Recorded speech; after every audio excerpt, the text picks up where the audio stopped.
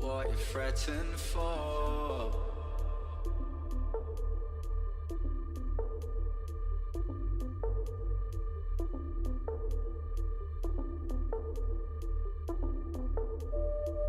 You knew that this was coming.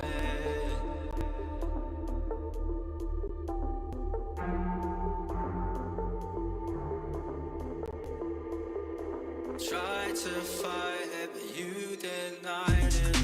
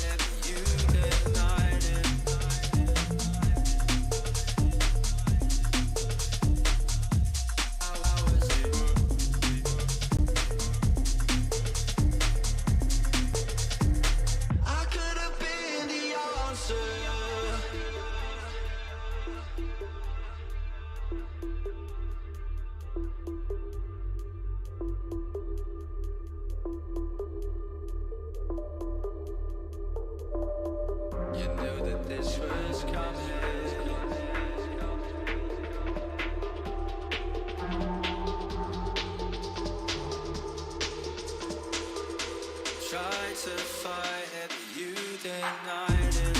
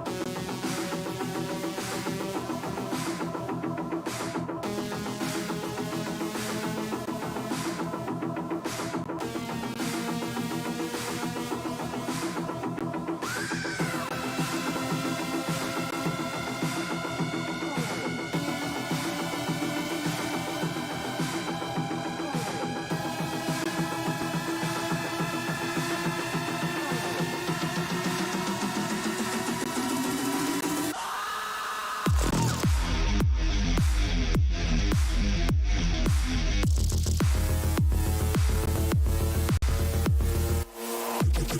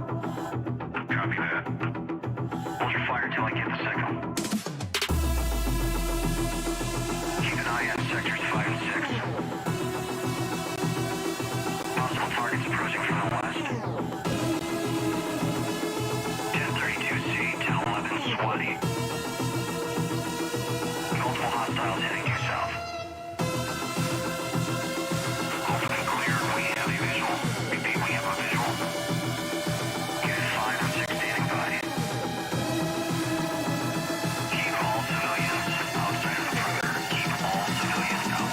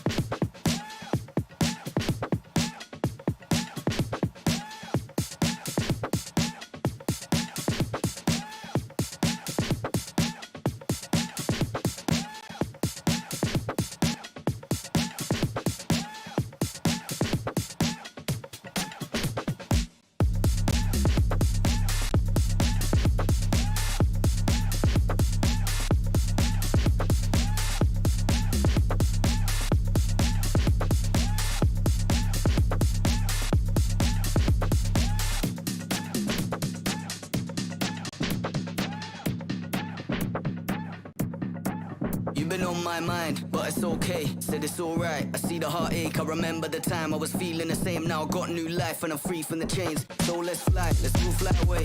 Look to the sky, look at that place where your dream of hitting another level never felt so free by the end of the day. That's all I pray. No karma, my future, go harder. I feel righteous, it's like armor, cause I'm done with the devil in Prada. See my design, kind of difference at the night. Shining light, freedom all the time. Riding up to 50 up the tank. Take it higher just to free the mind, oh pray. No karma, my future, go harder. I feel righteous, it's like armor, cause I'm done with the devil in Prada.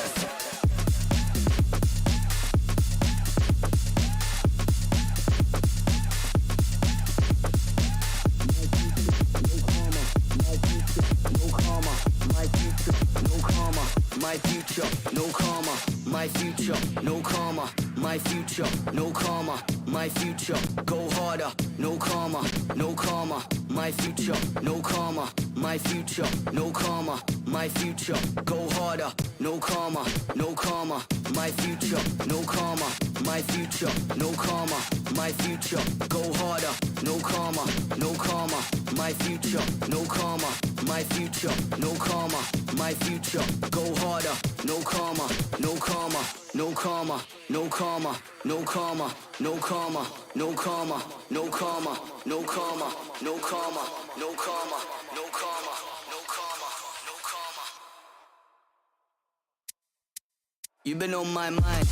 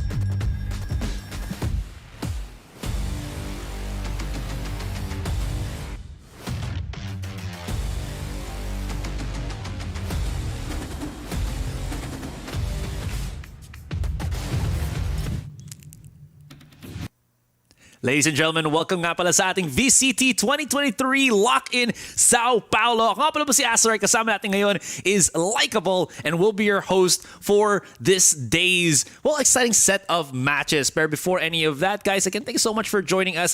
And, I guess we could just get started then with a quick recap from yesterday. That we saw a match with Koi versus Energy Esports and yung Detonation Focus Me versus Giants Gaming. And it kind of set the tone dito like na teams really are in that state of transition, not only, for 2023, but I think because of the new rosters, new teams na sinasalihan nila, may adjustment period din sila sa isa't isa. Yun nga yung maganda dito, kick-off tournament to for the year. Dito natin makikita kung ano na kaya yung nangyayari dito sa mga roster changes natin. Meron na bang mga teams na, kaka-change lang ng roster pero click agad. Nahanap nila yung perfect tandem for the chemistry of their team. Pero may mga surprises ba tayo na, for your expectations sa predictions, na-surprise ka ba sa mga naging results natin kahapon?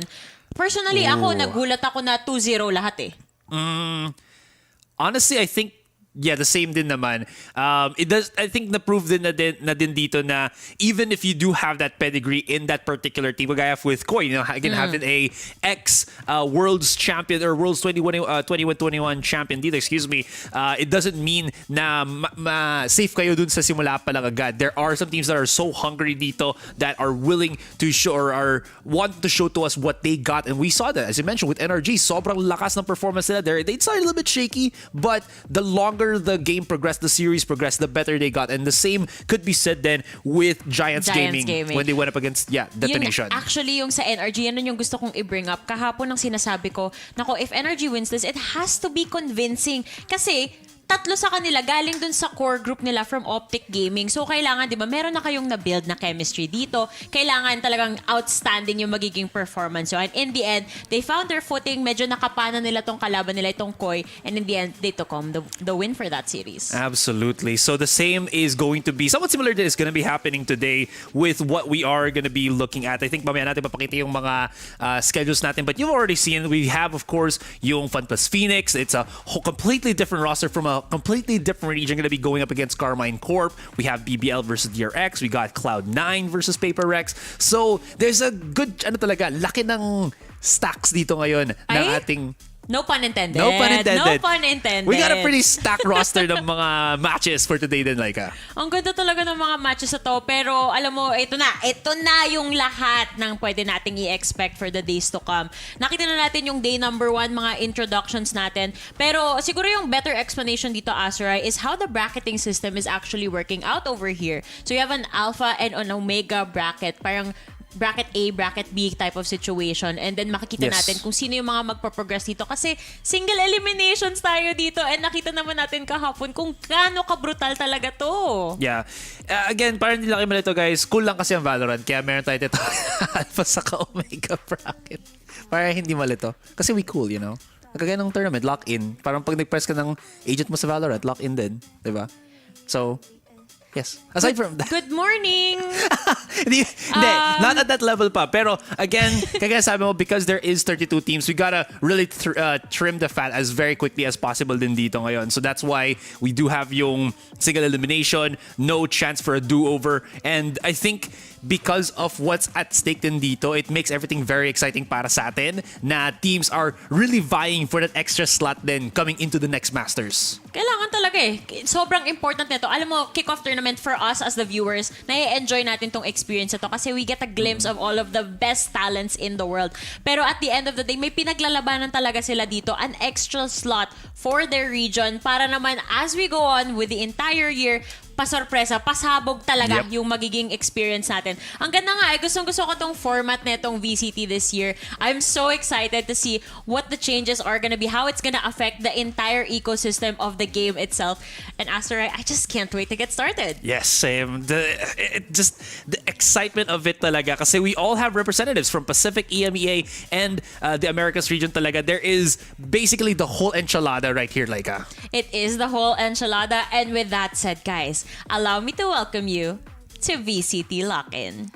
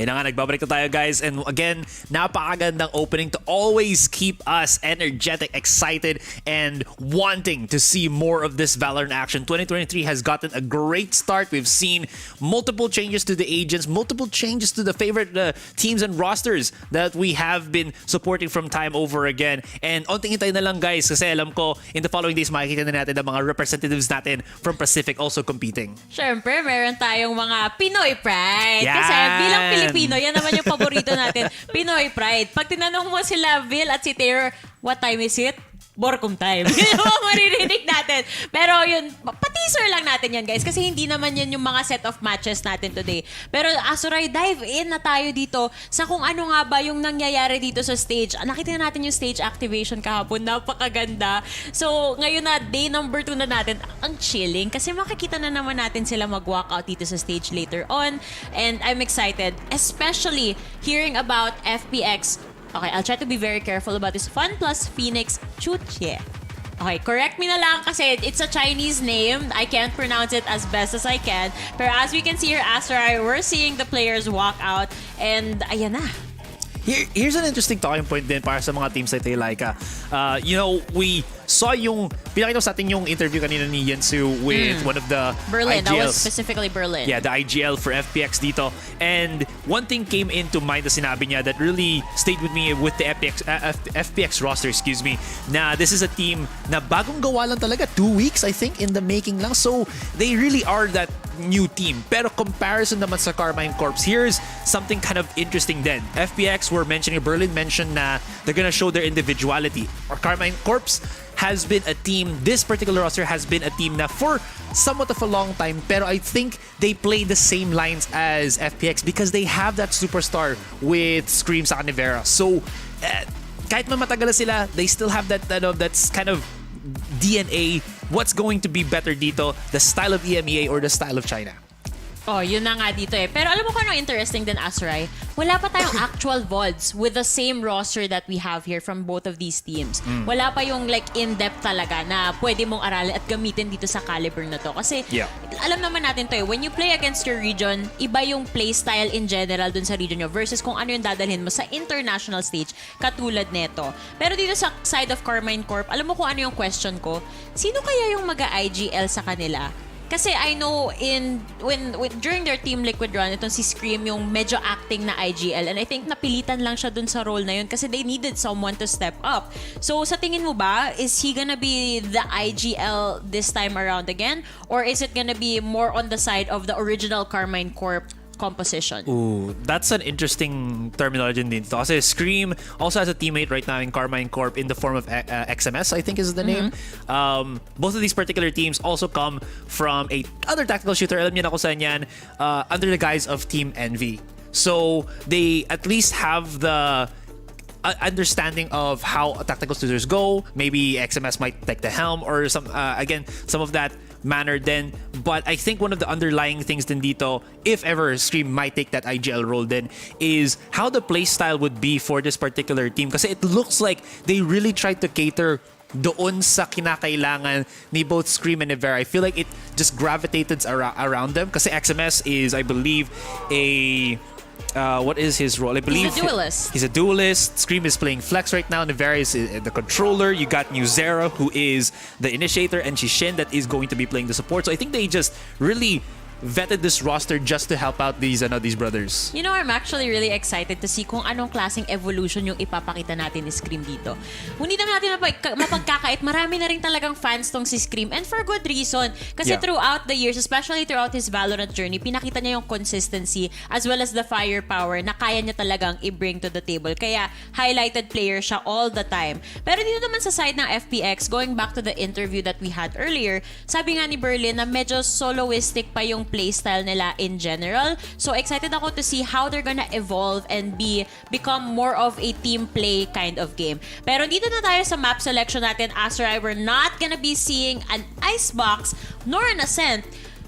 So far, Lotus is open, Azuray. Do you think this is the time na makakakita na tayo? Possible din. Ay, yun na nga.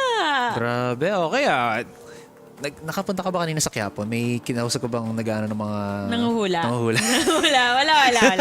Ano lang, Okay. insightful lang tayo. Pero kahapon pa natin to inihintay. Sabi mo sa akin, tingin mo hindi nila to pipiliin kasi nga, when it comes to Lotus, ang daming variables na unknown. Hindi pa natin alam yung mga playstyle. Wala pa Very tayong true. mga VODs. And at this point, you don't want to risk it because if you lose the series, you go home.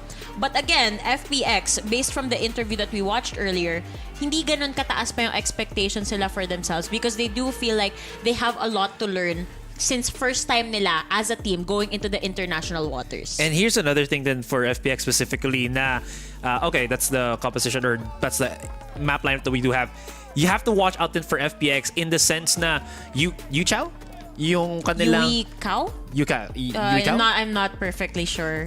Anyways, yung primary duelist nila, or let's say, I think one of their star players, Ikaw, however you want to pronounce his name, apologies na lang kung nagkakamali ako, he has, for the majority of last year, played solely on the chamber. Yes, he has played the jet from time to time, so what is going to be looking at this as we are looking now dito sa ating Pride Gaming Agent Select, what is the agent that he's going to be picking up din dito. And here's another thing then, like aside from just the primary chamber for the greater part of last year, FPX also has solely played the Fade last year then, but they're seemingly incorporating a little bit of flash play din dito with the Sky, but I do like, again, how they just show to us that they're just sticking with their guns, they're sticking with what they already know and what they have. Oh, they really are. Azurai, is this how you actually play Lotus? Okay, Lotus, relatively new map, alam naman natin yan. Ako, hindi ko pa kabisado yung callouts dyan. I'll be honest, I've played a couple of games, but you're the immortal and the analyst talaga dito sa desk natin. Yeah. I need you to tell me na this is gonna be the meta. Walang duelist? Makes sense.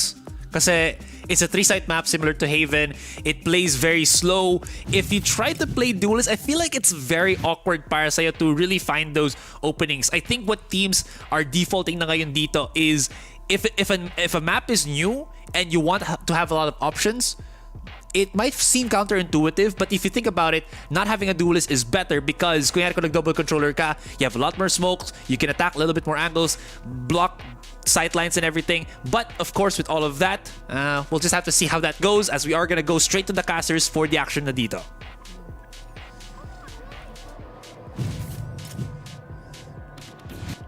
Magandang gabi mga kaibigan and welcome sa pinakaunang game for the second day of VCT LOCK in São Paulo. Ako nga pala si Dad Femra, kasama ko si Ling 2X for the first time in 2023. But this is the second time that we've damned them together, di ba? Oh, yung first day nga natin, rehearsal pa yon. At G-Shop, guys, wala pang laro nagaganap. Cast na kami talaga dito dalawa. Wala pa nga nakikita na sa screen, but you know, thank God, may mga laro na tayo ma-witness. And it's not only gonna be the first game, but also the first map.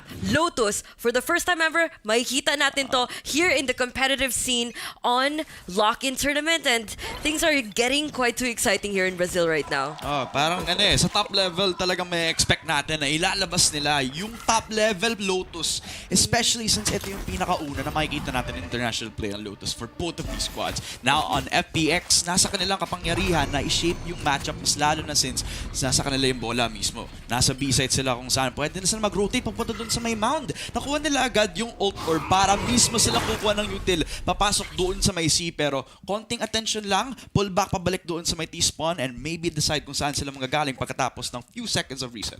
Well, this is actually a really good initial pressure na binibigay nila sa kanilang mga kalaban ngayon, Dad Fem, at mukhang napapakamo talaga ng ulo ang KC ngayon dahil they are not exactly quite sure on which side the attacking side is going to be taking. Now, FPX crawling on towards B side. Mukhang walang ka-problema unless they have to even face against the Suba, face against the flashes here that are coming all the way from the tops. Now, Shin taking out 2, mapapatay pa nga dito si Nisa out sa isa sa mga pinakamabilis to. Make that a 3K already for the Viper. XMX is gonna be taking out a few more frags for himself, but Ikaw playing this out on a 1v4. Tingnan natin kung mabuhay. Kung mamanalo pa to sa clutch na to, Bad Fam, naniniwala talaga ako sa forever. Nako po. Valentine's Day today. I mean, kahapon. Sorry, medyo So, late. kapon yun. Belated na, Ling. It's been like one day after and we still think about it. Like ngayon, 14 pa lang.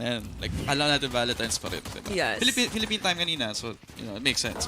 Still though, I like to talk a little bit about Karmine Corp kasi the thing about this team is that they built like a roster na full French-speaking roster sila lahat. So everybody's speaking French even though they have like the two Belgian brothers na si Scream at saka si Nevera.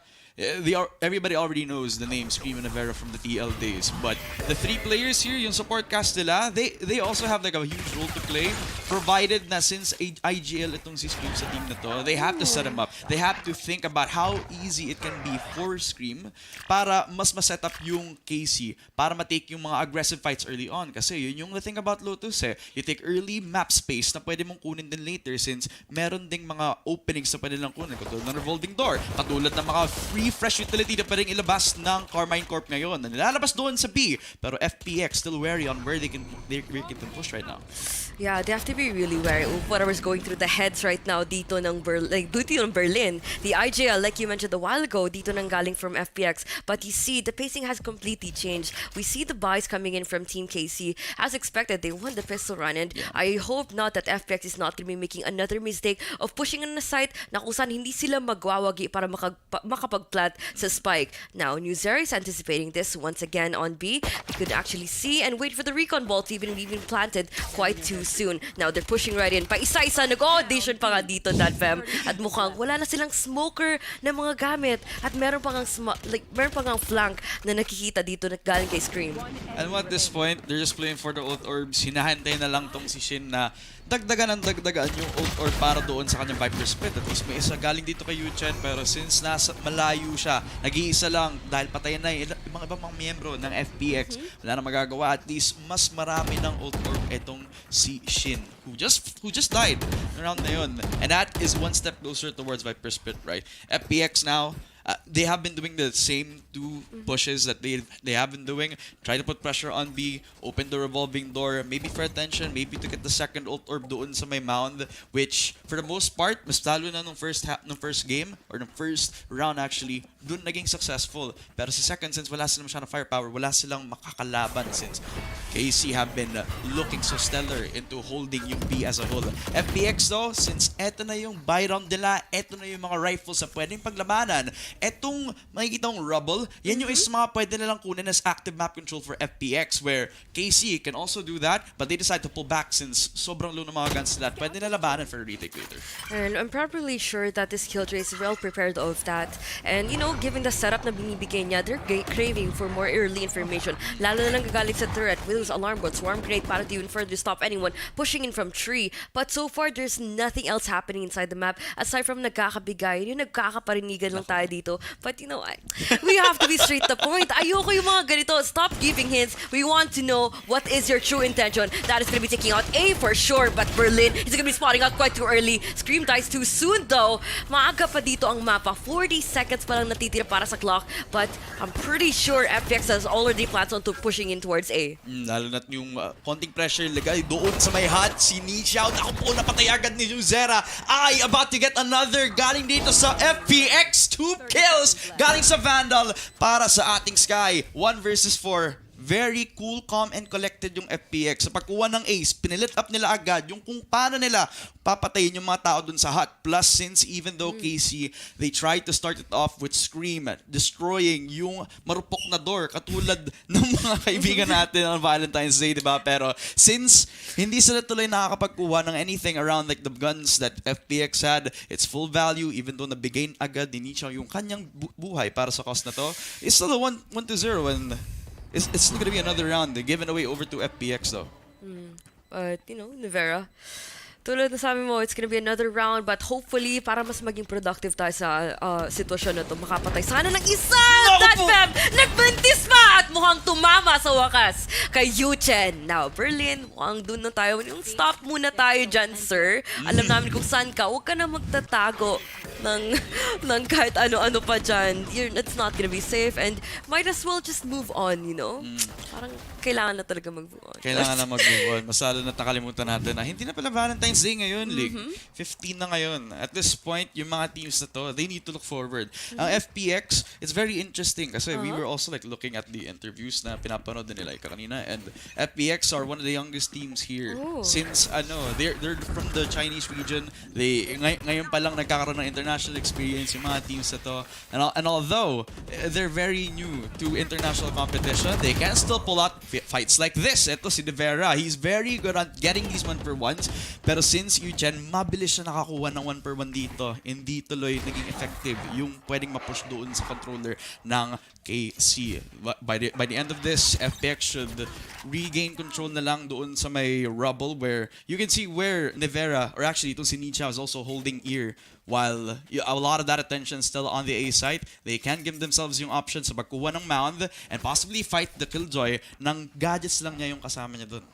Which is sapat naman talaga. Like as a sentinel, for you to anchor down a site, not even forcing out those parang duels to happen and still parang keeping yourself alive for the longest time is basically enough for you to fulfill your role. But speaking of that, we're not even talking about roles, but looking at the objectives that have to be met here para sa side ng FPS na sinusubukan pa nga nila papasukin tong C. The doors have been opened, but we aren't gonna be seeing anyone peeking in that right angle. But see that double peek though coming from both of them towards the site. Now, Ikaw mukhang mabubuhay pa nga dito.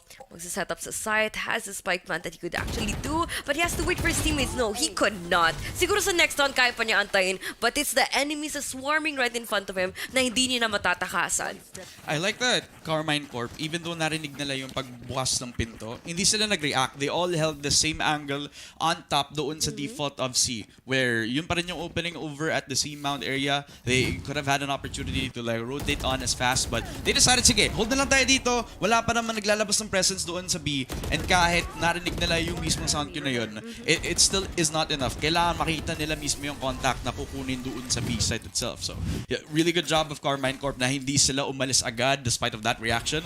And they're responding to these types of plays very calm and collectively. It's not the aggressive thing that you would see out of like a lot of other EMEA teams, pero this cool, calm, and collected approach from KC doing really good wonders since FPX, they are feeling yung pressure nila dito, lalo na sa econ.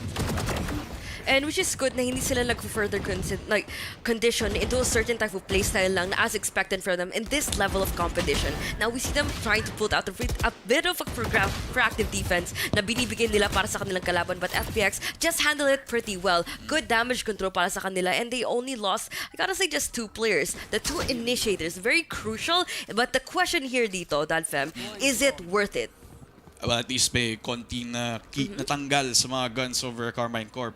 And they still have some semblance of control doon sa may rubble na pwede nilang i-convert over to the A side. Ang problema nga lang, may dalawa na nag-hold doon sa may long angle all the way over towards the stairs area. At habang nagsastruggle sila na kunin yung barrel, it's on the other side of the wall. Kaya kailangan i-risk yung sarili nila if they want to get a free upgrade. Revolving door para may opening sila sa A. At ginamit din ni Eugen ang Viper Spit niya. So may konting security ang FPX, kaso wala silang outside pressure na pwedeng i-limit yung movement dito sa KC. They're all boxed in doon sa A and they need to survive inside of the Viper Spit. But as much as possible, kinakailangan talaga nila i-isolate yung mga fights, especially sa ultimate dito ng Viper. Tingnan natin kung makakapitas dito sa Titsao, dito sa Killjoy. So, ba't po sila ano bang push sa mangyayari? XMS! Mukhang alam na nakakaamoy kung saan tunay na baho dito ng FPX, kung saan ba talaga sila nagagaling. Now, the dome from the Killjoy has been fully committed para ba upang mapipigilan itong spike defuse na gusto nilang magaganap. But Ikaw, mukhang mas matalino ba nga sa kalaban at nakalaso ng dalawa. Ano yun?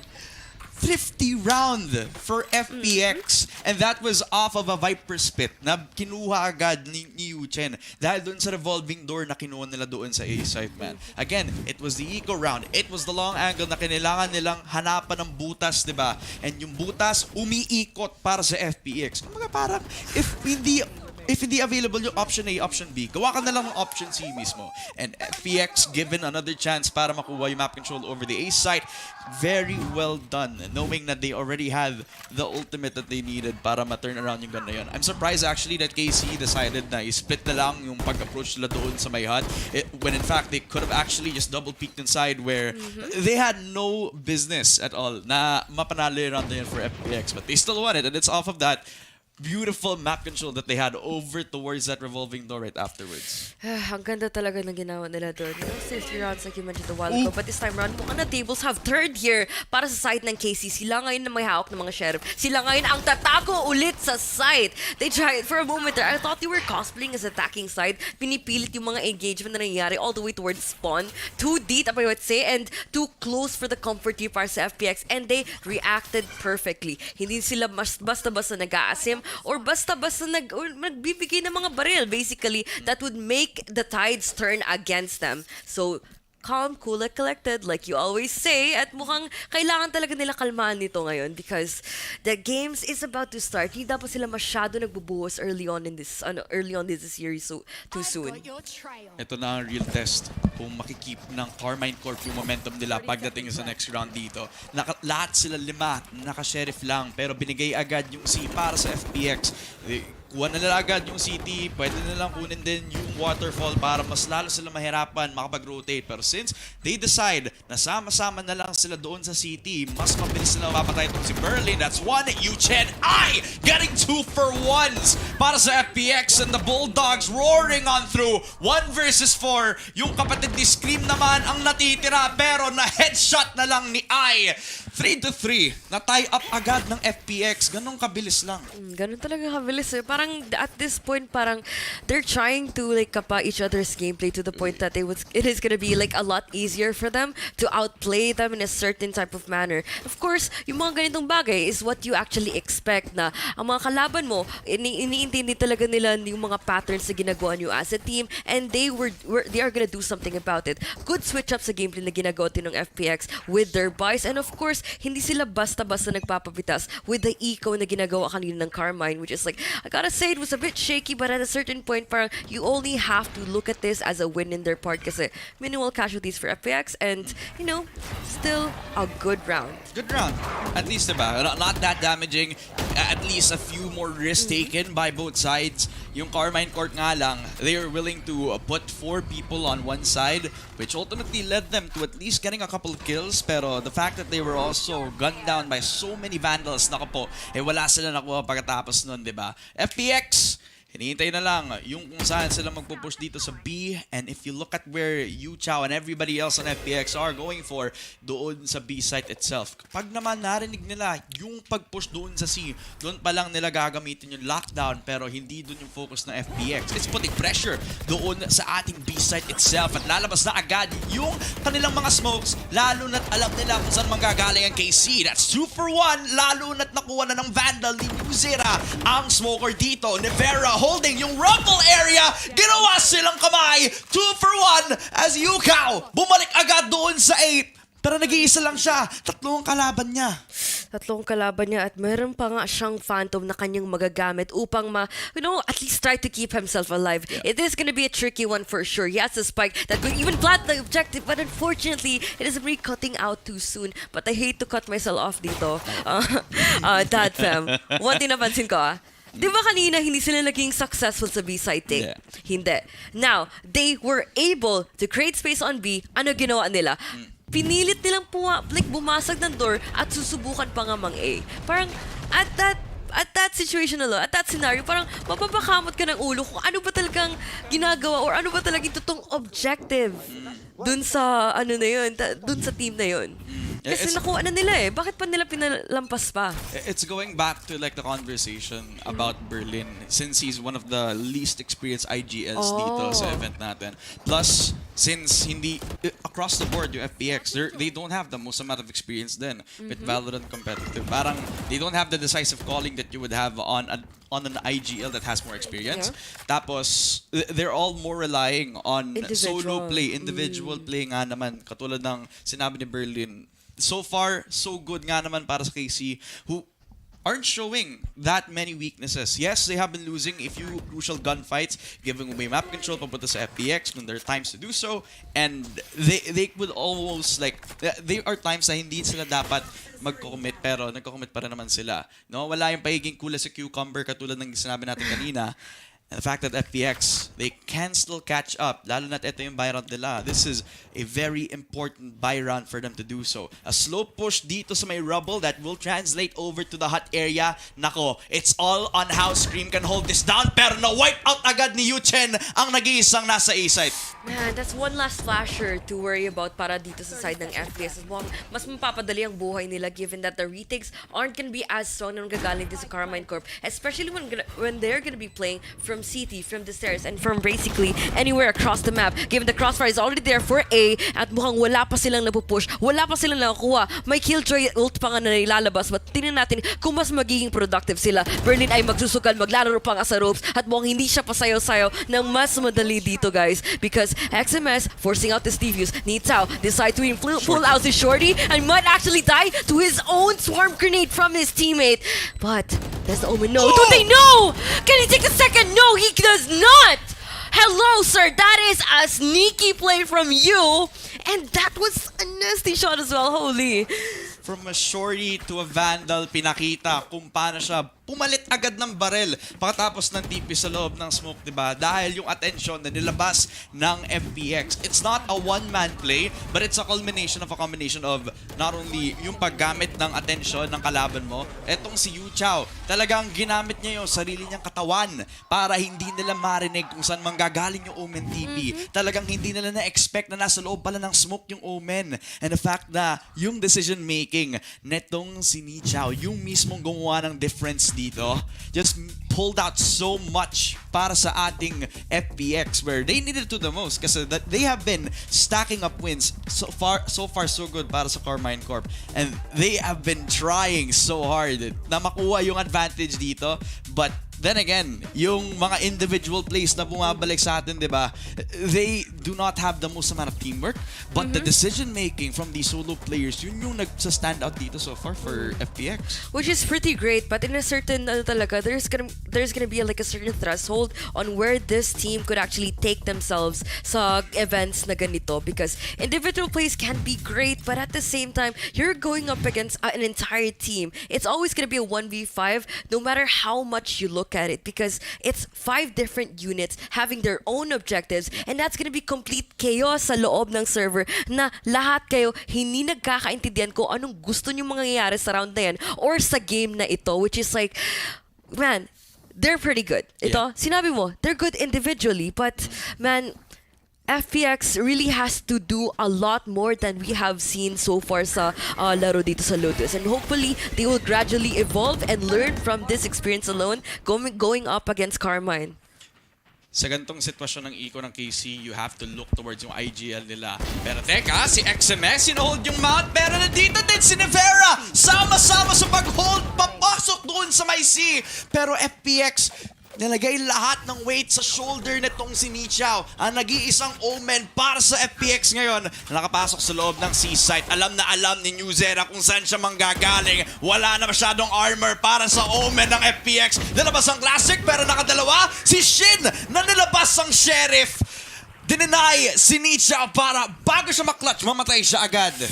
Man, I think ang nangyari lang talaga dun for FPX is maaga masyado na nadadali yung mga teammates dito ni Ikaw kanina, because it was just like, it's good that they made that goal, but at the same time, it's just like how the eco plays were utilized here coming out from Karmine. It's expected talaga na as long as you get the frags, importante kahit mapapatay yung aggressive efforts nyo, aggressive first contact nyo, kailangan nyo makakuha ng trick, kailangan nyo maka-inflict ng casualty. Or ang best case scenario talaga dun was for them to get the guns, which is they did, and they won that thrifty. Pretty good round, but let's see how FPX is gonna be putting a response to it. And I love that hindi solo play yon from XMS alone. Kasama din niya si Nevera na nakahold ng Guardian, yung attention na pull agad. They pulled yung FPX play na ginawa kanina doon sa round on A site where hinuhold nitong si Ikaw, yung likod nitong si Ikaw. At even though it was an outstanding performance from the Omen in that round, katulad ng ginawa ni Nevera kanina, nandun din yung culmination ng combination nila with XMX here. Nevera, paranoia towards main, kaso nga lang, hindi niya na-blind itong si I. Nevera with a second dito. Kay Karmine, Corp are winning every single gunfight. It's all on Berlin na lang, pero Berlin has fallen.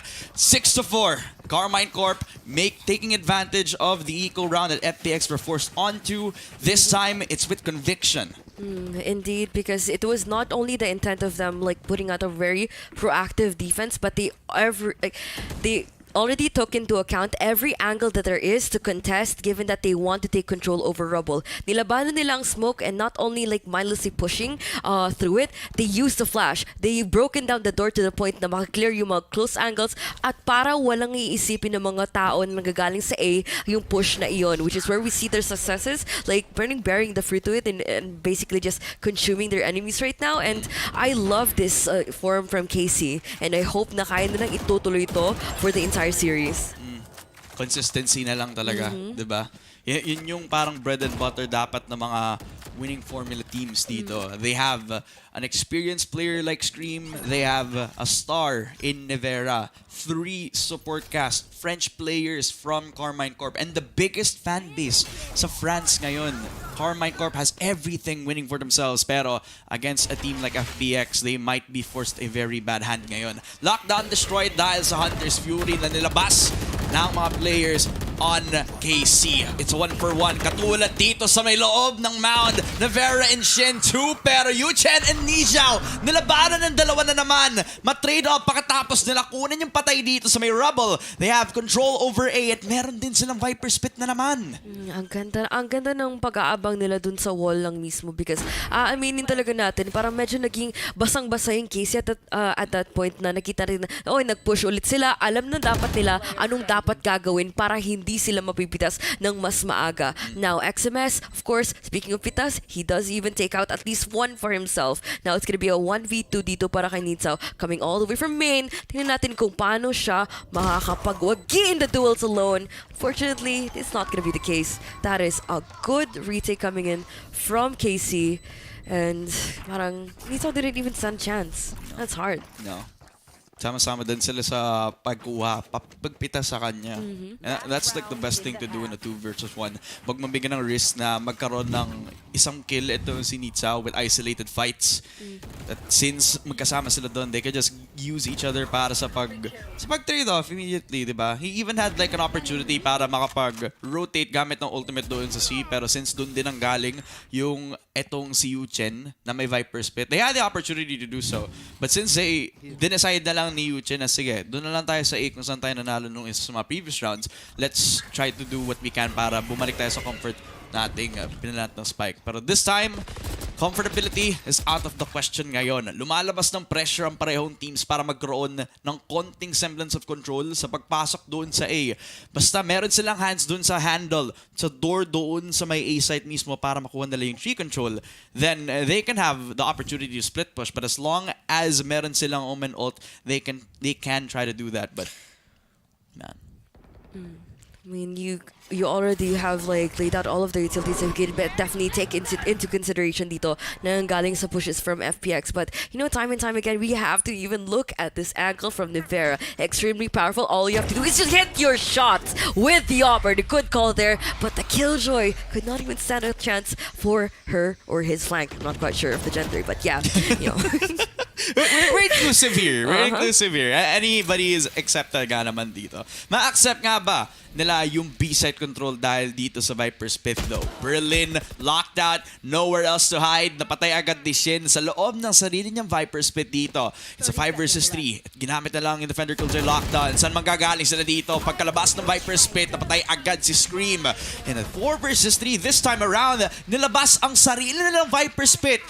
Pinalabas ang mga players ng Karmine Corp, pero pagpasok sa loob agad mapapatay itong si I. It's a 2 versus 4. Ninamigate yung sarili nila around that Viper Spit this time. Sobrang daming smokes. Ang laki ng big green gelatin natin sa loob ng B, pero sa pagpasok ng FPX. Dito sila lalaban. Dalawa ang tinuog ni Ikaw. With XMX nalabas ang shorty. Pinatay din ang dalawa. Pambawi para sa Karmine Corp. Has enough time pa para sa defuse. That is just quite unfortunate. FX parang binuhos na nila lahat ng mga utilities doon. Nakita mo yung dalawang Viper's Pit. Tumapon pa ng smokes galing sa Omen. Parang kung nagko-comp sila, tatanungin ng kakampi, sasabihin mo, pre, nasa loob ng smoke.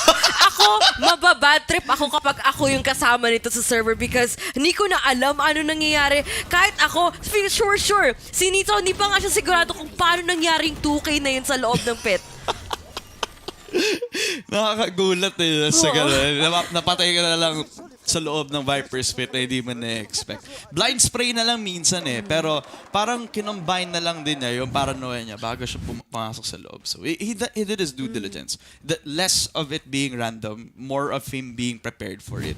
Kaso nga lang, by the time that he did that, patay na agad sila. Yung players of FPX this time. So, Sayang. man, sayang yun. Kasi parang he was holding on to that Viper's Pit for so long. In a moment na akala nila enough na yun para makuha yung plant down. But it is Pogi. also at the time na may Viper's Pit din. Pogi, di ba? Ano?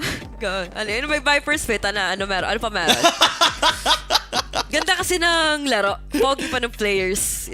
This is where I can actually fully appreciate Yeah. Valorant Esports, the Right. players, yung mga coach, at syempre yung laro mismo. Ang ganda.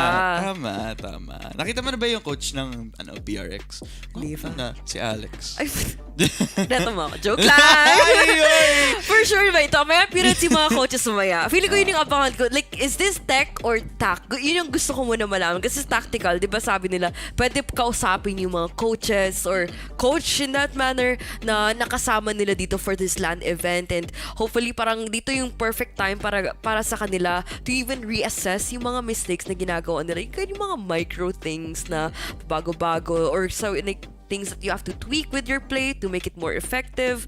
And for sure, hindi yun mangyari because technically, hindi pinakita ko siya. Nabangan ko yun eh. No, actually, it's the half na. Tapos na yung first half natin. 8-4 na tayo ngayon. Nag-overthink ako. Don't Ang be hirap na-overthinker ka ako. Ang hirap eh, na kapag hindi ka sure sa isang bagay, tapos kapag pumasok ka doon, walang kasiguraduhan. Ay, nako. Ilang beses ko lang. Ito para saan kasi. I am never gonna be afraid of jumping into the unknown. Diba?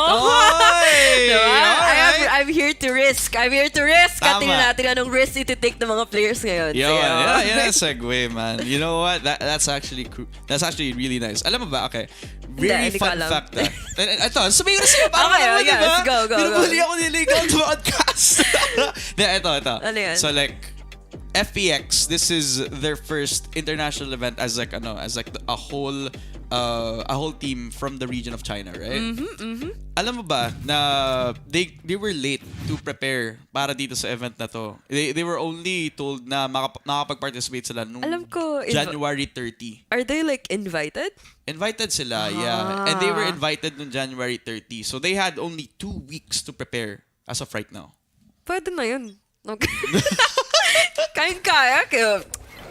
I believe in this team, ha. We're not gonna, it doesn't look like they are extremely underprepared para sa Brazil because, pinapakita naman nila kung anong kaya nilang gagawin. It's just like fully enabling each other, which is like what I'm really looking forward to. You mentioned a while ago, diba? Yeah. Nag-individual plays. But the moment na everyone starts becoming online, starts like thinking as a single unit dito sa team na to, it's gonna be over for KC. Ooh. Diba? Yeah. Kapag ka yung individual minds nag-think alike, doon nag-synergize, tapos doon lumalabas din yung surprising things about FPX, diba? And the best thing about that, minsan yung players mismo, hindi din nila na-expect na may ganun din sila side with themselves. So now, maybe they can pull it out dito sa ating second half ngayon ng FPX nandito sa kanilang defensive side. A bit of that proactivity shown doon sa may mound where KC are looking to pull apart yung defense ng FPX. Pero doon magsisimula kung saan sila nagsimula doon sa first round kanina. Doon sa may A site, tinatry i-control nitong si Berlin na nag-iisa para sa FPX. Sama-sama na ang Karmine Corp para magkaroon ng control all the way over to the rubble area. Pagkatapos sila mag-ingay, babalik sila agad doon sa T-spawn at baka sa mount sila manggagaling. C-site pala yung kanilang plano. Ang ganda ng early default. Tapos feeling ko, posible pa nga sila mag-double back if they have enough time. Unfortunately, it's gonna be 15 seconds na kailangan nila pipilitin para makapasok dito sa seaside na si Yuchan is maging peso dito sa sewers or sa waters area na kung saan si XMS ang maging annihilator to all of these vermin who are swarming towards the site. Now, Berlin, nabubuhay dito sa link. Tingnan natin kung makakuha pa nga dito ng isa o posibleng dalawa, but the Scream is not really pulling out that one taps but makakatanggap pa nga ng bullet from the classic ng galing kay Nitsaw. Si Ai nga pala dito ay patuloy na ipapatuloy itong digmaan na ito na nangyayari sa C. Now, smokes have been deployed para sa Omen player. Tingnan natin kung subukan pa niya na makakapaglason muli, makakapag-retake. Nivera to cancel that one effort out. At mong si Ai ang huling nabubuhay pa nga dito sa side ng FPX. 1v3 para sa kanya. Not enough time, but the frags is only the things that he could take, but he could not. What was that? Oh man. At nagsimula yun sa akala nating A-site push na ginawa para dito sa Karmine Corp.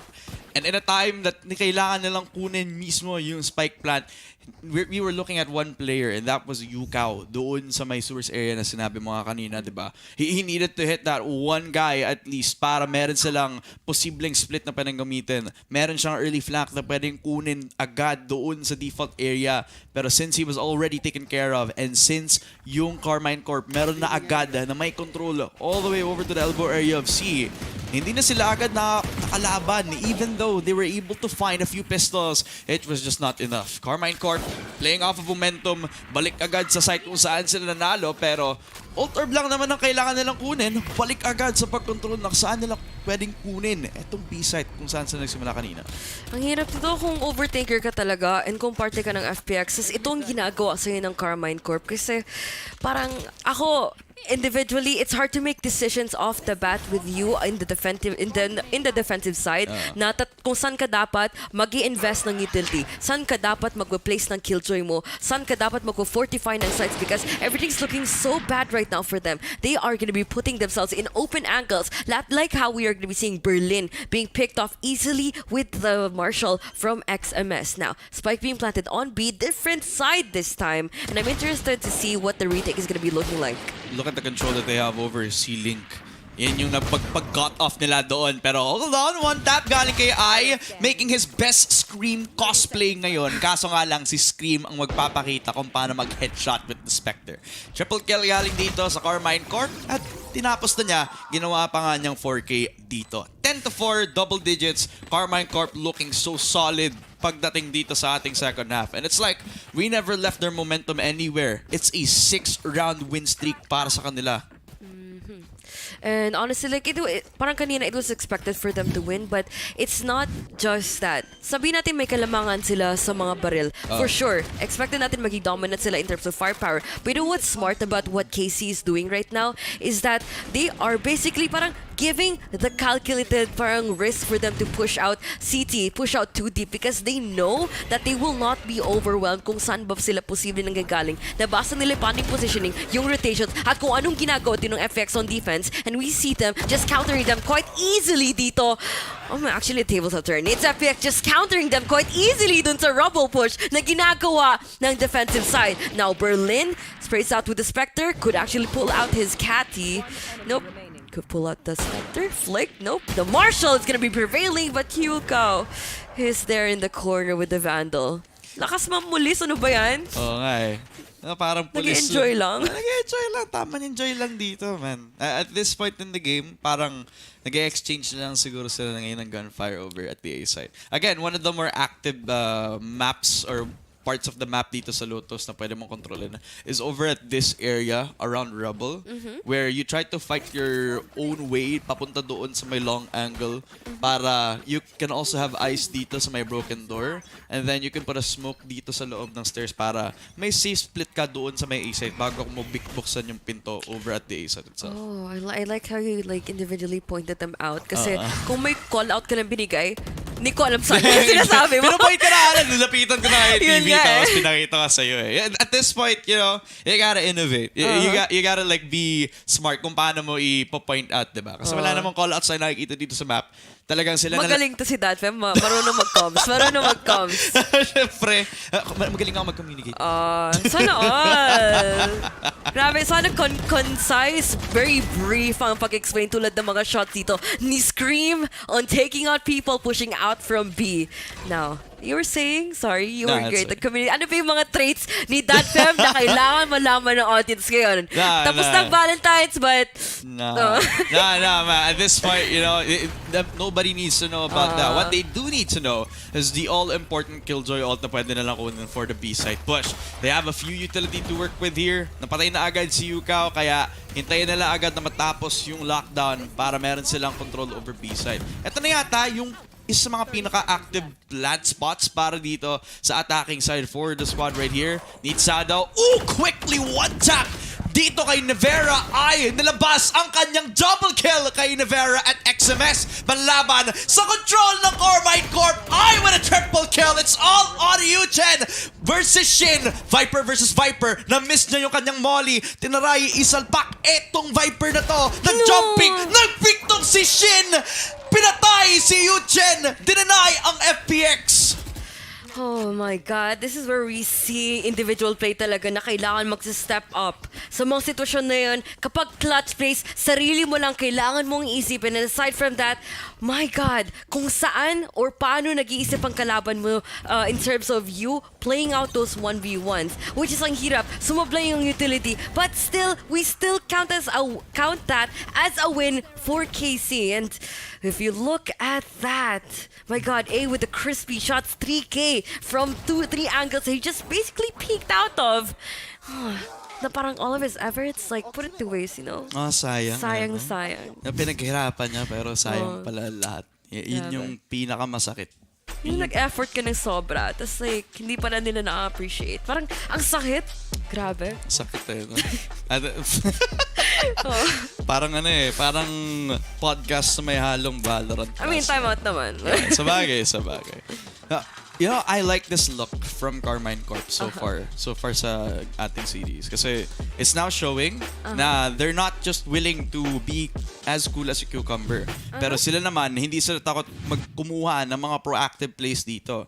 While FPX, they're not having like the best of stats so far. Hindi nagiging consistent yung mga panalo nila, 'di ba? They're still willing na ilabas yung yung identity na nilabas ng Edward Gaming last time that we saw them in Champions.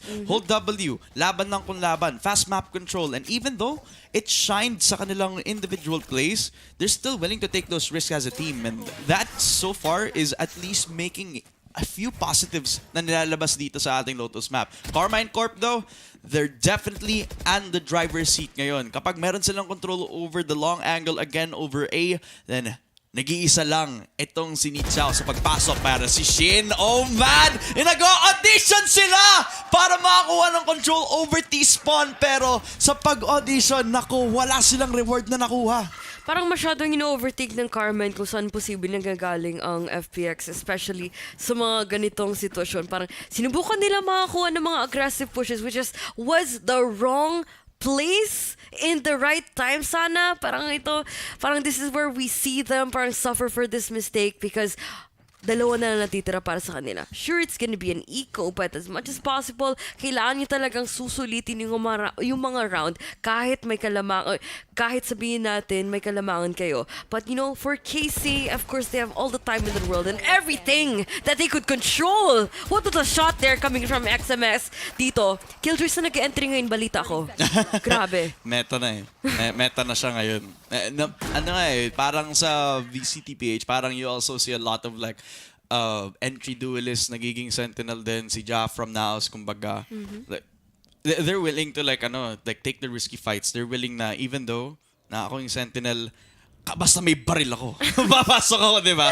G G kumbaga. Now, Nichao, man, I mean, walking to the crosshair scream. At this point, it's a flawless coming in from Prime Gaming themselves now. Karmine Corp are one step closer to tasting yung kanilang first map victory on Lotus. Yung pinakaunang Lotus in VCT competitive. Which is like pretty great because a lot of people are gonna be looking back to this VOD and they will definitely learn to what KC has been doing so far na naging successful and ano yung mga ginagawa din ng side ng FPX na kung saan sasabihin talaga natin they have able to provide more counters of what the opposition has been doing. But speaking of that, we're gonna be seeing a different side of the team so far. Given that everyone, or rather, this game is playing in the match point. It's gonna be a point of desperation dito sa FPX na kung ano man ang meron sa kanila, sa kanilang playbook, I have to say, is gonna be something that they have to pull out now or never. Oh, early Viper spit even though wala silang control over the river area, which is kind of risky. But since nag-cut noise ang Karmine Corp, hindi nila alam na nag-rotate sila pabalik doon sa T-spawn. And since may konting noise na nilabas doon sa Killjoy gadget na nilabas nitong si XMS, that's the only point of info na pwedeng kunin yung FPX this time round. Now, Shin trying to navigate himself all around this Viper spit. Konting-konti makikita siya sana ni Ai at na-punish bigla ang Sky. Pero Yuchen sobrang bilis para makuha yung 1-for-1 dito. Caterpillar smokes all around the A site bago sila makapagpasok. Na-read nila yung play. Alam nila na hindi pala sa C site papasok ang KC. So the fact that they are still holding strong sa kung saan sila nag-hold is a very good part of the defense that FPX are putting out ngayon. Which is pretty great na KC is not really overly complacent sa nangyayari sa game ito. Sure, they have match point. Sure, they're dominant in the first game. But I gotta say, it's not gonna be over just yet. Like I said a while ago, posibleng may ilalabas tong FPX na nagagaling sa kanilang playbook. And I hope not that they will be making the wrong calls here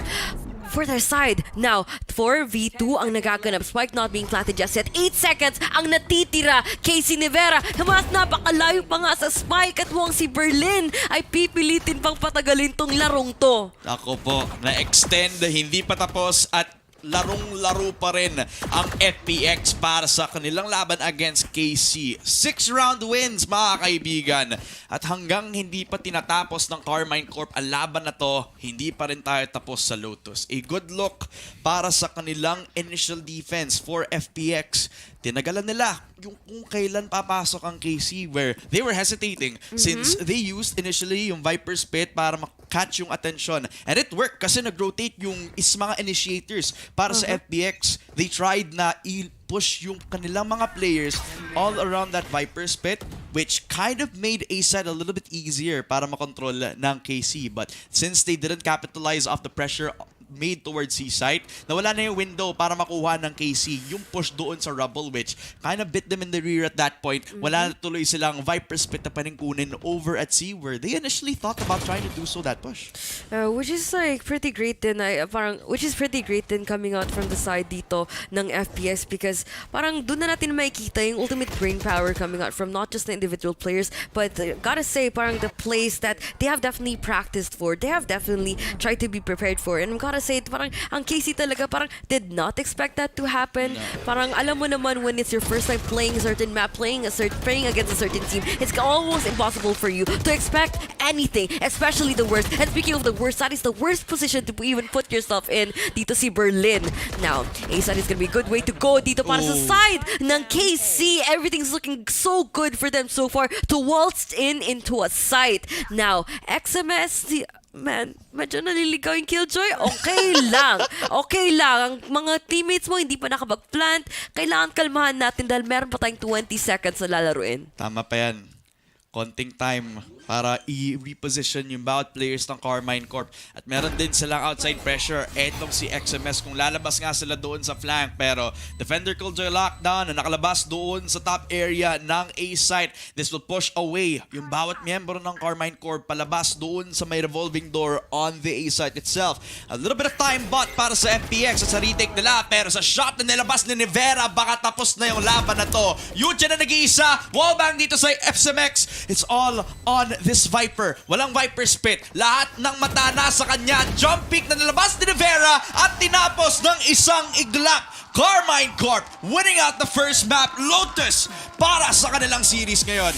Man, ang ganda, ang sayang din ng last round na yun. Parang yung lockdown na lang sana ang makapag-turn around sa sitwasyon na yun para magawa nila ang retake at least. But nakita mo naman, diba? Even if they were pushed away by the utility, by the dome, alam talaga ng KC on how they're gonna be parang turning things around back into their favor. The double picks are there, the crossfire, and basically them just, showing the power of friendship. Need to RRQ, but nakita natin yung glimpses of that para dito sa side ng KC. Oh man. So far, so good para dito sa Karmine Corp, man. We had like a lot of questions sana on how they can perform with the Scream still being the IGL. And parang yun din sana yung issue when he was on Team Liquid. How will he gel with this team ngayon na nasa Karmine Corp siya, man? And this is how they answer it with Karmine Corp winning out yung first map natin. Ito-throw lang natin sa highlights para makita nyo yung mga moments natin dito sa game na to.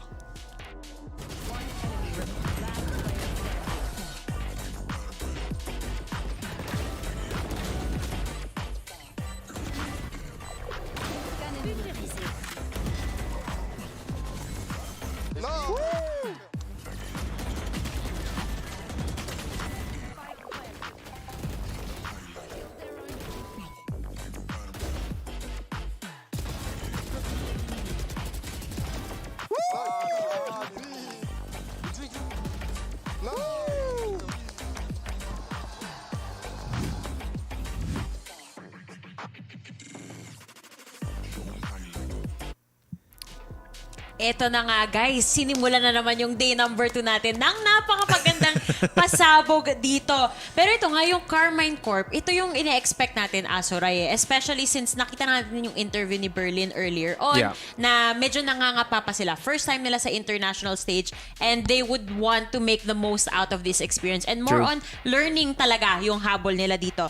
Pero on the side of Karmine Corp, ang expectation natin nonetheless, it has to be a convincing win. Pero dito ko gustong malaman, Asoray, na-convince ka ba nila sa kung paano nila nilaro tong mapa ng Lotus? I thank you for your question to kasi tama ka na nga naman. Again, FPX, sabi na nga, they're gonna try to do interesting, wily things. Just at least focusing muna dun sa ating sa China team natin. Excuse me, litang. Napakaganda nung aggressive plays na pinakita dito. Except for, we saw Nichao, right? Going in super aggressive with the Omen shotted step to get closer into the spike. Hindi na-anticipate yun ng Karmine Corp. And he was just able to clutch that round from that. And FPX was able to do that multiple times. Now, yung question mo naman ngayon with Karmine Corp specifically, was that really what I was kind of expecting? Is that the level that I want them to play in? I was expecting that, yes. Is that the level I want them to play in? Definitely not. It felt like if they had any other team na kakalabanan sana na that maybe wasn't, as fledgling pa lang kagaya ng Fun Plus Phoenix, maybe they go up against someone of same pedigree, if even higher, gaya ng, let's say, maybe Na'Vi or, any other team out there, they might have not have gotten through that. Kasi you do see the problems that Karmine Corp was having because of the fact they started off very cold with their shots. The rotations were kind of iffy. You'd see Scream and Devera do things on their own. And these are problems I think that they'll have to face sooner or later pa, at least in this tournament. Yeah, I completely agree with you there. Again, like we said, this is testing the waters phase. Ang dami pa nating pwedeng makitang potential dito sa team na to. Especially since Lotus is one of the newer maps that we have here. Makakaalaman tayo once we go to Haven later on. Kasi dito mo matetest talaga yung mga strategies na binibuild up nila throughout the years na na-launch tong Valorant, diba? Kasi ito, isa sa mga staple maps na rin talaga natin to. We have seen Haven over and over again. But my question, Asarai, is it gonna be the same outcome? Especially since tatlo rin naman yung site ng Haven. Kung tutuusin, medyo same yung distances. Iba lang yung rotation. So, is it gonna be in the same level that we saw here on Lotus? No, I don't think so. Kasi the thing is, I think that Dax was also mentioning dito nung, off stage na Lotus does have a certain playstyle na rin. There were some really cheeky one-ways that we were going to be seeing with the Omen, and it feels like it's much better suited nga talaga for a no-duelist comp then. But when you go on Haven, it kind of changes the landscape then. Haven has been a map that we have been playing for thousands of hours na up at this point. Alam na ng mga teams paano yung playstyle dito. And they can basically do whatever the heck they want naman dito ngayon, diba? And we might be seeing Ikaw come out with the Jet or something. Jet. They might be looking a little bit more better.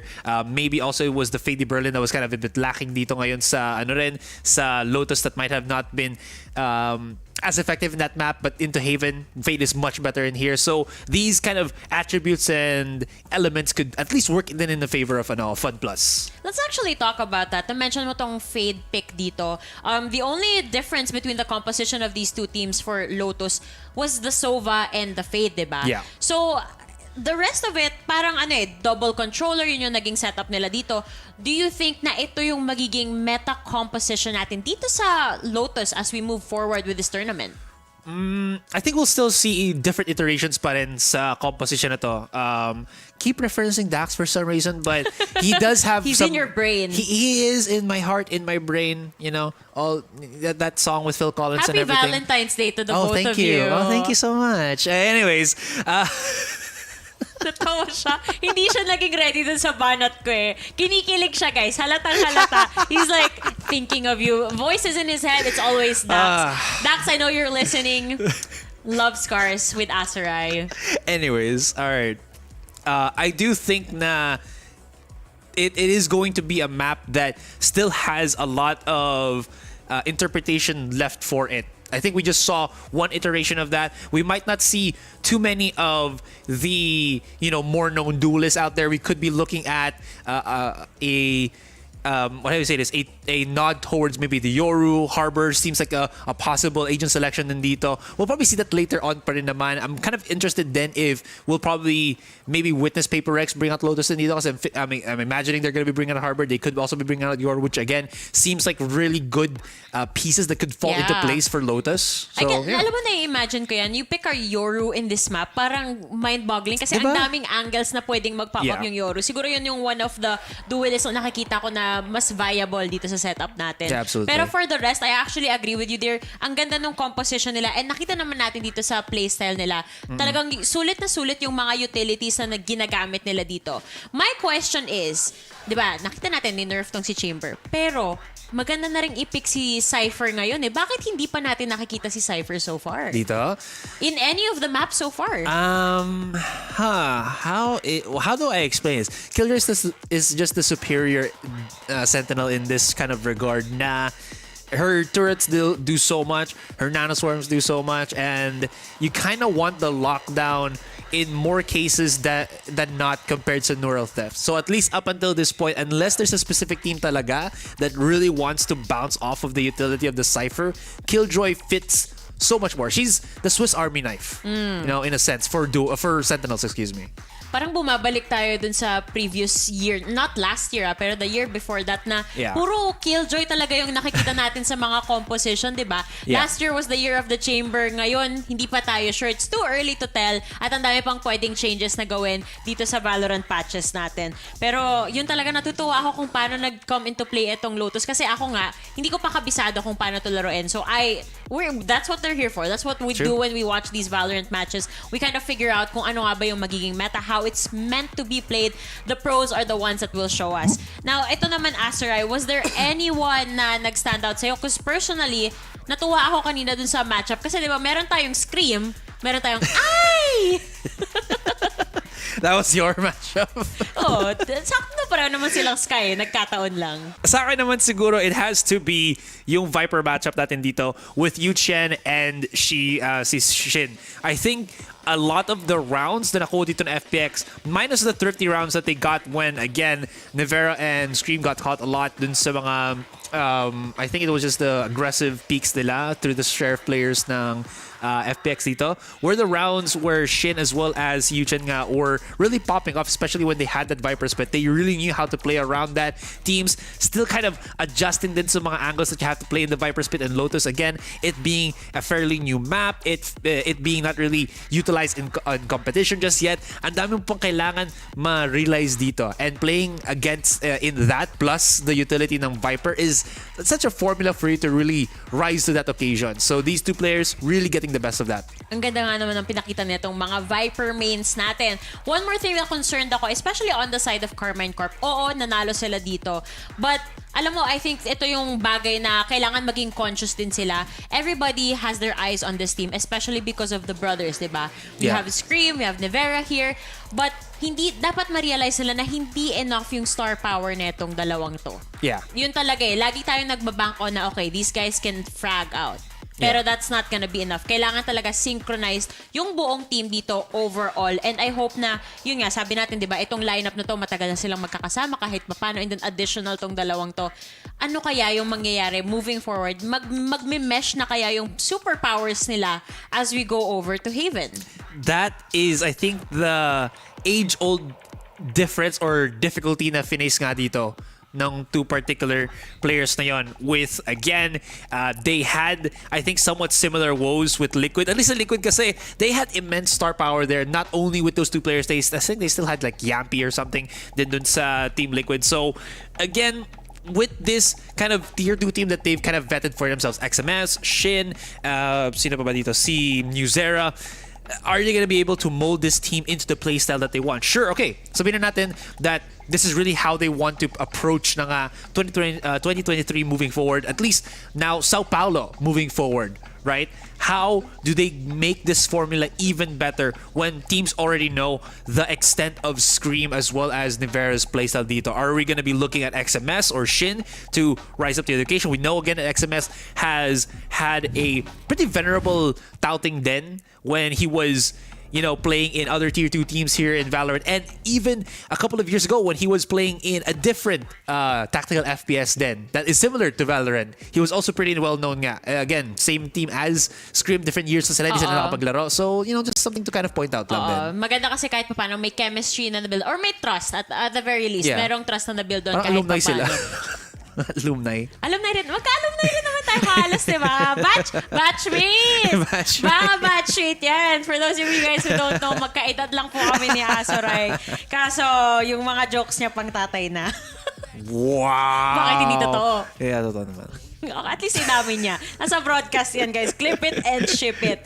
Ay, Asoray, nakita mo na, nagwa-warm up pa rin tong mga to. Wala, it doesn't stop. I feel like ikaw nakakaintindi ka ng ganyan. Na even during in-between matches, kailangan gumagalaw yung kamay mo. Oh yeah, I have, I like to just, makulit kamay ko eh. So gusto niyo yung palagi gumagalaw talaga. Huwag mo nang uulitin yung sentence na yun, ha? Ay. Doon na natin itigil yun. Ay, okay. Balik tayo dito sa nangyayari sa ating stage. Ayan na si Pero, Mr. The singer himself, si Nivera. Martin Nivera. Yan. Pero sasabihin ko na din to, Laika, just off-topic observation lang. Ang aangas ng mga sponsor ng mga teams natin. Kahapon may Burger King sponsor. Ngayon may nakita na akong Chupa Chups sa Michelin. Paano pinagsasama yun? May kotse ka, tapos habang nag-drive ka, may lollipop ka nga, ano? Habang naglalaro ka ng Valorant. Ay, grabe. So, nag-drive, Magkakasabay. nag-Valorant, tapos nag-Chupa Chups. Grabe naman talaga. Kaya pala multitasker ng mga pro player. Pero in reality, sana dito sa atin sa local scene natin, maging ganyan ka mainstream din yung esports. Kumbaga, yung mga sponsors dito, hindi naman sa nagpaparinig kami. Napaka-clear po. Sana lang talaga, normalize yung esports to the point na ganyang level na rin yung mga sponsors natin dito. Nakakaingit din eh. Diba? Kita mo sa FPX, parang match made in heaven, no? Michelin na yung gulong para sa Karmine Corp dito. Tapos sa FPX naman, meron silang BMW. Wow. So pag na flat tire BMW mo, uy, Scream, pabili nga ng dyan, ng gulong. Pero ito na, tapos na tayo, guys. May Prime Gaming Agent select na tayo dito ngayon. So hindi sila bibili ng gulong. Pipili na sila ng agent nila. Ito na nga, magkakaalaman na tayo. Kung makakakita na ba ako ng Cypher, is it gonna be the time, Asoray? Pag-usapan natin tong mga nakikita nating agents dito. We do have double initiators on both teams. Okay, Chamber, Cypher. Talk about it. Ooh. Makes sense. Kasi nga, I was mentioning Ikaw was known for his chamber for the better part of 2022. So even though that was an issue para sa kanya, again with the chamber nerfs, it feels like Haven hasn't really affected chamber that much even though he's been changed already. Pero alam mo kung anong noticeable dito? Kanina sinabi mo, ine-expect natin, most likely magkakaroon na duelist kasi iba na yung layout natin dito eh. Pero wala tayong jet ngayon, Asoray, and I'm excited to see how this composition is gonna play out as we move over to Haven. Ready na ba kayo, guys, sa mga viewers natin? With that said, I'm gonna toss you guys back over to our casters.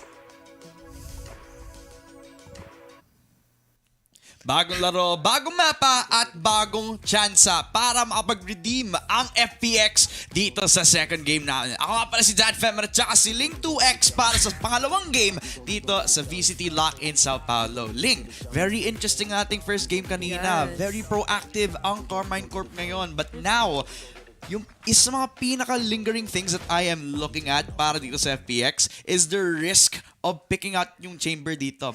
How does that work ba? Parang ito sa nakikita ko ngayon, parang FX has no problem at all in adjusting to, a well-renowned map, popularly played in the competitive scene, which is ang Haven. Now, parang at that point, there's no point of them risking another map na posible pa nga nilang mawawala. Better for them to even stick to what they know already with that chamber, and might as well, given na saglit lang sila na buo na team, they have no time to prepare at all. Kahit sabihin mong sobrang popular ng Haven, there's no point of us experimenting. There's no point of us like doing something na sa tingin natin is gonna be meta. What works for the team is something that they should do, and I'm hoping that this site is gonna be something that would work for them. Na-deny agad yung paggamit ng headhunter netong si Ikaw na again being one of the focal points from the previous game kanina, but now the attention ay naka Yuchen, pero si Ikaw na naman at yung headhunter niya nagsimula with a bang. Si Shin na one tap galing doon sa headhunter all the way over from window itself. Yuchen hindi na check yung corner. Pagkapasok ni Scream may dalawang taps galing sa classic at sa ghost ni Yichao. It's 2 kills from the Omen. It's all on New Zera. New Zera could actually do this if makuha pa niya yung Omen, but no need. So, masyado nag-iinit. Nako po. First round pa lang, nag-iinit ng sobra. At kung iisipin, Omen na ngayon ang nagpa-pop off. Kanina nakita natin, was it him who actually did that insane play dun sa TP smoke and played out the clutch on Lotus? That was insane. And I wouldn't be even surprised kung makikita ko yun ulit dito on Haven, because right now he's just too comfortable with his role. He's just too comfortable with this team that I hope the rest of the morale ng mga teammates niya is madadala din sa, he's good juju right now. Good juju, kumbaga parang good vibes all around para dito sa FPX.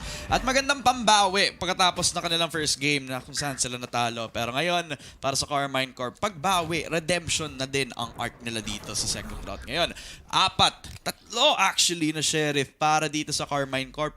1 taps for both Scream and Vera. That is if they hit them right here. Dink na agad etong si Scream. Si pare, talagang limping na agad.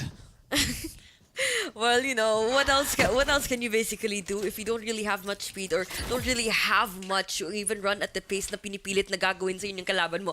Given na nag-push nila, pressure na naman dito sa A, si Ayat mukhang mapapatay pa nga ni Vera, nakadalawa with the Sheriff. Something that we expect from the brothers dito sa team ng KC. Head taps or, 1 taps. Then and there, and let's see if kaya nilang hahabulin to kay Berlin. Habulin si Berlin.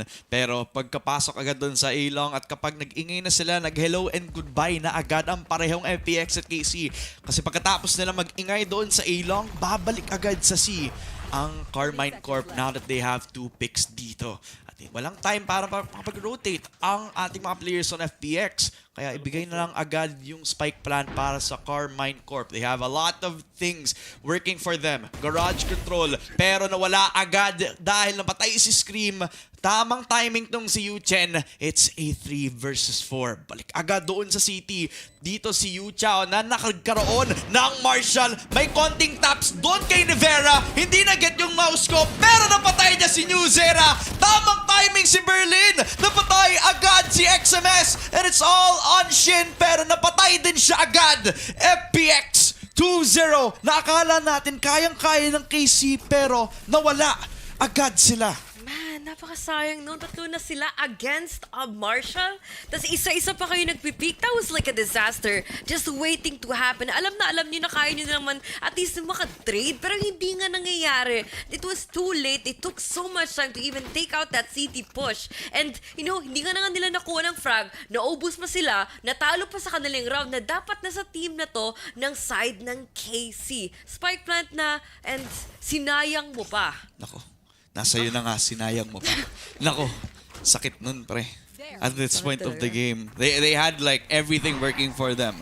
One taps galing kay Nevera. They also had that decisive call na i-overwhelm tong si Berlin sana. Pero sa kanilang indecisiveness, nagkaroon ng chance ang FPX this time around. Now, they have themselves a free push galing kay Berlin at hindi siya naapektuhan agad ng tripwire. He even jumped over it 2 times in a row.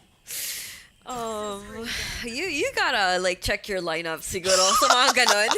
Ako, siguro timeout muna, coach. Coach, timeout muna. Check ko muna yung lineup ko kung gumagana pa. Cypher on Haven, sure, but at least do something right. At least wait out for those flanks na, the team expects you to do. Parang kung hold off mo na, yung malaking tulong sana yun sa team, but yung mga mistakes na ganun, nakita mo on how the team is paying out for it. Now, buhay ni Shin ang naging kapalit, but tingnan natin kung may makakapalit pa nga dito ang Chamber. Na mukhang same angle ang kanyang pipilitin pa nga Headhunter. Para sa isa, narinig pa nga niya na may Cypher na galing sa silo. Tingnan natin kung kaya nilang aagapan ang mamamatay. Ay, still gonna be him though. Yeah. Nag-reaping pa nga, nag-run and gun si I. Muntikan pa nga niyang mapatay itong si XMS. Pero, napatay ni Scream yung kanyang teammate na si XMS. Nag-run and gun na nga, pero hindi niya agad-agad ginawan 2 versus 2. Nakapag-plant na agad si Scream at binigay na yung pinaka-importanting baril sa 1v2 na to. Ang Vandal laban sa dalawa na Nep napaka-isolated. Ito yung one-tap kay Berlin. Nakapag-paranoia si Nitzao, pero sa one-taps lumalabas ang lakas ni Scream. Karmine Corp! First round win on the board. Man, that was something that you would expect Scrim to do. Parang sa mga ganitong competition. I mean, they had a really good run sa first map. Parang this is like the perfect time for the Scrim Nevera just to do one taps, just wipe out the entire enemies. Or like I have to say na magpa-frag na lang sila at wala na silang iisipin because KC could basically do anything or play around the strat that could revolve around the 2 players that could basically carry up throughout this type of victory. And aminin natin, malakas talaga sila, di ba? Fragging, and which is we could actually pull out yung mga ganyang type of confidence in a game na kung saan FPX parang masyado na lang tinatry to go for a more tactical approach. Parang forcing the duels to happen where they're not really well prepared for it. This is where we see KC being effective with like playing around their strengths. So, hindi ako nag-overthink. It makes sense. Makes sense actually. Yeah, I agree.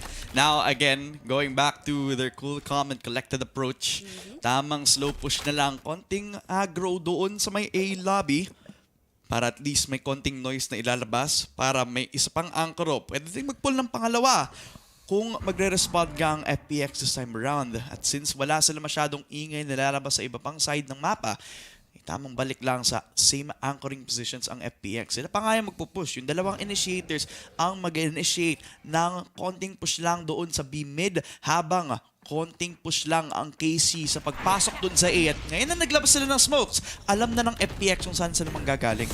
Siyempre naman, may information na sila. Tingnan natin kung mag-effectivo pa nga itong trip war na binigay ditong Cypher. Mababasag ng mas maga at mukhang spike being planted on A almost in a quick snap. Now, Seekers being deployed. Makikita natin dito ang Sky. And of course, Berlin out for the flank. KU could not exactly see anything through that cyber cage. Now they have the information. XMS could actually do something as well. Being tackled down by the Goma. Could not do anything. Nako! FPX! Ano iyon? Hindi na nila kailangan pumasok sa site. Para ang gusto nga ng KC, sila na mismo magpilit ng laban. And nakita mo kung paano nangyari yon. Naubos sila ng madalian lang. They're too massive. I don't like it. I don't know, man. No. This time, the turns have been tabled, if that makes sense. Kasi, kanina, kung dinadoubt ko yung pag-push, yung double push ng initiator sa B, yun din yung naging problema ng KC. Now, they're trying to take head-on fights kanina. Nagpo-push doon sa A-lobby na they were relying on the flash na lalabas ng etong si Scream. Pero, again, dude, this is like one of the first times that we're gonna be seeing Scream on a supportive agent, on a KO, nonetheless, diba? A few appearances na nakikita natin siya. Minsan, naka-sky siya, katulad ng nakita natin dun sa previous game. Ngayon, naka-KO na ulit para ma-supply niya ng konting utility para dito sa Karmine Corp. eco round across the board para dito sa pistols ng Karmine Corp. Pero one tap to the head para lang si Berlin hindi siya makakuha ng iba pa dahil na-shutdown siya agad sa sheriff nito. Nisha with another and a 1-for-1. Nakita si XMX pero wala siyang alam na nandun din yung breach para sa KC. Man, hopefully this is not gonna be them overextending and parang sabihin natin mas mapapunta sa mas magandang visa itong space na binibigay nila. But si Nisa mukhang makakabawi pa nga. Nagbawas ng kakampi dito para sa side ng KC. We see the utilities coming out from the breach. And hopefully, na tulad na nakita natin kanina, wala mo nang magpipig, wala mo nang pupush. May utilities tayo, may rolling thunder, pwede nating tatapunin. But tingnan natin kung how are they gonna be playing around this. Given it, the retake is gonna be playing around with the operator. The Chamber is gonna be there trying to lead out the parade, but he could not do anything. Coming out from the heavens is gonna be Yuchen. Makakuha ng isa, posibleng dalawa. With a quick spray, and napakagandang push! Napakagandang peak!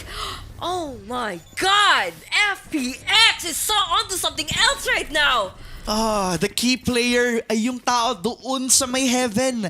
The right time na pumasok doon sa site is when nung nakalabas si New Zera ng flash, he was so focused na hintayin yung call ng teammate niya na makapag-flash para makapag-peek siya or at least i-deny yung space doon sa city kung saan manggagaling yung FPX. But now that they have control of that, now that they have destroyed yung utility player nila, hindi na sila matatakot doon sa flash at saka sa stun na pwedeng ilabas doon sa hell player na nag-hold mismo doon sa city. Wala din siyang crossfire, walang nag-hold sa likod mismo ng default plan. It was all good in the hood na lang para sa FPX pagkatapos sila patayin yung tao dun sa head. Pero minsan napapa-overthink ako. Do you think the Rolling Thunder could have made the difference? Maapektuhan ba yung mga tao sa heaven if they casted the Rolling Thunder from hell? Ito na, paisip ako. I think it would, but he would have had to let it go ng mas maaga. Yeah. Kasi by the time na nakalabas pa rin yung utility niya, he would not have been ready para doon sa push from heaven. So the faster that he would have let it go, the easier he would have actually controlled both yung heaven push at saka yung city push. That is true, but at the same time, parang kung tutuusin, it is gonna be a really quick run dito sa B-side. Ang gagawin muna ng FPX, and speaking of that, overextending is still gonna be the common ticket for the side of KC. Let's see how FPX is gonna be dealing with this problem. Clearing out the closest angles for sure, but Nevera is gonna be picking at the wrong timing where Ikaw is gonna be pulling out that operator. Now, post-plan situation is gonna be on its way para sa side ng KC. FPX mukhang may baba to. Rolling Thunder mukhang i-commit pa nga ni New Zera at makakapag-spray sa isa. Chamber's gonna be out. Of course, the spike is not gonna be defused just yet. Wala mo nang retake na magagawa itong FPX. But that is an almost parang, shaky round for KC. But good start for them to shift everything back to their momentum. Konti na lang.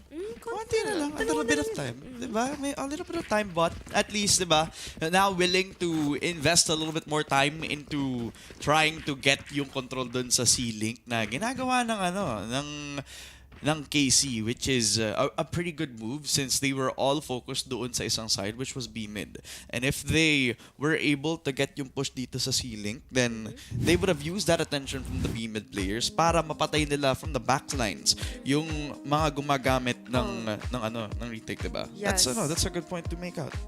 Well, yun nga, parang we could definitely see how the teams are basically parang reacting so much on like information or what they can basically deduce in a round. Parang nakita mo, naglalabasan tayo ng mind games. Nagsisilabasan tayo like utility to make them overthink parang ng sobra sa mga round na yun. And parang naman tayo sa overthink, man. But it's very common naman. Ang rami mo kasing factors na kailangang isipin. Sabihin natin yung positioning ng kalaban mo.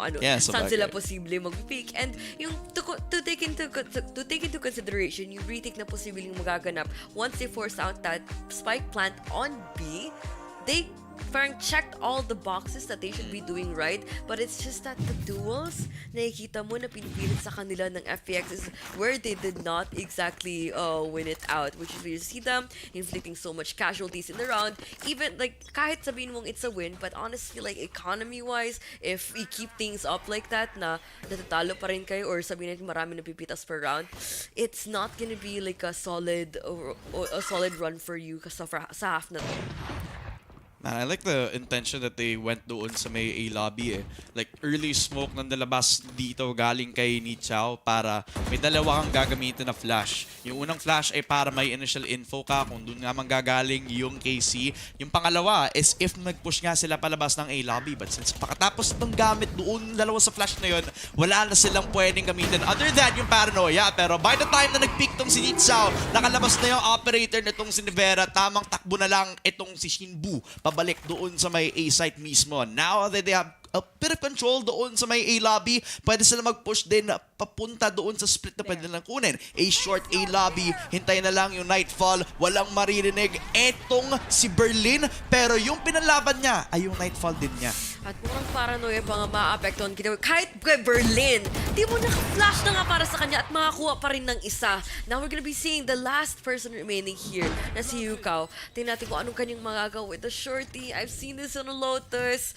Might as well just give it. Might as well just try to push out the side. Or at least, mamamatay ka na lang sa spike. And that's gonna be a win for you as well. Because, I can't really risk the enemies getting the orbs. Malay mo maka-charge pa sila ng utility. And we don't want that.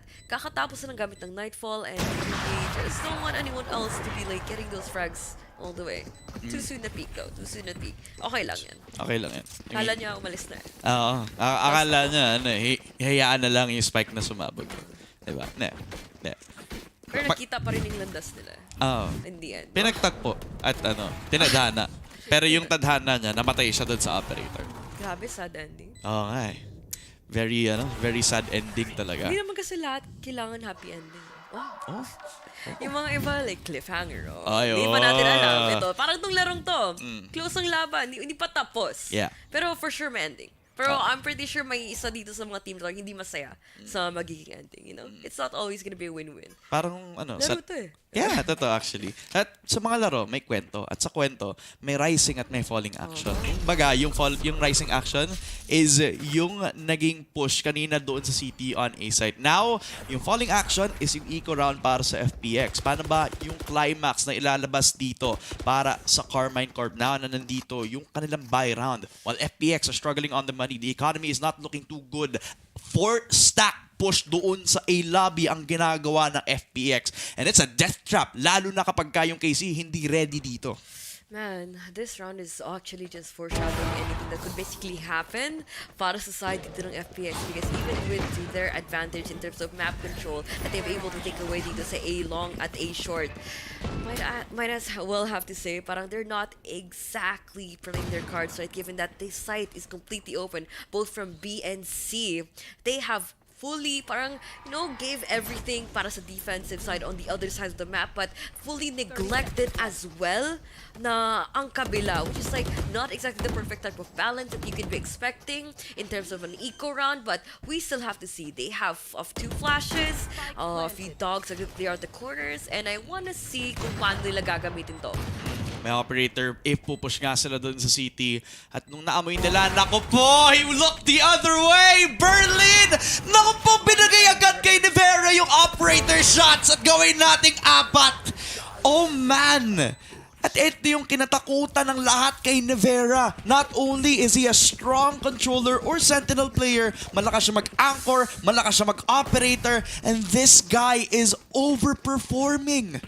Man, parang ito, this is quite difficult for me to make a first impression para sa side ng Team FPX because we all know that there are no VODs available. Ha? Ano yan? Naka-flex si Aid. I wish I could have seen that. Okay.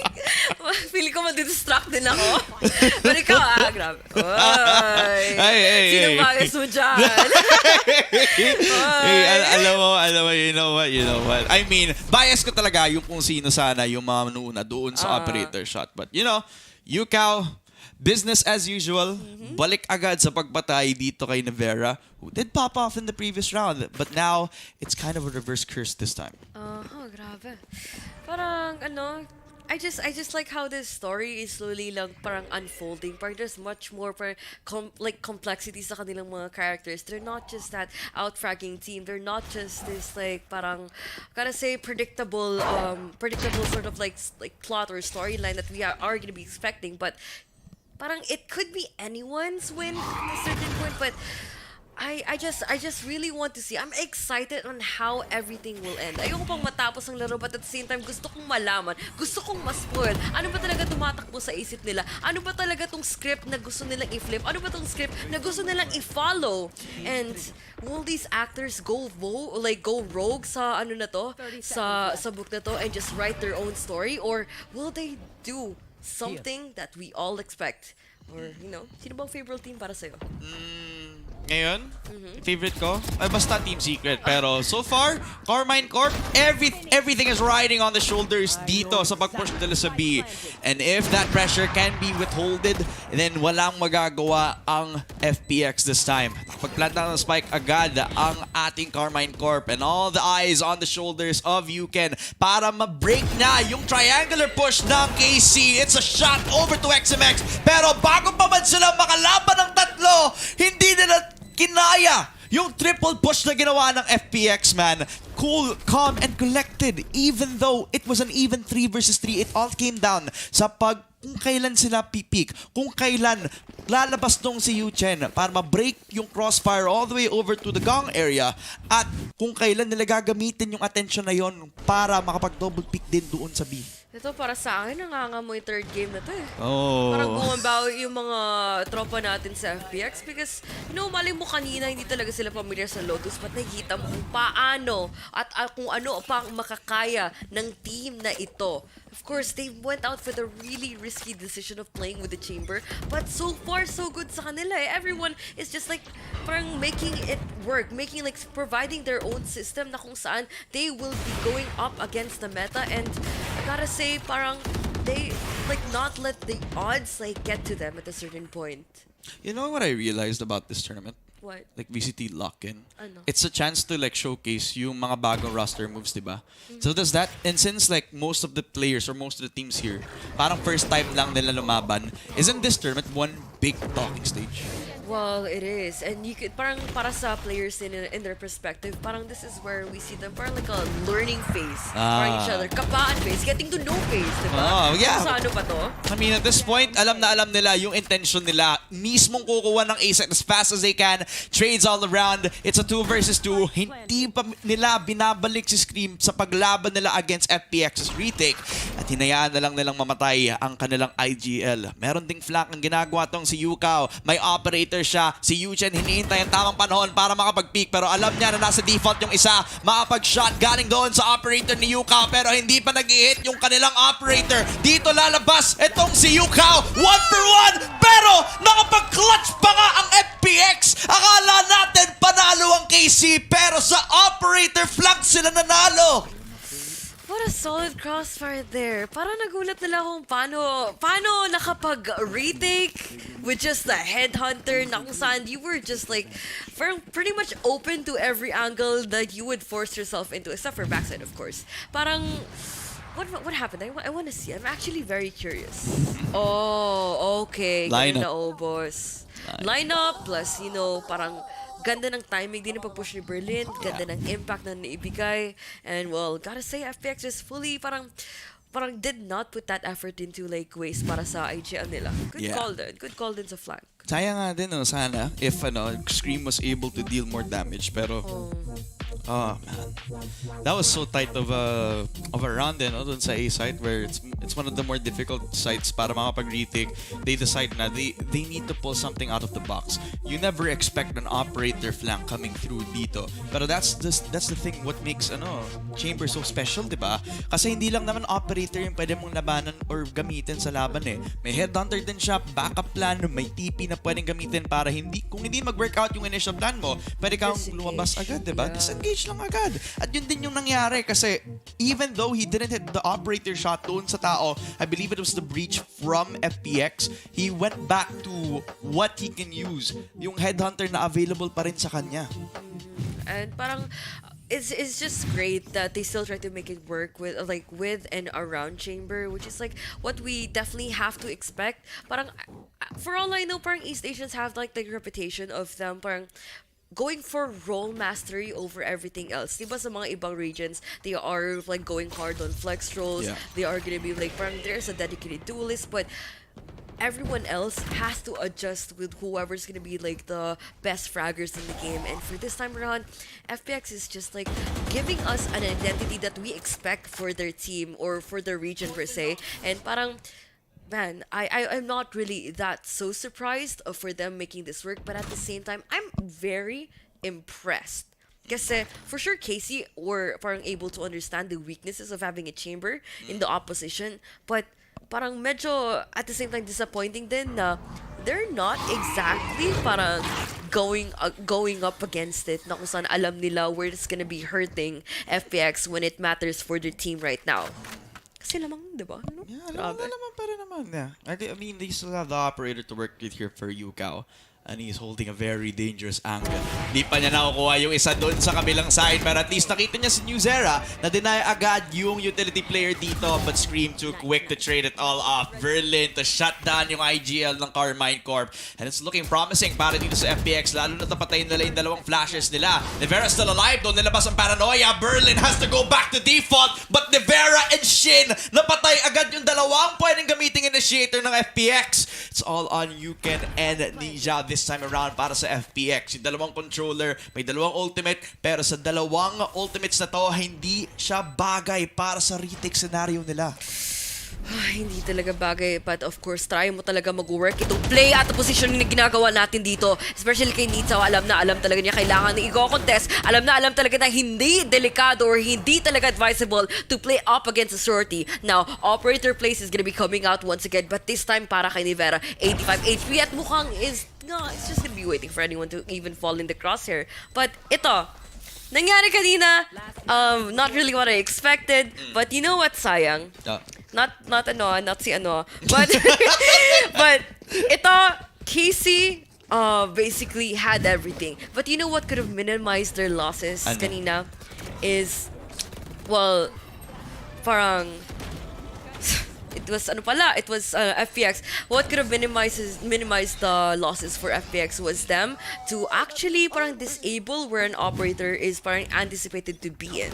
Diba may mga flashes, double initiators ang mga nakikita natin sa lineup, and just like a single flash or quick follow-up din sa mga teammates mo could have been something for them to cancel out the chamber player, because we were talking about him a while ago, how effective he is kahit hindi na siya meta, but gotta say, for KC, they could do something about it. And speaking of that, they are though on A long. Oh, hindi pa nila na-check yung corner. Nako, 50-50. Hindi na-expect nitong si Scream, pero narinig nila yung sound cue at doon sila dead serious kung nasaan si Nichao. 2 for 1 with the ultimate out para kay Ai. Hindi tuloy sila makapag-engage ng ganung kabilis lang sa A, pero na-deny agad yung Sky at nandito agad tong si Berlin Rivera. Nako po, nalaman agad ng FPX kung saan manggagaling ang KC. At least they have another chance at getting the A site secure. Pero dahil sa nightfall na to, eto yung opportunity para kay Ikaw para makapag-flank. Napatay si Nevera, na-shutdown ni New Zera. 1 versus 1, and it's all on Shinbu. Laban kay Yuken na may ultimate na deny ng Karmine Corp. 6-6. Grabe. Ang lapit. I'm not really comfortable with this amount of closeness na nakikita natin coming from FPX and KC, because as much as we want to like highlight, as much as we want to highlight and bring in other casters dito sa larong to, we have to focus on Valorant, you know? It's funny kasi akala ko kasi yung kaibigan natin si Shinbu. Ano yan? Hindi lang siya commentator, pero isa din siyang caster. Grabe, Isa din tuloy 2-in-1. laro. 2-in-1 pala. Kung si Fluffy content creator, pati caster, si Shinbu, pro player at caster. Grabe. I'm sorry, Asray, sit down ka muna sa pagiging immortal analyst, immortal panel. Pasok natin dito si Shinbu, pro player caster. Kailangan natin lang insight niya. Ito, sige, interview. Na it's funny kasi sa mga dumb moments na pwede nating ilabas. You know, yun yung parang pwede nating ipang-connecta sa mga pro players natin. Even though hindi natin masyadong kilala tong si Shin, hindi natin kilala yung iba pang mga itong si Ikaw, si Ai, you know, and these sorts of like small jokes and these sorts of like dumb moments, parang doon natin sila, doon natin makokonekta yung sarili natin as a viewer dito sa pro player. Hindi lang sa mga great plays nila, pero doon sa mga out-of-game moments. Like yung mga interviews na naglalabas ni Yinsu, katulad ng mga content na pwedeng ilabas ng parehong teams na to. And sure enough, man, what's a great storyline for both of these squads is the fact that both China and France are backing both of these squads up. Karmine Corp being one of the esports teams na it's the country talaga it's the country talaga na like yung sinusuportahan sila mismo. One of the biggest fan bases para sa sa France, etong Karmine Corp Esports organization na to. And again, for the region of China, this FPX squad is a stepping stone, showing everybody around the world what China is capable of in the Valorant scene. And we're getting a really good taste of it. The risky pick of a Chamber, it could be a stepping stone of them showing that they're not even letting themselves be conquered by the meta, right? Hindi malakas ang Chamber sa current meta natin dahil sa Nurse, pero Ikaw is popping off. Parang it's good that they're providing an opportunity for these players to shine on this type of stage. The country itself, like you said a while ago, na binibigyan talaga sila ng suporta, not just like yung morale, but putting them here today on Brazil, giving them this opportunity. And not only that, the trainings that they have to go through, they put up a squad together. Imagine the thought behind that. And imagine, may coach pa sila. They really want to invest so much on these talents because they believe in their own players. And given that history talaga, we all know that these both countries have the parang background of them having the most competitive players. And the community just like parang well placed. Parang they belong in the right country. I wish the Philippines may ganyan. I mean, On I'm pretty sure that we're all behind yung mga tropa natin sa Pacific League, diba? Katulad ng Team Secret, right? Yung mismo number 1 team natin dito sa VCT LOCK, definitely favorite dito sa may game matchups natin. Pero now, you have to focus on the present. Karmine Corp nagsa-start na ngayon sa ating defensive side. Double push na ginagawa nitong si XMS at saka si New Zera. May konting control sila doon sa mid, pero I like the wall that they put out dahil dito sila magkakaroon ng pressure onto the mid side itself. New Zera finding one dito kay Ikaw, at yun yung isa mga lurks na pwedeng gamitin sana ng FPX, pero dahil na-weed out sila agad, pwede sila mag-focus on the front lines. Mukhang mahirapan pa sila makapasok dito dahil dagger lang kailang mababato at mukhang nagpupush na mga nagagaling sa city. New Zera taking out one at mukhang si Ai at Nitaw ay mukhang makakabawi pa para sa kanilang mga kampe. Now, it's gonna be Shin with the Sheriff 1v3. We still have to see if makakuha ba niya itong Viper nag-play for close ankle. No! He does not check it first. Always check it first. Sir, it's okay. Honestly, it happens. Pat on the back for you. Yeah, it's okay. Marami nangyayari sa game Hindi mo naman sabihin na, I'm just a spectator. Alam ko saan mga kalaban. Baka sabihin, ano ba yan, Ling? Wala Ikaw na lang kaya maglaro.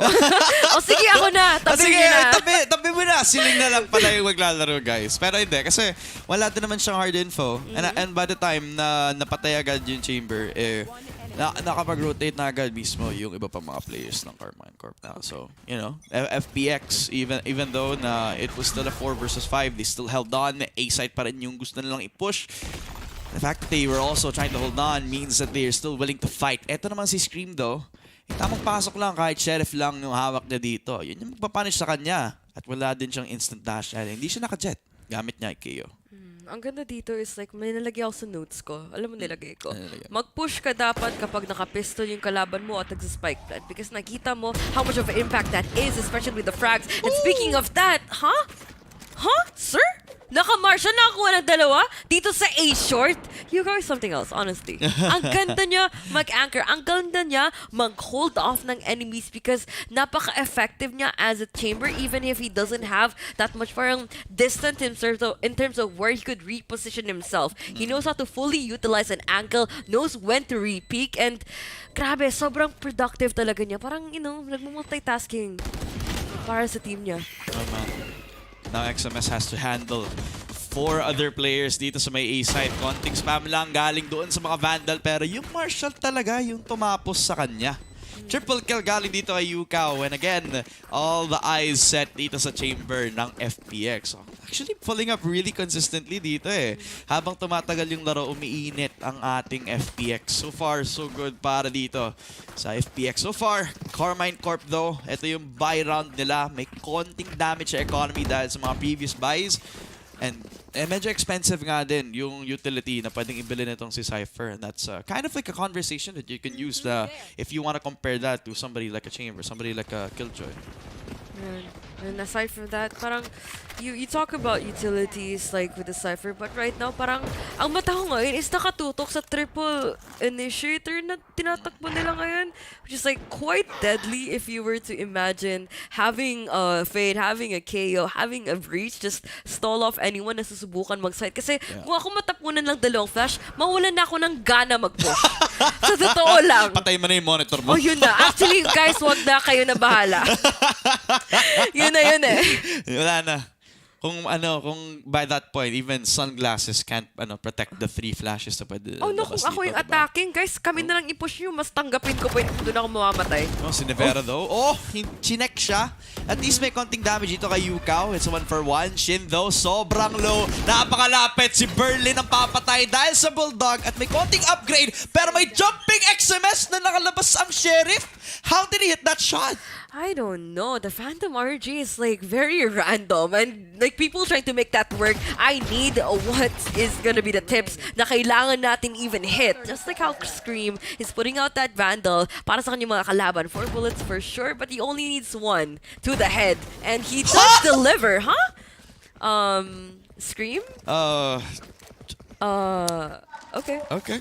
I mean, it's Scream. It's Scream, bro. Yeah, sabagay. Siyempre, hindi magpapatalo yung bunso. Hindi magpapatalo yung bunso. Okay. Hindi talaga. Eh, yun yung panganay. I mean, si Nevera. Sabagay. Yung nga naman. Nakatop Kuya, frag kung ikaw lang, ako din. Tama. Man, I mean, on a Guardian too. And it doesn't have like the biggest rate of fire, but Scream has been delivering. Even though he has been making adjustments sa playstyle niya, diba? Hindi siya naka-duelist now. He's relying more on like the team comp na nilabas ng Karmine Corp. You're seeing him on Sky, you're seeing him now on KO. And now he's playing a more disciplined style.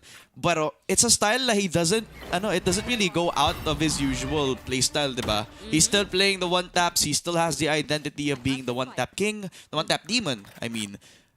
But hindi siya nag-over-aggress. Scream is just on another level right now. Even though it's kind of like a changed-up playstyle, a variation that we are used to seeing from him. I'm so proud of this boy na look at him grow. Parang it's just us seeing him how, well, parang na-let go yung burden of IGLing for the team, which is I hope na nakapag-focus talaga siya kung anong dapat gawin niyang individually because he always had that pressure of like fragging out or kailangan niyang makapagbawas as much as possible sa ginagawa niya in taking out enemies. But for this time around, parang you see how creative he is now with his plays na to the point na parang FPX was not exactly parang that sanay on how he's like behaving today. Oh man. And he's operating so far on another level this time. Kaso sa pag-shutdown niya agad dun sa first blood niya, si Aya ang tatapos sa kanya.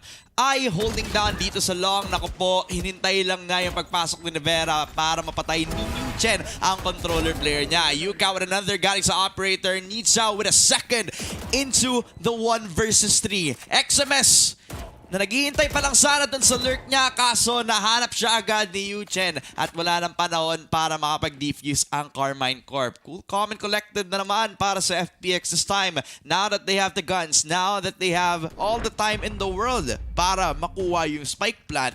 No over-aggression, wag nang pupush dun sa city. Hayaan ang Karmine Corp pumasok sa trap na na-set up para sa FPX. Yeah, and parang mas naging mahirap talaga itong game na to, given that FPX is just, trying to figure things along the way talaga, because it's not just enough talaga na may play kayo from the start. You have to make those like parang quick decision making while you're at that like this like while you're at that situation na kung kailangan talaga may babaguhin. And I love how they fully adjusted everything right now. We're in KC, well, like, barely even had a chance to even play out that reading. Ang aga nila ng pitas, mas marami pa nga sa kanila ang nauubos during the situation na kung saan they're just gonna be defending alone. And gotta say, I like this pace na sinusubukan na kukunin at sabihin natin, ang FPX is basically trying to lead. And KC is not familiar with this, diba? Sanay sila na, oh, dapat you're gonna be staying on your lane. But this time around, parang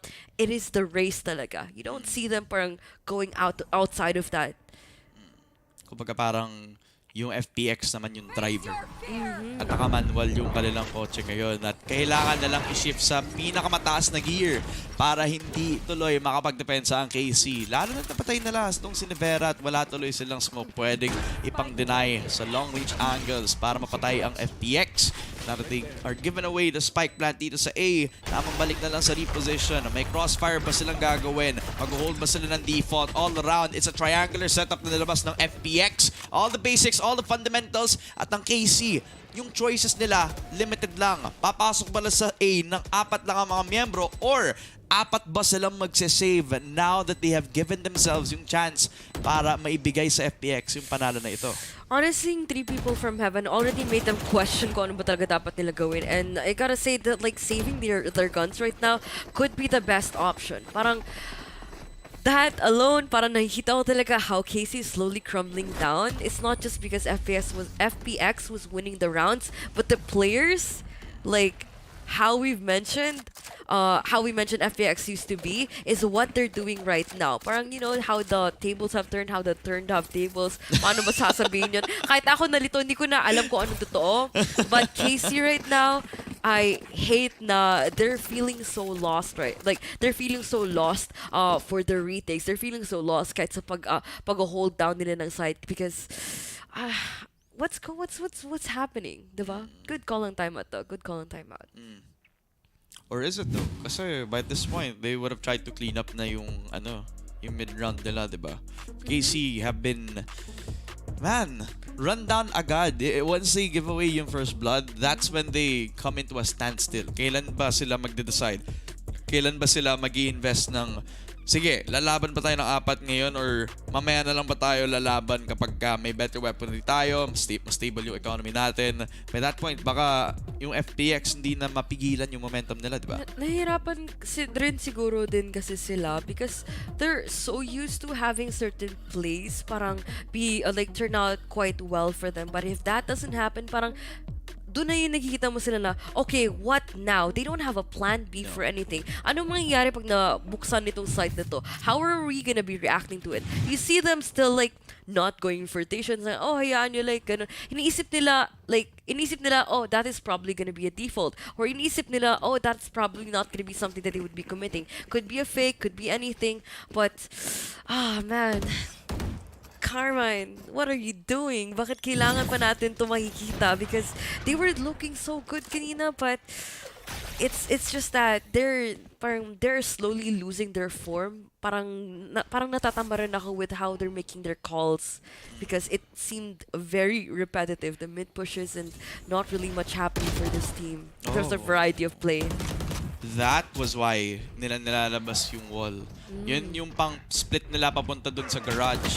When in turn, they had an opportunity para sa Karmine Corp na gamitin din yun para makapag-push sila all the way over to the B mid side. Pero walang kasama si Shin nung ginawa niya yun. Kaya pagkababa ng wall, in-surprise na lang siya na may 4 na nakatingin sa kanya. Scream though, tinitake advantage yung paggamit ng front line at kinuha agad yung control over mid. And use 0 with a second and Scream is just hitting shots with the Vandals so far. It's a 3 versus 2 at tinatry na lang i-spam doon sa wall.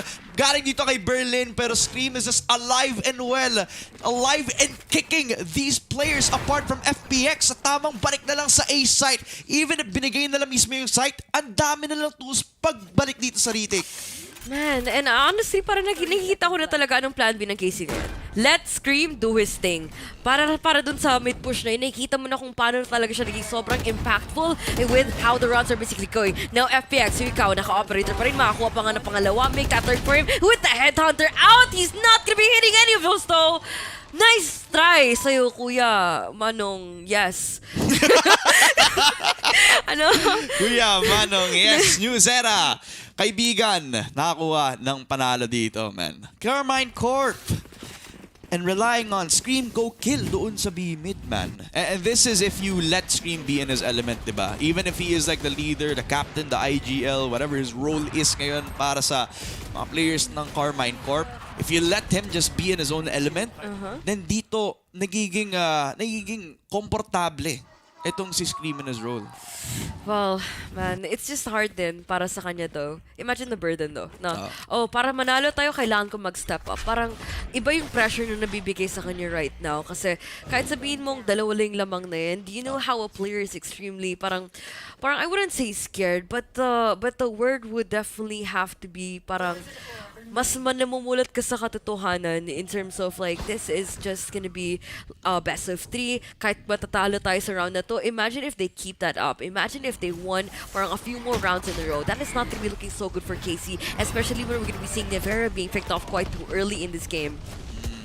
Naku po, meron na bang contact dito para sa KC? Ayun, nakita agad ni Shin at na-deny si Ninja bago siya makapag-reposition because of the Rolling Thunder. Quick call galing kay New Zera para ma-deny yung space na binigay agad sa FPX. And they thought na safe silang pwedeng makapagpasok sa B kasi binigay agad ng Karmine Corp yung space dito. Pero because they let themselves think na safe sila, dun sila natamaan sa Rolling Thunder nitong si New Zera. Balik agad sa drawing board, A site ulit, open. But since they were confident sa retake kanina, ngayon na mas marami silang players ngayon for Karmine Corp, baka mas mahirapan ang FPX dito. Man, this is a really good Viper wall. Parang ilang beses mo siya titingnan, parang it would always keep the opposition parang mag-question mark over their heads right now kasi it denies so much information on B and parang kanina medyo natagalan nga sila na pag-rotate dahil doon. I'm not quite sure if the plan was for them to force out a 4-man retake and just leaving out A, but we could definitely see that FPX is just fully utilizing the fact that everyone is leaving the site quite vulnerable. Now 3-man site on Haven, makikita natin dito na fall that being committed. Of course, makapitas pa nga dito sa Scream with the operator coming all the way from the other side of the map. Makakuha pa nga ng dalawa. Mamamatay mo sa fall damage! What was that? Now, Berlin has to run against the operator player and oh, man! Sayang! Ano yun? Bakit ang gulo? Bakit sa loob ng smoke? Parang kanina sa Lotus ang gulo, but now, it's like, ang gulo pa rin, part 2? Bakit ka? Ha? Ano nangyayari? Oh, that's the highlight. That's the Prime Gaming flawless, flawless jump. Ang smooth na pagka-fall niya. Wala lang sumalo, kaya siya nasaktan eh. Man. Bro, okay lang yan. Okay lang yan. At this point, tamang reset na lang ulit kayo kapag ka Karmine Corp.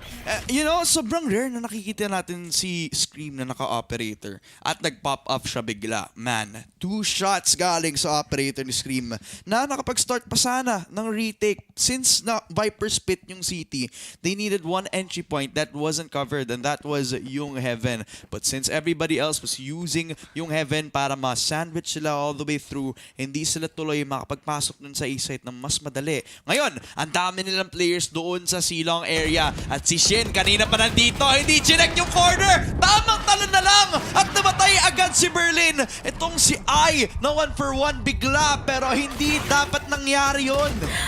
Oh no, hindi pa siya nakatakas doon. Ano ba yun, Omen? Nag-TP para sa wala at mukhang makita natin ulit dito ang side ng FPX.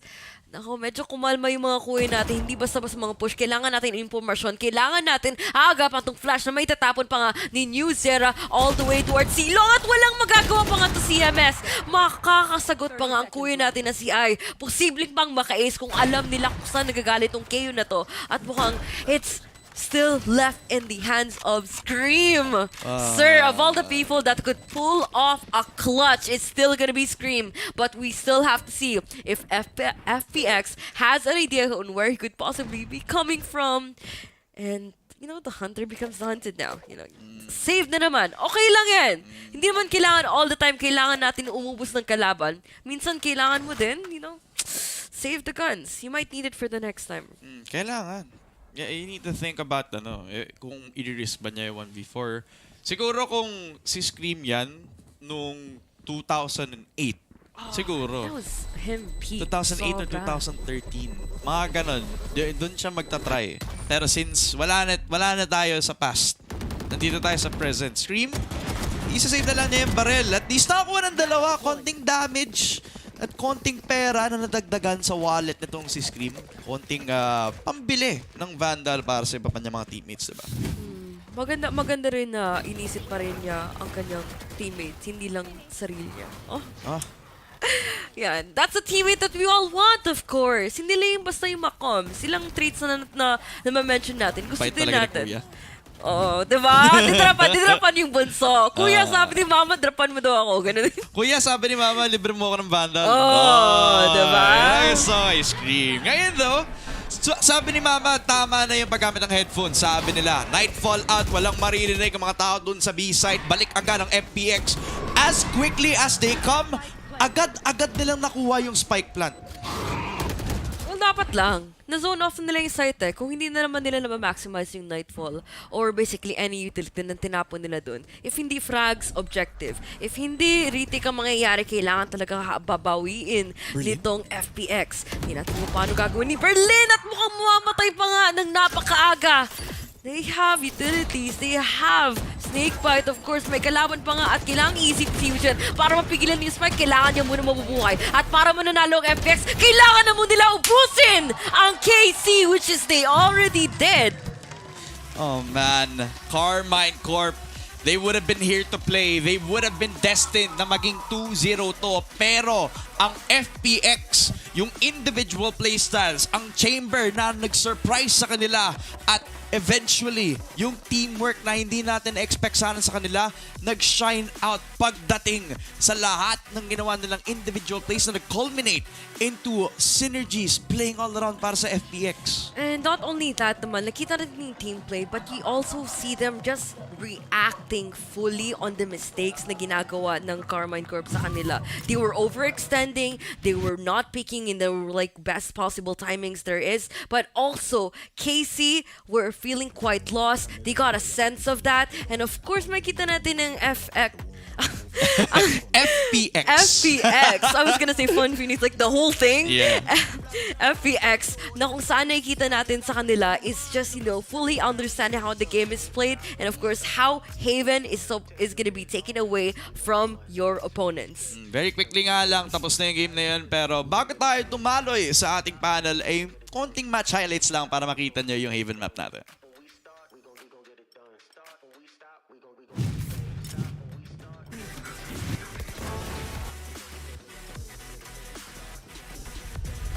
Dernier joueur.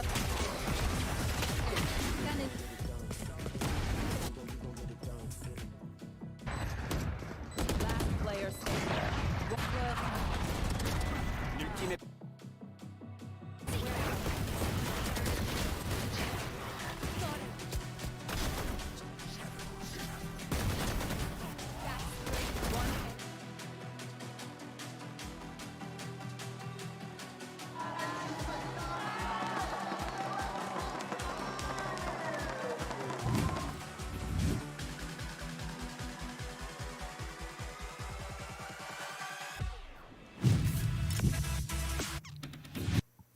Yun nga guys, nagbabalik na tayo dito. Karmine Corp's game 1, medyo shaky sila, pero they were looking a little bit KC, Karmine Corp's KC conception, but now it's looking like their concept off. Welcome guys to the hosting. My name is Aster, me now is Laika, and we are gonna prep for game number 3, which is, I believe, going to be on Pearl. Wait lang. No. You don't get a free pass for that one. Hindi ko palalampasin yun. Ang yabang niya pala, can I open? Kasi I prepared something. I'm formulating it in my brain right now. Why? Why not? Why? Why not? Okay, the bigger question All right. in this series, Aserai, is why did that happen to Karmine Corp right now. Magkakamali pa ako na sasabihin ko. Ng Casey. Ano nangyayari? Bakit ganun yung kinalabasan ng series dito? I really thought that they had this in the bag. Tulad nga ng sinabi ko sa'yo kanina, especially since sila tong may members na more experience sa ating international scene. Sila dapat yung convincing yung win dito. Pero pinapakita ng FPX na, oo, medyo underprepared kami given the time frame that they had to prepare for lock-in. Pero pinakita nila, you know what? We're gonna have our individual skills, pagsasama-samahin namin yan, and we're just gonna explode. But the bigger question of why dito Asoray is why was XMS on that cipher? Yeah, we were looking, again, very intently dun sa stats na for XMS here, specifically dun sa mga agents that he's played in the past. He's a very versatile player, but he hasn't really played, or if he has, you know, we don't have it, maybe he's played it in, let's say, previous tournaments. Yeah, previous tournaments. It hasn't popped up as of recent. And you do see yung, I feel that it experience niya sa situation na kagaya nun, right? He was setting up some, I think, like cipher traps na were very much known to players. Like, I was looking at how the setups were, and like, this is just stuff that I think anybody can just clear up very easily and such. And I feel like he had no threat whatsoever, and it shows nga dun sa kanyang statistics. I think he had like just 9 kills in that entire game, and it actually went the distance. It ended like what, 13-8, so 21 rounds, and he only got that. That was a really big blow to supposedly another good player sana from the Karmine Corp team. Kasi nga si XMS, siya yung parang magpe-play ng duelist role. Siya yung maggagampanan ng role na to. So dapat siya yung more explosive, pero nilagay siya dito sa more lurker role. And on top of that, yung utility niya, everything, parang hindi siya nag-pay off in the end. So doon talaga nagkulang etong Karmine Corp, especially dito sa Haven. But later on, Astra, we're gonna be going to Pearl. And before I actually touch up on that, gusto kong pag-usapan etong si Ikaw. Bigyan mo ng operator tong player na to, he pops off. And siguro yung makakalaban niya on the other team, si Nivera. Yeah. It is an interesting dynamic dito or interaction na meron sa kanila because Nivera is on that Omen. He's playing really far back. He's in the positions where it's either one in the para sa kanya. If he gets caught, he can maybe try to shout and step, pero I feel like he gets punished way too easily para dun. So I feel like Ikaw's how do you say this, influence or yung kanyang presence dun sa game was much more felt compared kay Nivera, who has to set up. Ikaw only really has to think about or focus more dun sa fragging niya, dun sa kanyang opening niya. And you really do see that. Yes, there wasn't any duelist. Kagaya we were kind of expecting maybe a duelist or two in this particular map of Haven. Hindi. But it also showed nga na, at least on the FPX side, it didn't really matter because we go back to the statistic nila that Chamber is still an incredibly strong agent if you know how to use it, and especially on specific maps, as especially kagaya dito sa sa Haven. Doon nag-pay off na, wala silang duelist dito sa opposition nila. Pero ang ganda nung paggamit dito ng Chamber ni Ikaw. Now, na-mention mo kanina itong Omen plays ni Nivera, diba? Isa pang gusto kong pag-usapan dito si Nichaw. Kakaiba si Nichaw mag-Omen ha. Ang tapang-tapang niya. Nakita mo kanina kung paano siya mag-push sa A-long. Ready na siya pagka-pick niya. He picks one, he teleports. He doesn't get another pick, but still, the play itself, ang tapang. True. And what's kind of good about that din nga, diba, is even if we don't have that super speedy duelist na dashes in or double dashes into the site, it disrupts yung, I think, tempo of defense na meron dito yung Karmine Corp. You kind of see them struggling to keep control of the sites. Yes, may makikita siguro kayo ng mga cheeky little setups with Shin and Scream getting a pick off of yung kanyang haunts. But the big problem with that is, that's about that. They only get one kill. Post-plant, they try to go in, pero the setups from Fun plus Phoenix were just much better. They were able to trade more efficiently. They knew where to pick quicker than I think Karmine Corp was kind of expecting. And because of that fact, I feel like it felt like Karmine Corp was always a step behind. And again, because they didn't have that lurk from SMS, because they didn't really have that much threat or control with the Cypher, parang a Sentinel that's supposed to be able to control two sides or two specific angles para sa'yo really didn't feel like it was there on the table para sa Karmine Corp. Again, going back to the earlier panel that we had, in-emphasize natin kung gaano ka-importante yung paggamit din netong utility ni Cypher, especially on the lurk. Napaka-effective lurker ng role na to. Pero yun nga, kulang tayo sa value dito. And going into this series nga, ang nakita natin dito kanina, ano ba yung nangyari dito? Etong si XMS kulang nga sa impact. Pero on top of that, ang nakita kong pagkukulang dito ng Karmine, especially on their defense, yung pagiging proactive. Makikita natin Yeah. ilang mga rounds dito, nagpo-push out sila dito sa mid, kinokontrol talaga nila yung mapa dito. And dun sila, nagkakaroon ng leverage over the other team. Si Scream, naka-push out sa middle, nakapitas ng ilan, 3. So, alam mo yun, dun palang man advantage na sila kaagad. And yun yung kulang. I wish that they would have played more of that, more proactive na play dito, medyo mag-aggress. Kasi ang nakikita lang natin na pinaka-proactive when it comes to information is yung Cypher camera ni XMS sa Silong, di ba? Yeah. I think it also goes to show then na parang another like instance of that is, again, I don't think at this point agent matters too much dapat. It's more of like how you adjust dun sa what's lacking with you. Like I mentioned, they do have that inability to follow up with speed, diba? Kasi even if you have Shin that has yung mga fault lines na yun to get the stunts in and stuff, you have to have good timing or be close enough na pagka-stun niya, you already pop out. Pero parang after Shin does something, you know, to try to retake the site, aftershock, stun, flash, it feels like there's half a second, maybe a second na ang bagal mag-push dito ng Karmine Corp. And that's just about enough para ma-mow over sila ng Fun Plus Phoenix. So it really does show again that Karmine Corp, we were talking about this, they're catering, I feel, dun sa kung ano dito yung binibring ni Vera sa ni Scream. The problem is, it feels like the players kind of have a, anong tawag mo, parang they're kind of grinding gears. Hindi smooth ang kanilang connection. Kailangan kasi mahanap nila yung perfect balance. Kasi syempre itong tatlong players na magkakasama, meron na silang sariling dynamic eh. And I get it. Superstars tong dalawang to. Matagal lang magkasama tong magkapatid na to. So gusto mo na mag-jive kahit papano. Pero hindi pwede yung gano'n na, okay, you guys are superstars, you guys are firepower, okay, mag-a-adjust kami sa inyo. Hindi eh. Yeah. Kailangan pareho kayong may compromise talaga para in general, mag-work together tong team na to. So, doon ako nakukulangan. I agree with you there. Hindi, it's not always about the composition. It's about, I know we talk a lot about meta agents for specific maps here, pero hindi naman ibig sabihin na kailangan locked and loaded. It's not the be all end all. Oo, diba? Ano siya eh, depende siya kung paano yung playstyle nyo as your members, yung speed, yung pacing nyo as a team overall. Yeah. So, hindi ko na alam kung ano mangyayari dito coming in para sa Pearl.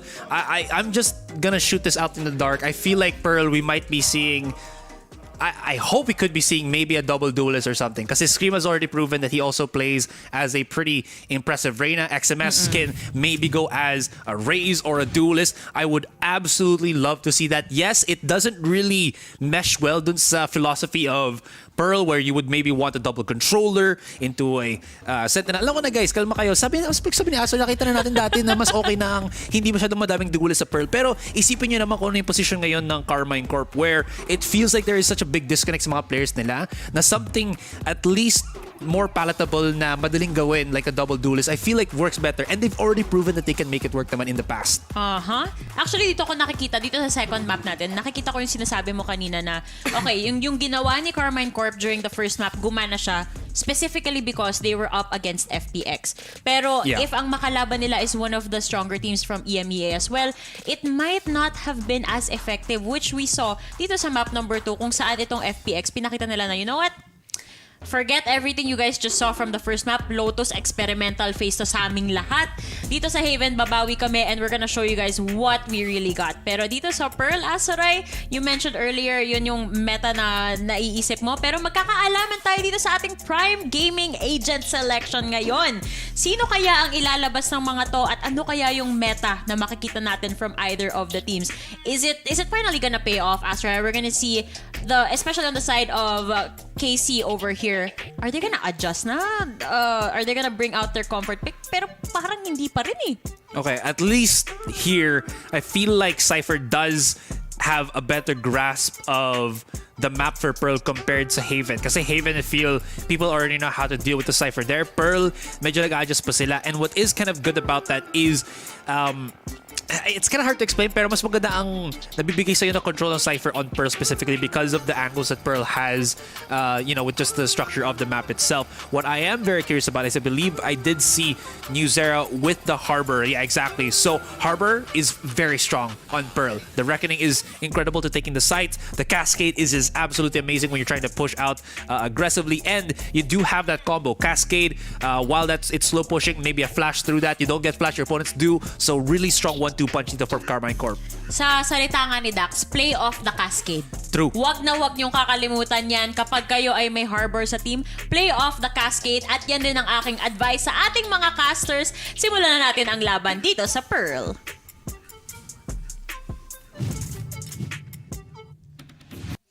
Time check mga kaibigan. 3 p.m. na or 3 a.m. na. Game 3 na. At sa Pearl magtutos ang dalawang teams natin dito. Karmine Corp versus FPX. Mga pala si Dad Fem at ito si Ling para sa ating second day dito sa VCT LOCK in São Paulo. Mga kaibigan, Game 3. Amoy na ito ang pinaka-longest nating series mamaya. At ngayon, dito sa Pearl, magtutuos ulit ang FPX versus Karmine Corp. Man, Harbor on KC. What do you think of this? Man, kala ko iba yung naamoy mo. Ako, manok yung nano ko paglabas kanina eh. Alam mo yung orange chicken kanina. Oh, actually, masarap yun, guys. You should try it, okay? For the rest of it, for the rest of the audience.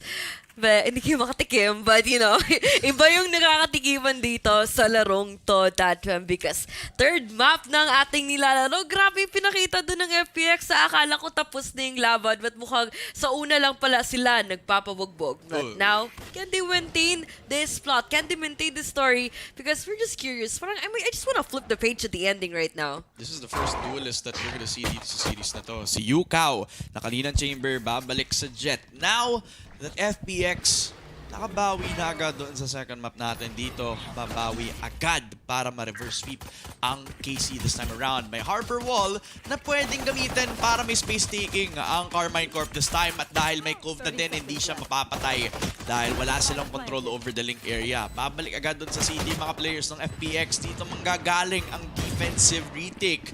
But ang Karmine Corp, naku po, medyo on the back foot dito. Lalo na't iniwan na lang tong si New Zera inside of A-site habang may 5 defensive players ang FPX na lalaban dito. Napatay itong si Yukaw, si Ai at saka si Yuchen ang makakuha ng 2 for 2. Ai with the frenzy shot pero tinatry na lang i-defuse. Hindi tuloy na half. Pinatay agad itong si Nicha pero nakabawi! XMX and Scream!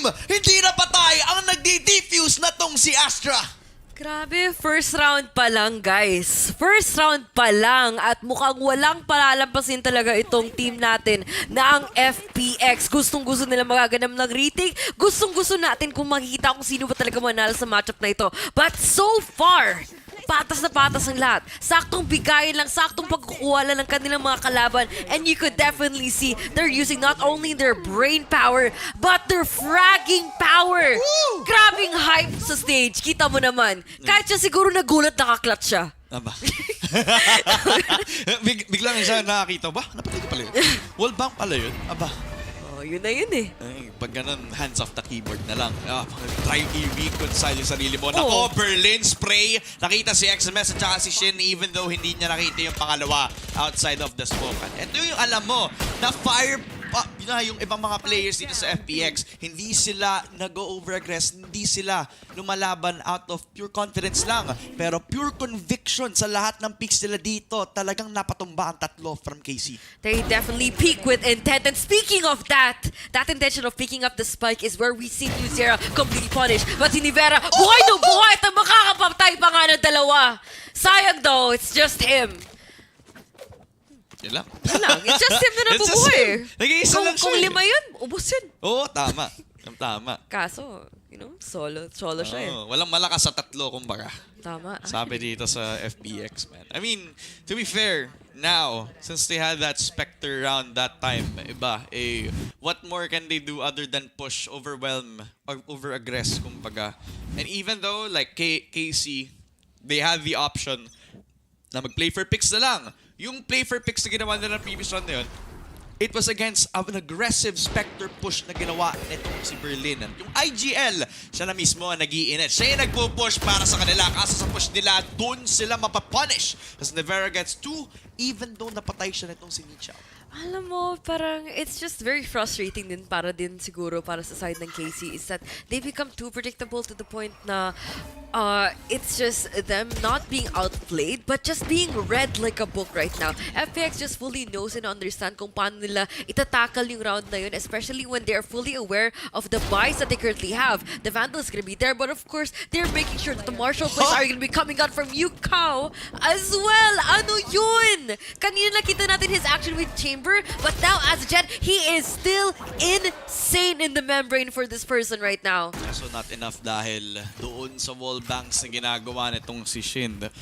To be fair para sa FPX though, that was a very expensive buy pagdating dito sa KC. They were able to find 3 guns out of them.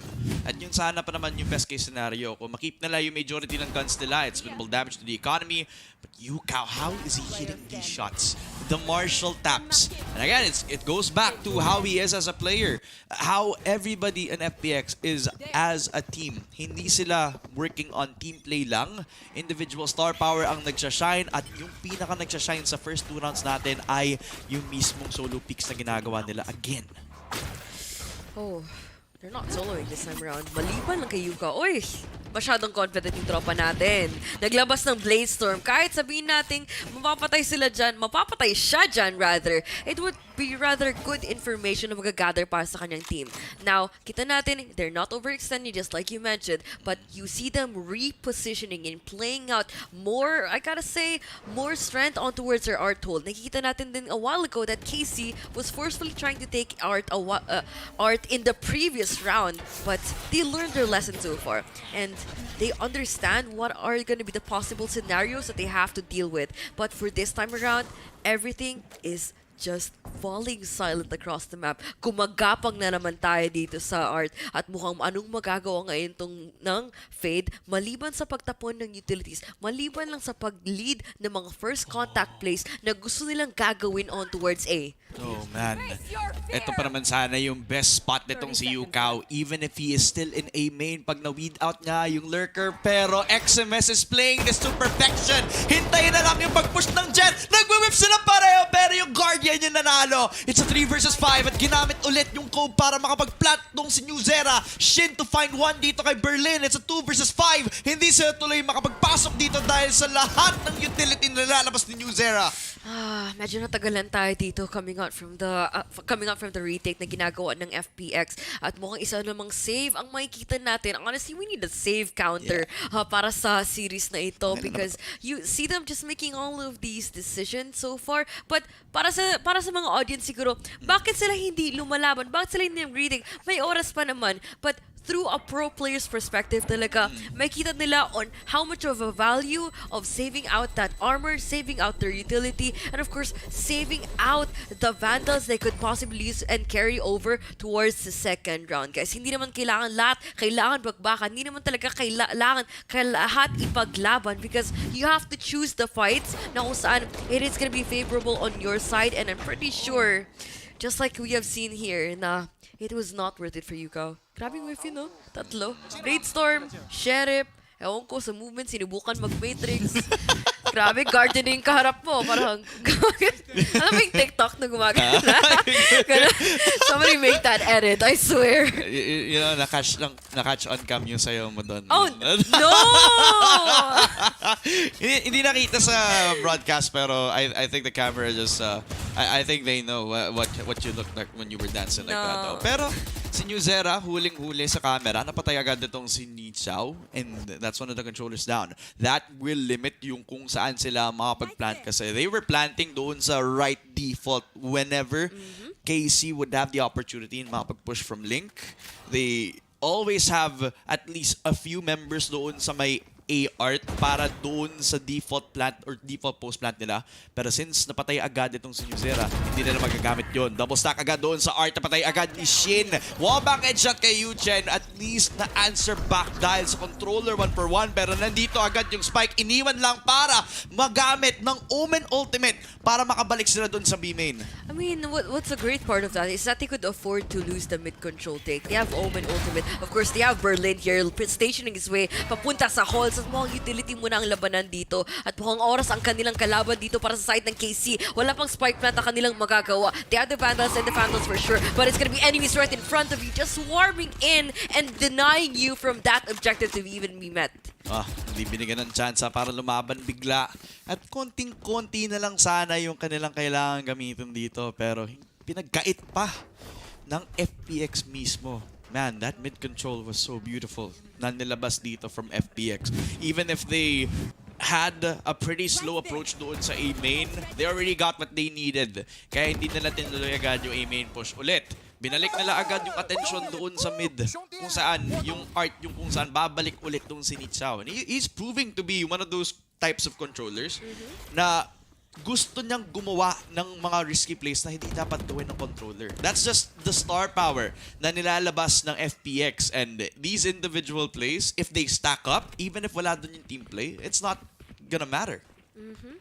Hindi talaga yan magmamatter kasi if you're only playing for your objective alone, then the team, in a way, for it to be effective, has to parang follow you for, has to support you, has to enable you for it because ang hirap. What if the other person has a different opinion? What if they have another insight that could possibly pave the way para makapagwagi kayo ng a few more rounds to go? But speaking of that, the objective right now is to be the B side plant. And of course, the post plant na makikita natin dito nagagaling from KC could be solid enough as long as it take more kills from galing kay Shin on towards lane. Now, they're gonna be up against the Jet player playing for the shorty. Si Shin, nagkakasalisan pa nga dito sa smoke at mukhang makikita niya sa wakas ang isa. Berlin coming all the way from heaven could actually take out a few more kills, but you see the Astra pulling out the wall. Can we win out the duels? For sure, yes. Good on trades nagagaling dito sa Ice Cream.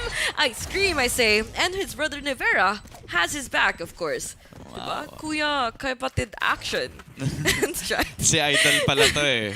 Si pro player commentator si Shinbu nakalabas agad dito sa Pearl. Grabe. At man, confidence on a high para dito kay Shin and sa brothers natin from Belgium. I mean, look at this. Look at how Nevera and Scream have been performing so far. Even if they're not, let's say, at the top of the leaderboard, if you don't count tong si Nevera, they're providing so much value into how they use their utility, diba? Hindi nila hinayaan na mag-push ng nag-iisa tong si Shin. Hindi nila hinayaan na maging maayos yung map control na kinukuha ng FPX. It's always at the cost of at least a few members or the most important utility. And with that, Nichao has to be very careful sa kung paano niya pinoposition yung sarili niya kasi he finds himself in these situations where the controller will always be one of the first people to go.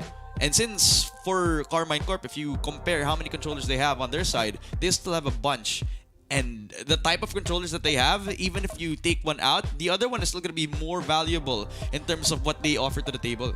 And kung iisipin mo din yan with what they offer to the table and how creative they are in terms of their plays are going out, they're not just limiting the use of the Astra to just like putting out the smokes. Nakita natin how effective it could be, but they are putting out more productive ways in executing a play. Pwede mo gamitin yung stun, pwede mo gamitin yung pull, and you could basically do anything at that point. The star could make your enemies overthink kung ano bang tatapunin nila dito na kung saan I have to make a flash decision kung paano ako magre-respond, paano ako magre-react for it na kung saan hindi ako na mapipitas ng basta-basta. FPX, we could see that effort. And for KC naman, I'm pretty sure that they're just trying to overwhelm them as much as they could. You mentioned 3 controllers and they have fully understood what it takes to actually fully utilize all that utility. Remember when I said 3 controllers? Di pala. 4 controllers pala sila dito sa game na to. Oh! All very I forgot unique in about their own right. Kasi you just have to consider how much of, what type of utility they put out as a controller. Diba? We got kill over dito kay Berlin, and it was yung tri-stack na ginagawa nila sana doon sa Link. Be falling, giving away yung space pa nila kunin sa A, pero hindi. Sa B sila manggagaling, and it's an all-out aggressive push dito. All I got double controller lang sila, partner. Pareho. Double controller sila pareho. Pareho silang may double controller. You know, Yeah. 1, 2, 3. Daming smokes. We're good at numbers. Yeah. Surprisingly. Galing, di ba? Hindi lang tayo magaling mag-cast, magaling din tayo magbilang. High five. Yun lang eh. Celebrate small victories, guys. Ano ba? You know, parang ang rami kong natutunan ngayon. But aside from the plays na ginagawa dito ng KC at mukhang matutunan din natin paano mag-retake ang FPX. Kuha ng isa, for sure, KC, Nisao is gonna be out. No more Astro to even worry about. No more stars. We all have to see each of these players shine though. Si I, walang flash na matatapon at mukhang save naman tayo dito, guys!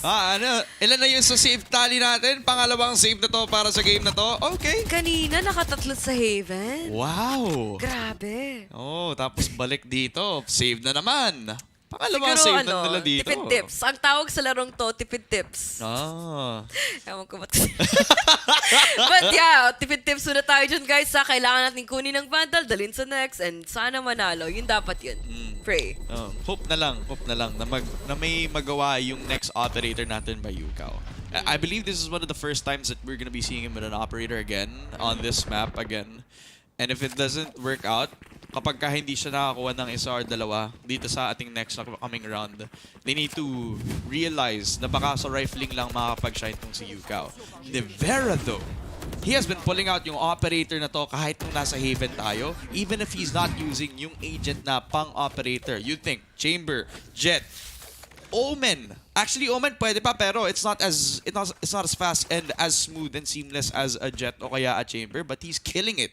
Even if he's a utility controller, he still has the confidence to peak like this kasi ito talaga yung playstyle niya kahit hindi pa Valorant nilalaro niya. Siguro kasi sa comp nila, parang they really have to parang fully maximize on what an individual can do, not just like limit them with the roles that they're supposed to play. And you can see them stepping up with the operator plays. But you know, look at the board, we can see Shin even utilizing that Phantom as well. Pretty good on this hands. And of course, we could fully rely on these players just by playing to their own devices, playing to what they know. And speaking of that, we already know that they're going to be playing on towards Link at mukhang magdi-disengagement na tayo at susubukan mabuhay? No. Hindi na mabubuhay after sa ganun. Ikaw ba naman binaril sa ilang beses? Sakit nun. Oo. Sakit nun. Pero hindi pa siya napatay. Man. Spike. Hinayaan nila yung Spike. Anong talaga yung plano dito? Casey, they had like a lot of like noise made doon sa Link. But since they don't have like the split push agad, since si Scream lang yung nag-iisa doon, wala din silang Omen Ultimate. It's slowly but surely at least meron pa rin silang time para makuha yung Spike, takbo agad doon sa B main. Pero by this point, FPX, they could still take the space. But once they do that, they're risking themselves na makalaban yung iba pang nag-hold doon sa halls. At si Scream, agad-agad niya nakuha yung napakadali niyang patay. Pagkatapos ng napakabilis na post-plant dito. Post-plant? Nga naman, ang kailangan nilang gagawin. Now, all they have to do is just counter out this operator player. Pustahan, save to. Pustahan, save to. Ano to? Oh. Sige. I mean, it's not as passive as before, diba? At least kumuha pa rin sila ng patay. Pero at this point, tumatakbo na lang sila palabas ng B. So baka nga save. Ito ang pangatlong save. Pangatlong save. Mabuti part at marunong ka rin bumilang, appear. Nice. Pero grabe, no? Ito talaga where we see them, parang, I mean, for a lot of people that don't see, rather, parang saving just puts a lot more parang thought than what people see on the surface level. Just by saving the operator, posible kayo parang sort of have an initiative na maka-go for early picks for the next round. But hindi mangyari. Napatay na pala si ano. No, never mind. Scratch out na yung sinabi ko. Laro na lang kayo. I mean, nasave pa rin nila isang Vandal. At yun pa naman yung what will come into play. Again, it goes back to the question, how will Ikaw value yung operator niya yun? Kung kanina pa niya sinasave, diba? He's been only getting a few, actually, yung iba pang mga crucial points nila, when they were pushing doon sa Link, he had like a slim chance to get at least 1 or 2. Line up na yun sana para dito sa KC, pero because he was blinded by the lights of Scream, hindi tuloy siya nakakuha ng napaka-decisive na patayo gamit ng operator na yun. At this point, you have to double think na lang kung gagamitin pa niya yun. Which is like pretty good that they're actually doing an effort to disable the operator plays that could get them to as easy pickoffs para sa kalaban nila. Now, si I naman dito ay magpe-play ng ADS, or gotta say, with his guns? IDS? IDS. Sasapakin ko na to eh. Sige. I mean, it makes sense. Makes sense. Pwede niya gamitin yung IDS niya, pero... Tumagos smoke. talino. I've seen Astra smoke one race here na pwede siya magtago astral mode. Oh. Diba? Hindi siya nakatapak sa lupa. One way. Tapos, okay, well. Risky though. Well, sobrang risky. May one way pero wala. Takbo na agad pagkatapos ng ADS ni I. Napatay niya agad tong si Scream bago pa man sila makapag-push doon sa B. They have no time at all. Kung ngayon sila mag-rotate, wala silang panahon para makapag-plant sa A-side. Kaya kung kailangan nilang gumawa ng desisyon, gawin nila ngayon na. Now or never para sa kanila dito dahil 20 seconds ang natitirang segundo upang makapaglaro dito sa B-side. Shin makakuha ng dalawa! Make that 2 for him and natin kung ano pang kayang magagawa nitong Fade player na ito. Now, spike being planted on B. Nakikita mo na dito ang Sheriff Place ang magwawagi para kay Chen. At mukhang kinakailangan pa nila pumatay ng more people coming out from the side from KC. Post plant on its way papunta dito sa pillar, papunta sa rounds. At mukhang paisa-isa nila kailangan bibig itong mga kalaban nila dahil they need to get the defuse. They need to hold off anyone trying to cancel out their efforts and taking out this round. Now, not enough time possibly. Tingnan natin kung mabubuhay pa ang si Shin at mukhang, nope, it's Berlin, sir! Ang mamamatay, holding off the spike, it's gonna be you, Chen, na naman! At 4K para kay Shin para to put the cherry on top. Wow. 4 kills for Shin, man. And it was planted in a way na pwede nilang kontrolin yung B main. Hindi na kailangang i-risk yung sarili nila doon sa mismong site itself. Man, Shin isolating each fight. Top fragging with 17 kills para sa Karmine Corp. This guy is on another level right now. Galit. At kung makita mo kung gaano siya nagagalit, ay naka-reflect na agad sa kung paano niya tinitake yung mga fights na yun. Maybe it's just like him like taking the opportunity to shine because alam mo lahat tayo nag-aakala talaga it's gonna be another Scream and Nivera show na in-expect natin sila mag-frag out. And para sa atin naman for a player like Shin na makita natin top fragging for this game alone, parang we're not so surprised that everyone is like capable of fragging, but you know, everyone else like don't really have to do much and aside from like letting him play. Parang I love the trust that they have towards this like type of like relationship na ginagawa ngayon ng KC towards each other, and which is pretty great. Everyone has the opportunity to shine, but not everyone should be parang focusing so much of that like highlight plays, focusing so much of the KDAs because it is a team effort after all to win out this game, and Shin is basically doing this for the team. I like how he's stepping up. Yeah, one of the younger players nga naman dito. How para old sa are these Karmine people? Corp. I mean, at this point, you expect na yung peak nila, mga around like 17, 18, 19. Nagulat ka nga nung sinabi ko sa'yo kung gaano ka old nga naman yung mga player na sasabi ko sa'yo. Pero hold on, Berlin, nasa loob ng smoke, nalabas ng shorty, pero hindi sila nagpupush doon. Doon nakafocus sa mismong plant spot, pero hindi sila nagkaroon ng tsansa para ma-plant mismo yung objective. It's all the way over sa likod ng screens. At nag-iisa si Nivera gamit niya ang kanyang operator. 12 seconds para biglang magkaroon ng clutch. An impossible miracle para dito sa Karmine Corp. Pero dahil walang time, walang panahon, at wala siyang mga kaibigan, binigay na lang agad ng Karmine Corp ang 4th round win for FPX. Man, kahit alam niyo naman mag-iisa, I like na ginagawa ng FPX ngayon is hindi nila basta-bastang like felt the need para babawin yung operator sa sitwasyon na yun because they basically understood na Nivera is a very clutch player and they're not like sort of risking that and they're not parang that like I wouldn't say brave enough, stupid enough para pipilitin yun. Honestly, like brave and stupid are two different things. I get that they're confident right now. I get that FPX could do anything at this certain point, but it's Nivera, it's KC, and kailangan mo talaga respetuhin ang iyong mga kalaban regardless of how lamang you are. How lamang? Yeah, how lamang in the situation. Oh, wow. How lamang in that situation ka naman. Kung paano mo naman sila kukuha doon sa lamang na yun. Yun din yung importante. May lamang sila pero can they keep it? Can they maintain it?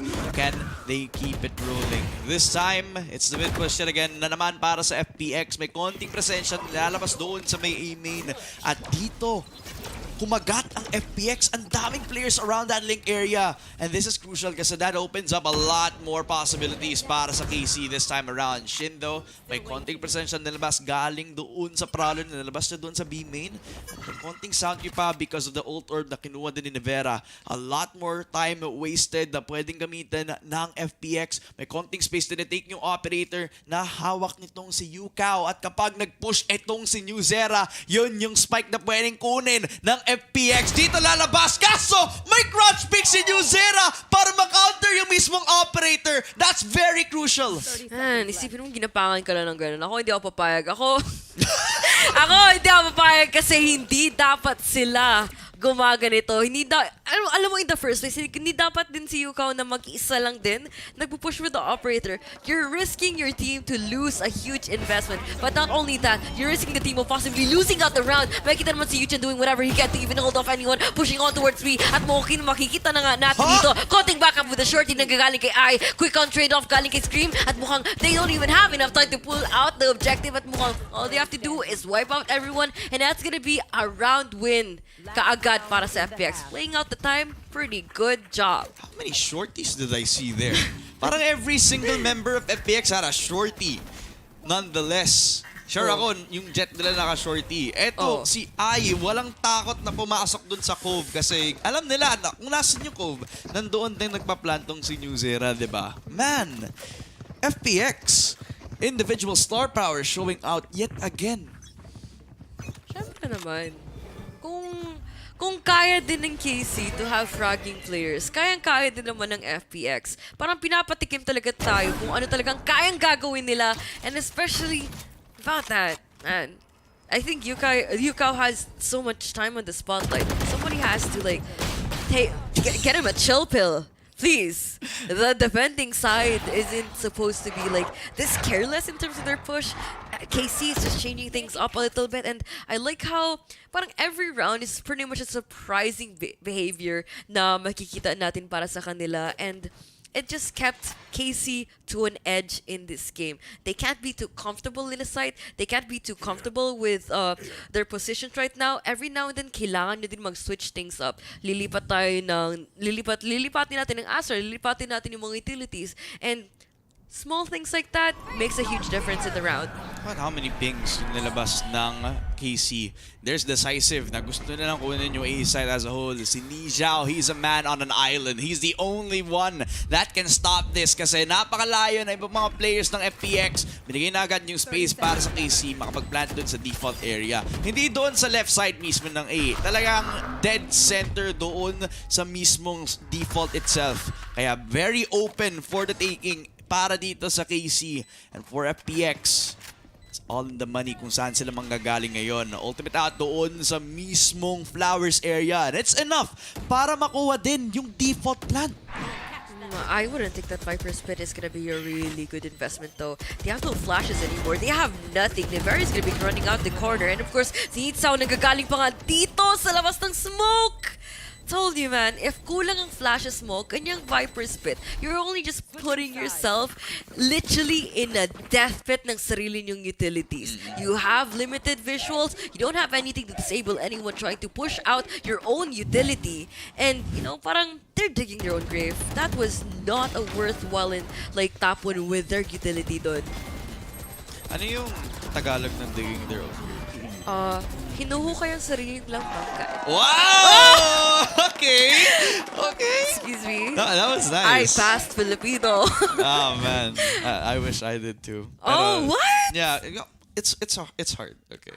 Sometimes it is actually. Yeah, pero I find myself embracing yung sarili kong wika. Oh, dahil if you don't like your sariling wika, you're smelly like fish daw.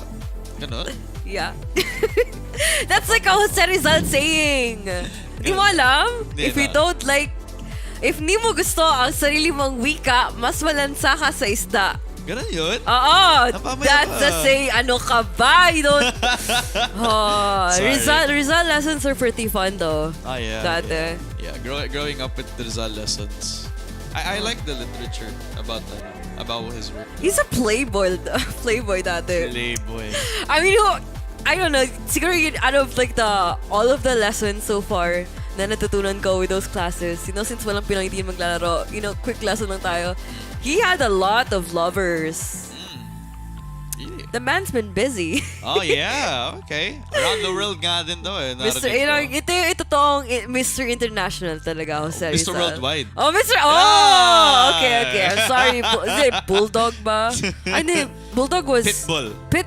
Bulldog. Iniisip ko, Valorant. Sorry, akin. But you can interchange so... never mind. It's fine. You know what? You're trying, and that's like the best part about this, diba? I'm trying too. This game has been overwhelming to say the least. Kasi you're getting the best out of both of these squads. Lalo na yung FPX, they're showing that even though hindi sila gelled as a team like as long as a lot of other teams here, like, you compare DRX, kung gaano katagal yung roster nila together compared to how FPX is, where they have experience like playing in a competitive scene, hindi naman in a Valorant competitive scene kasi talagang very short notice yung kanilang invite dito sa ating VCT LOCK event. Which is not pretty bad actually, I have to say. Kasi nakakayanan nilang i-hold off at papatagalin pa tong laro na to up to Game 3. Pinakitaan nila kung anong kaya nilang gagawin from the second map, and here on the third map, hindi basta-basta maging easy sweep victory ito para sa kalaban nila. And gotta say, they are putting up a really good fight, and of course, putting out a very resilient effort in stalling. Okay, not stalling, but trying to win as well. Because single LMs lang to, of course, they have to give it everything that they can, and kahit lang nakikita na natin dito na scoreline, it's just not over yet, and I don't really see anyone parang being overly complacent or say deciding to at least win out or commit more mistakes in this game. No, being over complacency, confidence yung lumabas doon kay Shin. Na nag-iinit ang dugo niya. 18 frags galing dito kay Shin. At dinagdagan pa nga niya ng isa pa. Galing doon sa one tap. Doon, all the way over from the peak doon sa mid-doors area. At may konting damage pa nga dito kay Ikaw dahil doon. And this is how you know how valuable itong si Shin ngayon. First buy niya, Sheriff out of anything else. No utility at all. Tapang. I admire players like this, oozing with confidence, and of course, oozing with everything that is gonna be coming out for him right now, except for his own blood. Now, si Scream, gamit ng dagger. Of course, he's gonna be kicking out information for this team, but of course, he needs somehow makapag-take away sa kanyang own life. But you see, though, nakita natin dito ang crossfire na to. Nakita natin push from connector, throw in the flash, but it does not even connect to anyone's shots na galing sa kanyang team. Now, Yuchen, lalabas ng classic, and of course, si New Zera just showing us that the ghost is still gonna be better for angles like that. Timing. Hindi nagkamali yung kung kailan nag-flash tong FPX kasi narinig naman nila yung initial info kung saan magagaling yung Karmine Corp, right? It was so many people all the way over to connector, but it was at the time when they used yung flash. As you said, it was when they were able to go for the triple peak, and that was beautifully done na nilabas ng Karmine Corp so far. Pare, na-realize ko alam pala. Hindi ka ba na mapanalo tong Karmine Corp, pare? Ako, I'm fine naman. It's very sucks how they play. It's not too special, but at the same time, parang medyo mataas, my expectations for this team. But at the same time, I don't want to be effort ng FPX to be sayang, diba? Kasi they're in Brazil, and the entire country naman is making asa to their efforts. So, yes. Alam mo yung gusto ko doon, sobrang seamless. Nag-gets mo agad. Yung tinatry ko yung bato sa'yo, man. That's just how you know. The type of energy that we have here right now. But now, all the tension on the high para sa both FPX and KC, they're hesitating to even take these peaks. Dahil alam nila na Guardians and Spectres ang kalaban nila dito. One tap, two tap from Scream! Left click lang! Tamang movement para dito kay Scream. Ang headshot machine para sa Karmine Corp. Grabe, sabihin ko sana nagtawag ng kuya. Alam mo, actually sabihin ko nagtawag talaga ng kuya. Ni Vera mag-isa kanina sa site eh. Oh, tingnan mo. Oh, back to back to back to back. Oh, diba? Boom, boom. Oh, yun na yun eh. Yun na yun eh. Oh, New Zera. Oh, Nivera, Scream. Alam mo, feeling ko, ampon na anak to si Newzera. Diba, ang ganda ng synergy magkakapatid sa site eh. It works! It still works! Kitang-kita mo naman. Long lost brother pala tong si Newzera. I didn't know this actually, no? Parang fit na fit yung playstyle talaga nitong si Newzera kasi hindi niya hinayaan na mag-pick ng nag-iisa tong si Scream. Siyempre, Hindi niya hinayaan kalahi talaga. eh. Kadugo eh. Sabagay. Siyempre. Oo. The same sila ng pag-iisip. Birds of the same feather belong to the same mother. Ewan ko. Alam mo, ewan ko na din. Ano sa ba? 3:47 pa lang ah. Maaga pa. Man. Sorry. I mean, night shift na naman tayo. Pero hold on, Nitsaw. Nako, security guard to. Hindi niya alam na nanggaling na sa loob ng gate ang dalawa. Pero sa pagkapit niya dito sa main, hindi niya pinalayas ang tatlong KC. At akala niya na kahit nag-iisa lang itong si Nitsaw na kinaya sana ng tatlo pero hindi. Isolated angles lang ang kailangan para mapatay silang tatlo. Ganda nun. Grabe. Hold game strong. Ganda ng default. Good reaction na nakikita natin dito sa side ng FPX. I love how ang bilis nilang tumawag ng rest back. Alam nila na open itong A. Nakapitas ng tatlo. At makikita naman natin, medyo nagkakaproblema yung mga kuhin natin na naka-bonus round dito na nanggaling from the defending side. Of course, they could even still try to make the sheriffs work, but that's all that they could do. Picking out A, na makikita natin ngayon, si Scream. Hanggang saan niya kayang madadala itong one-tap or headshot machine na player na ito for his team? Oh, save na naman. Ano ba yan? Grabe. Gusto ko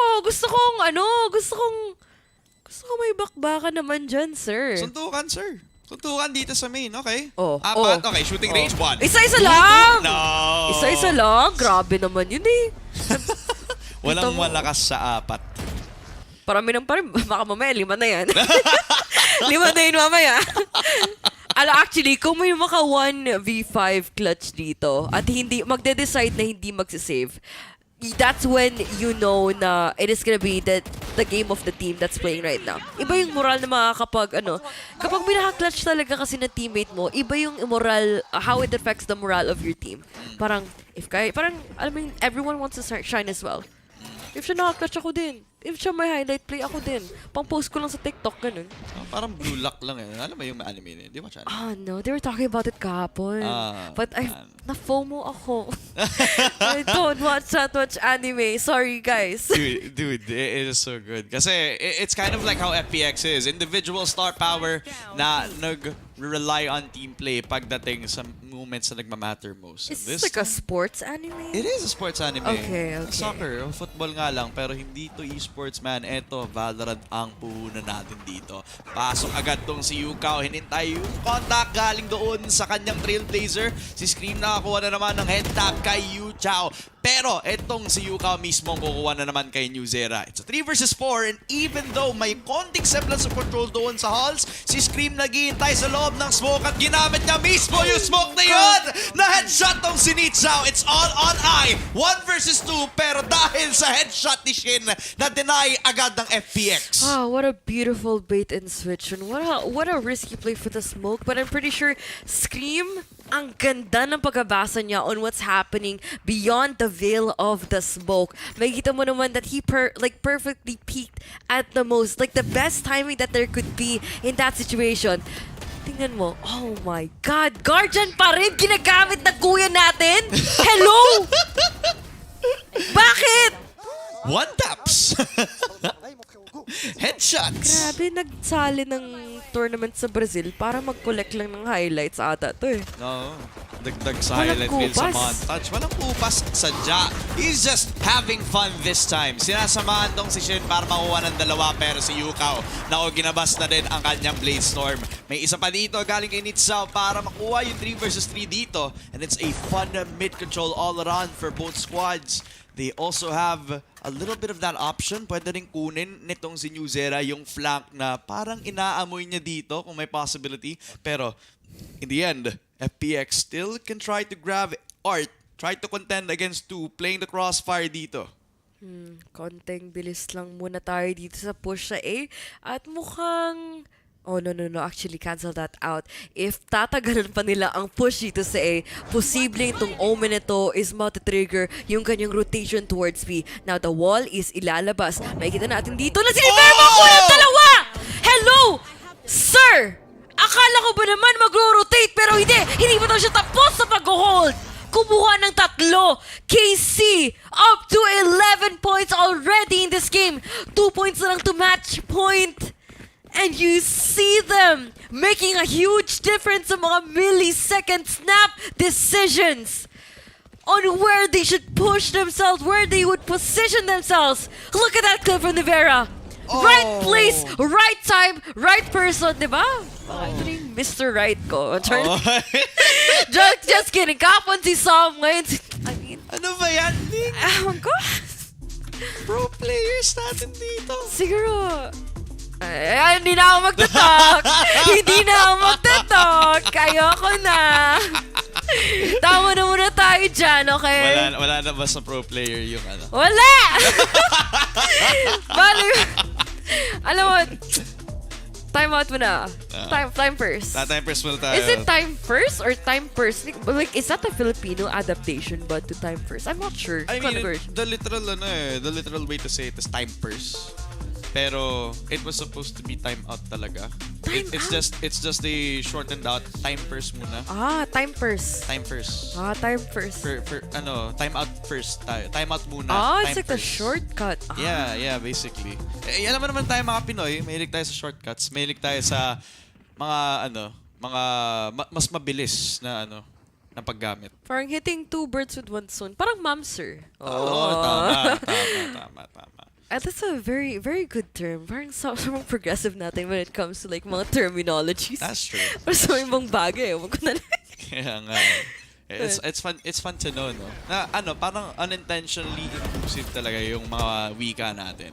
Ngayon, Nivera, hindi siya magbibigay agad ng space. Dahil dito sa operator na nasave up niya from the previous round, may collateral na nangyari para ma-deny yung pag-push dun sa A. Mangyayari ba yun ulit ngayon na nasa A site ulit sila mag-iingay?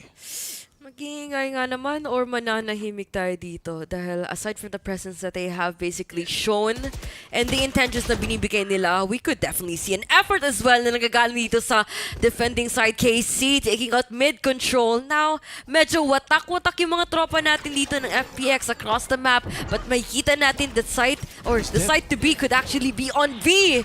Ano yun? I mean, he's dead. Utility? Yeah, Just that? ginamit niya yung yung kanyang astral form para maglabas ng smokes on A. Pero he tanked it. naamoy agad ni Scream, kaya nilabas niya ng fragment. Oh, that's a really good call. Ganda ng pagbasa. Ganda ng utility. Tingnan natin kung magandang dulot bang ginagawa ni Ikaw dito sa kanyang pag-push. Now Scream is out. Could definitely go in for the quick on-res. Makita natin dito si Idol stacking out that Nightfall. That's a good flank coming from Berlin in behind. On spawn, 1v3. Of course, makita natin na si New Zero ay mag-hold ng defuse. The Dome is gonna be protecting him at mukhang walang namang gagawa yung kuya natin dito. Good flank though, but intention is there. It's just the teammates were gone too soon. Akala mo, magiging successful ang money heist nitong si Berlin. Since nakakuha siya ng dalawa, that would be the perfect call to actually go for the flank dito. Since they were busy on the front lines, pero by the time na napatay na agad yung frontline players, nandun yung double kill.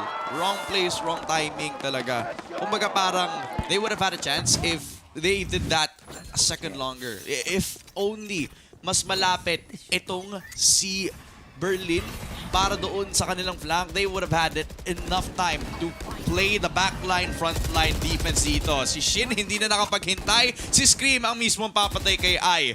4 versus 5. And even though it's a very messy mid-control for both squads, the fact that they already got I is a good thing to do kapag KC ka. And medyo like delicate din to para sa side ng FPX kasi kahit sabihin mo talaga na kayang-kaya nila lalaban itong KC right now, even with 4v5 fragging potential is their utility as well. But you have to take into the consideration na it is gonna be Nivera that they have to deal with on the side. You see him like do multiple kills, and of course, you see him hold off a side. Mukhang medyo magkakainitan tayo dito. 3 ang iyong kaharap, sir. Is that gonna be a worthwhile peak for you to even take? Now, Berlin taking a few frags for himself as well. Same goes with the story for Ikaw. At mukhang tatlalawa na lang po ang matitira dito sa KC. Real quick spike being planted on A, and we see them extending further on towards Flower. Mukhang nakatali na yung pang-5 nating save para sa game na to, Ling. Hindi pa tayo tapos dito dahil kahit hindi pa tapos yung game na to, nare-realize na ng KC, kaya pwede pa rin sila mag-clutch dito. Tamang clear na lang doon sa A-main habang nag-hold pa rin ng link tong si Nivera with the operator. Pero hindi pa rin nila nakiklear yung default until Nivera hit the shot. At may cope pa para makapag-defuse tong si Nivera na half! Pinush agad! Pero na-deny! Si Berlin, even though namatay, hindi pa rin siya nakapag-defuse. Pero Nivera, yung shorty na mismong tumapos sa FPX. Goodbye, FPX! Hello, Karmine Corp! Grabe! Kanina kala ko magsisave pa nga ulit-ulit ang sinabi mo. But you know what's nakakagulat about that situation? They force out the retake, kumamit pa rin ng operator, walang katakot-takot tong kuya natin or yung bunso natin na si Nivera. Carrying the confidence with his brother, which is like, I gotta say, parang sort of leading him in a way, spiritually, and that was extremely what we definitely needed. Parang Scream had his good moments back then, but Nivera, my God, not a player to sleep on, and it was a really good call for them. Hold out that defuse, hayaan mo ako mag-protect sa'yo, and that's just how we want how we want KC to win. It was just not mere coincidence that they do. It was not luck, but just pure team play, pure fundamentals, all of it being exercised for them to land out this victory, for them to land out this entire series for themselves. If we're allowed to talk about a little bit about it, since they have shown their potential with their coordination, I think it plays into how their communication works, diba? Kasi that was the goal of Karmine Corp na mag-field ng roster. 5 people speaking French to each other sa communication nila. It went smooth at naging seamless na pagdating dito sa Pearl map. The guy that we never expected to pop off, siya yung sumabog mismo dito para sa Karmine Corp na si Shin. And he was the guy, he had the responsibility na iset up yung parehong si Nivera at saka si Scream, ang dalawang Belgian players natin from TL na ngayon ay mismong sinaportahan tong si Shin. They realize na since si Shin naman yung nag-iinit, hayaan nating sumabog tong si Shin pagdating sa ating Pearl map. Man, that was pretty amazing. Like, you see all these players like fully enabling each other. Like you said, parang nakikita natin talaga yung cohesiveness ng mga plays na ginagawa ng mga players. It's not just gonna be a Scream in the Vera show, but Shin is gluing everything together. Slowly but surely, KC is starting to make sense. A lot of people question that, but I'm pretty sure the panel as well have a few more things to say. Pero, bago tayo pumunta sa panel, konting map highlights lang tayo bago tayo makarinig from thoughts from Laika and Azrai.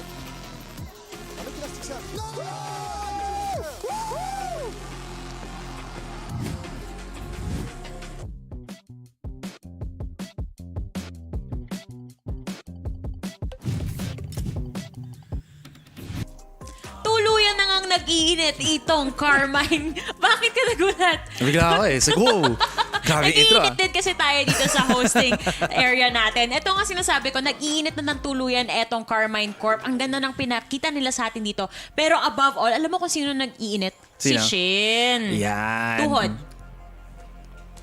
Oh. Di ba ano yun dito?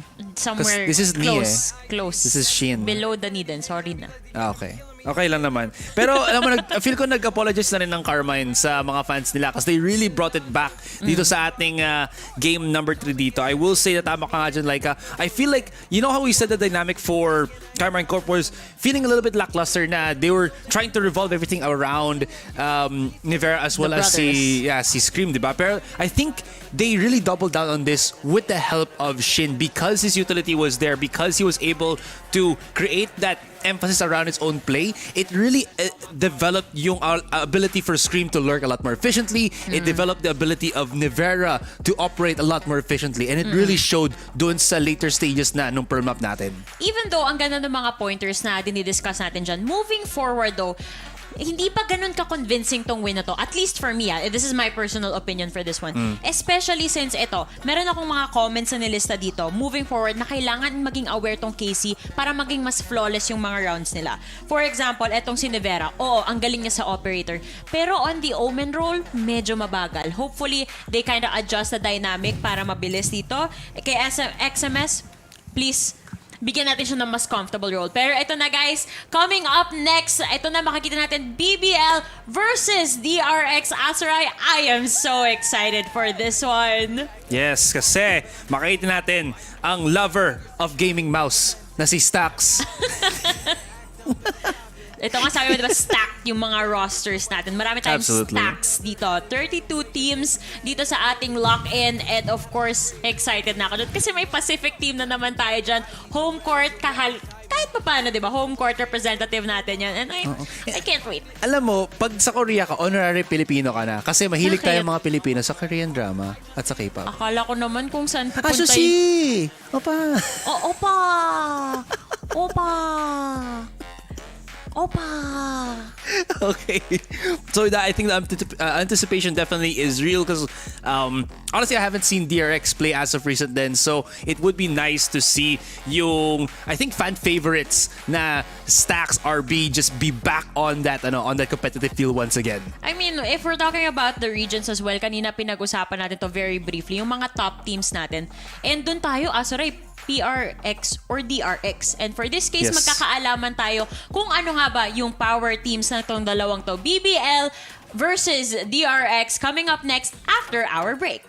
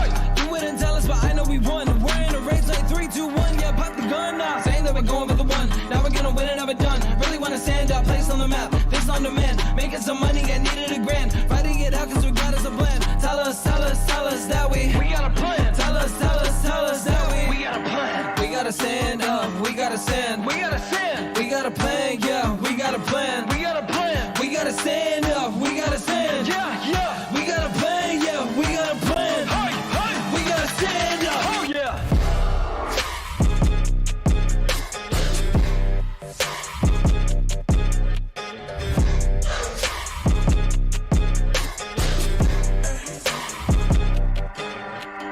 Take a walk in my shoes, but I'm keeping my standard. I'm keeping them sitting guard, I can't lose, but I live like a panther. Live like a panther. Rise from the sun, my life is a dump. Who would have thought new heights I can jump? Rise on the jumps, I'm powered enough. Who would have thought life changes a bluff? This wasn't made in a minute. I'm needing opinions. I'm making decisions, relaying the messages. All to my menu, saying I need it, but need your attention. Hey, we are the guys. You dropping like flies.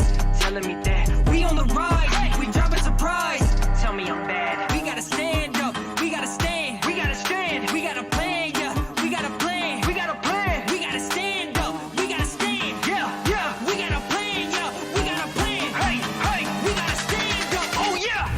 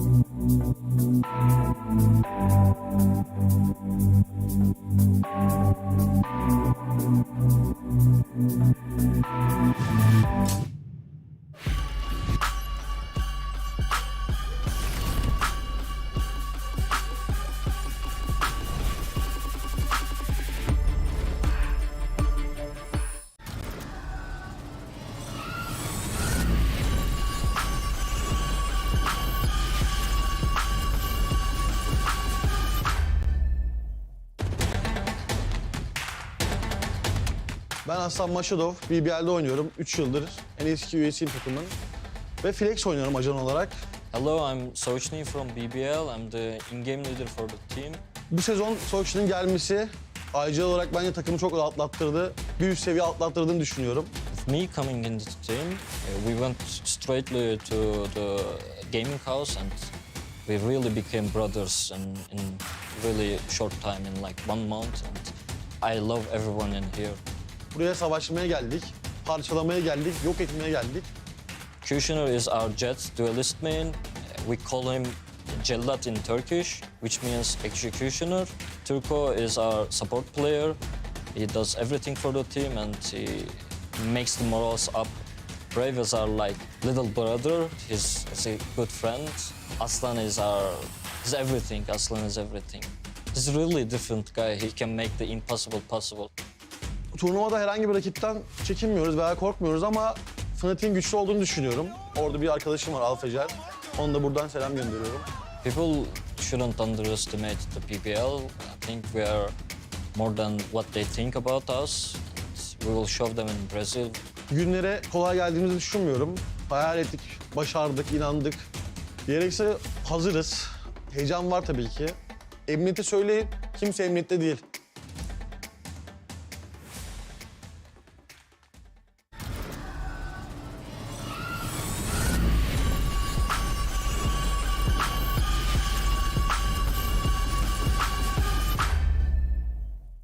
Hi, I'm Stax from DRX. 저는 일단은 IG를 맡고 있고 이제 척부대를 하고 있고 그리고 이제 제 성격은 그냥 뭔가 조용할 때 조용하고 미친놈일 때 미친놈이고 그냥 좀 살짝 카멜레온 같은 느낌이 있는 것 같아요.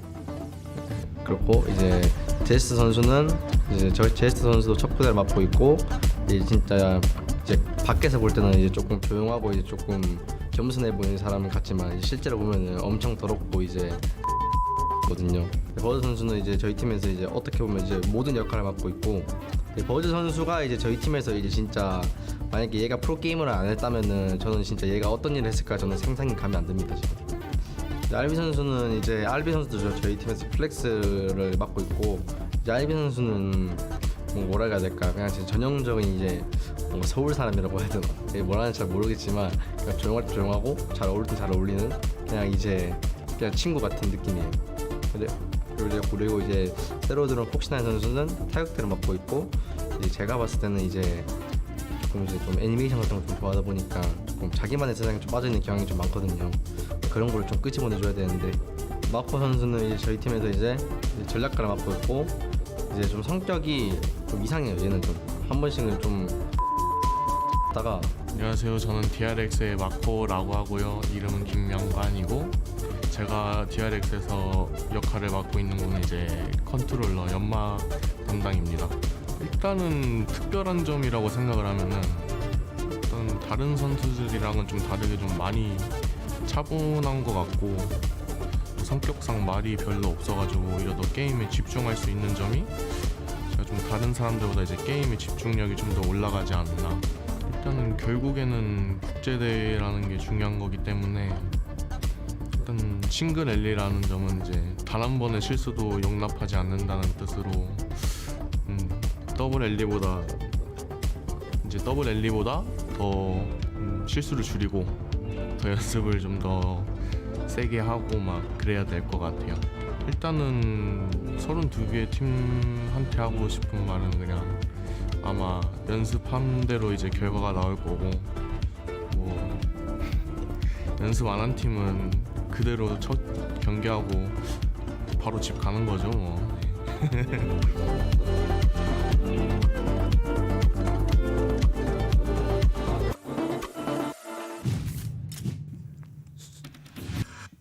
Wow. Okay, so right now, I am overwhelmed by the sounds, but I am overwhelmed as well as we are about to begin dito ang ating match between BBL versus DRX. Ang nga po sa kasama ko po ngayon, si Laika, and I will say, yung The voices in my head are a little bit too loud. Napapasayaw na lang ako kasi, alam mo yan, we're in a good mood. We're dancing to the music that we're hearing, but it is what it is. Anyway, guys, the interview that we just saw was actually crazy.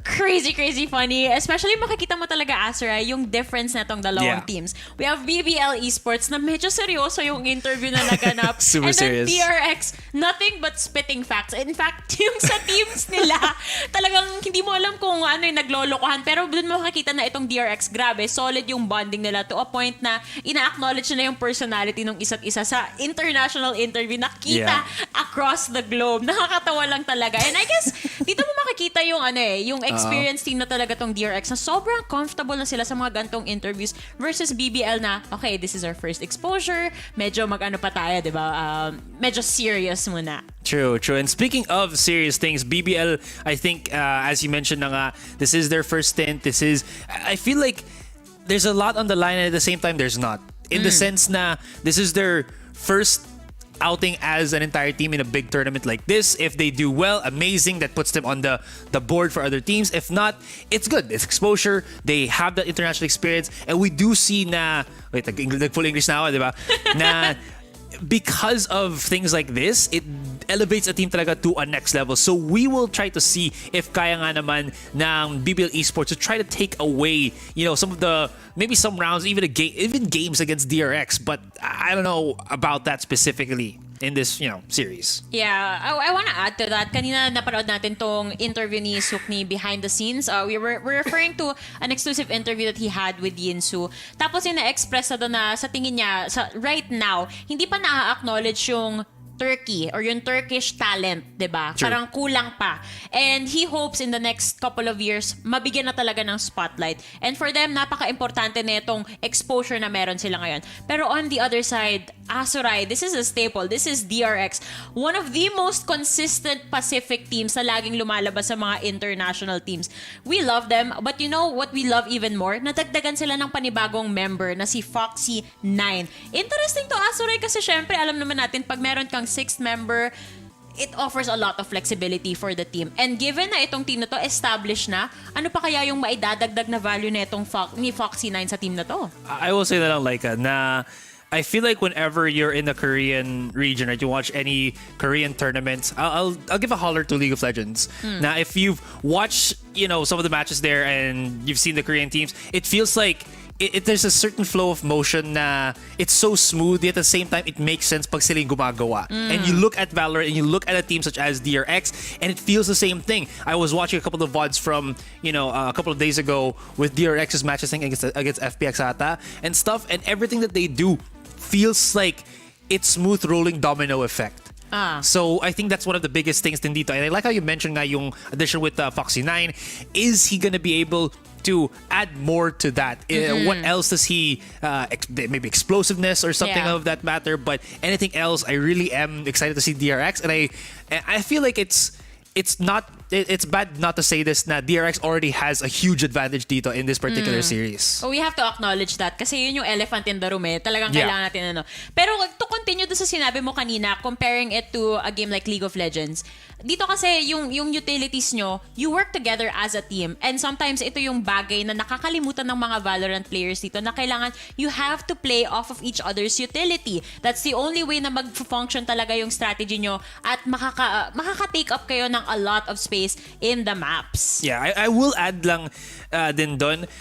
You were mentioning how well the utility is, and I feel like DRX always brings that to the next level. Na if you just look at any of their executions, it feels like they do that and with such very minimal lag behind it. Na parang they're just scattered throughout the site, but somehow it works, it makes sense, and it's agents that are supposed to be in those locations and it's utilities that's supposed to be thrown at specific timings. That's how I feel like DRX are, right? The parang there's nothing that they can do. Of course, that's not really true. They still have lost a couple of matches, but when they're on a roll, they are on a roll. You can't forget, I believe this was also the Vision Strikers teams before that had, what was it, like plus 80 wins ata before they had their first loss, which was kind of crazy to think about.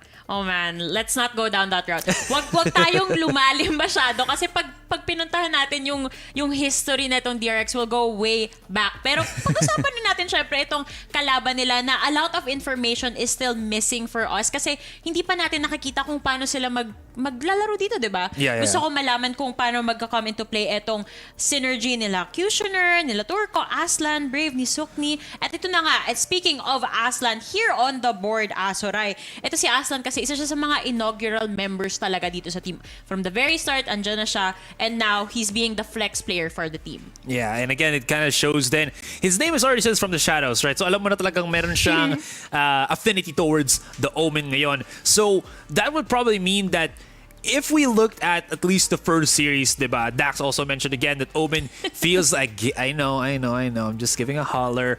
Now, Omen does play really well on Lotus. Is Aslan, is BBL going to maybe put that out, utilize yung strengths of the Omen? Are we going to be seeing maps where, Aslan can really utilize din yung Omen niya, or are they gonna go play in the realms of yung maps na meron dito on DRX? I feel like again, matches like this, you really have to cater yung map selection towards you once you know that you're up against a team such as this. So it really again is gonna boil down talaga sa map selection, whether they have a higher chance of win rate in some of these games or even a win rate in this entire series. I think one thing na na-overlook din ng mga tao from time to time, it's not just about the map selection at the end of the day, it's also choosing the side that you start off with. Sometimes, diba, meron tayong mga composition na makikita mo na from the agent selection itself, malalaman mo na okay, this is more attacker-sided, so dapat as much as possible, you start with the attack, you get the most advantage point. That way, diba, meron kang more room for error when the sides are switching. Yeah, true enough. And again, isa din sa mga naisip have to look out then is what is his name again? Yes, the Kushner would have to also watch out if what particular duelist he will be pointing. I think the specialty that he has been using before has been the Raze then.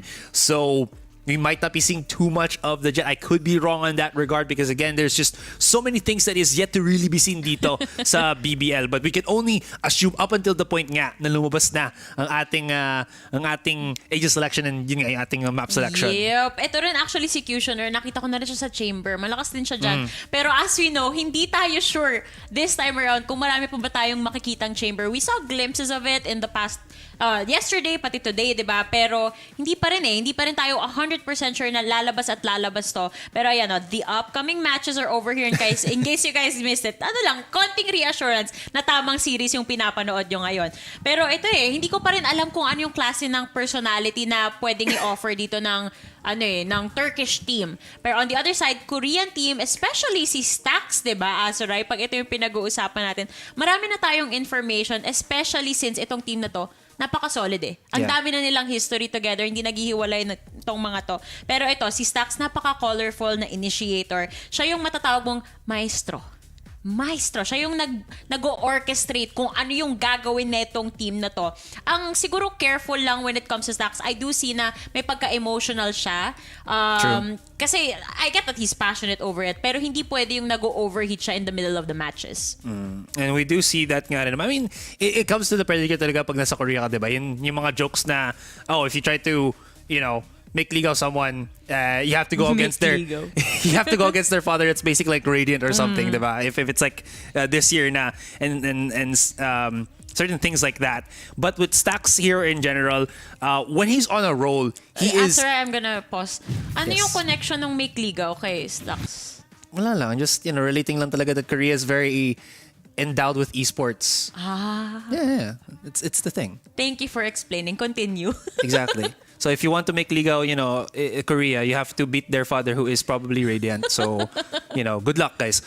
Anyways, ngayon sinasabi ko nga, if Stax is on a roll, if he's not, if he's not spiraling down that kind of emotional issues that he might have if they start maybe losing the rounds and such. He's not only just an amazing IGL, but he has incredible game sense then in terms of clutch situations, and we've seen that time and time again. I think the whole of DRX then is incredible. And one of my favorite players there has got to be RB.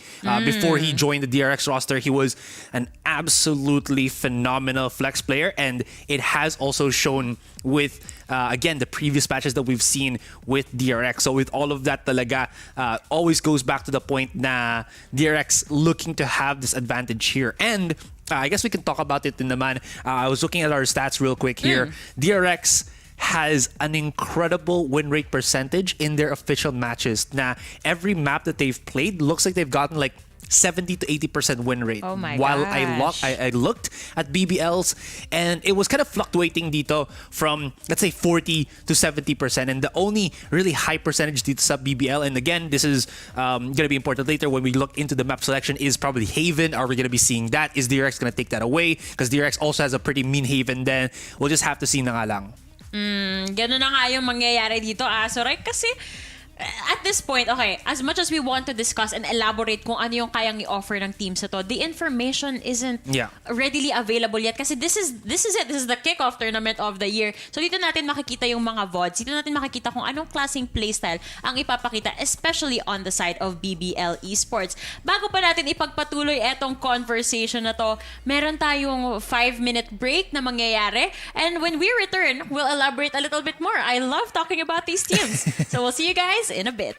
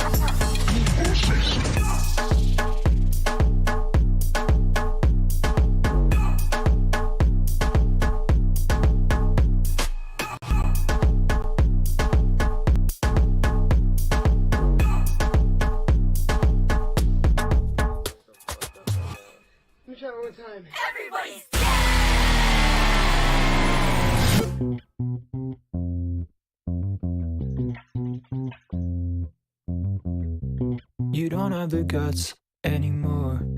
Hit me like a truck and I fell to the floor.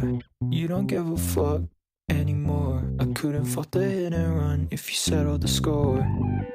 I think I wanna punch you. I really, really want to. You're talking at me like I know what you mean. I made a mistake. Could you give me something to respond to? You don't have the guts anymore. You were playing with your guns, so I ran in the door. What's your bad side? Give me anyone else. I feel your back, but you can't get over yourself. 80% your function. So can we skip the introductions? The only time that I'm the girl of your dreams is when you shit face. Another white boy with the concussion. Everybody's dead and it's all my fault. Everybody's dead and it's all my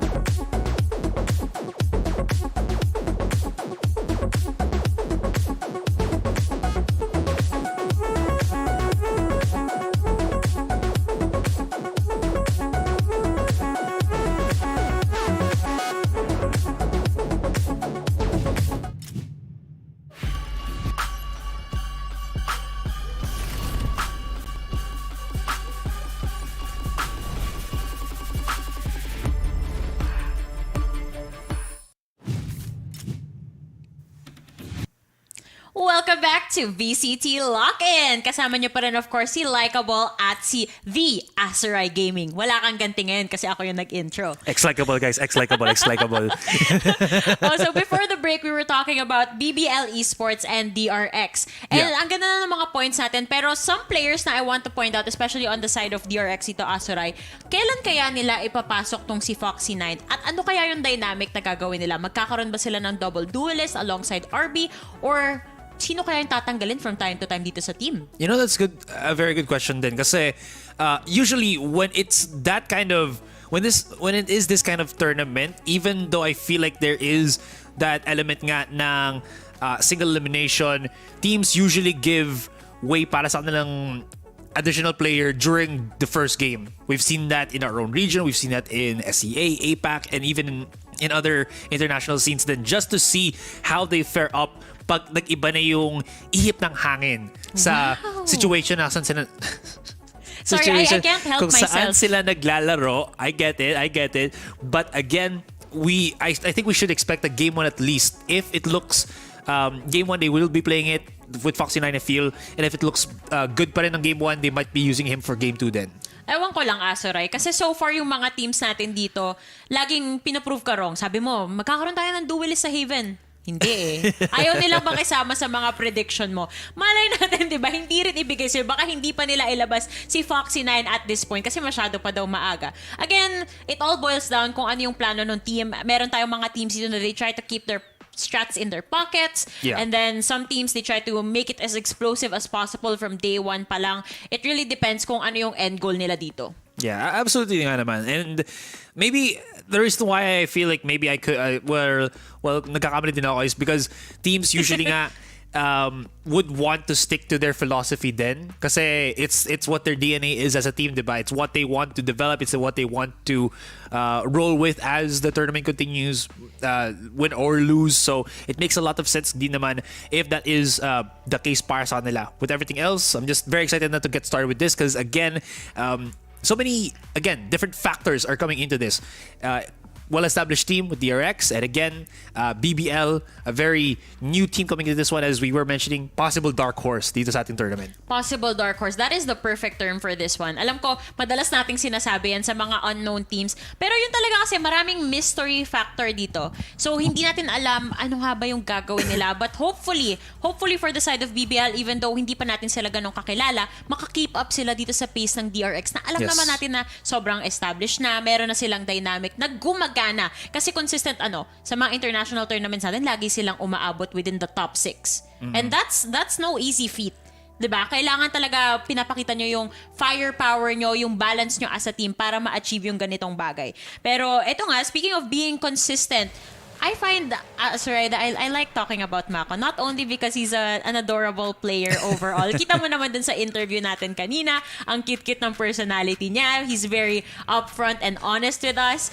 Pero overall, even as a controller, ang ganda ng mga gameplay dito ni Mako. Yeah, I really do love. Again, it feels like DRX struck lightning multiple times with what they vetted with their particular roster nga, diba? It feels like these players have really meshed well nicely dun sa kanilang and because they've been playing for such a long time na din, they've just honed it better and better and better. And now coming into 2023, they're one of those teams na parang, di ba parang kayo pa rin yung team na nagsama? Kasi dati yung ibang teams nagpapalit-palit na sila.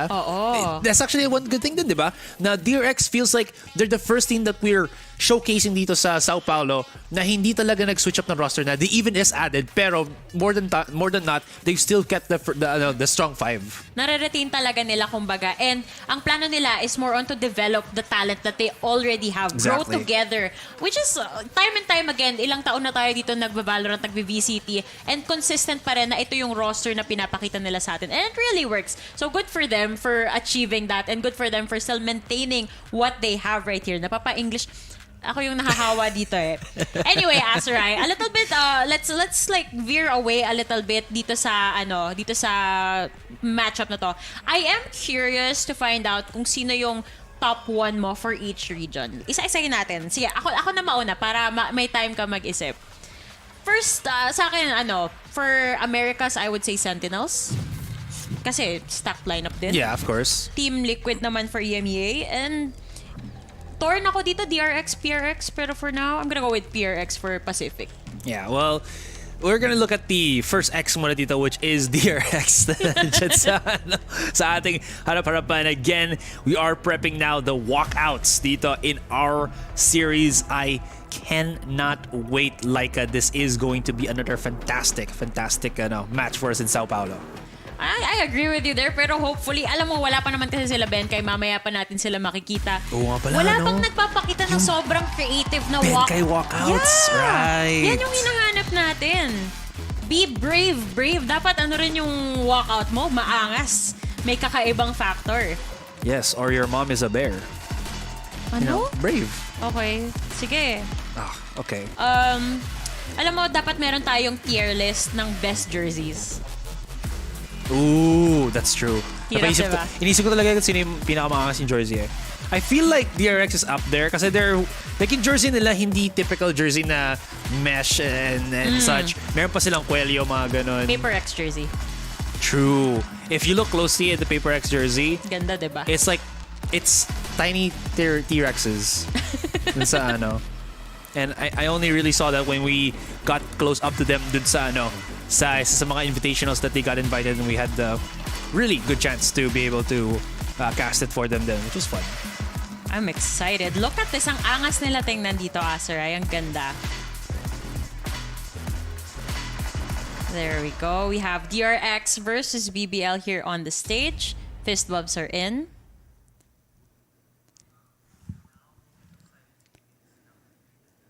Before we begin with our next match between BBL and DRX, we wanted to pay our respects to all those impacted by the Turkey and Syria earthquake with a moment of silence.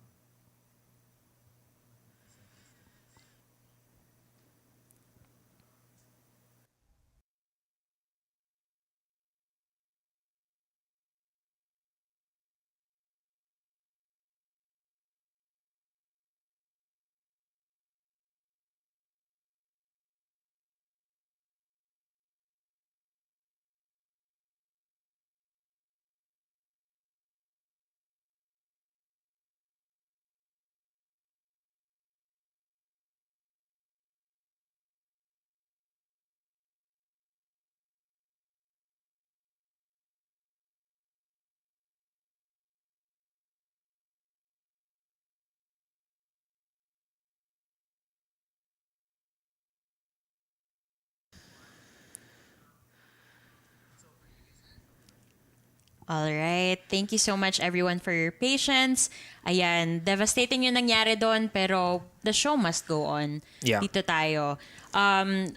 If anything, ito, lock in, Azuray, this is a chance to prove yourself talaga. Yes. And I am so stoked kasi this is a chance for Turkish talents to really showcase what they've got. Yan din naman yung sinasabi ni Sukni as the IGL of this team na gusto niya ipakita sa mundo what Turkish teams have to offer. Yeah, I'm just to be honestly, yeah, I'm still smitten about that a bit. I will say then, just like off topic lang then, I watch an incredible amount of, like, let's say food YouTube videos, and they always go to Turkey then and like how amazing the food is there and such. So there really is a lot that this country has to can offer. And now going back into this, we go and just wait na lang how this dark horse team can perform. So yeah, it's about that. Abangan natin. Akala ko sasabihin mo na panood mo yung mga ice cream vendor videos eh. You know, that actually did not come to my mind. So ano, nakalimutan ko yun. May nakita akong life hack doon, Asoray. Kapag inoferan ka, di ba yung minsan ipaprank ka nila, bibigyan ka Yes. ng cone, Oo. kainin mo daw yung cone para lugi sila. Nakita ko yun yung bata yung kumakain. Mapipilitan sila na ibigay Oo. na lang sa'yo yung Libre. ice cream kesa ano, di ba? Pilitin ng pilitin. Pero ito na, Asoray, we're off to our map selection. Ano kayang makikita natin dito? Definitely not Lotus though. I feel like more than anything else, DRX, sinisave nila yung Lotus for a rainy day. Maybe deeper into this tournament na pagkatapos ng Alpha Omega stage natin dito. Yeah, Pearl makes a lot of sense din naman. We have seen, I think, Korean teams also play with this one. We're probably going to be looking at possible Haven nga. Sinabi ko rin na BBL has probably their highest win rate in this particular map din. So, I want to know if gusto nilang gamitin ito. Ascent? I'm not entirely sure because DRX have also shown that they're just incredibly good on Ascent. Nasabi ko na to sa'yo, nasabi ko na rin ngayon na itong dalawang to medyo may similarities ako na-realize gawa nga nung mid control na sobrang important, especially for the lurk potential. Pero I don't know if nakita mo kanina, merong naka-signage na, "Hi Tarik." Oo nga naman, shoutout sa'yo Tarik. Salamat sa pagdoon sa Tagalog broadcast natin ngayong gabi. Salamat sa pakikiramay sa pagpupuyat namin ni Di ba Asoray. Pilipino si Tarik? Kasi alam ko pa nga Tarik de la Cruz eh. Oh, talaga ba? Oo. Haven, Asoray ang magiging last map natin dito. Ayun.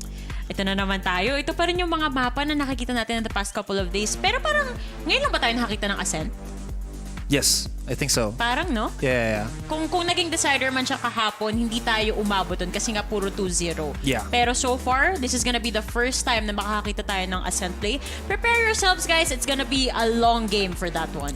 I cannot wait. But this is, at least from what we can see on our standpoint dito, na if BBL can weather the storm of those first two maps and they go into Haven, they have an arguably good third map to get into if ever man. Now we are here dito sa ating Prime Gaming Agent Select, and Cushioner, that's a hover over, but usually they don't really change their agents. We are gonna be looking at a Yoru dito already from the get-go. I did mention like kanina that I would love to see a Yoru sana, maybe on Lotus, but not Lotus. We are gonna be looking at it here on Pearl. Still very, very applicable. Very applicable talaga. Na-imagine ko yan, especially on the B-long site, di ba? Ang dami mong pwedeng gawin dahil ang layo nung site na, ang dami mong space para makagalaw as a Yoru.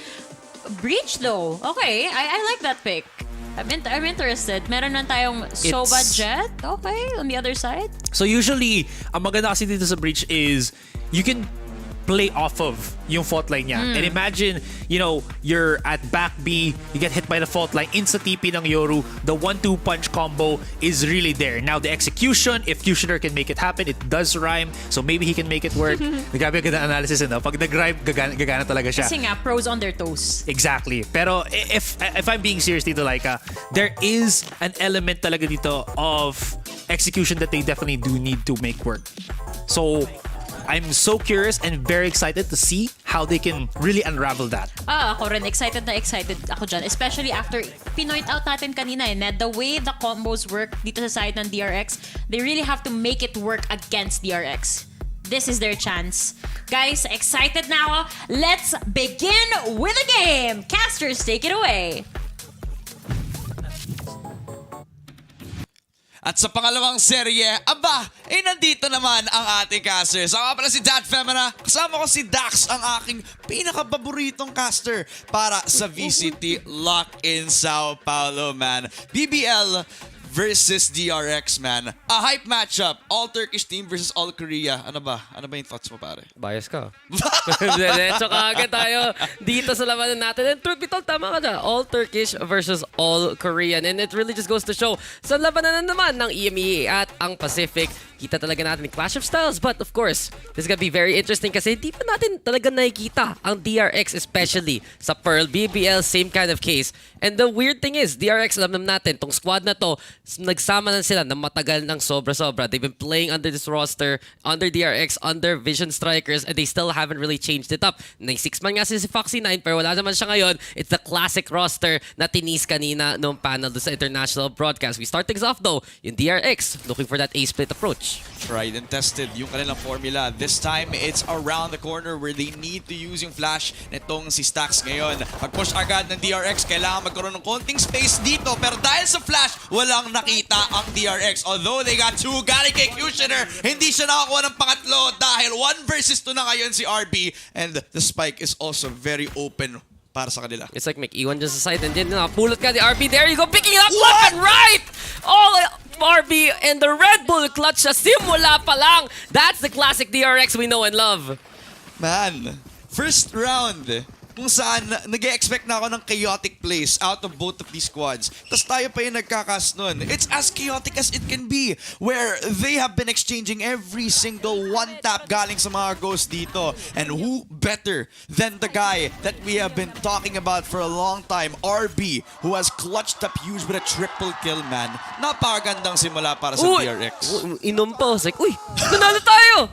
Buti hindi pa nga niya dura niya. But then again, there's always that potential talaga dito sa DRX. Yung RB, grabe naman yung journey na to flexing around, playing things like even Duelist, moving over to the extra controller role, pag ganito yung Astra Viper setup nila. And really just goes to show, if you go with what works, why not? Why change it, diba? True. This DRX roster has been very effective time after time. And I really wonder kung kailan nga nila sub in yung extra player nila na usually will be playing something like the Jet instead. Because right now, with the configuration, with the players they have in the first place, ang rami talagang flexibility na sanay na ang DRX. And if we put some more focus din dun sa BBL on the other side, parang I remember in an interview din, napanood din namin nila kanina about BBL, where sa Turkey, yung region nila, they don't have that many IGLs who are willing to step up to the plate. And even if hindi comfort role ni Switchinho, yung role niya as an IGL, hindi siya comfort pick pero he's willing to step up into that role para magkaroon ng identity yung BBL coming into this game.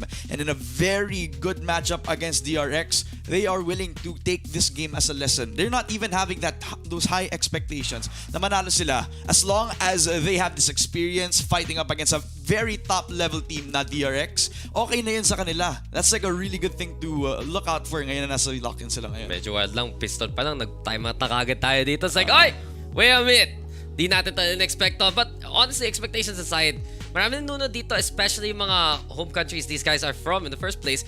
Alam ko, BBL very, very popular in around EMEA, around the Turkish region. Yeah. Sobrang hype kaya ng Turkey. Parang sila yung kinda Japan ng EMEA, yung community mismo. Maraming nanonood sa kanila, maraming talaga really into watching their Valorant scene grow. At DRX, #1 ng Korea ever since when? Parang panahon pa ng lolo ko. Sila na nauna doon. Mga panahon pa ni Mid Matters, ganun. Ano ba?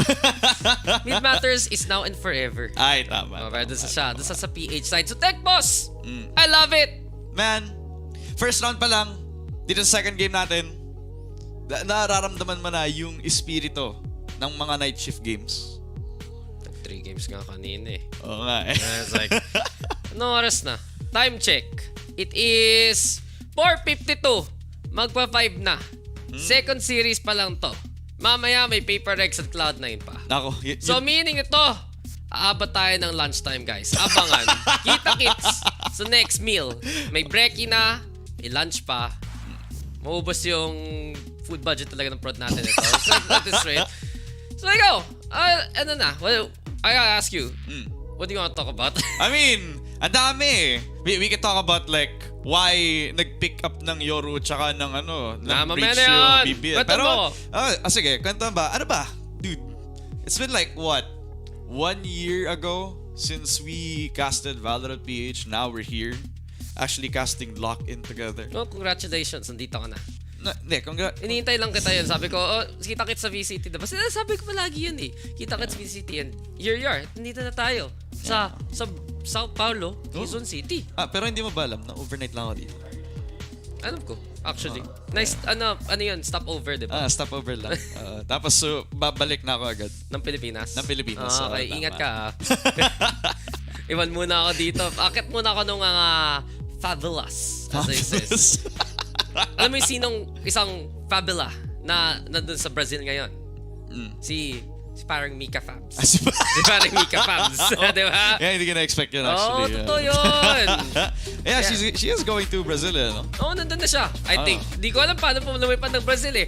I heard you take something called an airplane, pero di ko sure. Yeah, sabagay. Kaya nga sabi niya, lilipad daw siya eh. Unless siya yung lilipad. Alam mo, if a person can fly, why can't you make daing out of meat? So kanina guys, bago kami mag-start nito, may discussion kami. Pwede ba idaing ang ibang bagay na hindi isda, di ba? Kasi in a way, tutuyo mo lang eh. Tama naman, di ba? Okay, wait. Ito kasi I was like listening to the conversation. Ano ba yung laing at saka daing? Very quickly lang. Laing is different thing completely. Okay. Di ba daing is parang daing na bangus? I'm not sure, dude. I don't eat fish, honestly. I mean either. Yung parang, yun naman lang eh. Napanood ko dati yung Finding Nemo, sabi sa akin, fish are friends, not food. Tas, tinake-hard ko yun. Kasi kawawa yung clownfish. Magiging cryfish. What's the bagay? I don't really like fish. I'm more of like a meat person. But Buti na lang, tong Pearl, underwater pero may domes. Hindi you need to deal with the fish. Pero syempre, we have to deal with the game getting back started. DRX diretso naman dito sa BP side. Cut advantage is clear and they already clear out the back halls as much as possible. Pero Mako and Brave making trades happen. Meron pa nakatambay dito na isa si Aslan waiting for any opportunity if ever to catch out the spike planter. Per bantay sarado, DRX getting that one down. Man, just quick and easy, just textbook push pagkatapos na kanilang buy round. Ngayon, tamang hold na lang yung iba sa DRX this time since nasa kanila yung better weaponry. Wag na lang tayo mag-push palabas dun sa city. No over-aggression means hindi sila nagre-risk na mag-ibigay agad yung guns nila papunta sa kanilang opposition. BBL just deciding na sige, i-one tap na lang natin sila since nag-iisa lang naman yung sheriff natin. May isa na nag-hold ng hall. Kapag napatay nila, meron sila long range angle. But that is if napatay nila itong si Buzz, but he's been on fire so far. Well, umpisa pa lang eh. Mainit na kagad ang dugo. Siyempre, single elimination. Kung hindi ka online and awake, then ano ka magagawa mo, diba? And we've seen for DRX, in their runs, especially sa mga international competitions, saan sila malakas? Chris, pop quiz, saan sila malakas? Yung alin? DRX. DRX? Saan sila malakas? Karmine. Hindi. Sa upper bracket. Sa upper bracket. So, at syempre, sa single elimination, upper bracket lang. I thought we were talking about maps! Hindi! Kailangan mo basahin yung juju ng mga teams, yung mga vibe check talaga. Yeah. Totoo to. Pag nag-stumble ang DRX, sila ay napapa-fall kasi tapos na ang Valentine's. Pero pag tumatakbo lang sila, si Neon, go, go, go. And it's really true. If DRX can keep going with momentum like this, kailangan talaga sa bantayan to make those deep runs that they usually do in the first place. Yeah. I mean, magkakaroon ba ng upper bracket buff if they are already at a high advantage na naman ngayon? They're the team against BBL na people are saying na favorites ng DRX. Sila yung may confidence na makapag-close out ng game na to. Mas madali compared to like BBL. BBL though, since they are like one of the teams na we'd say na parang dark horse. Sila yung parang not a lot of people expect to do, but when they do well, edi dun sila magkakaroon ng time to shine para dito sa laban natin. Buy round across the board para sa BBL. Hindi ko pa nakikita na magkaroon ng opportunity na mag-shine tong si Cutioner tsaka si Turco. Maybe later, pagdating doon sa may push on aim, baka magkaroon tayo ng opportunity. But so far, it's been so slow sa pag-push ng DRX. Well, DRX, bantay sarado na naman palagi mga angles eh. We expect Yoru to try and play the backline. Hindi nangyayari and he has to play the hard contact instead. Zest goes down to his hand, pero ito nga BBL making trades happen in their favor. Bantay sarado na naman. Art is just absolutely cleared out here by Mako in response. And it's 2v2 after everything's said and done. Man, a very quick execution sana for DRX, but because they were intercepted by the people around the connector area, they're not able to get the A side fully secured anyway. Since nandun din naman tong si RB, they had like two options. They either go back sa pag-push doon sa A, which was their initial plan, or since nandun lahat ng mga players ng BBL, they have something in the back of their minds na open naman yung B site, doon na lang tayo mag-plant, which mas madali nilang makukuha this time around. Yeah, well, the rotation actually happens and DRX, tanim-tanim lang habang may time. Thing is, Mako, sobrang low na siya sa HP, so he might be able to play a little bit of a bait play here as Sochny has a Brave. And naman sila, lapit galing dun sa may CT side. Wala mo nang pupwesto sa may Heaven. Instead, kailangan nila bantayan kung saan mong galing yung smoke. But there you go, attention called by Mako. At dahil lang dun, nakaset up ng maling crossfire ang si RB. Brave goes down, 2v1 na to. Shots still pushing on forward. Alam niyo yung snake bite, di na mapupush ng Piper. And there he goes, try to clear. But Mako reigns supreme yet again. Di ba we were talking about isda kanina? Ito, si Mako. Ano connect? Hindi ko alam, honestly. Di ba basta yun? I honestly don't remember. Yeah. I was like, where am I going with this? No, I mean, he's swimming away from the risk of him dying agad. Kasi he was low HP. He's 5. And the only way he could win this fight is if he could bait itong si Suchny sa laban niya mismo. You don't overaggress when you're on 5 HP kasi that leaves another opening doon sa pinagplayan mo ng crossfire. You play back, you try to go to another point of cover where Suchny has to try to spend more time na patayin ka doon sa kabilang side ng halls habang even if namatay itong si Mako ng mas na mabilisan, nandun pa na si RB and he would have been there para makuha yung trade-off. I realized now where I was going with it. Okay, where is it? Alam mo yung sushi. Okay. May maki. Kasi Mako. Okay na. Ayun. Wala na. That was my Astra moment of the day. I got it out. I always say as tradition, kailangan ng isang Astra moment para cleanse, di ba? Yeah. First, you must sin and then you will get cleansed. Ay, nako. Nice try na lang. Empty na lang talaga. Pero DRX, they've been making these plays work so well. Rotation na naman as per usual. The discipline that we expect from a team that has been built over the years. And siyempre, that's something we watched about Energy kahapon. Yeah. Tong team chemistry, magiging important especially in a single elimination setting na hindi mo pa ganun kakilala yung magiging kalaban mo. And case in point, execute kagad dito sa may B side, playing it safe and just staying away from the effective range ng mga BBL pistols ngayon eh. I think hinihintay nila yung kung kailan gagamitin ni Turker or at least kung kailan magiging available yung kanyang fault line kasi doon pagagamit ng ultimate ng Executioner. Pero bago pa man sila magkaroon ng opportunity gamitin yung ultimate, naku po, napakaganda ng crossfires. Bago pa man sila makalabas ng city ng buhay, nako, hindi sila nagkaroon ng chance dahil doon sa triple kill ni Buzz. Tapos meron ding contact na pwedeng gamitin doon sa kabilang side din na all the way over to halls. Buzz and everybody else on DRX just controlling every single exit na pwedeng gamitin ng BBL. Pero by the time na lumabas sila ng smoke, and this is the thing about the double controller, is if you use yung area kung saan sila lalabas, yung contact na yun yung trigger pull mo. At hindi tuloy sila nagkaroon ng tsansa. Yeah, diba? Na-pull lang nila yung trigger na yun kasing linis ng isang Prime Gaming Flawless. Parang you have it now. Ano? Parang yun, malinis. Thank you. Naligo ako kanina. Sana. Shoutout sa shower cup ko. At sa sabon, diba? Mga best friends ko dun. And there we have it now. Nagkonting best friends, best body si Kishoner and the rest of DRX. Nag-scout siya gamit ng Dimensional Drift. At dahil lang dun, disengage actually. Papunta sa gitna ng mapa. He's all the way back in CT. Instead, kailangan na naman bantayan ni Brave ang lahat. Kailangan niya ng puso. Para lang palagan to. And also that, we have the backline being covered here by RB as much as possible. Sochny trying to push alongside Turco. Gusto sana nila palitin yung mapa, but this just allows DRX to push towards B side yet again. Tamang hawak na lang doon sa front line. Ay, nga lang napansin na wala din palang pang-hold ng flank ang DRX. So go all in na lang sa front. Etong si Buzz, konting whip pero eventually nakuha niya yung patay dito. Kushner, hindi niya hinintay yung mga players ng BBL para makapag-double pick. Hindi. Solo push na lang. May 2 for 1. Pero doon sa 3 versus 4, DRX, they have all the man count. Suchny, double pick doon kay Stax at pinush agad sa B-main ng mga kalaban nila. Yeah, Shoptag pa nga dyan and BBL, they do have the sight in their hands for a little bit pero hindi nila ma-defuse. That is a range dito ng DRX. Zesk, bantay sarada na naman. And he's just keeping an eye out from that top side.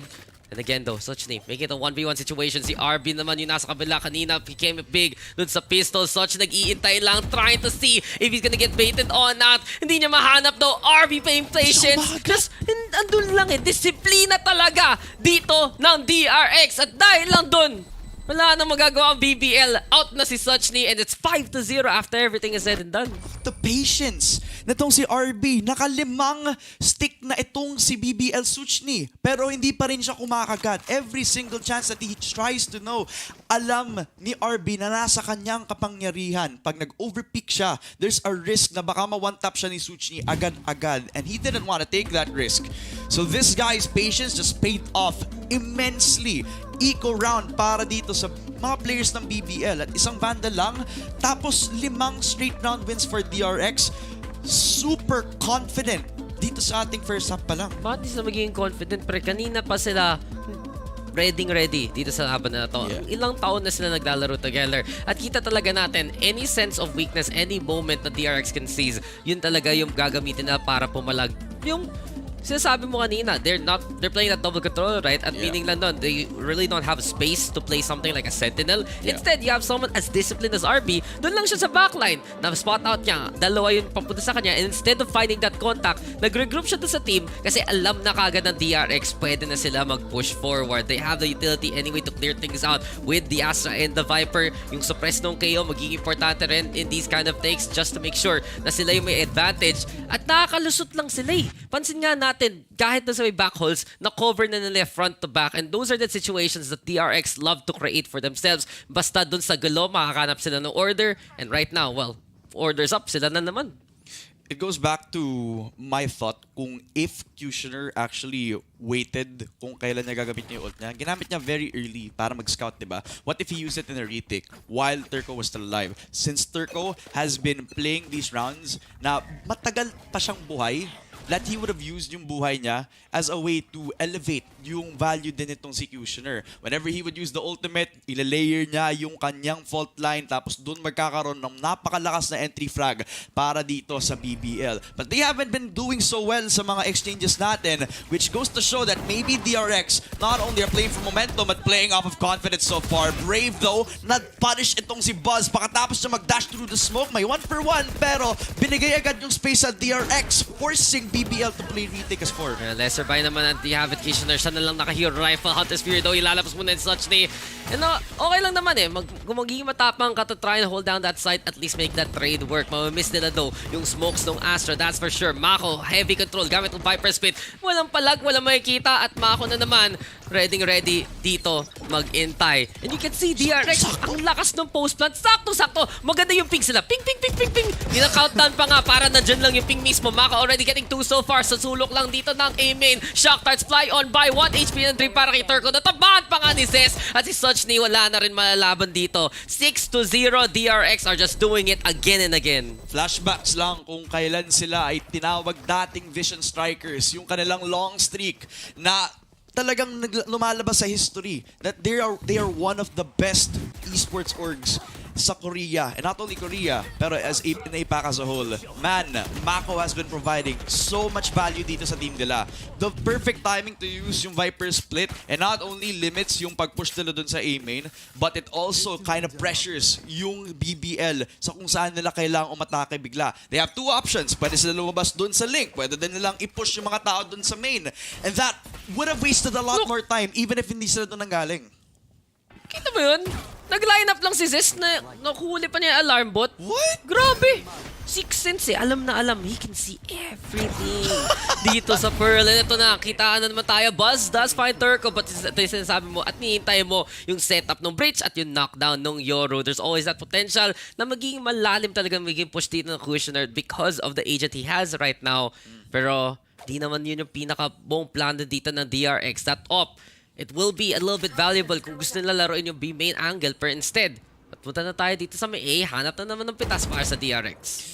They can be happy with at least taking off tong si Buzz kasi that would slow down at least yung pag-entry ng DRX. May slow push na nangyayari dun sa A and it's a little bit split up and that's really good para sa DRX. They have already controlled over connector. Tapos kung papasok dun sa A main, may chance na pwedeng makatch off yung nag-iisang Anchoro and they even smoked it out too. So hindi sila mapapatay sa pag-entry mismo sa A site. At hinihintay na lang netong Astra mismo na pumasok dito pero hindi na nakahintay. Napatay pa nga tong si RP. They still have a chance na makapag-plant na spike pero they're dealing with 4 players all around this A site. Yeah, this is looking to be a really good round para sa side ng BBL at dagdagan mo pa ng lockdown at ng pitas. Kishoner also there in position and Yoru, you're gone. Finds the 3 and this is the one finally dito sa BBL. It took a lot of time, sige. Pero at the same time, sa ganitong mga klaseng tournament, you just need to get that first momentum and ito na, BBL, papalag na rin. May dimensional drift na naman ang ating Yoru. Okay, kapag naman may dimensional drift yung Yoru nila, may opportunity si Turco na isuportahan siya. As long as Turco is still alive, then this Yoru is worth 2 lives para sa kanila. Look at the immense intensity na nilalabas ng coach na to. He just knows that one round is worth it. Even if it took a while, at least it's that 1 point of momentum built up para dito sa BBL. So pag coach ka, ano sasabihin mo para mag-hype ng team? Galing. Sarap mo, pre. Ganun. Yung una, it's like, okay. Yung pa, it's like, okay. Sige na lang, tayo ay tutuloy na naman sa laban na to. And DRX, syempre, hindi sila magpapatalo doon. Straight up towards this B side. Here we go with the flashes with courtesy of Stack. Si Buzz punta na naman sa halls at naghahanap sila ng tao. Pero si Kishoner nakahanap pa ng dalawa. Out of nowhere, Turco also strikes DRX now with a disadvantage. Pero yung blades pa rin, meron pang pwede gamitin dito si Buzz. RB also on the lurk. Pero binabatayan na naman ni Sochti. Nag-security guard na lang doon sa may alleyway. At ako, tinapon pa palabas ang DRX dito. Quick collapse. Pagkatapos gamitin yung dimensional drift nitong Executioner, doon pa naman sana nagkaroon siya ng confidence. Actually, hindi niya ginamit. As in, yung talagang bumalik sila sa old strat na labanan na lang pagkatapos ng flash, pagkatapos ng combo ng Yoru nila. They relied on how he can use his own setup. But because they fell back right after nagamit niya yung setup na yun, it was just a fish out of a barrel at that point. At hindi natuloy siya na nakapag-reposition in time dahil sa collapse na ginawa ng DRX. Even though BBL have won that round, it was at a point of very thin ice para dito kay BBL. Kaya sayang nga kasi Zest actually had the angle pero nung nag-swing pakataas ng gate crash si Kishoner, hindi na natamaan and that led the complete collapse of the DRX stat. So, kita talaga natin. Kahit DRX nagkakamali. Guys, Huwag niyo kalimutan. Everyone makes mistakes. And diba? Gods can bleed. Oo. So sinasabi mo, Korean gods na ba sila? I mean, they have been proven to be Korean gods. Sa Korea. Sa Korea. Pero dito, sa Brazil, baka naman maipakita ng Turkish team na to na baka sila yung mas malakas at magtatagumpay. Napatay na nga agad tong si Buzz and that's gonna be very crucial on his money. Kapag ka naman kayo napatay, yung iba pang mga miyembro dito baka eco-round pa ang kanilang mahantungan dito. Ibang South kasi to, hindi to South Korea. South America. Nandito Alabang. Tama. Nasa Brazil tayo. Medyo malayo-layo talaga. Pero eto na, dikit masyado. These are brave, a little dangerous. At this is mga punisher. But Kishoner yet again, in and out. Are you in and out? Stacks still fighting Suchti. And here we go. Ito na naman si Stacks. Flash para sa sarili para makapasok. RB though trying to get on the board. But Kishoner does it yet again. Rolling Thunder. Mapapatak mo dito si RB. Natamaan nga muna dyan. The Aftershock also to try and get the punish on. Pero 2v1 at paubos na ang obas dito ni RB. Kailangan niya ma-isolate ang angle na to gamit ng smoke if ever. Pero dissipate lang ginawa niya. Crawling on it. Kishoner there. Slow peak lang. At ito na yung time ni Kishoner naman. 4 para sa Yoru. At mukhang mapapaniwala talaga tayo dito sa BBL. The one man na dinadoubt dahil nalabas niya ang Yoru. The guy that we have been looking out for na makapag-multifrag. Ngayon siya nag-deliver kung kailan kailangan siya ng team niya mismo. Kung paano niya pinoposition yung sarili niya, it's not for him to over-aggress dun sa A main mismo. He just came back from A main right after after he put himself there para may konting map control yung BBL. And when he knew na doon manggagaling sa link yung mga players doon, na-reposition niya yung sarili niya on backside para mas madali niya ma-isolate yung mga angulo. Just Yoro things lang talaga. And ito yung magagawa mo kung marunong mo talaga gamitin yung agent. Pero ito naman, a little too late para sa side ng BBL. Nauna na ang DRX at si Kitchener. Sabi niya, guys, wait lang, wala pa ako dyan. At dahil lang doon, naging drawing na lang yung plano. And from that point on, DRX na ang nakaset up dito sa B-side. At the time na kailangan ni Kitchener yung kanyang si Turco, yung breach nila, nasaan yung utility, nasaan yung double peak. Nag-double peak nga sila pero hindi nila hinintay yung kung kailan lalabas si Kitchener. Yun pa naman sana yung gagamitin na lang throw ball. Pero at least may flank na nangyayari. Hindi pa na naamoy ng DRX to. At least one dito kay Brave. Dalawa para sa Astra. Pangatlo, na-deny agad ni Buzz. And it's all on Kitchener. The man who has started yung flank dito from BBL now has to clutch up big against 3 from DRX. Well, at least may kakampi siya. Ay, nawala na yung decoy kagad. A little bit of a blindside action pero wala pa rin siya mahuwang angulo dito. Stacks already with those frags but now he's gonna go on for, well, the back on away. Kitchener, he only gets 1 for his troubles at ito na, DRX. Basta makuha lang nila yung read eh. Basta maunahan lang nila yung kalaban. Doon mukhang nawawala talaga yung BBL eh. Oh, man. And BBL, the coordination wasn't there this time around because they had like the perfect set pieces too. That was a time when Executioner had his ultimate. That was a time when Turco had all the utility in the world para mas madali niyang gamitin yung kanyang Yoro na maayos. Pero at the time na quad peak sila agad ng DRX, at the time that there was no stun at all, there was no hesitation from DRX at doon na lang kabilis nakakuha ng B-main control pagkatapos nila patayin yung dalawa nag-double peak na initiators ng BBL. Una sila eh. Sabi nila si Raw initiator. Kami una. Kami una. Ano ba yan? Wag ka na. Oy, wag na kayo mag-set up dyan. Aslan, sinasabi ko na sa'yo. Makulit kang bata ka. Gawin mo yan ulit. Isa-shockdart lang na naman ni Zez. Sa totoo lang eh. Para lang sa konting mid-control to para sa side ng DRX. Ito na naman tayo. Fortis B-take. Pero kita mo eh, konti-konti nilang iniiba yung entry point nila. Kanina, they'd like to play by club. Intay muna bago sa lahat. Now, we've seen them go even deeper towards main, towards long. And as much as possible, lumikit dito sa side lang ng may site. Get a bit of that intel. At tingnan kung may mag-peak dun sa may host, Kitchener. Baka naman siya pa yung bantayan, but there you have it. That's gonna be a big suppress right now. Ipit ang ating Yoro. It's gonna be a big contact point. Galing kay Buzz. And the punish comes from DRX as they make the entry happen. Beautiful flash from Stacks para ma-deny yung pag-push nitong si Kitchener. Akala niya na safe siya dahil dun sa smoke na nilabas sa cloudburst nitong si Buzz. But because of the range and the angle na sinet up nitong ni Stacks para dun sa kanyang flash, hindi niya na-expect na even though there was a smoke, he was already too little too late dun. Suchi daw at least nakita niya yung nag-iisang kailangan niyang patayin, yung Viper Spit na wala. DRX unti-unting namamatay dahil dito sa retake ng BBL. Yeah, 2v2 na to at mukha na naman ito si Buzz though all the way not holds controls yet again. RB, patience is his virtue. Kanina pa siya nagpapakita ng pasensya pero kailan pa siya magpapakita dito? There we have a bit of the scan action though. Alam na ng BBL na 1-1 to maging action na to pero Buzz is ready in position. RB there dun sa kabila. Ginawang sandwich as Asra would like to say itong si Turco. Hindi na talaga. Walang Turkish ice cream dito. Walang Turkish delight. Pero Turco, sige, at least manako pa niya ang buhay dito ni Buzz bago matapos ang lahat. DRX, when they make the execute happen, yung position talaga nila ang pangpapanalo eh. What is this coordination from DRX? It's like all the pieces are coming into place nang hindi natin nakikita 30 seconds before that even happened, right? They already had like the perfect setup, nakapag-plant na ulit dun sa B. Pero even if they didn't even need Hall's control every single round, they try to do so because they leave open yung open plant dito para mas madali yung magiging crossfire nila once they have that B main control setup ulit. Kasi manggagaling na naman sa isang spot ang BBL retakers. And once they don't even try to invest that much time na patayin yung tao dun sa halls, as long as they don't break that crossfire, they're not gonna be able to break yung post-plant nila. Ito naman masasabi ko, hindi ka pa ba sanay at this point sa mga DRX execute. It takes a lot of work para lang pigilan to. At syempre sila pa ang may konti-konting ina-adjust para lang mapalitan yung pace ng laro. At ito na naman tayo. Brave daw. Kitang-kita ang lahat. Kanina pa ang kulit ni Zest eh. Dito sa doors eh. Kung hindi shock dart, recon dart, bawal ka talaga tumawid. Gumawa sila ng ng quarantine zone talaga here for the side of DRX and really for BBL.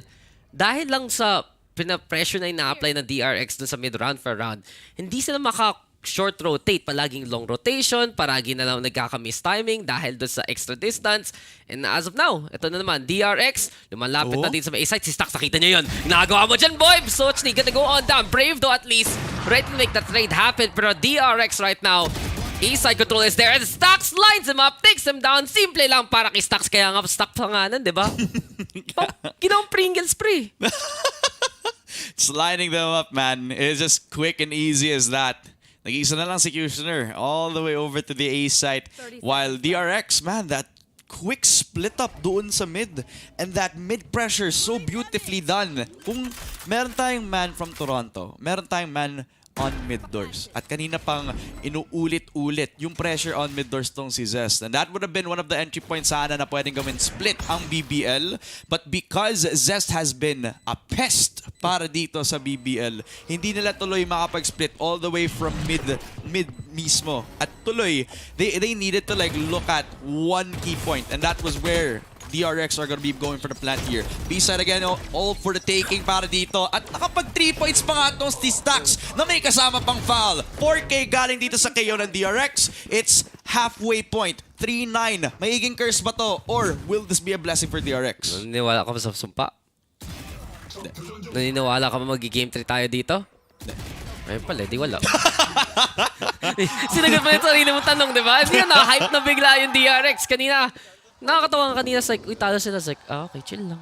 Chill lang. Pinakita sila sa viewing party. Ngayon, woo! I forgot what they said in Korean. What do you say in Korean? Usually, di ba ba yes, no? Nice.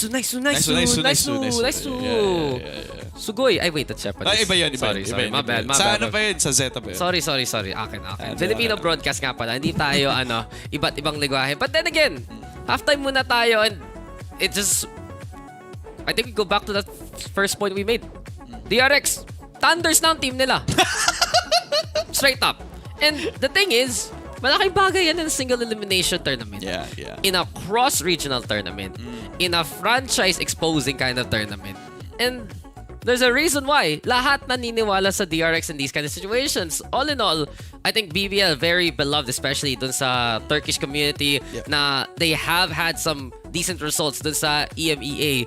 Pero iba pa rin yung level of play, yung stars talaga ng DRX na again and again, impressing na iniintay na lang talaga sa kanila yung championship na everyone feels like they rightfully deserve na hindi lang nilang inaabot. Ano ba yung mga accolades ng DRX, 'di ba? Para to name a few lang para sa mga viewers natin, 'di ba? Consistent sa mga playoff runs para sa champions, 'di ba? Lahat ng masters, almost all nakikita natin ng DRX. Tapos, hindi pa nila masyadong sine-change yung roster nila. I believe they changed only one and that was yung previous nilang sino ba yun? Tagal na, no? Tagal na, sobrang tagal na, di ba? Then since they kept this tried and tested formula and hanggang ngayon, 2023, strong together ang ating mga apes in DRX. What? Okay na. Hindi, ito na lang yun. Nagsama-sama sila ng PC Bang. Isang araw, sabi na, pre, tara laro tayo. Tapos yun na. Okay na. Baka gusto nila sana mag-league pero doon sila faker eh. Kaya sabi na, direct.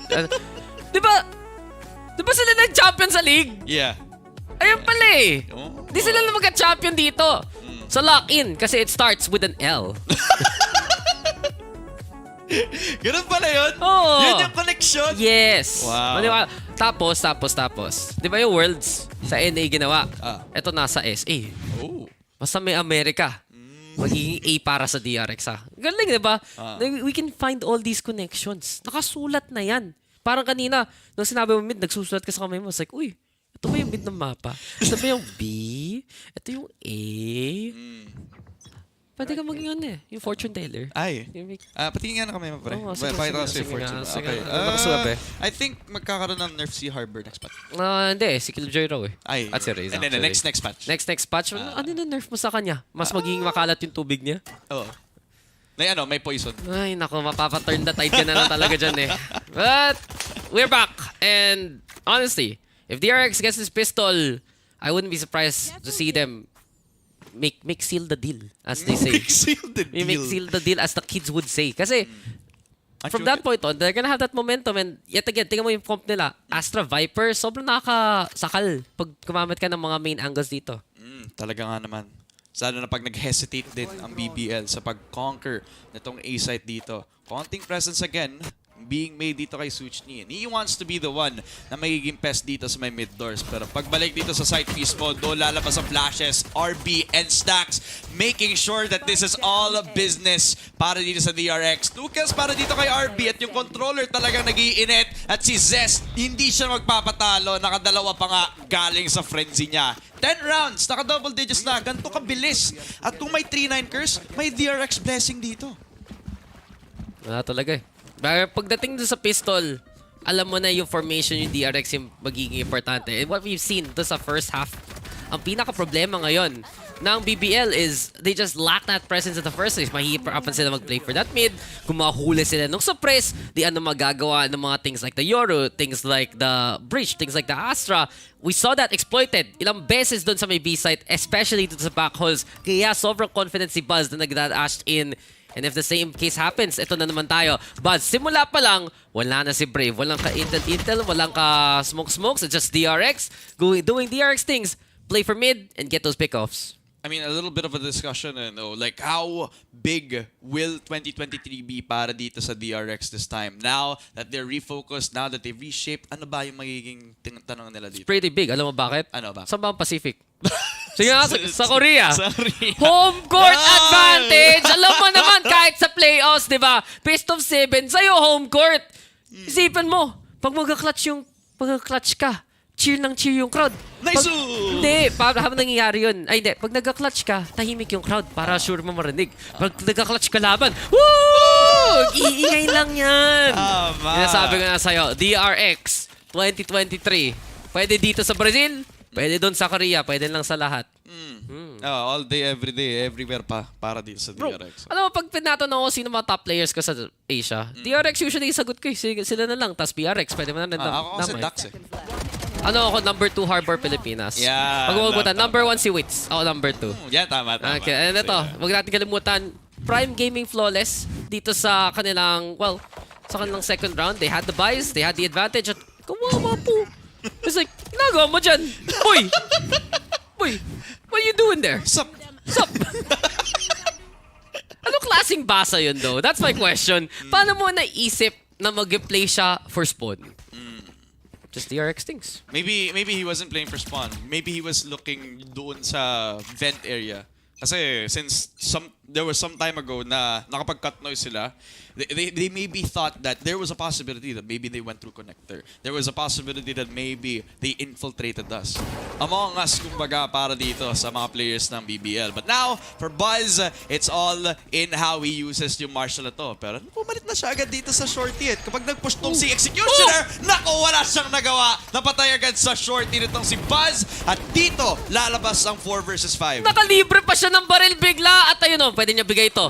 Low HP na si Buzz. Inabot kagad yung Vandal kay Zest. So Spectre naman ready to go for the hole close yet again. Pero ilang beses na lang natin nakita dito sa holes mismo. Si Buzz talaga ang panalo. Siya yung lamok na ayaw talaga lumabas ng bahay. Dito lang ayaw biglang maswat on the way. And here we go right now. Sinasapan na lang ng DRX na naman ang BBL through the wall. May tatlo pang natitira. But Buzz now creeping on closer and closer. May intel pa. Galing dito kay Stacks. Counting spray down. Intay na lang talaga fast day smokes. And DRX, disiplina. Gumagawa talaga ng linya. Kasi alam na nila, medyo committed na dito ang BBL. Nako po, nag-hesitate na dito. Nagsashine ng DRX. Yung experience lumabas. Yung bangis lumalabas. Brave, 1v4. Naka-phantom lang, 9 HP. Imposible para sa kanya. Nag-get yung headshot kay Mako despite him jumping up and down.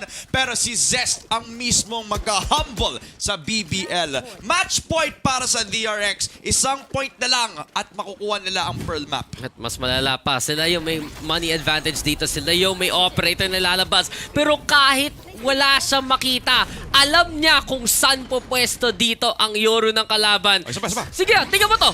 Wala kang kita. Bang! nag-catch out. Kamot na lang ulo. Like, pre, na-flash ko yun Full flash yun. Dapat next patch, pag flash, hindi pwedeng gamitin ng baril. So sinasabi mo, kailangan mo ng mata para gumamit ng baril. Bawal yun. Basta may kamay ka. Okay na. See, accepting tayo dito. Inclusive tayo dito. Inclusive tayo dito. Sa mga... ano tong demography to? Blind people who want to use guns. That's not... I don't think that's the answer there, my good friend. Pero, totoo lang. This is just a DRX masterclass so far, and this is their map pick, so it's not surprising gaano ka disiplina talaga yung maging pwestuhin nila. Good start though para sa BBL. They are on that lesser buy. Nag-force buy na lang sila kung ano ma-afford nila in the first place. But then again, even with DRX losing a member, they still have their defaults ready. Long rotation though para sa BBL might work out in their favor. I'm twitching kasi what if Buzz lets go of the B-main angle? The B-main angle is the most crucial part about DRX defense kasi that locks down yung B-main control na pwedeng kunin ng BBL, and they're running through it right here. That's a shot out from Buzz. A wall bang papunta dun sa Yoru. Pangalawa, nag-hit doon mismo sa leg, and hindi siya tuloy nakakuha ng pangalawa. But then, dyan pa rin naman si Mako and ready to just go for the hold. Buzz though, ready yet again. Si Zest nandyan na naman. And they just walked into his laser. Parang talagang gagabad dito si Buzz. Ayaw lumabas. Ayaw talaga mamatay. Eventually though, Turco finding him in the air. But the damage has been done. 2v2. Ang oras dito para sa BBL. Gipit na gipit. 1v1 na lang. Nasa taas pa nga. Ang ating player na si RB. At alam naman natin, disiplina, patience, intay na lang. At nakaset up pa nga para si RB dito. Pataas na with a chance. No chance kay RB. DRX, clinical tong mapa na to. At 13-3 pa ang panalo. Wala tayo sa breeze, pero parang nag-breeze lang sila all throughout dito sa Pearl map natin. Look at how patient, look at how calm they have conquered yung BBL dito sa Pearl map na to. Wala tayong bias, but look at how dominating that was. Yung DRX, they have shown kung gaano sila kalakas sa Pearl map natin. And look at the adaptation. Just cool, calm, collected all throughout. Bilis na umalis. Takbo ka agad backstage. Okay guys, tapos na. Let's go home. Ayun, it's like, okay na tayo. Kita mo tayo nga, hindi pa nga tayo nakawalk out dito. Sila knock-out na dun sa stage in the first place. What a window for DRX. We're gonna be checking out those highlights because they have been absolutely amazing. Throwing that back to the panel kasi syempre, kailangan nila i-breakdown paano nagawa ng DRX yung lahat.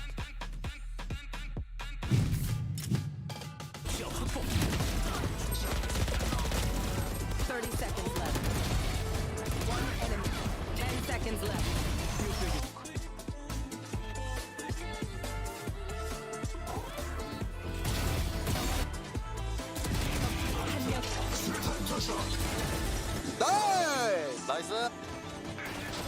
한명 남았습니다. 나이스 드라이브. 엔터. 좋고.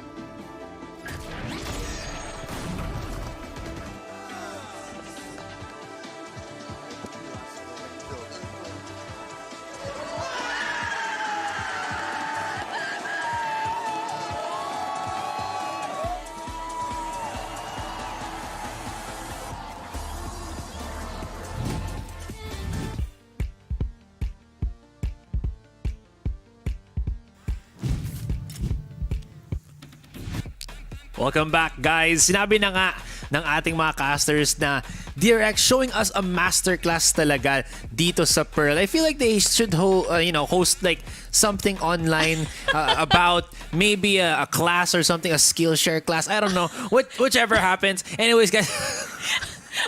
Muntik na ako mag-drop ng code ko Use my code para sa 1 month free. Pero yun nga, totoo yung masterclass dito, Azuray. Yeah. Kasi pinakita sa atin ng DRX kung paano ba dapat laruin tong mapang to or paano maglaro as a team in general. Ito yung true definition of an established team. Ano bang nakita natin dito? Yung mga double peaks, laging nandyan.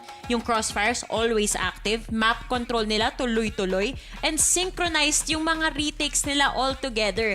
Now, needless to say, ang ganda nito. Dominated talaga na itong DRX itong first map. Pero kailangan natin maalala na map pick nila to. And pangalawa, hindi naman natin dinidiscredit itong BBL. May potential talaga sila at nakita natin yan. It just so happens na very unfortunate na ang unang team na nakalaban pa nga nila of all the teams na pwede ay DRX pa. Yeah, you got the short end of the stick dun nga talaga sa particular series ito. What was also, I think, something to point out, you know, you were mentioning about yung strategies nandito ng DRX and everything, pero yung clutch potential din na meron sa kanila. How many times did we see, I believe that was RB, Mako just hit incredible shots to be able to secure those rounds when it went in dun na lang sa 2 versus 2, 1 versus 1.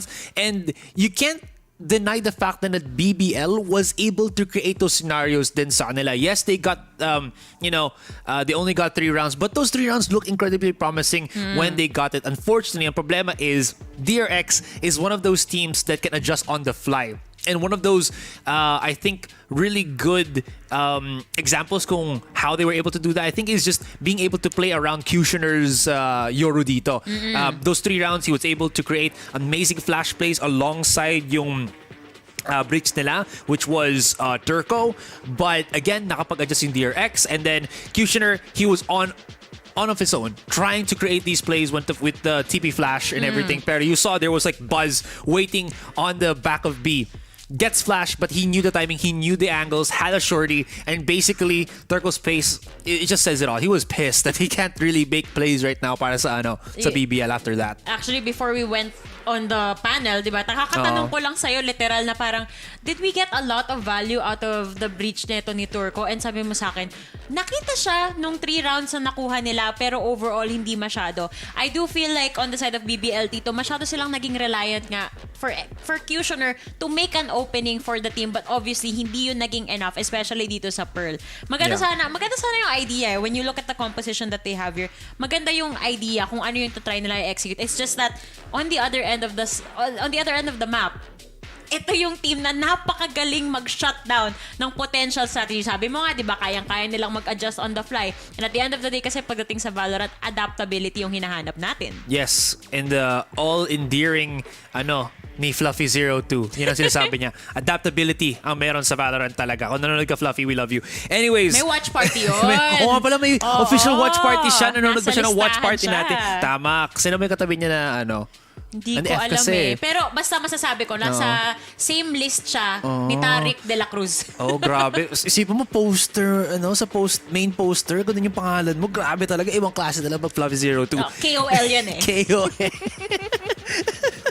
Anyways, we still have 1 match to go, possibly 2 more games to go if BBL can weather the storm of that Ascent map. But again, we can't forget to mention that it feels like every map right now, DRX has an overwhelming advantage. So what is the possible thing dito ng BBL? Kasi it feels like BBL, they have one good strategy. And how can they utilize that one good strategy then, diba? They're gonna have the Yoru. I feel like not really for Ascent. Or what is Kusher gonna be bringing to the table right now that might give them an edge dito against DRX into the coming game number 2? I completely understand kung saan ka nagagaling dito, Asoray. And something na in the longevity na nakita natin dito sa VCT, hindi pa ganun ka how should I say this? Experimental. Last year nakakita tayo ng glimpse nitong Paper X kung saan depende kung anong mapa yung ipe-play nila, meron silang iba't ibang klaseng compositions na binibring out. For the other teams out here, for example sa BBL, I was hoping to see na may ganong factor na kaya nilang mag-bring out ng another side to them, depende sa kung anong mapa at depende sa kung sino yung kalaban, alin yun sa tingin nilang composition yung kaya nilang i-bring out dito sa table. Ang kaso nga lang dito, that takes a lot of preparation. And the team itself, di ba, ang dami nilang kailangan i-catch up compared dito sa mga international teams na nakakaharap nila dito. Pero yun parang kulang pa rin yung oras saka yung paghanda talaga eh. And I can't blame them. Yeah, you really can't nga naman. I think with a lot of the newer teams na nakita din dito, it feels like if they lose this, they don't really go out of this with a loss din, di ba? It feels like there is what I would like to call a crash course. Na, you remember when May online course, may crash course. Tama. You remember when we were, discussing, I'm not sure kung kasama ka na ata sa amin nun, but we were discussing before kasi, I think for VCT Southeast Asia, na Vietnam came in a little bit later on, like maybe 6 months ata to a year, and they had to go into, the Southeast Asia tournament basically blind. But after that, they started to adapt a lot more. So I think the crash course comes into the perspective na you're up against the teams like DRX. You're thinking na, parang pangit ng situation natin. But no, if you get that loss, it's a nice addition para sa mga na-experience mo agad.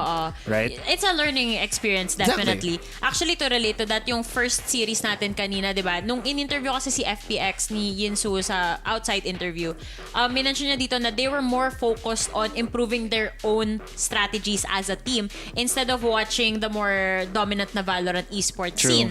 Na nagigets ko naman yun, syempre kailangan mo munang i-develop kung ano yung meron ka. But at the same time, to be able to become fully adaptable, kailangan mo rin maging aware kung ano ba talaga yung nangyayari internationally, globally. Yeah. Ano yung mga strategies ng ibang regions na baka naman pwede mong i-apply sa sarili nyong playstyle. Yeah, and again, we might see that later on or whichever din naman, but at least aside from all of that, it's still not done naman dito. Sorry to make it sound like parang tapos na yung match natin and everything. Hindi pa naman. Meron pa tayo ascent dito. I'm very excited to see din kung ano yung pwedeng ipakikita ni Kushner. I think he has made a fan out of me. It was very entertaining to see how the Yoru was being played all throughout. Unfortunately, dito na even though he was trying, even though he was getting the information and whatnot, hindi na talaga makapag-follow up yung kalaban dito because, going back to it again, DRX, they just have such a swift ability to adapt on the fly nga. If they get caught, there is always one to get that refrag. If something changes up, parang meron silang playbook inside their heads na dapat ito gawin natin agad. Are we gonna keep pushing forward? Are we gonna just halt a little bit, wait their utilities out, or rotate onto the other side? You really did see They tried everything. Flexibility na yun, exactly. They tried everything. If anything, parang hindi naman sa desperation yung term, pero yun nga, they were also trying to be adaptable in this situation. It just so happens na mas mabilis talagang mag-adapt itong DRX. Sanay na sila sa mga gantong scenario. Ilang years na na-experience. Alam ko, paulit-ulit na ako at this point. Pero dito mo kasi makikita yung difference in experience. Sabi mo nga, di ba, Azuray, na sa side ng BBL, dahil natalo sila dito sa first map, may mapupulot silang learning dito. Pero on the side of DRX, they've been doing this for years. Ilang beses na rin silang natalo in the past. So, natutunan na yun. So, ayun. Ito, tingnan natin kung paano ba mag-warm up etong mga to before we even go to Ascent, Azuray. Ayan, si Stax, napaka-init ng kamay, oh. Oo nga, magkasama mini electric fan, no? Siyempre, pag may aim lab shoot around ka na nag-overheat ang kamay mo, gusto mo may maliit na gumagano ng electric fan sa tabi mo. Siyempre, ito mo. Oo nga, no, may fan pala. Diba? Ayan. Mainit pala sa São Paulo. Kailangan may electric fan sa loob ng arena. Grabe. Ano yun? Kapag skinan mo yung QR code na yan, Azuray, ano kayo mangyayari? Magsisync siya or may makakopy ka siguro na code, no, para sa Valorant. Diretso na. Di ba yun yung parang, installer, no? Siguro, hindi ko rin sure Papasa ka sa Steam para maano yung installer. Hindi kasi yung caption kasi sa ilalim yung crosshair ni Stax eh. Baka yung yung crosshair code niya. Annyeonghaseyo. Para sa'yo. Ay! Diba parang familiar yung liner. Kaya. Annyeonghaseyo, para sa'yo. But ganda ng case, stage. Yeah. You know what? Shoutout din kay Stax yun. Sabi ko sana Buzz Stax. Recently, na-pick up ko rin yung, while we're just, chilling na lang muna mini podcast, I did get the chance to also purchase the mouse that Stax is using. Pigilan nyo si Azuray, mambubudol na naman. Hindi na, sabi ko lang. But it really is a step above any other mouse. It's a little bit pricey, but if you guys can just search it, I won't say the name na lang muna.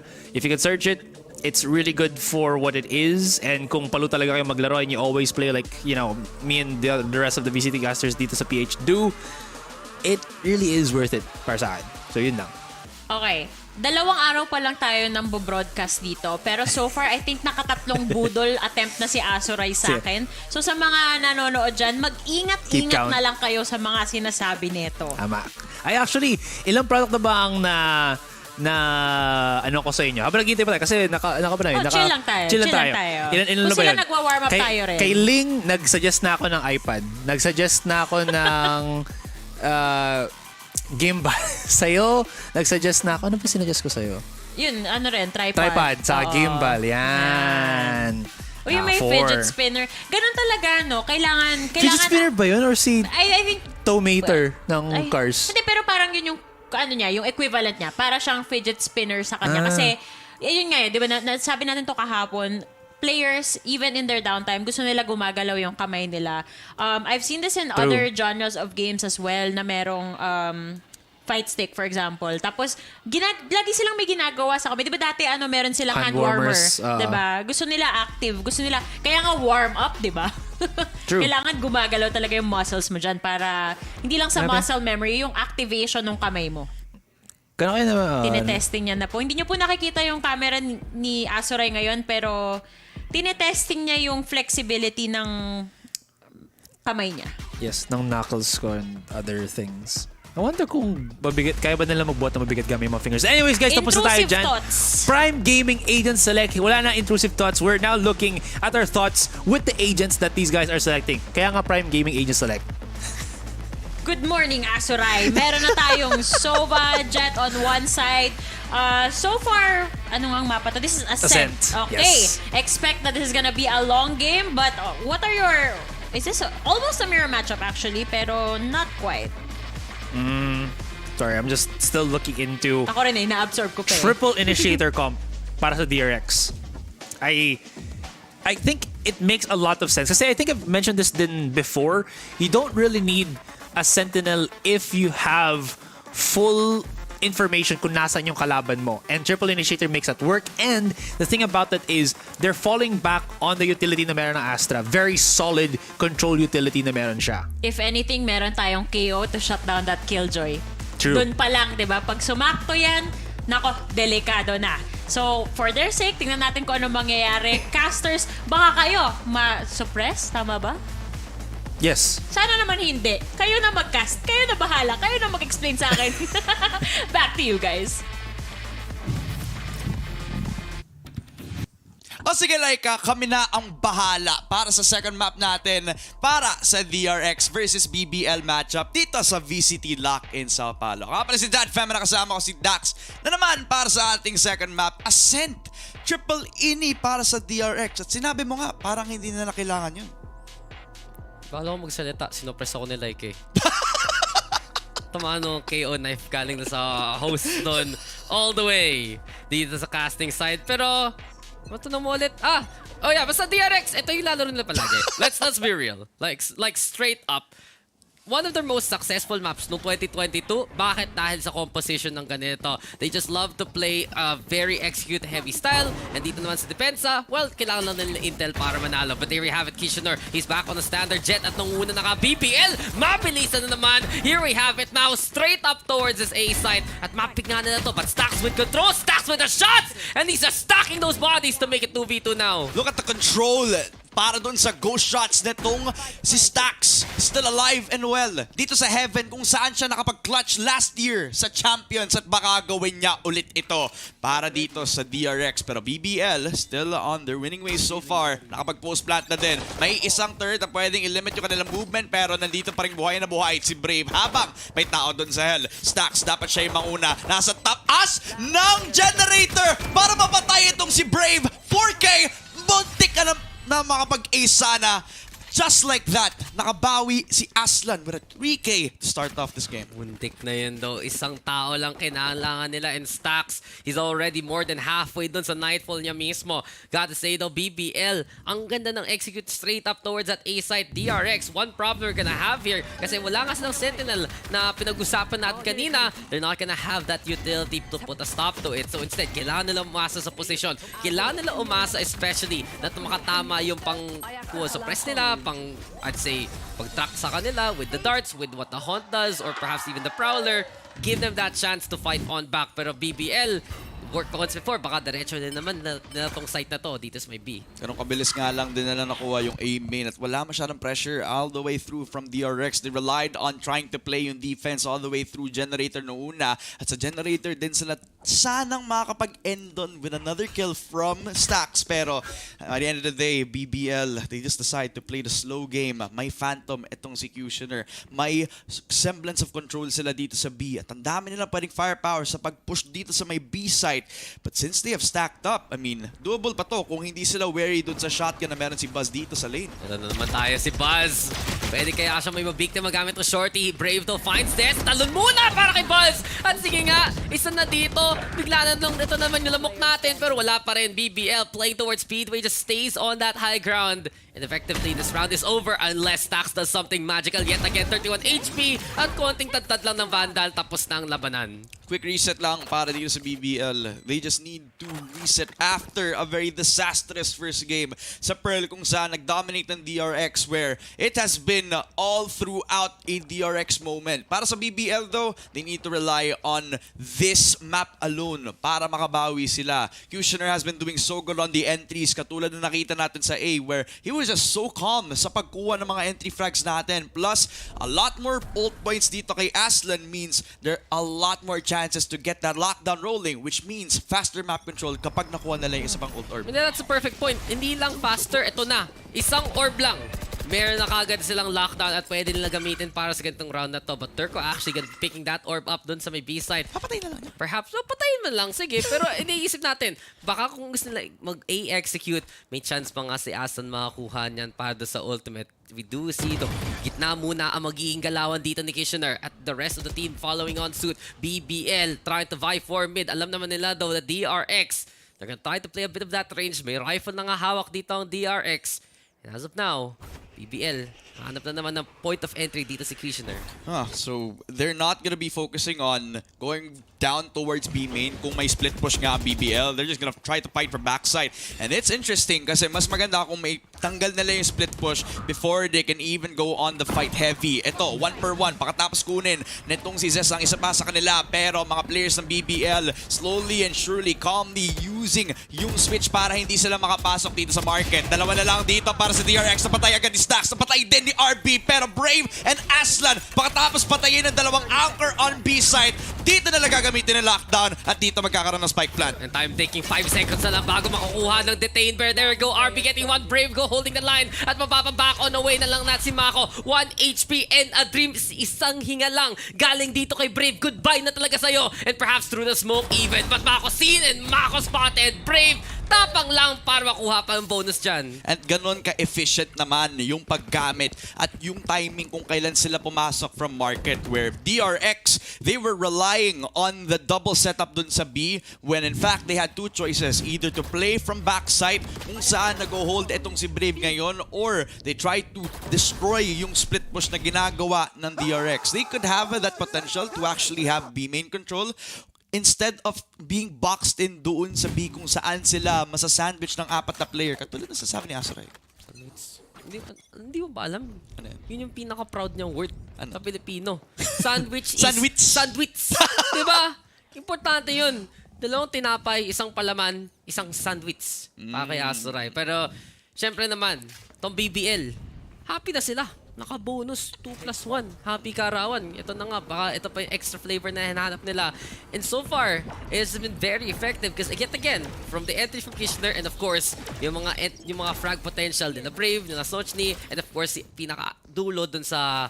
At si formation na yun, si Aslan getting ready for shots to ring. Mako, di pa tamaan. Kitchener getting 2 and eventually si RB makakakuha nga ng isa. But that generator position, very risky. At least naman RB causing that damage, making at least slightly doable here for DRX. 3v2, site control na naman para sa BBL. Pretty interesting na gusto nila sanang i-control yung A main because of a crossfire but because they had a flash, because they were able to control yung tatlong angulo dito dahil doon sa positioning ng kung saan galing to si Cutioner. Si Brave though, nasa backside na kanina pang nagiging thrust hold para dito sa BBL. It's been all good in the hood if until Zest can clutch this 1v3. Naka-sheriff lang siya, wala masyadong util, isang shock dart, walang panahon para gamitin ang lahat ng iyon. Triple kill galing kay Brave, slowly, calmly, getting a 4-0 para sa BBL. It's looking like Pearl all over again, pero yung kabilang team yung nakakuha ng mga round wins. And yun nga, diba, we look at BBL right now, mapik nila, they feel comfortable. But at the same time,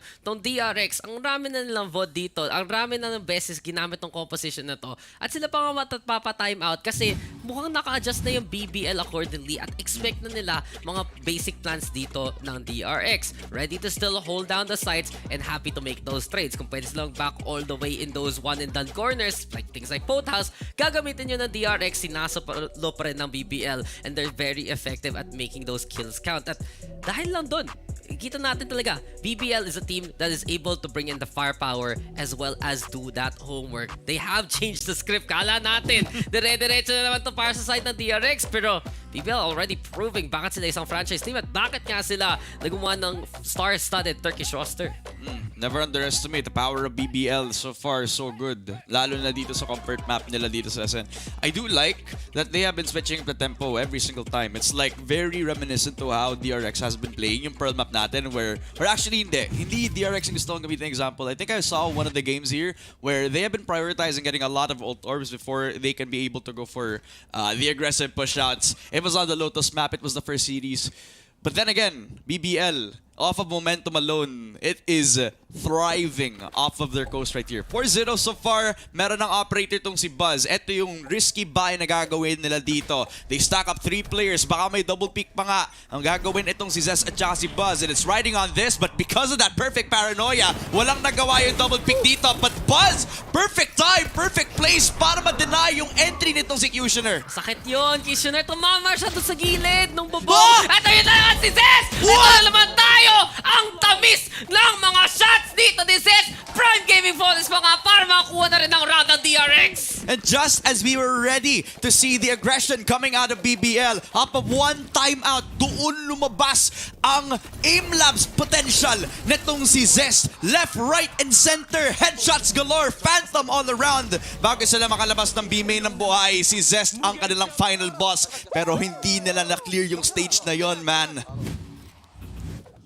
Lumusog lang sila, huling-huli na. And this is what we want to see from DRX in terms of defense nila. Not let them in. Go for the early contest. At simula pa lang galing kay Buzz, yun na magiging pinaka-warning sign dito ng BBL.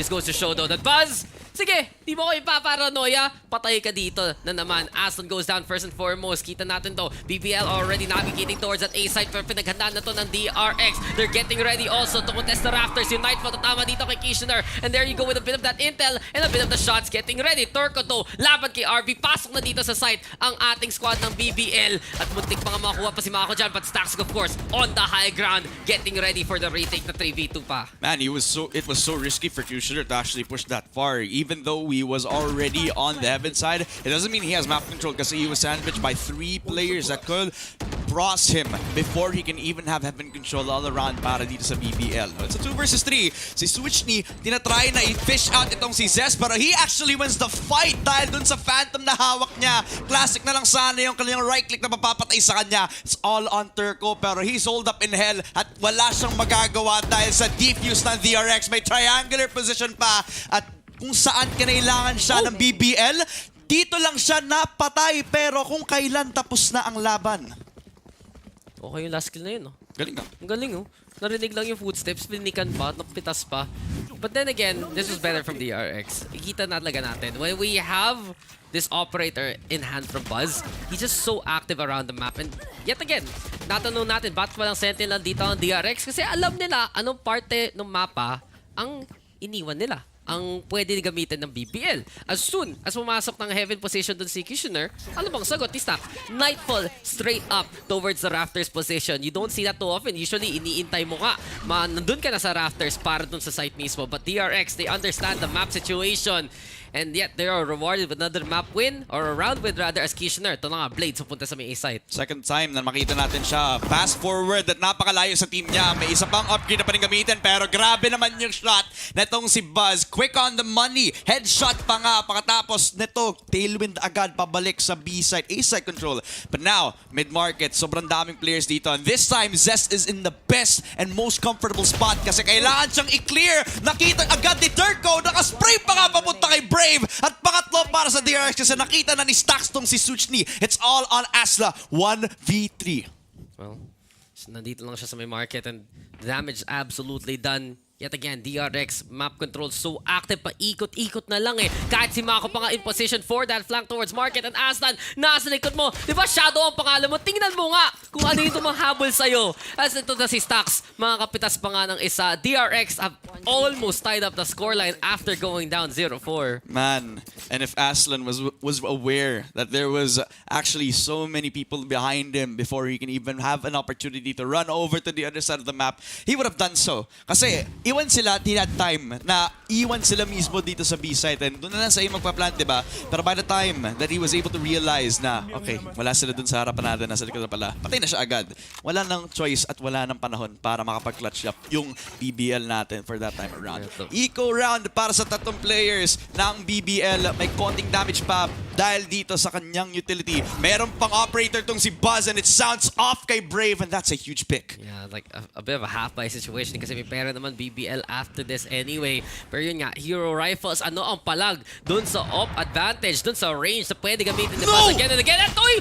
May nagkamali si Staxon! Aslan! Anong sagot yan? 21 HP though, very low. But still alive. 3v3 na to. I'd say a little few hiccups dun sa DRX after everything is said and done. Pero, syempre, meron pa nga yung sabi mong raid boss na pwede pa mag-level up. Si Zest nag-iintay na lang sa market. At syempre, binabantayan kung mag-push sila dito sa may B-main. Wala silang smokes. Kaya itong position nitong si Zest, nako, uncontested. Unless they put a molly in there, they have 5 seconds para makapag-push sila doon sa lane.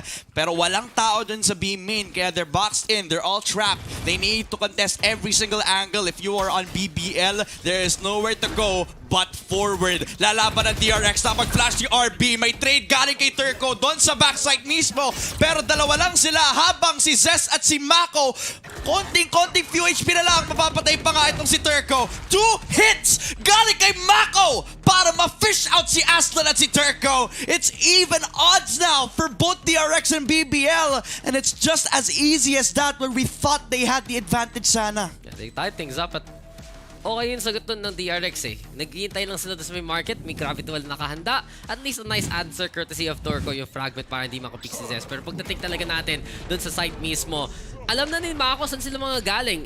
Sure, may suppress courtesy of Turco. Sure, may null command ka. Pero alam na nila kung saan yung gitna nun. Alam na nila na, okay, di natin nakikita yung site. Ang tagal dumating yung pulse sa atin. Then, doon sa boat house lang sila manggagaling. And as soon as the double swing comes, handa na naman ang DRX. Yung pagbabasa talaga ng DRX dito sa mapang to. Pre, kung aklat to, sila yung authors eh. Sila yung nagsulat. Wattpad presents DRX. I took them as like, today, I even saw na may pro player na caster din. Tapos meron pa mga pro player na writer din. Ikaw ba yun? Hindi ako. Hindi ako pro player eh. Akala ko kasi si Shinbu kanina nasa game eh. Oo nga eh. Gulat ako dun ah. si Vil, Radiant na. Oh, really? Wow. Hindi si Vil ah. May Vil. May isang Vil eh. Ay, nako. Ano siya? Funny nga eh, kasi nag-uusap sila actually. So nakikita ko lang sa page ni Vil. It's like, uy, pinost yan. Si Vil. Si other Vil. At nag-alam ko siya nag-open qualifiers nga siya ng VCT. So that's a little fun fact for you. Pero, in the end, nawala na ng momentum dito ang BBL. It just takes a single timeout and yet again, experience talaga. Veteran play ng DRX and the reliability of having Buzz on that jet all around has just been instrumental to their success. Sige nga, you have a star in the making sa bench mo. Pero this just works. And until makita natin na hindi na gumagana tong DRX5 na to, I think that will be the way they play moving forward pa rin. No, I mean, if it's not broke, don't fix it, diba? If it's what gives you deep runs sa mga tournaments nyo, if it's what gives you the accolades that you have already amounted para sa sarili mo, and ano yung kailangan mong baguhin, diba? If DRX already have the potential, not only the potential, every single accomplishment na meron ng DRX, it's because of this starting five. It's because they have been trying and testing every single formula with the same 5 players all throughout 2022 at hindi talaga nag-iiba yung kanilang magiging accomplishments. May konting improvement. Nakapag 4th place na sila sa Champions last year. But this time, baka magkaroon na sila ng deep run, lalo na tag-iba na yung format. Meron naman dito ang operator itong si Buzz. It's all the way over to B main. Hinihintay na lang yung pag-push ng mga players ng BBL, but they're wary of this kasi wala silang initial info. Pag nag-peak ka dyan, lugi ka talaga. And DRX, eto na talaga yung true discipline check. Will they get baited by the lockdown? Absolutely not by Buzz. Ready with the shot and isa pang patay. Hunter's Fury nga magiging sagot dito. At kita mo talaga, play safe dito si Buzz eh. He gets away with the tailwind in time bago tumama yung suppress. Alam na niya yung KO doon. Handa at nakita pa niya kung saan siya manggagaling dahil lang doon sa pagtapon niya ng utility. Brave crossing towards Speedway pero ito na rin si Zes. Handang-handa na. Yet again, DRX. Lahat nandito sa posisyon. Pre, alam mo ba, sa Korea, mandatory ang military service kasi kitang-kita attention dito. Stand attention for DRX. Saludo sa 5th round nila. Kaya pala sila magaling mag-Valorant kasi na-apply na pala nila sa kanilang military service. Yo! These guys are just so good. Especially yung kanilang commitment to the same angles. Buzz, nandun pa sa B main even though they had that ultimate, the lockdown doon sa may A main. That and the willingness to even fight for control over B, not even retaking. That's the commitment that DRX are willing to uphold. Even if BBL are willing to pressure that, even if they are trying to play them with mind games. DRX say, nako, ilang beses na kaming tinapon ng ganyan. Tapos na yan, kaibigan. Nandito tayo sa next round. And one thing that's interesting is BBL, after everything said and done, sa mga eco round nila, may hero rifle pa rin. Pero as soon as that happens, wala talaga. Absolutely zero here for Kitchener. Handa ka agad dyan si Mako. And even the Aldon right now, trying to scout. Wala pa rin really makuha dito ang BBL. Ipit na sila dun sa may main angle. Pwede pa sila mag-rotate if ever they want to. But the problem is, they're gonna be walking into sightlines na pinaghandaan na ni Buzz. Nakita natin to dun sa dulo ng Pearl. Ito na naman tayo. It's already 5v3 and things are just dire here for BBL so far. Mids on lockdown, hindi dahil may Killjoy ultimate pero dahil may operator na ang set dito sa DRX. Buzz already lurking through the angle habang ang A main na naman ang magiging focus for BBL habang si RB sobrang lapit ng angle, si Mako sobrang layo na pinapatay itong si Turco at si Brave. Quick and easy, especially since half-buy lang na naman to ng BBL this time around. Although DRX, they are building up such a momentum for themselves. 6 straight round wins. It's a prime gaming flawless to even end it off at that. This is how much you could say dito talaga sila komportable. Right after they got the timeout, they have never lost track of their victories. And kita talaga natin yung improvement eh. Down the line, you look at their recent history, championship after championship, especially winning maps on Ascent against the likes of Team Secret as well as Talon. Sige, mismo sa VCT, di pa nangyayari. Okay na, malayo naman yung Team Secret kayo sa kanila eh. But there you go. Shot through the heart and Kitchener is there to be blamed. Buzz! Simula pa lang, isa pa first blood na kuha niya. And from what I remember, dito sa stats natin, he got 6 first bloods kanina dun sa Pearl. Now, he's just adding on to that tally at yung numbers advantage. Happy talaga ang DRX to play with that. Man. And I can't blame BBL too, especially to Kitchener on playing that mid-link control kasi they were thinking about either going back to the mid-bottom area push or doon sa pag-rotate on forward on A short where that's actually like one of the things that Kitchener likes to do at all. But this time it has been thwarted before it even started. Buzz so quick with the operator shot and they even have control over the A main position. That is if they lose out their gunfights. RB and Buzz, yung duo sa DRX, sobrang unbeatable. Even though RB dies, it doesn't matter kasi may value na yung operator dito. In a blink of an eye, tatlo para sa operator ni Buzz para sa DRX's 7th round win. Wala talagang nakakapigal dito sa Buzz. Bumili siya ng op kanina. Tapos yun na lang yung kailangan niya. Yun na yung pinaka-investment. Sabi niya, this is it. This is the big one. The all-in. Put all my chips on this basket and sa totoo lang, he's hit the jackpot here, shot after shot. The beautiful thing about this far sa side ng DRX is kasi naaasahan nila yung operator player nila. And instead, what do they run?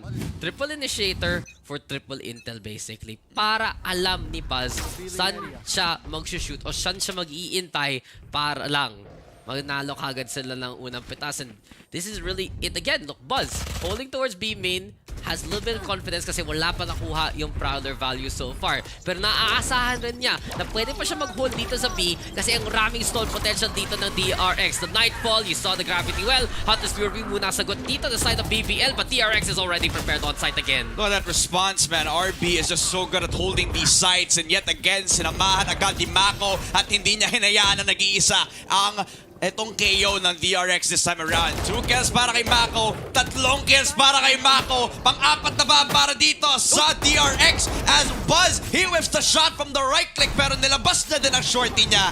And back to the drawing board ang BBL pagdating sa second half. DRX, when we thought that this was the best chance para makapag-dominate ang BBL, it only took 1 timeout and nag-turn around yung tables agad yung matchup na to. Simple lang sinabi ng DRX, pre. 4 is all they get. Wow. 4 is all they get so far. From pistol to that amazing bonus win. Yun talaga yung nag-prepare sa BBL to get at least those 4 rounds. Especially, nakita natin kay Asta the pressure of having that lockdown into play na naipit na nga talaga yung DRX in those situations. But after the fact, Operator is all they needed to make the usual style work, to have Buzz be that reliable anchor para lang unahan na nga dito ang BBL. And that's the one thing that they realize. Kailangan sila maging mas active talaga on one side of the map because the other side is more of reactive, more on hanging back dun sa site mismo. If that pressure is alleviated, di okay talaga para sa side ng DRX kasi mapipilitan yung BBL dun sa pinaperceive nilang weaker side at mahuhulog na lang sila sa trap dito ng DRX. All in all, ito talaga, the DRX master plan. Paulit-ulit na lang pero it still works to this day. Man. And this just speaks to the dominance that they have been displaying, dun eh. Like, this is the formula that they've been working on for a couple of years now. And even though they haven't won like the big one, they have won all the little things. Every single team fears fighting against them. And if you think about like how Korean teams have been performing, how strict their work ethic is, it just goes back to how this has developed yung DRX. With how long they have been playing together, but how much they have been going through as a team together. That builds synergy. That builds character for their team. And that is also what lacks then for BBL in a way. Since this team, yes, it is a very popular org dun sa Turkey, diba? And these players have also, they also have like a lot of experience playing together as a team. But what they really need is a bit more time. And in a tournament like this, where time is not of the essence, time is not your best friend, parang they're looking to like at least make up for it by reacting to everything that DRX has been doing. But the reactiveness from DRX has been on point so far. But they're playing on borrowed time. Kasi kung ma-out ka dito, papauwin ka na eh. Oo. Bye. See you later. May ibang gagamit ng hotel room nyo. Ewan ko nga kung paano yung setup eh. Pero di ba ang tagal ng break time in between like I'd say the Alpha games and the Omega games. There's a little bit of downtime. I heard mga ibang teams mga like Team Secret papunta pa lang ngayon. Sa Brazil. Yun yung chika around the airways. What's happening right now. And it really just goes to show kung pagdating dito sa mga single elimination kind of games, dapat day 1 pa lang, round 1 pa lang, you're already on your A game. And DRX, they've proven to be that kind of team again and again and again. Sa totoo lang, sa lahat ng team na feel ko mag-benefit sa ganitong klaseng format, it would be a team like DRX, a team that has something so structured, na sobrang planado na kung hindi ka talaga handa sa simula pa lang sa the way they play, then you're not gonna be able to answer back kasi we've seen teams take their revenge against DRX sa mga double elims sa usual Masters at Champions. Pero walang bawi-bawi dito, pre. Walang rest box. Isang sapak hanggang dun na lang. Walang part 2, part 2. Sa part 1 lang dapat kayong makipaglaban dito sa DRX dahil, man, it has been so difficult so far. Dahil dito sa BBL this time around where we thought na komportable sila dito sa kanilang first half. Now, they have been letting DRX loose. while you see Kushner try to make very proactive plays, you're seeing a lot of positional prowess as well from the Sova of BBL. Si Suchni, unfortunately not enough because everybody on DRX are sticking like glue. 1-for-1 pagkatapos nila pressure yung A-main control, but Buzz just dashed into a bullet by Turco. That limits the push out, the movement from DRX, and ultimately, it might actually result them in giving away yung A-main for free. Gandang spam doon galing kay Turco, pero wala rin nakatulong doon kay Buzz. In that instance, RB, huli kagad. They have to back on away and re-rotate away from that A site. Pero syempre, kita naman natin dito sa DRX. With all that time, balik tayo. Kahit tayo finifake niya kasi tumatakbo siya eh. And this is the thing, DRX gusto lang talaga nila makakuha ng 50-50 chance here. At least, makaplay pa rin sila ng execute na gusto nilang gawin in the same way they know how. Split pa nga, courtesy of Stacks. Ito na rin si Kishna na naghahanda para bantayan ni Cubby as much as possible. So, overall, nakita na nga. Strong crossfire possibility here for the side of BBL, but they already know that this is coming their way. They're not even letting go of the short angle. What a shot from Kushner. What a second shot from the Jet. Third shot papunta dito kay Stacks. No, not possible. 1 versus 3 at nakaklasik lang kaso sa ghost ni Aslan siya tutumba dito. That was beautifully done from BBL, and they didn't even need to do anything. No, tambay na lang, and a big pistol win to keep them alive in the game. Nakita talaga natin dun sa simula nung mapang to, dahil sa pistol round, nakakuha sila ng momentum, especially big players stepping on up. Kanina si Aslan, now with Kishner, getting those takedowns. Baka naman, yung Blade Storm magiging malaking bagay if ever they make it to their bonus. Pero anti-eco muna tayo dito. 4 Spectres also, in-expect na lang ng BBL na pwede sila mag-hold close if ever.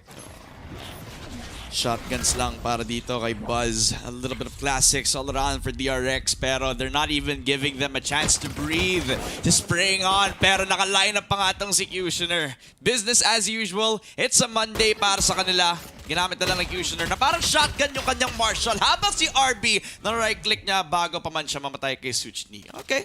A bit of damage. 3 picks papunta sa BBL, but at the end of the day, they're catching up, and that's the main thing about their second round. I think that's actually enough for DRX. Sige, nakakuha sila ng 3 pitas. At least na yan, mapapa-rebuy ang BBL.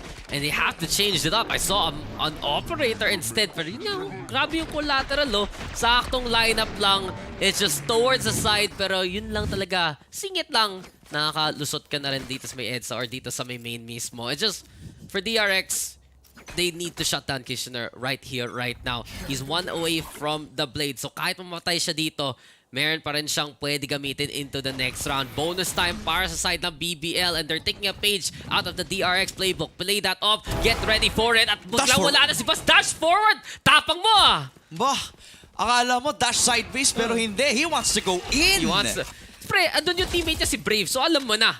Doon pa lang, inspired na siya. But the thing is, walang nakapunish naman sa DRX. They're playing for mid right now, and it really just goes to show that BBL, they're prepared to hold mains down as much as possible. Oh man, at least now a lot of backup plans para dito sa BBL. They're holding down yung mid with the operator that missed yung shot, pero they still have control over B. That is if Aslan missed the shot. He does. They maintain yung B main control while they try to push on. The right click flash was perfect, but Kushner trade is even better. It's a 3 versus 2. Now that Zest and Mac are online and ready, na-deny ang operator at napakalayo ng dalawang players from BBL, giving enough space for DRX to plant the spike. Ang iniisip ko dito do, alam ba ng DRX na pistol lang ang hawak ngayon ng BBL? Brave able to pick up a rifle along the way, pero aggressive na kagad ng angle dito ni Mako. Medyo ipit nga siya dito sa B main, pero hinahintay lang niya mag-pick si Brave. There's the takedown already. Nag-iisa lang dito si Turco at Ghost. Yun lang hawak niya, pistol para pumalag sa dalawang rifle. It looked good for the side of BBL, especially galing kay Kishner. But this bonus going to the wayside, picks up the opto. And that's actually value. Kung ma-save nila to for the next round, at least handa na sila doon sa buy nila. They even dismantle 3 guns away from DRX. In the long run, the economy will not look too good on them. While BBL, they still have a bit of money to even go for a half buy. It was a crucial mistake sana for Kushner to even lose that operator in the first place. But since Turco has picked it up, they have cleaned up that mistake entirely. They even give themselves a bit of a bonus. In fact, na kapag natanggal na yung tatlong guns ng DRX, magkakaroon sila ng chance to even buy a few sheriffs, maybe a Spectre na lang for a few of the entry fraggers. Pero at the end of the day, against Vandals that can contend against mid-control na ginagawa mismo ng DRX, this is perfect for them. Yeah, I think they should actually have the full buy right now. Bonus yun ng BBL, and just because of that, they did some strong showings. They did burn the blades though, pero as you said, at least nung na-pick up nga yung operator, meron pa rin magagamit dito si Kitchener. So this time around, this can be BBL trying to take advantage of the fact na pwede silang pumalag in direct combat. DRX does know though na may operator ngayon na hindi nila nakita kanina. And instead now, they're trying to play towards his main angle yet again. Brave though, konting spray down. At si Buzz, isang pitik na lang. Patay na kagad siya. Mapapa-time out na lang, sabi ni Mami. Pero DRX is just stuck here right now. They really respect the fact na BBL has that open hand and is ready for their push. And there's not much presence made other than yung drone na nilalabas nitong si Zest over at mid. So they're just holding their ground, holding their same angles where they were trying to limit yung pag-push ng DRX over at A main. They're holding their ground. They're not even changing their own routes. Talagang tamang hintay na lang since hindi sila nag-iingay sa kabilang side ng mapa mismo. A is still the stronghold. A is still the defensive setup. And even though Buzz is so low on HP, DRX have no choice but to push on forward. 1-for-1, Buzz has already traded out itong si RB, but Turco is just too good as an anchor, even getting a second, even getting a triple kill na may kasamang foul. Itong si Turco, 7-round wins para sa BBL. Saan mo gagawin yung free throw? Saan mangyayari yung free throw, Fred, dito sa mapa? Tatapon mo yung barrel outside the map. But then again, ito rin yung nagagawa dito ng BBL. The stall potential courtesy of Turco. May harang na naman dun sa main. Nakita na nila kung saan papasok mo si Buzz. And sure, you had a bit of that pressure courtesy of Brave, but with just having someone on the opposite corner was enough para sa side ng BBL para pumalag. Impressive showing ngayon dito sa depensa ang BBL. Mapapatime out naman tayo dahil DRX are gonna need to cook up a completely new fan, or a plan rather. But really, fans of BBL, feel ko nag-iingay talaga sa ngayon sa Turkey because this has been one of the stronger showings we've seen from BBL. A squad na, sige, they have that EMEA experience for against a powerhouse from the Pacific region. Oh, this is like a step ahead of what they've done so far. An improvement, kumbaga. From the Pearl map, it's a night and day comparison on their ascent where now they are letting DRX be in a place where they need to play on the terms of BBL.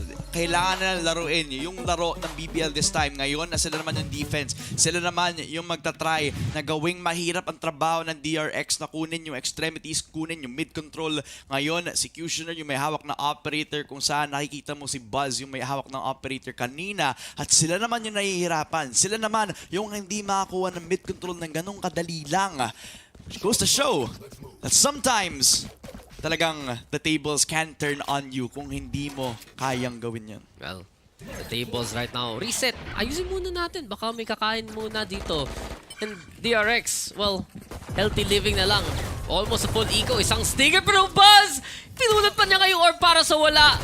Sokni, all he had is the Odin. At syempre, dito sa asset, alam mo na, as per the Azurai, this wall especially, very bangable. Oh, definitely. Oh, man. Buzz has to be kicking himself right now. Kasi he only needed one ult orb para makuha yung Bladestorm niya. Pero napatay siya essentially for nothing. Easily, that would have been the one ult orb that he would have needed for it. But now, he doesn't get anything out of that. Walang trade-off immediately because of the wall bangs na ginagawa nito si Suchni. A little bit of an info given away over towards the B main spot para sa BBL. But that's the only thing that they have working for themselves kasi nag-cut noise na din ng DRX already slowly but surely pushing on to A. But even if they don't have that info, in the back of their minds, they know that since B did not work, sa A tayo mag-push mga kaibigan. Walang intel, walang problema. And there you go. Shot na Zerg, pero di mo tumama pa kay Kitchener. They do back on away. Stacks wanting to pick up the orb along the way. Pero wala na rin ka-oras-oras dito ang DRX. They have to execute and fast. And kita pa natin, dinala na yung Odin sa gitna ng mapa! Yung spray! Wala ka na magagawa! Wala ka makikita. Nasa likod mo lang, tad ng bala. At wala na magagawa dito ang DRX. Zes even found out. Sige, may napulot siyang operator pero wala rin. Kasi BBL, inintindi na lang kung ano gagawin ng DRX and nowhere to go, nowhere to run. The horror. Ito, yung reason kung bakit the Sentinel in that sort of formula, they needed that. Kasi yun pa naman yung hindi makakapag-push kay Sochni. Yun pa naman sana yung hindi siya makakapag-push all the way over to B main. They were all clumped up in one position and that was the triple initiator comp that they were trying to look out for. Yung A short extremity where they needed to use all of their utility para hindi tuloy sila makakuha ng A short na mamamatay sila ng isa-isa. No, it never happened dahil sa Odin na biglang nilabas nitong si Suchti, which goes to show that sometimes it's not all about the mechanics but sometimes the arsenal that has been offered for you. Laki. Yeah. Nung bala. Nung ammo count at wala talaga. Nasprayan lang. Doon ang DRX at wala na silang magawa. But this time around, meron silang rifles na hawak-hawak. Meron silang 4 na ultimate na pwede gamitin. At syempre, nagsisimula dito para kay Buzz to get a bit of that mid to allow them presence towards the site. Nag-iintay na lang sila though. Kung saan kaya sila makaka-entry, you do have Turco at well si Sochni. Ready dito sa B-side mismo ang operator nung kabila. Nandun sa may A instead. Cosmic Divide to try and just cut that noise. Yet again, Nightfall rin para lang walang marinig at all. Kita mo, silence. Absolute deafening. Walang magagawa dito ang ating Soba para tulungan si Turco. But Turco doesn't need any help. Siya na lang mag-iisa. One-man army. Nag-non-command pa nga. Suddenly though, the push comes. DRX though with the clear out. Pero si Brave nanda na rin para makipag-trade, makipagpitasan.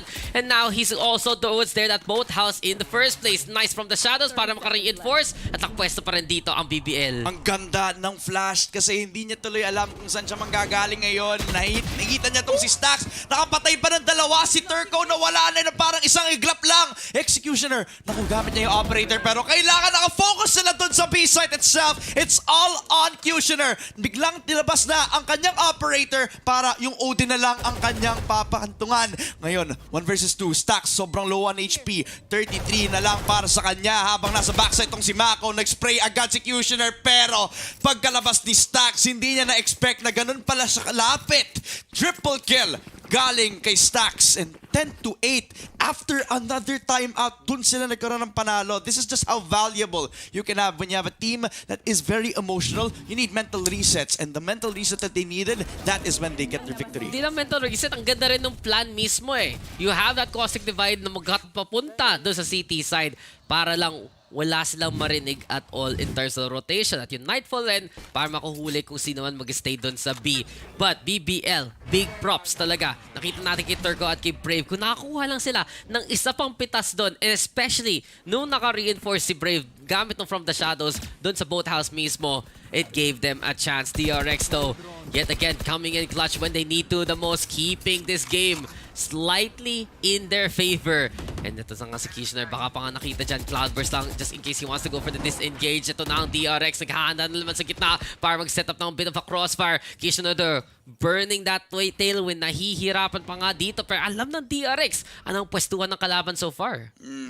Kapag na-burn na agad, itong alarm bot, dun pa makapag-decide si Cutioner kung anong gagawin niya dito. At kapag nasira na ito, dito lalabas ang flash, yung trigger pull na kinailangan ni Cutioner para makapag-push. Naka-second pa nga itong si Cutioner, pero nakalaban ang DRX. 2 for 3 at least. There's another chance and another shot. Nakita si Brave, na-shutdown si Suchni. It's all on Turco na nag-push sa B-main. Nilalap niya dalawa! What the hell was that shot? It's a Red Bull clutch na nilabas ng BBL Turco. Tumamang sakto sa oras. Kita mo, dalawang direksyon. Nagka-intersection. Stoplight na sana pero go lang ng go dito sa Turco. At ano yun? That could have been such a strong round para sa side ng DRX. Yet again, kita natin, alam nila kung saan manggagaling ang kalaban. Ano yung weakness ng kanilang push. But in those situations, it's just the magic that can happen courtesy of BBL. Saan nanggaling yun, Sochni? Ang ganda ng spray down. Pero huwag natin kalimutan, medyo masikip talaga dun sa mid-link. So, isang spray lang at yung saktong timing dyan, dun kayo mawawala eh. Wala ring pressure point over at B main. Wala din silang flank watch kaya nakapag-push na agad sa B. 1-for-1 dito sa mga Jets natin. At pagkatapos ng flash, walang nagawa si RB. Napatay agad ni Brave, nakadalawa pa agad. And BBL in a blink of an eye. 2 rounds in a row na nakapag-equalize against DRX. And it's just cool, calm, and collected from here. They were able to respond every single proactive push from DRX up to the back of the utility. And how perfect these flashes are, impossible para matalo yung gunfights here from Brave. Pumapalag yung mga Turks. So kita mo, hype na dito ang BBL. Marami nagsabi, matatapos na kagad itong series na to na 2-0. Pero pinapakita nga nila na may laban pa, especially dito sa second half natin. Their defense has been absolutely positioned well. Pero ito na, agresibo kay Brave at kay Turk. Nagkakabanggaan. Kailangan nila makalas dito sa A main mismo. Gravity well do, magiging palag. Hunter's Fury also for cover. At hindi makapush yung DRX dahil na naman kay Sochni. Here we go, Turko in position. Ang ganda ng pagtulungan dito ng BBL. And they have the man advantage so far. Look at how much nagsa-step up yung dalawang initiators for BBL. Quick flash, ginamit agad yung ultimate para hindi sila makapag-push ng A-main. Hindi sila na-pressure at all. Doon sa may A-site itself, DRX losing every single step of the way. Hindi sila tuloy nagkaroon ng control over main. And they are now relying on one thing and one thing only. Stacks doon sa B-main na tinatry na magkaroon ng konting semblance of control. Pero kapag hindi nag-work out, kapag nakita siya agad ng at least one killjoy gadget here, then it's gonna be lights out for him if DRX are not able to get P-set as fast as they can. Yeah, laking problema. Nanosorb pa nga as soon as Snap starts to go for the cross! At dinikita ni Executioner! Executed on the spot. Hold up na lang sa speedway talaga. At wala ka na magagawa. Aslan, pantay na naman. At wala rin dito. BBL, left and right. Flawless para sa kanila, courtesy of Prime Gaming. And they take the lead back. What? What's destined for them? Yung map pick para sa BBL, we have been told that Asen has been their comfort map. This is where every Turkish team has thrived dito para sa BBL, and now they're showing it how they have been putting it on display against DRX, where they're now stopping yung proactive pushes. Now they're stopping every single chance na magkaroon ng control over main ang mga players on DRX. Now they're desperate. Naka-stinger buy lang ang tatlo sa core ng DRX. If they can't win their gunfights, they can't win anything. Well, kita natin dito sa DRX. Perhaps ang sagot na nila dito, dumiretso lang doon sa site mismo. Only problem though, ready na naman dito ang BBL para sa 8 triple stack, and especially Executioner kanina bantay doon sa may B. This time around, yung kanyang shift na punta patungo ng A site. The paranoia also, but DRX have a different kind of plan. They want to make that A execute happen at gusto nila kunin tong second floor control if ever. But Executioner Turko still holding on, still fighting, playing into the corner, back to the wall, pero sila pa rin ang nananalo sa bakbakan na to. Executioner, tatlo pa nga, at ito na nga, match point para sa BBL para ma-extend yung series. Control played so well for DRX, pero what happened after that was a disaster where they were relying on the stingers to actually get yung mga long-range fights, but it's a stinger for a reason. You're not able to win a gunfight from heaven if you're fighting against a Vandal, where Cushioner has thrived sa lahat ng gunfights niya. A triple kill para sa Jet, para sa BBL, para makapag-mount ng comeback against DRX. A potential reverse sweep in the making, and it starts dito sa match point ng BBL. Lumalayo lang sila, lumalayo sa kalaban at lumalapit sila papunta sa panalo. Here we go at again, 3 ultimates ang handa dito para sa side ng BBL at 3 na naman ang nag-iintay dito sa B side. This has to be a big execute courtesy of DRX. Meron silang Cosmic Divide, meron silang Nightfall at Null Command plus yung Hunter's Fury pa. Linista ko na ang lahat kasi baka kailangan nila gamitin ang lahat dito para makuha tong round na to. Oh man, imagine if they had a sentinel talaga. Somebody who can watch their backs. They don't need it. Sabi mo nga naman kanina, pero at times where they have been struggling to get the push ongoing because napaflank sila ng paulit-ulit dito ng BBL. You remember, yung A-short push na kailangan nila sanang kunin, na shutdown agad because of the Odin push. Yung kanilang 2 versus 1 na mapapanalo sana ng DRX na shut down agad because they had no pressure from B main. Now, it's all on this one execute. All of the ultimates set up dun sa B. Cosmic Divide, Nightfall para hindi makarinig ng push ang mga players ng BBL. And it starts off with a fragment kill dito kay Switchy. 1 versus 1. Napatay agad itong si Buzz bago pa man siya magkaroon ng entry. Double kill for Turco. Triple kill for RB. DRX, they are winning the gunfights. 11-12. One more before overtime. Bingi na bingi. Yun ang BBL. And yet again, kita talaga natin, invest those ultimates and you get the job done. DRX, saktong execute lang. The fact that they got already that staircase control very early on allowed the rest of the team na mag-funnel lang dun sa speedway at dahil lang dun, mabilis yung traffic. Pero ano yun yung e-pass sa sa inlegs? Parang ganun lang yun. Straight up lang and DRX ayaw pa na magpatalo in the first place. Overtime o map 3, pili ka na lang, BBL. Pili ka na lang, red pill or blue pill na lang. Para sa kanila, risky yung isa, pero kailangan maging relentless kumbaga para dito sa mga dalawang players. Mas lalo na dito sa DRX, they need to show na kailangan nilang kunin yung overtime. They need to show that they're willing to even do so. Kailangan ilabas ang lahat ng stops dito para sa DRX squad. Because if not, man, they're writing themselves a potential reverse sweep for BBL. Now, they're willing to go for the double peaks. They're willing to give up yung control over B. They're willing to risk up yung mid-push na pwedeng gawin ng DRX just so they could have an advantage with one lurker down. Pero dahil nag-pull back itong si Stax, wala silang makukuha for now. Yeah, and that lurk presence did pull back BBL papuntungo doon sa site. And just because of that, hindi sila naniniwala. Punta tayo dun sa may A instead.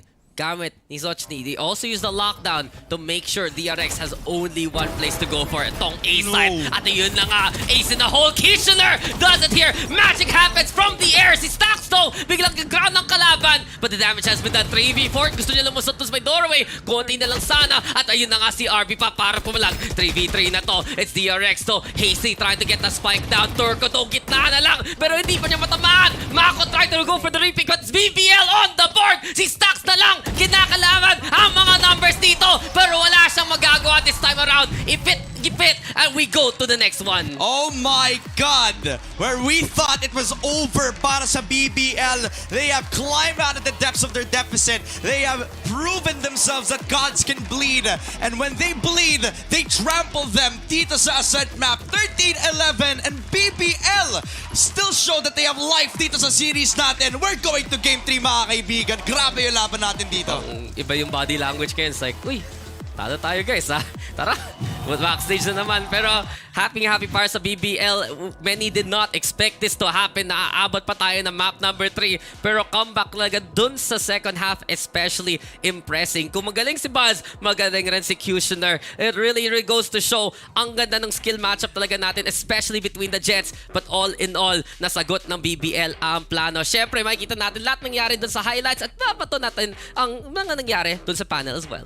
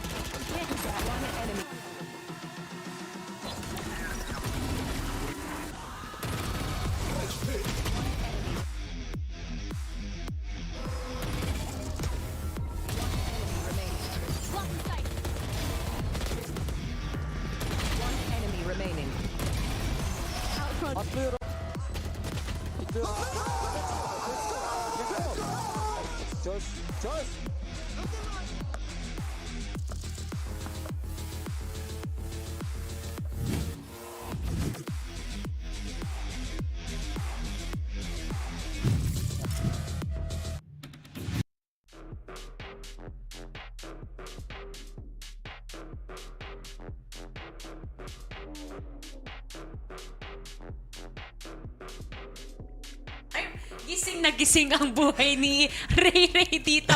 Pero joking aside, Asoray, ang ganda ng pinakita ng BBL dito. Sabi ko nga sa'yo kanina, di ba? Hindi naman sa wala talagang potential tong BBL or hindi nila kaya makipag-compete. It's just that yun nga, number one, it was DRX na nakaharap nila. And then unfortunate pa kasi Pearl, so siguro hindi pa nila gamay ito ng todo. And magaling talaga tong DRX na i-shutdown kahit anong strategy na pinapakita nila. Pero this time around, when it came to the defense, tuloy-tuloy ang momentum netong BBL Asaray. Ang ganda-ganda ng mga opening picks dito ni Kushner. But overall, ang balance na nangyari dito sa team na to, I love it. Especially yung mga lurk potential nila dito. Napaka-notable. Yeah, absolutely. Isa sa mga, I think naging favorite na, I guess, ways of BBL dito that they were able to win out dito sa defending side is their ability to disrupt yung offense ngayon ng DRX where, again, parang DRX, their strongest points during the first half was just how well silang nakakapag-coordinate to retake the sites, diba? Pero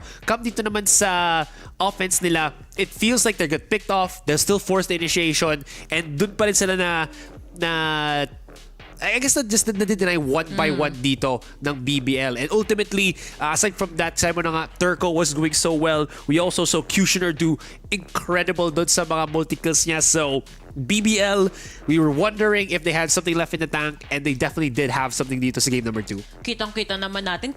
Tapos si Kushner pa kanina, meron siyang collateral na pinakita dito na kill dun sa A-main natin. Ang galing Marshall, if I'm not mistaken, Marshall pa yung gamit niya kanina. So malalaman mo na unti-unti na nakapag-warm up etong BBL. Siguro gawa na lang rin nung Aim Labs segment natin kanina. Talagang tuloy-tuloy ang warm up netong mga to.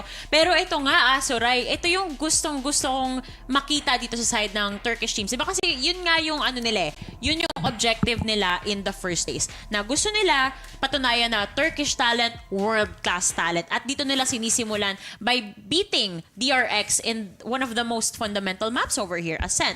So later on, Asoray, we're gonna be going over to Haven. Pero before we actually talk about Haven, I want us to dissect Ascent a little bit better. Ano sa tingin mo yung naging downfall ng momentum dito ng DRX?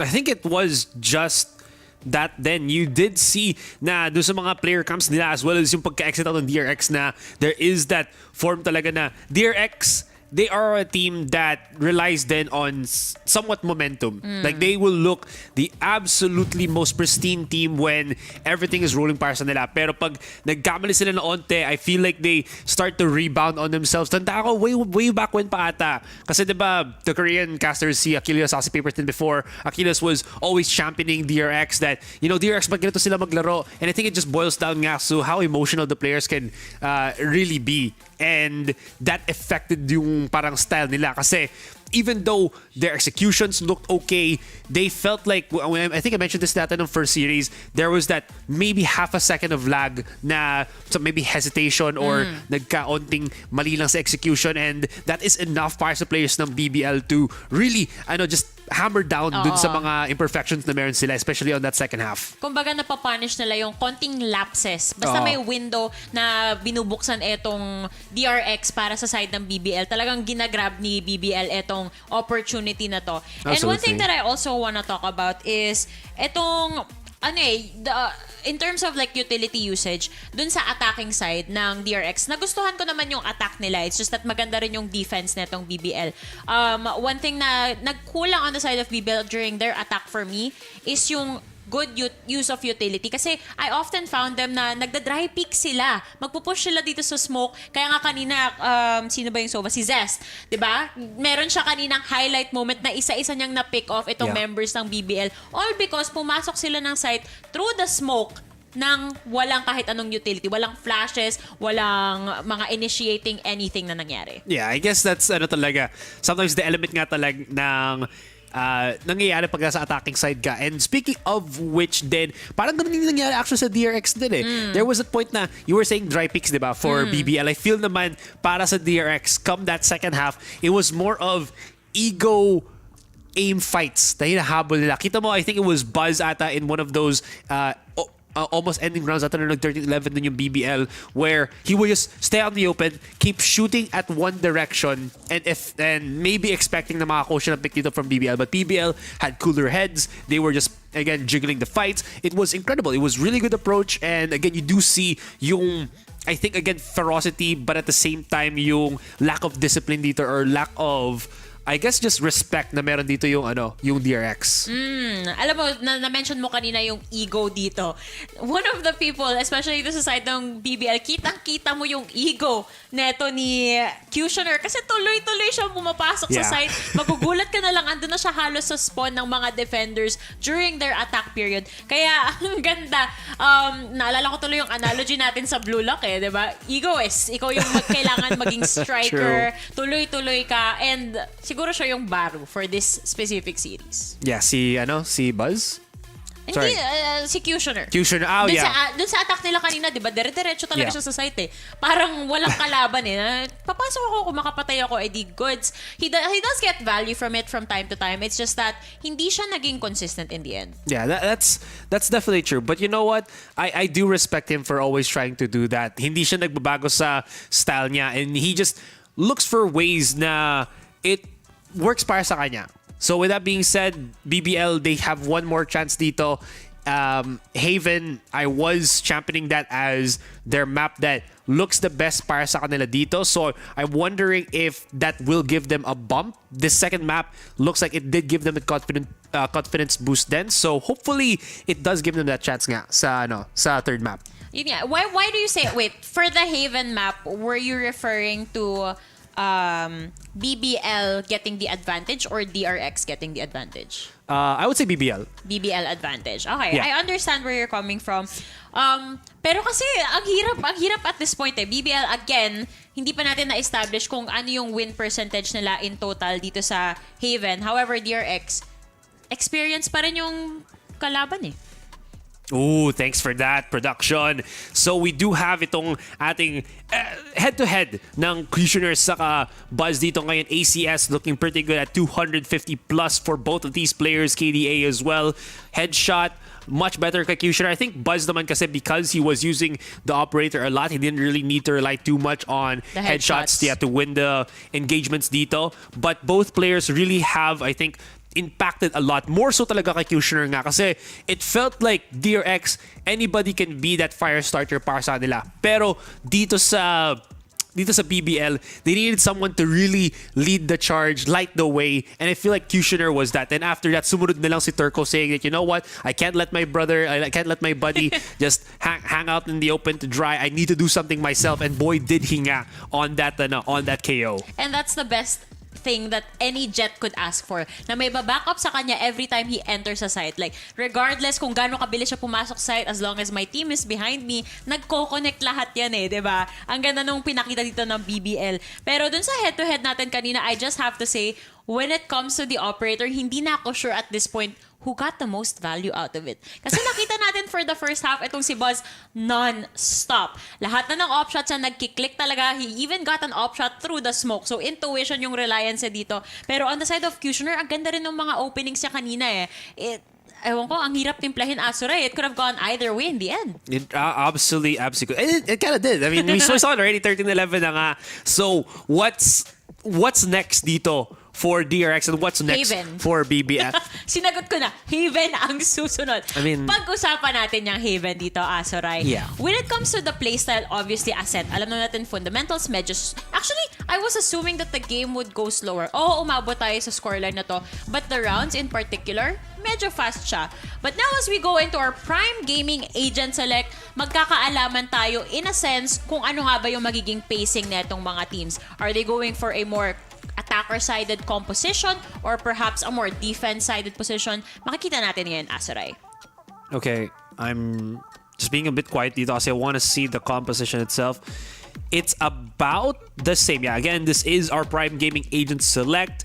The only difference dito is our controllers, where the Astra is being picked up by BBL, and it will be Mako on the Omen ngayon. Now, I do remember before na there was a favoritism for DRX to go for the Sky over the Sova, but this actually also works din naman because it does give them malakas na how do you mention this? Post-plant potential din para sa kanila. This is a composition that I believe nakita na natin multiple times na nga sa DRX ngayon. So, yeah, that's about it.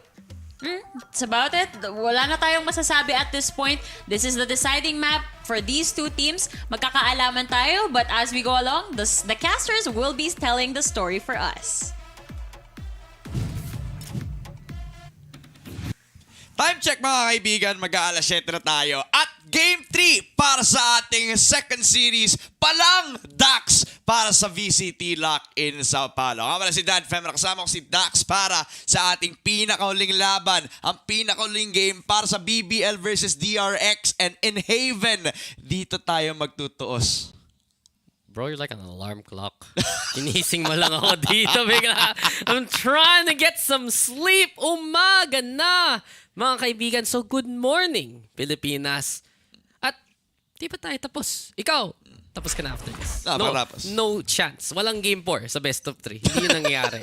Pero, pagkatapos nito, may Paper X at C9 pa. So, guys, kung makakita dati, yung iniisip natin sa VCT, aabot ba ng 6? Aabot ba ng 7? Ito na ang magiging bagong tanong. Aabot ba ng 11 a.m. Abangan! Dito lang sa broadcast natin sa VBL Esports Philippines and all, of course, sa Twitch, sa YouTube, at sa Facebook. For laban na kagad tayo dito, DRX playing their Breach Sova variation. Minsan nga, as minention ng ating panel at si Astra especially. Nalinalabas nila yung Sky minsan when they combo out with the Astra, especially when they played against Talon. Pero dito naman, ito yung mas comfortable, ito yung mas tried and tested. At tingnan nga natin kung paano sasagutin to ng BBL. Contact made dito kay Turco kapag papasok ka sila sa garage. At least may bait and switch kapag hindi nila chinek yung kabilang corner. And that is yung position nitong si Astra. Brave is just so cool and calm. Nasa kanya lahat ng responsibilidad. And it starts with the push out. DRX, they're starting with 2 picks. They have garage control. And eventually, C-Site is theirs for the taking. Kushner though, running and gunning. Nakita agad si Mako at the shutdown bigla because of the double kill na ginawa ng DRX. Nice entry there galing sa DRX. Ang pasok ng garage, pasok ng site, and that should be pretty much it for the round. Unless may magawa pa nga si Aslan dito. Turret though, huling-huli ka agad siya sa mga intensyon na gusto niyang gawin. And para sa DRX, when you combo up that breach and that jet, then alam mo naman na ano yung setup mo para kay Buzz, para makapasok siya, para makuha mo yung space. And we saw that kanina na, sige nga, triple initiator, pero iba pa rin yung range na dinadala ng breach dito sa mga mapa, and especially on Haven. Laking magiging influence dito ng DRX around the map kung ganun yung mga execute nila. And look at how decisive na kinuha din nila yung mismong garage push dito. As in, they're checking every single corner. They run around with the right man for the entry. That's Buzz with the frenzy. So long range tap sana ng Ghost ng gagawin sana na itong mga players ng BBL. Hindi sila binigyan ng chance na makapag-breathe din naman agad dahil sa pressure na nilabas ng DRX. Quick, calm, and collected lang para dito sa DRX so far. Mas lalo na dito kay Zest at saka kay Buzz. Two of the instrumental duos para dito sa DRX. At kapag nalabas na recon dart ni Zest, kapag kinol yung flashes nitong si Stack, si Buzz, you cannot deal with this man unless you have 5 people dun sa C, which ultimately, yun yung magiging decision ng BBL. It's to push out doon sa C-Long. Surprising itong si Mako before he dies with one more. Ito si Buzz just lighting them up with a double kill galing sa Phantom. Pero it's still damage done and he still have a lot of guns to work with here. Alam mo, mas mababa yung odds mo na makukuha mo tong correct sa map ng Haven. 3 sites kesa 2. Minsan lang yun, 1 time, pero di niya abot, pre. Nandun lang sa may bakod. Akin nga na sana. Pero wala. Do not cross the line. Sayang. Ang sad thing na nandyan lang, oh. May nakahawak na. Yung paro-paro. Yung butterfly. Fly. Butterfly with gun. Pero may flank. At wala na yung flank. You just can't do that against DRX. Especially ngayon na initay natin kanina, pre. No. Asa na yung Sentinel? Eto na. Sabi ni RB, dadalhin ko na. And just goes to show, DRX. Same kind of plan. Pwesto dito sa Simisi site.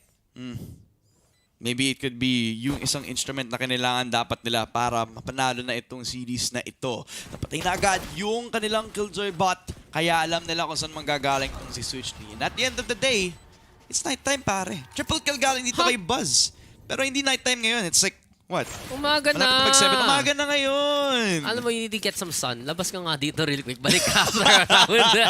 Tingnan mo, touch grass indeed. Touch the pavement outside the studio. Pero just DRX able to pave a way to make another round happen. Buti na nga lang, BBL though. Right call at the right time. Baka masyadong pinilit nga ng DRX na nakita nila yung first contact in the first place. But this time around, Patayin pa rin natin si Aslan at si Kishoner. These two players especially picking up the pieces when they need to the most. Ito na kagad daw, DRX. Execute paputungo ng A site. They have to deal though with the smoke pressure. Courtesy of, I'd say, BBL. Kasi yung pag nakapwesto ng stars mamaya dyan si Brave, alam mo naman, magiging influential yan. At pag dinalabas mo yung Astra sa Haven, kahit across the map, may tulong pa rin yan.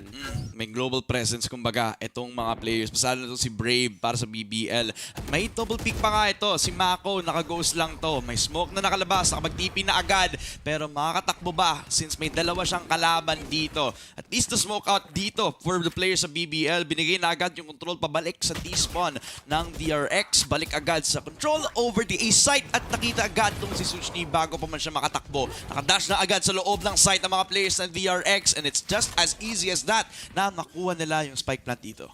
Laking bagay na nakuha ni Mako yung intel na dalawang nag-push punta doon sa may C-site. And well, as of now, Kishoner nag-drop down lang para mahuli si Buzz, but RB's there, ready to make the trade happen. Di masyadong na-clear out doon ng BBL yung default angles at ginagamit pa rin ng DRX yung pwestuhan na yun. Speak of pwestuhan, ayan naman, para kay Stax at para kay Mako pa nga. Sabi mo kanina, diba, pistol lang hawak, ayan, nag-teleport para sa rifle. Oh. Okay ko rin eh. Right investment pare, 100 lang yung kanyang nagastos, 150. Tapos 299 yung nakuha niyang weapon. 299. 299? 299? Ano yun? Ikaw ba yung klaseng tao na tipong, uy, hindi, mura lang to kasi 2 sa simula. Tapos nakita 999 pala eh. It's like 3K pala to ah. May Mahal. may interest pala. May interest pala, may patong eh. Halos libre lang nun para sa DRX. And halos nga. And it's just the same thing we see again. This is what the experience of DRX brings to the table. Pag nakita nga nila, may magpo-push, hindi naman yung tipong punish mismo pinakahabol nila. Disengage, engage on the other side of the map. And speaking of, ito na naman tayo, rifle advantage para sa DRX. Tad na naman yung site mismo ng mga bala. No place to hide para sa BBL at all. At ito na nga, 5v3, 5v2, nagbibilang na lang tayo ng countdown patungo sa panalo ng DRX. Kahit naka-smoke, hindi pa rin sila safe. Willing sila mag-push na naka-shorty lang sila. Willing sila mag-spray sa kahit anong smoke na nilalabas nila. Prime Gaming flawless para sa DRX. Parang laro lang nila ngayon kung saan sila nagra-ramp up na naman ng momentum. It's the same 3 games that we have been seeing where they have been starting with 0-4s. 0-4 sa first game, 0-4 sa second game. Pero this time, yung 0-4 nasa DRX kung saan sila nagsimula. Ngayon, dito nila tatapusin. Balik sila nga sa mga comfort composition and balik sila na map na, in all honesty, hindi masyado nilang nalaro actually last year compared to some of the other maps. But then again, it's still this tried and tested comp. It's still that experience that dito talaga natin nakita gaano ka-importante yung pagiging veterano in these kind of matchups. BBL nawawala lang sa mga ginagawa dito na DRX. Buzz already going for the clear out. Nag-cloudburst pa nga siya para lang dun sa may turret area. But then again, DRX already with the takedown flank dito sa side ng BBL. Pero RB still sticking by spawn. Binabantayan na naman. Brave, sige dalawa. Suchny able to make the trade happen. 2v2 na to. Naku, natuhog. Bigla wala silang nagawa pagkatapos nun. May reposition tong si Turco. Alam na agad na merong flank na mangyayari. Si Zez na ipit sa dalawa. It's all on RB. Siya yung nakapatay dito kay Kushner at kailangan ma-execute niya yung dalawa. Naka-half na agad. Itong BBL, napatay ni Turco. Nakakuha ng 3 si RB! Red Bull clutch para sa DRX. We're back to even footing. 5-0 na naman. Wala siyang tiwala. Wala siyang tiwala dun si Suchny. Nabitawan niya. Pinakadulo na. Defuse na sana yun. Pero hindi. Wala, pre. Wala yung trust. What about trust? What about everything we've been through? Tingnan mo yun! Ano yun? 1%. Yung tipong nag-download ka all night. Nakita mo 99%. Ipit na to. Kakancel ko na lang. Nandun na siya! Pero wala talagang tiwala. And ito na, like, we've been hammering this point on, honestly, Chris, but this is what team chemistry does. Kung may tiwala ka sa team mo na matagal mo ng kalaro, isi-stick mo yun. Gagawin mo yun. Kung wala ka naman tiwala in the first place, dapat nung halfway pa lang, naki-double pick ka na and micro decisions, hindi doon nagkakamali ang DRX and that's where they have the advantage right now. Alam mo, honestly, hindi ako masanay sa ganun kasi lagi kang may COVID para hindi ako makapag... para hindi ako ma-deny. Pero this time, wala silang harbor. Kailangan bumalik sila sa city para maprotektahan ang sarili nila. Walang time para makapag-reposition itong si Suchni. Kaya balik na lang dito sa may 4 versus 5 para makalaban ang DRX this time around. Naka-eco lang ang mga players ng BBL, may mga pistols lang para dito sa kanilang laban, sa retake na pwedeng gamitin nitong si Executioner na merong Blade Storm all around. Dalawa na pwede niyang gamitin na updraft basta meron siyang info, kaya niyang gamitin pero hindi nakaposition para sa kanyang Blade Storm kaya wala siyang napatay. Stacks trying to deny yung pag-entry nitong si BBL. It's all good in the hood. Buzz says no pressure at all as he gets a double kill. It's all on Turco. 1v5.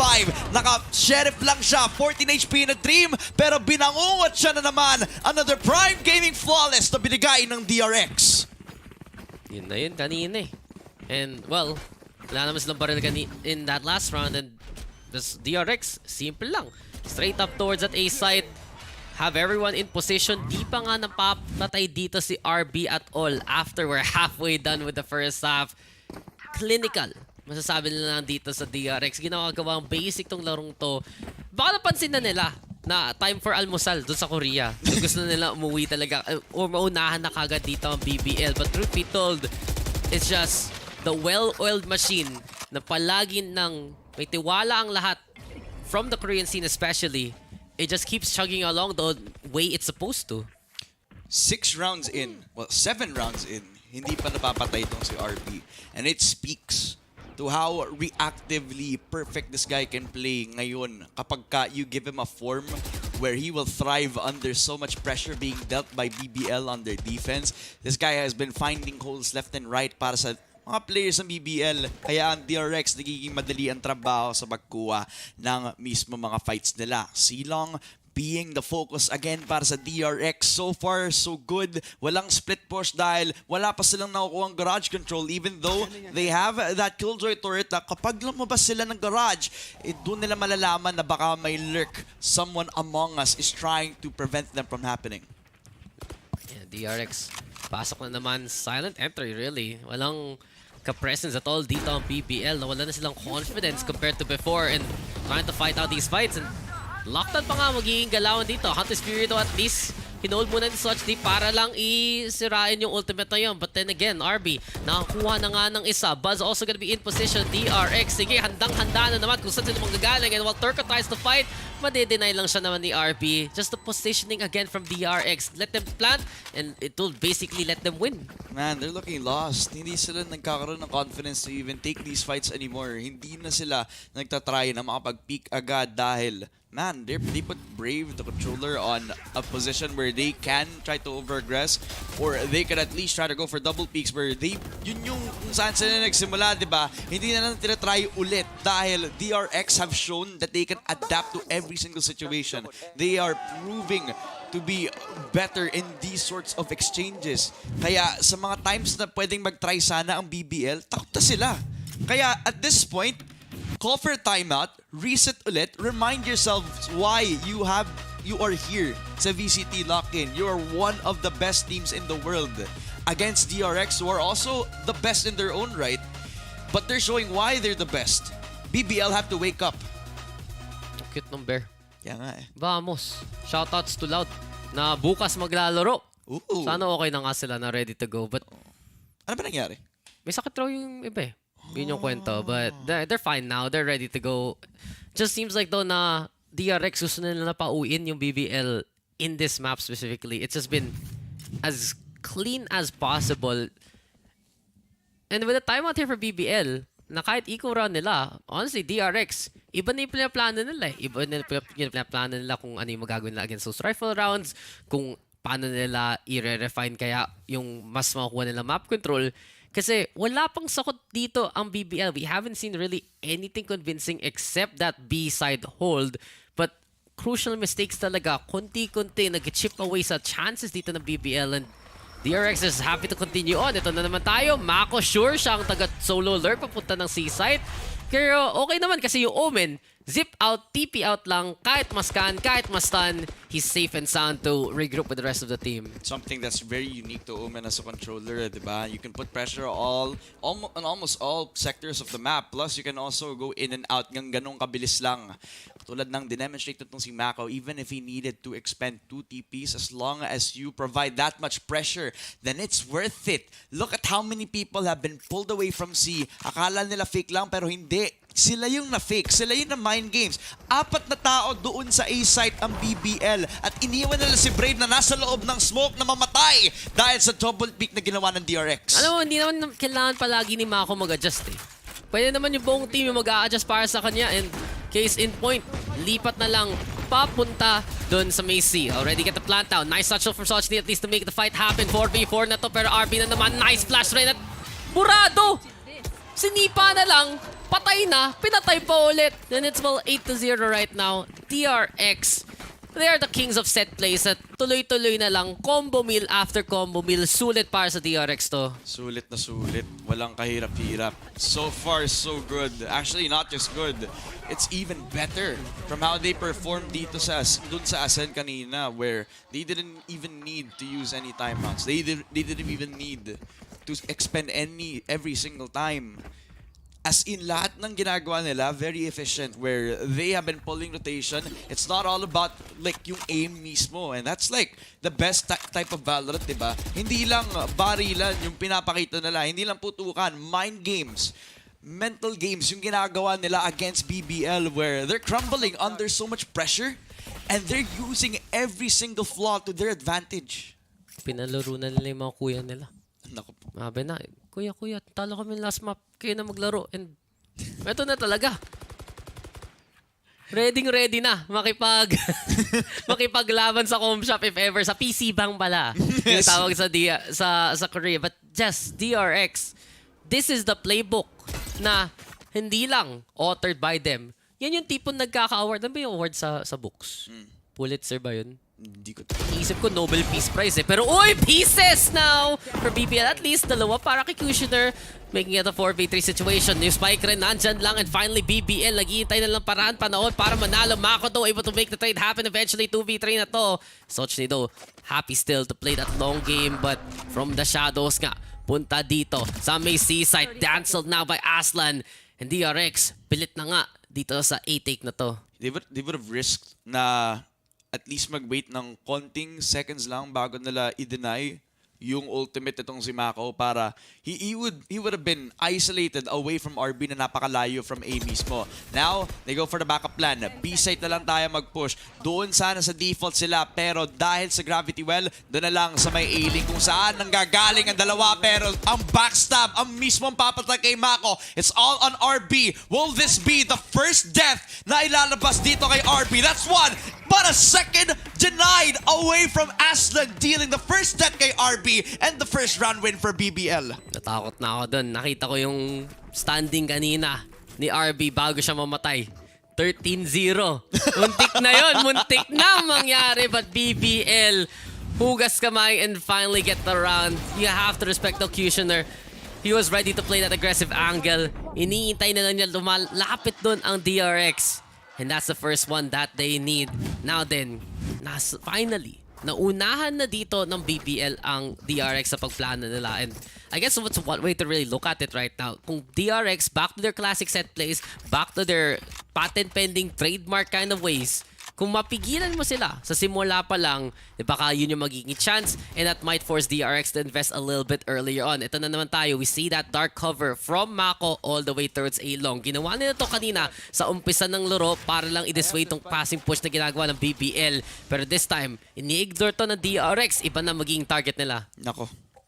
At this point in time, BBL, hindi na sila natatakot. Sila naman yung gumagawa ng set plays. Pero sa pag-open nila ng window dun sa B, dun sila magkakaroon ng pressure point na dinideal ng DRX. They have a triangular setup doon sa may A lobby itself. May crossfire pa nga kung magpapush sila doon sa may A long, pero hindi doon yung magiging focus ng DRX. They have everybody set up doon sa may mid. Konting presensya na nilalabas ng Killjoy all the way over to the B mid side. It's not dissuading the fact that they're still holding yung ground nila dito sa may may C. Eventually, dun sa garage itself, Defender Killjoy lockdown, nilabas agad. And even if nilagay ni Stacks perfectly yung aftershock niya, it's not gonna be enough. Kaya tamang pasok na lang. Even though this is very risky, they have to commit. Ito na naman tayo daw, Rolling Thunder towards the seaside. Ipit na pit, gipit na gipit. Walang mapupuntahan si Brave. And just because of that, DRX yet again, nagamit pa nga yung wall in their favor. But now the Rolling Thunder is a play. Kushner with the takedown. BBL a chance here kasi yun nga na noise na cut because of that flank, because of that wall. Pero lockdown pa rin. Sige, DRX, itatapon na nila ang lahat na kailangan nila gawin. But it's Sochni now stuck in the corner. 3 seconds left. Wala na siyang matatakasan at wala na nga makakatulong sa kanya. It's DRX again with the round. It took one whole round to try to turn things around again para sa DRX, and it didn't break a sweat at all. Where they thought, now that we expended all of our ultimates, all of our util para dito sa BBL, baka enough na yon, pero hindi. Papasok pa rin ang DRX, hindi sila nadidissuade dun sa initial plan nila mag-push dun sa C. And because they were able to control yung mga link area, yung garage din, hindi sila magkakaroon ng chance makapag-split. Kaya the flank was all that they needed to do. But because that's also been thwarted, they had no options at all whatsoever. Yeah, well, ano ba ang magiging options kayo pa ng BBL? Ano pa ba ang pwede nila gawin? In this kind of round, pretty much nothing unless mag-hero mo talaga si Kushner. Yet again, those knives, they need to be deadly. Pero Buzz, nakapasok na nga dito sa may site mismo. Bigla na lang inside the smoke. Hindi pa nga handa si Aslan. Isa pa pwede. The Nano Swarm though in the way. Pwede naman makalusob dito si Buzz if ever. And here he goes yet again. Dalawa na makakuha ng ating Jet. It's just DRX tightening that noose, making it even harder para sa BBL makalapit. Tatlo kay Buzz. Bago mamatay siya, Brave the only one left. For this round, basically over unless the taps do happen. Yung stock start pa nga, muntik pa maging pinball wizard. But it's RB now who has just been nigh immortal, I'd say. Isang beses pa lang namamatay at isang round pa lang nga nakakuha ng BBL na 1-10 na to. They're bleeding. Yeah, gods can bleed. But RB has shown why he's a god in the first place. These guys from DRX are showing why nakapag-dominate sila ng mga teams dito. And it's when you give them the momentum. It's when you give them an inch. They're taking it for a mile so far. Nahihirapan ng BBL sa kung ano man yung kailangan na lang i-respond because they already give yung space over to DRX. Especially dito sa A where it's so difficult to retake. It's more difficult kapag binibigay mo agad yung picks na kailangan dapat dun sa retake. Namatay na agad si Turco. You don't have anybody to use utility on so far this round. Buzz though, na-whiff yung right click, na-whiff yung shorty, lahat nag-whiff. Pero hindi yung Hunter's Fury ni Zest. At dalawa pa nga, hindi mo kailangan ng baril kung meron ka naman bow and arrow, lightning strikes twice para sa side ng DRX. At Sochni, desperation move gamit ng Hunter's Fury para lang ma-stall yung pag-plant. Also yung aftershock pero si RB nag-swing na lang. Kushner dove on the flank making a kill happen. 3v2 na to at nag-iintay na lang na naman ang DRX. They love to play on-site. Kakaiba nga kasi compared to other teams na they try to play for C-Long instead. Here you go though. Mako! May oras pa siyang nabuhay. Turn around. Nagbalik pa siya eh. Yung ano, yung pirulay. May spin at may win para sa DRX. Sa tingin mo ba, naikot din yung ano? Naikot din siguro yung upuan. Ako, may ikot-ikot na sa upuan ko. Hindi ko makaikot. Naikot na ako. Nice. 180 lang. You actually shouldn't do that kasi mag-twist yung wire natin. Sa bagay. Oo. Mamaya makikita mo, bigla akong madadapa out Ay, nowhere. that makes sense. Ay, nako. You have to be careful. I have kinda just made myself the fool here. Pero there's no one fooling the scoreline right now, man. That's true. 11-1. Sabi ng DRX, patulugin ka na. Congratulations. Buti para sa'yo. At least sinulit, di ba? At least nag-all 6 games ako sa first 2 series ko. That's like, you know, for a lot of people, that's like very tiring. Pero for me, I'm happy to see a lot more Valorant. You know? Ayoko kasi, meaning lang nito, pag 3 games rin yung next. Tapos may break natin yung record of longest ever, or rather latest ever ending ng VCT broadcast, na Filipino broadcast of an international tournament. Never ko expect na 7 AM na meron pa akong ikakas mamaya with Ding. Never ko inakala yun, nasasabihin ko yung words na yun. Na wala pa nga si Ray Ray sa lagay na to. Kung bukas, nandito na si Ray Ray, na 3 series, nako, kung may tech post na matagal, baka nga, umabot pa tayo ng PM stream. Abangan.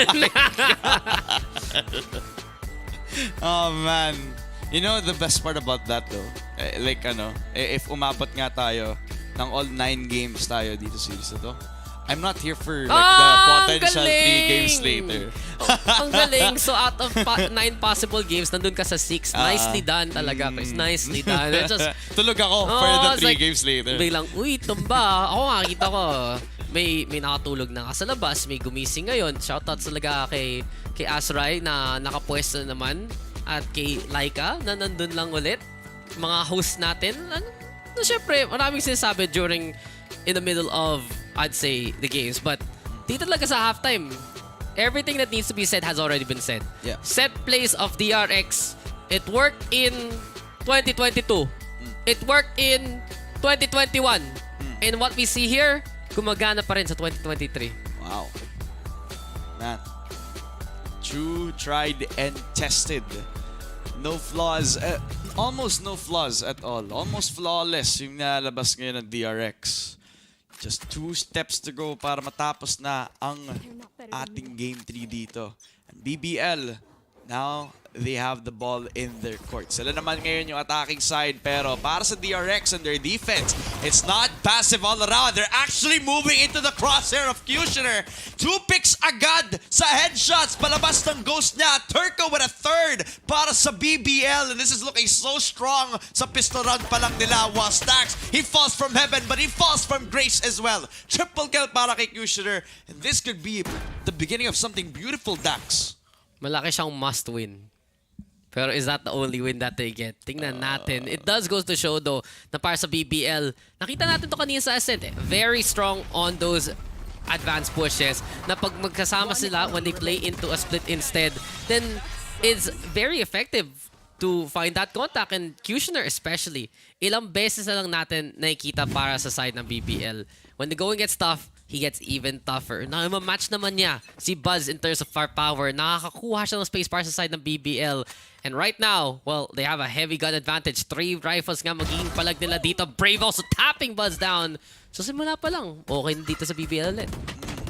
Slowly building up confidence, gaining every single momentum after every single kill. They need this badly. Kinailangan nila every single fight to be put in their favor. Alam mo na kung gaano sila ka-advantageous in terms of where the game is at ngayon, into how thin the ice is para dito sa BBL. Every step of the way matters so much, lalo na if they want to take the risk of even rotating to A. That itself is a choice that they need to make decisively. Sama-sama silang magpupush dun sa A site, mga kaibigan, at mga players ng DRX, they have to deal with this as 4. While they give up the side over to A, it's only a matter of time before they can try to ramp up again in the buy round later. I mean, I'm just expecting really for DRX na gusto lang na gumawa ng economic damage dito. Hanap ng pitas, especially kita mo si Zest, pumasok na sa short para lang makagulat kay Aslan if ever per spike. Tinatanim na nga dito sa may default. Zest getting ready yet again para lang dun sa extra angle and the flank courtesy of RB as well. Huli na kagad ni Aslan yan. BBL making sure 2 are dead. At mawawala pa nga rin si Mako. Clinical naman this time from the side of BBL. Alam naman natin yung Haven. Attacking side gives you chances. And well, mukhang mas may pag-asa pa nga dito ang BBL ngayon. Oh man. Stacking everything up against Stacks from DRX this time around. At least my 2 round wins on the board. They keep so many rifles into the next round, minimizing at least a little bit more of that economy damage that dealt by the double kill galing dito sa pistol ng DRX. But again, they're walking on thin ice. Konting mistakes can lead to bigger mistakes agad dito sa BBL. They give away match points at DRX. They're definitely not gonna be able to survive a very aggressive setup from DRX. They like to switch up the tempo every single time. They were trying to go for the slow take kanina. Now that they have the guns, now that they have the firepower, now that is when they can knock down the door. Well, makukomment ko yung macro calls kayo ng BBL kasi like 3 rifles sila kanina, 3 na buhay, and now they just go for the rebuy here and can still have enough to invest later on. Bonus time dito sa side ng BBL. Hindi gaano ka-bonus. It's still a bit of a bonus nonetheless. DRX though, nagpre-prepare na naman para sa B-take dito. You already see Stacks naghahanda in position to work together kasama dito si Zes. At habang nangyayari to, Buzz also with the longer angle. DRX gusto na mag-play ng default para lang makahanap ng pitas. Make sure na mayroon silang chance para mag-go for that retake. Aldron though, huli muna dyan si Aslan, and well, DRX right now, really making sure na BBL ayaw nila tumagos dito. Naku po. Kapag nabigyan ng chance, baka makapag-stack up agad ang BBL this time around. For DRX though, now, since they're all split up, tamang balik na lang siguro sa retake since buhay pa rin naman tong si RB and he has the best gun for this sort of situation. Will he try to wait for the retake to happen? No. Pressure point na lang since nandito yung contact ni Mako. Dito lalabas sa smoke ang mga players na to. Si RB, nakakuha ng tatlo. Spray down lang para sa DRX. It's all on Aslan para ma-extend yung game mismo, para hindi nila makuha yung match point, pero dahil lumakad siya sa loob ng crosshair ni Mako, binigay ang match point para sa DRX. Handa na lang si RB na sa backside, and well, back now to the struggle here for BBL. Isang round na lang, sila'y mapapauwi na naman. And just DRX, anchors when they need the most. Kung nakita mo kanina, initiator pa lang, malakas na yung anchor. Controller pa lang, malakas na yung anchor. Paano pa kung tunay na sentinel na ang ilalabas nila? At si RB, mukhang siya ay okay dito sa game na to. 20 kills, 4 deaths pa lang. At dahil lang sa mga efforts niya, laking bagay na nasa match point na dito ang DRX. Oh man, at this point, hindi lang thin ice. Isang wrong step, tapos na ang lahat para sa BBL this time. At least it starts off at 1, napatay agad itong si Buzz, one of the consistent fraggers para sa DRX. Pero they need to do a hell of a lot more than try to take off 1 for their CT side. Ngayon naman, BBL, they try to over-aggress again dito sa A, setting up again what should be their last push dito sa Haven map. And it starts with finding Zest dito sa corner, and that is if Aslan hits the shot. Yes, he does! And he finally finds the person behind default. 2 kills, 3 kills para sa BBL. 1 versus 3, and it's Mako to try to stay alive. Buhay pa dito ang BBL. Mako's not even gonna bother anymore. Nag-save na lang siya. DRX, marami naman sila pwede gawin dito eh. They can stack their ultimates for the long run. Gusto nila play ng Ikaw, go ahead. Kasi 3-12 yung standing. Matagal pa ang laban. And BBL's gonna be forced to just keep rebuying. Mapipilitan tan sila mag-full utility as much as possible para lang makapalag. But you mentioned it. Sometimes you just need to hit those big shots. Big entry galing kay Aslan. Lumalaban pa rin ang, I'd say, yung lion dito ng BBL. But besides that though, kailangan talaga ma-execute dito ng BBL yung magiging successful. If they get caught out even once, if DRX decides to play aggressive na hindi handa dito ang BBL, we're pretty much done. Long road, sure, pero at least may buhay pa dito ang BBL. Oh man, need to make that 1 life count. Kumbaga parang they give themselves at least 2 more chances ngayon na naka-eco round. But this is DRX we're talking about. This is a team that can make magic happen out of nothing. And a lot of rounds where they can surprise players with just shares, with just a backstab, where they can pull out the most amazing things. But BBL, they have all the weaponry. They should be able to get this next round. Especially since they have yung kanilang tools to do so. Turco with a very early fault line para hindi sila makapag-double peek from A short. But since he's still holding that through, Mako is just freely holding yung space na to na pwedeng kunin ng BBL dapat. At nagsama na nga si Mako dun sa main forces dito sa may A site. He's the one with the rifle anyway. Gusto lang sana makagulat dito si Zest, but BBL, good clear out. Ito na naman tayo. From short to long, so long goodbye sa DRX. BBL now with a chance to make it towards the objective itself. Si Stax na lang yung nandun sa site mismo. And look at them regroup. Nagsama-sama muna sa long. Si Stax will get 1 player. They know that's all that he can get. Aslan now, palusog na dito sa may backside. Quick little tap. RB, kulat na lang si Turco dyan, pero hanggang bulaga na lang. At goodbye na lang sa'yo sa pakatapos. So, 7 rounds? Kaya pa ba, BBL? Ang tanong, kaya pa ba para sa kanila? At least this time. Since they have been trying to stack up wins and wins. I can't say a 3rd win kasi pangalawa pa lang naman yung kanilang streak so far. They need to keep doing that 7 times, as you said. Streak alive for them, but it's against RB, Buzz, who are doing so much of a highlight reel of a match so far in this game. They started to try to falter yung kanilang push dun sa A lobby where it was a double stack, at least a little bit more firepower since may hero buy din yung sa mga players ng DRX, but thwarted completely because of the pressure dealt out by BBL, and they're already aware that they're gonna try something freaky, and that was the end of it.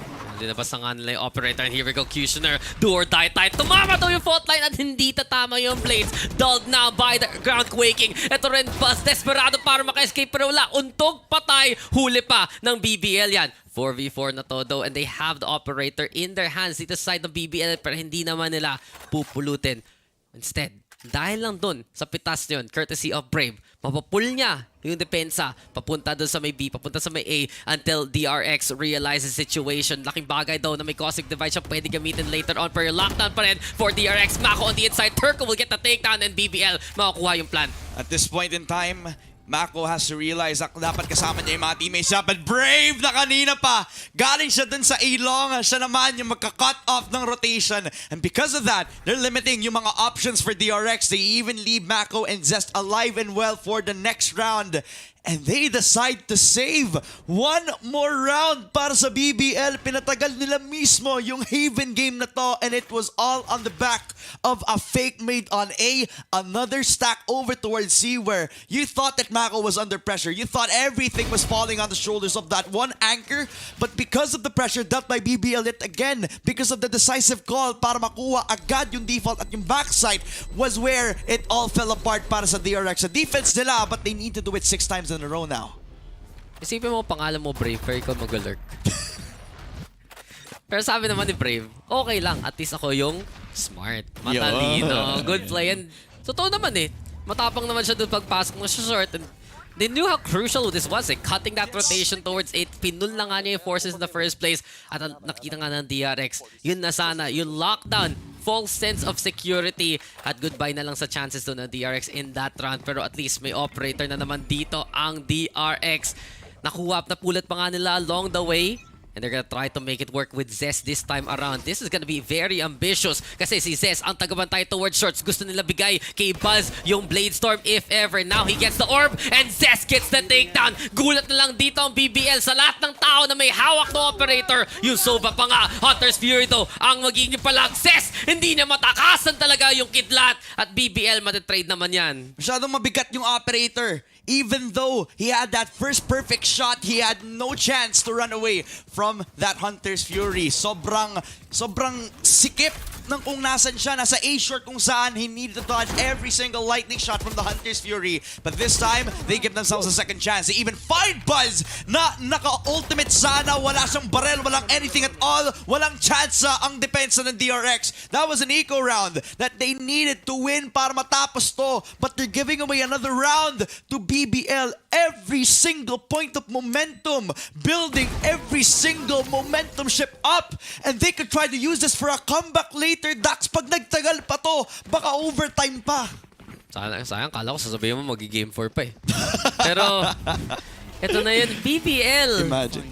Lahat ng mali kanina, tama na ngayon. Lahat ng ginagawa ng DRX na hindi na nabasa, ngayon basang-basa na. Nagbukas na rin sila ng aklat, nagbukas na rin sila ng textbook na binili na noong first semester. At ngayon, nag-aral na rin sila na mabuti dito sa test sa Haven. Hindi pa tayo tapos. And sure, DRX, nakahanap sila ng operator rather, na nadala nila in that eco round. But at the same time, nakita natin, DRX are in a position to win na pwede na nila tapusin with the positions that they have, with the utility and the ultimates that they have and use. Pero mas nasasagot pa rin ng BBL kasi they feel like, okay, we have nothing to lose, let's just go for it. Sometimes, sinasabi nga naman nila, yung pinaka-dangerous na tipong, ano sa Tagalog ng animal?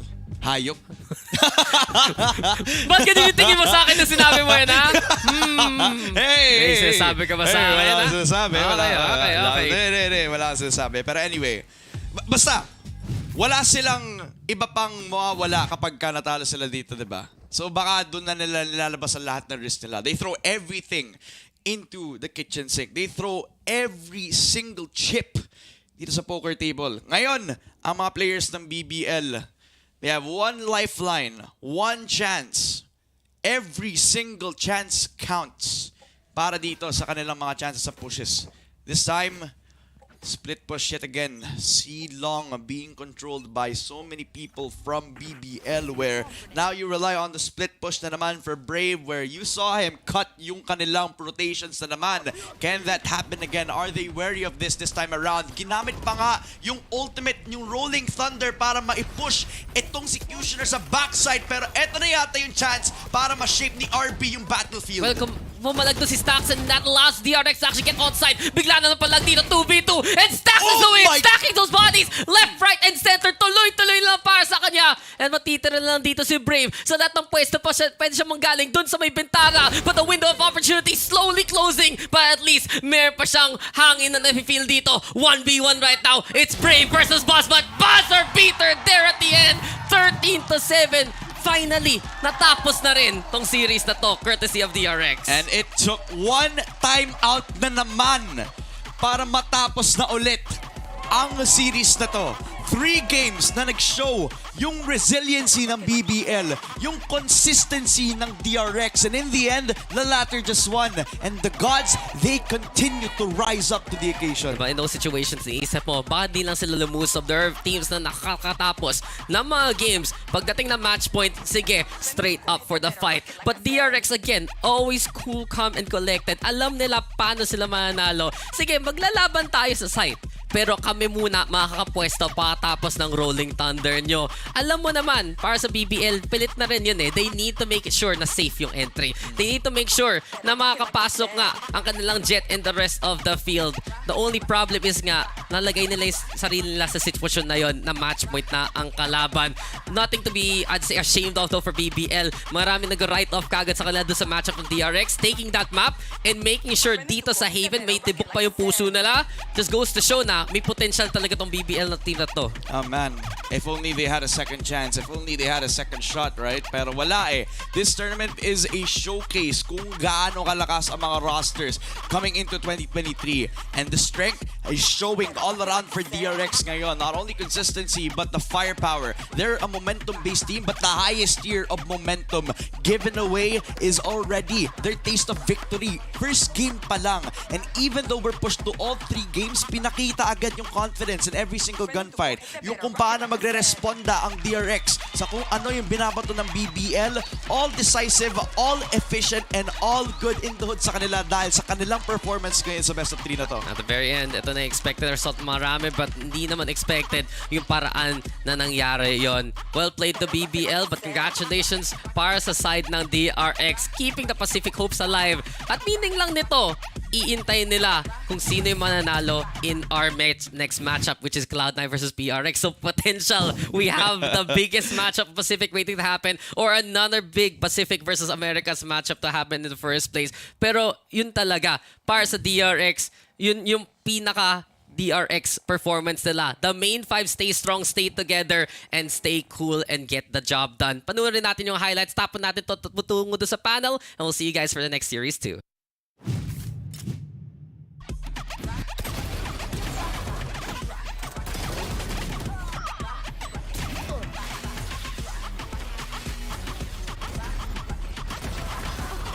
One enemy remaining.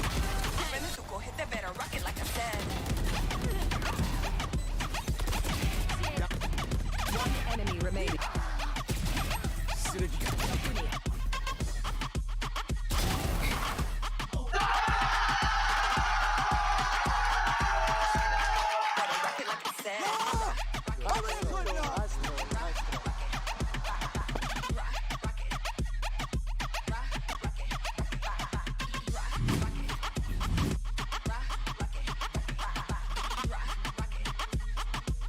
To go hit that better rocket like I said.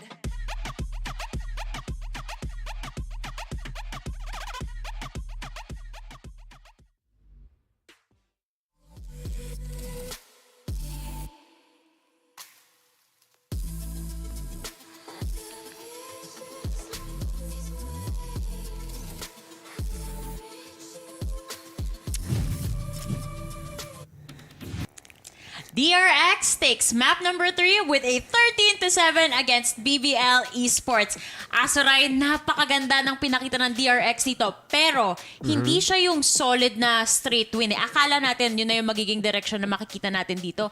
Pero medyo nakahabol pa tong BBL Esports eh. And sa observation ko kanina dito sa nangyari sa team, nung maaga na pipick off si Buzz, tuluyan ang nakakakuha ng space etong BBL Esports. And kapansin-pansin na yung reaction nitong DRX from the second map itself. Yeah. Medyo nag-overheat na sila eh. And alam mo, medyo nakapag-reset sila pag start natin sa Haven. Pero nung hindi na nasira na naman yung momentum nila, parang ito na naman tayo, nag-overheat na, di ba? Yeah. Pero I will say talaga, yung point of overheat ng DRX isn't like after 4 or 5 rounds. They got, ano ba yun, like 7 ata or 8 bago matigil ito ng BBL. So with that being said, there is that sizable lead na ginawa ngayon ng DRX. So they had some buffer time to adjust and everything else. And I will say, you know what, kanina, I was mentioning how RB was one of my favorite players from DRX and he was absolutely performing nung match na yun. He garnered about 22 kills overall on that Haven map alone. But tama ka nga dun, Laika, BBL, you know what? They've created a possible grudge match in the future. They've created a rival that they will be looking forward to defeating. And if that is the case, I am looking forward for that rematch talaga. If anything, pinatunayan ng BBL na napaka-promising ng team nila. Imagine defeating DRX in a map, and not only that, muntik pang talagang magka-comeback is real dito sa third map natin. Diba? What would have happened if DRX would have lost that? Eh di all eyes were gonna be on BBL. Pero eto nga, Asoray, si RB na mention mo kanina, nakalimutan niyang mamatay. Nakalimutan niya paanong mamatay for a time being. In fact, 9 deaths lang siya overall dito sa mapang to. Kaya naintindihan kung bakit idol na idol mo itong si Idol RB Asoray. Overall, ang ganda talaga ng performance ng DRX. Wala na akong masabi masyado kasi tulad nga ng na-establish natin, first map pa lang, masterclass na ng DRX. Yeah, absolutely. Pero BBL, they did show what they got nga talaga. They had opportunities to really disrupt yung style dito ng DRX. You did see Brave be able to get yung highlights niya, Cushioner as well. So if ever man, at least Turkey is definitely on that map. So with that being said, guys, we're now going to be going on a break. When we come back, it is going to be Cloud9 versus Paper Rex. So don't go anywhere. We still have one more series to go.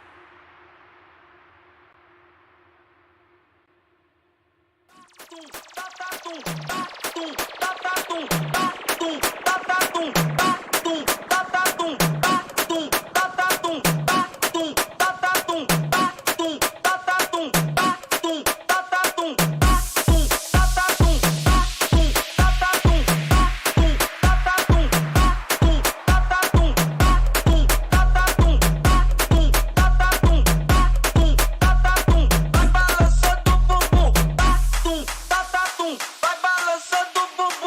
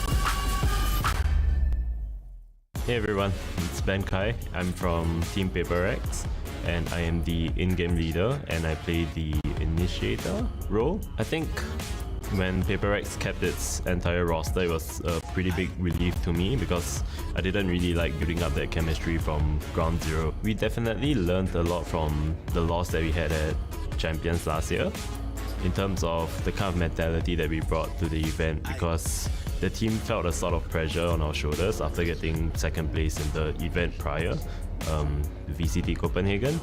So we learned from that situation in terms of how to manage our expectations and the kind of pressure we put on ourselves.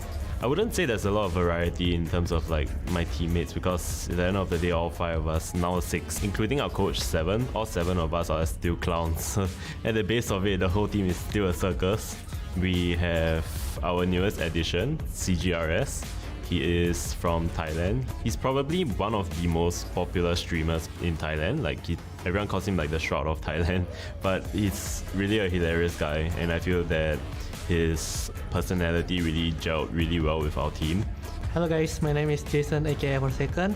I'm from Team Pepperex and my role is duelist. Yeah, that's always been like our main goal, to play the game, to have fun as much as possible, because if you play for fun, you can win easier. I hope you guys be prepared for the chaotic and crazy that we have, Pepperex style. Welcome to the lock-in event. I hope you're not as jet-lagged as us, but at the same time, I hope both sides of your pillow are warm.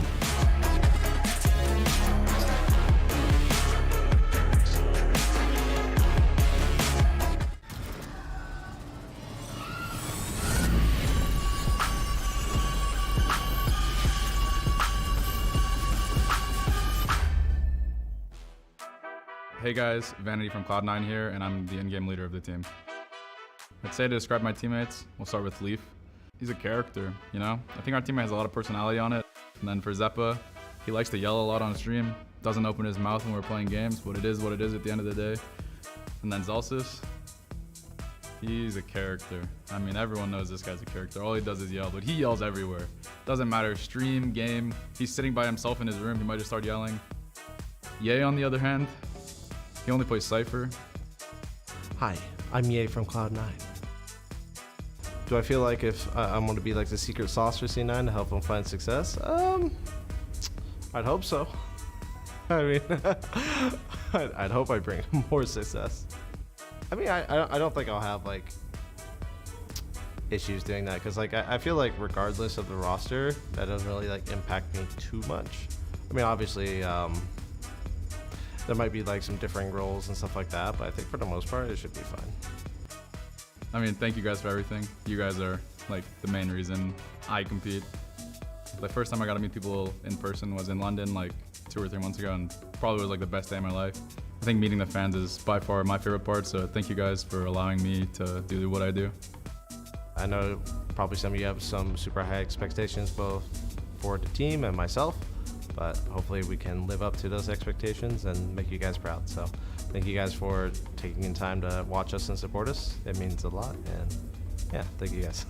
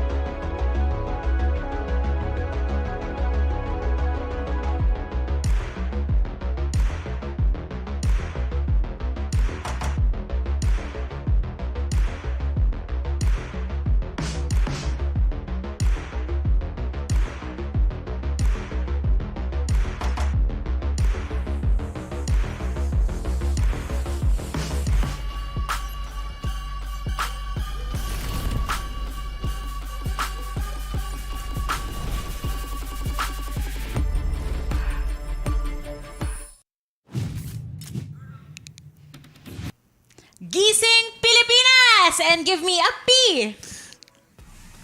Give me an R. Give me an X. What's that spell? Prex. Huh? PRX. Nice! Ito na ang pinaka-inaabangan natin dito, mga Pinoy fans, dahil Pinoy Rex ang sasabak dito. De, biro lang. Siyempre, one of the Pacific regions na kasama natin dito, Asoray. Makakalaban nila ang Cloud9 na napakalakas din ng roster ngayon, ha? Absolutely, absolutely nga. I'm just looking at yung rosters na yung players ng both teams dito, and it's incredibly stacked nga ngayon, Laika. Kaya we are in for a wonderful, wonderful treat ngayon, guys. So kung kakagising nyo lang or kasama nyo kami ever since nagsimula tayo dito sa day 2 natin, well, grab your breakfast, grab your agahans, because we are about to go ham in this match. Okay, I'm gonna stop you there. Pag-usapan natin tong Cloud9 bago pa maging carried away etong si Asoray. Stack team, hindi ka nagkakamali dyan. We've got Leaf, Sepa, Vanity, Zelsis, and of course, si Ye. Asoray, I could not ask for a better team for these guys. Ang ganda ng stack ng roster na to. But the big question is, kaya nilang i-control yung chaos na itong Paper Rex? Oof, that's... I mean, Cloud9 in and of itself, with this particular roster, has their own brand of chaos then. So I feel like papakitaan natin dito kung sino ba yung mas maganda ang style ng Chaos or the overwhelming style of Chaos dito. Kasi I think more than anything else, Cloud9, these players, you know how we always talk about star power? These ones naman have celebrity status because, you know, they're also streamers, very famous to the community. Alam, nakita na ng mga tao yung mga playstyles nila and everything. So I'm just kind of curious then to see how well, you know, they can just perform against Paper Rex dito. Actually, na-mention mo na streamer, si Zelsis, may infamous moment yan sa internet eh. Makikita nyo yan, yung mga reactions niya, search nyo na lang sa Google, mahahanap nyo rin yung mga yan. Pero on the other side of this, Azuray, we've got Paper Rex. Yeah. And, okay, where do I even begin with Paper Rex? First of all, I'll be transparent with you guys. I'm a paper girl as well. It's not just because of the Tagalog Yinsu brand over here. Pero of course, ito sila Mind Freak, Benkai, Davai, Forsaken, Jing. Diyan pa lang eh. Tuwang-tuwa na ako. Especially when you see the Forsaken Jing connection. Sobrang solid niyan. Yung pag-IGL ni Benkai. Alam natin yan. Not to mention yung mga, spoiler alert, yung mga walkout niyang kakaiba. Pero of course, si Davai at si Mind Freak, perfect addition of course to the team. And overall, ang ganda-ganda ng blend ng team na to. Ang nakakatuwa lang, wala dito sa listahan natin si Cigars. Kasi siya yung... Oh yeah, he changed his name, right? Yes. Parang ganun yung pagka-pronounce eh, Cigars. Yeah. So, yun yung na for the first time, nag-add sila ng, hindi naman first time, pero nag-add sila ng member dito. And interested ako kung paano yung magiging role niya dito, di ba? Yeah, absolutely. I think it is, kasi nga parang may mangyayari kasi kay Jing, so he has to take the helm of Jing then as to why they got a 6-man dito. We'll probably talk about that later. Pero syempre, ito ang highlight head-to-head natin para sa series na ito. It's going to be El Diablo up against Forsaken. Look at their stats. You already know what they got to offer. You've seen the highlights and everything. I will say na like off-topic na kwento with Forsaken. Nakasama ko siya sa India for an event. And I was commenting kung gaano katangkad ang mga Indians doon. And katabi ko lang siya, he just said to me, you know, sabi ko nga, dude, everybody's taller than me here in India. He was right there, slightly shorter than me, and says, what about me, bro? Nakatingin siya sa akin. Ang asim na mukha niya. Pero anyways. Alam mo, ito lang, kung finiflex mo na nakita mo na si Forsaken in person, Forsaken follows me on Twitter. He does din sa akin. Piswan tayo na! Piswan! Galing! Ito na yung pinaka-hinihintay ko, Azuray, after all of the days that we've had here. Excited na excited ako kasi, again, Benkai, walk out. Legendary. Add those two up, yes, exactly. That is the perfect term. Kumbaga, kung nanonood kayo ng How I Met Your Mother, ito yung, wait for it. It's gonna be legend. Wait for it. Dairy. Hindi, waiting pa rin tayo. Okay. Well, wala pa. Siyempre magpapahuli yan. Siguro magpapahuli siya, no? I feel like it is. Ano kaya ang ano niya dito? Kasi he's already done a T-Rex costume. He's done the Turkish ice cream. He's a snail or a turtle? He's a snail. I mean, he has a thing on his back and he's crawling and oh my God! This is so precious. Look at nilalampasan siya ng lahat ng players kasi nga, ang bagal! I'm speechless. Hopefully, hindi to magpa-foreshadow sa ano nila kanina. Wow. Okay, akala ko may ano eh. Akala ko may matchy. Akala ko match sila, may hat na and everything. Hindi. Akala ko predator ng ano eh, ng snail. Yung snail-eating predator. May ganun sa sa wild. Oh, it's cute. Alright. Year of the Rabbit kasi. Shout out to the rabbits out there nga pala. Ano? Gusto mo bang mag-chat sa stream natin yung mga kuneho? Oh, yeah, diba? Shouts to all the rabbits. Yung mga ganun. Kumakain ng carrots. Sorry, natawa ako. Hindi ko na-expect. But look at him. Oh, ayan na, nag-fist bumps in I have that. Okay, sorry. Another flex that I have. I have a Paper Rex jersey. I don't. Wala eh. 1-0. Okay. Alright. Sige. But Benkai follows me on Twitter then. So. Oh, talo na ako.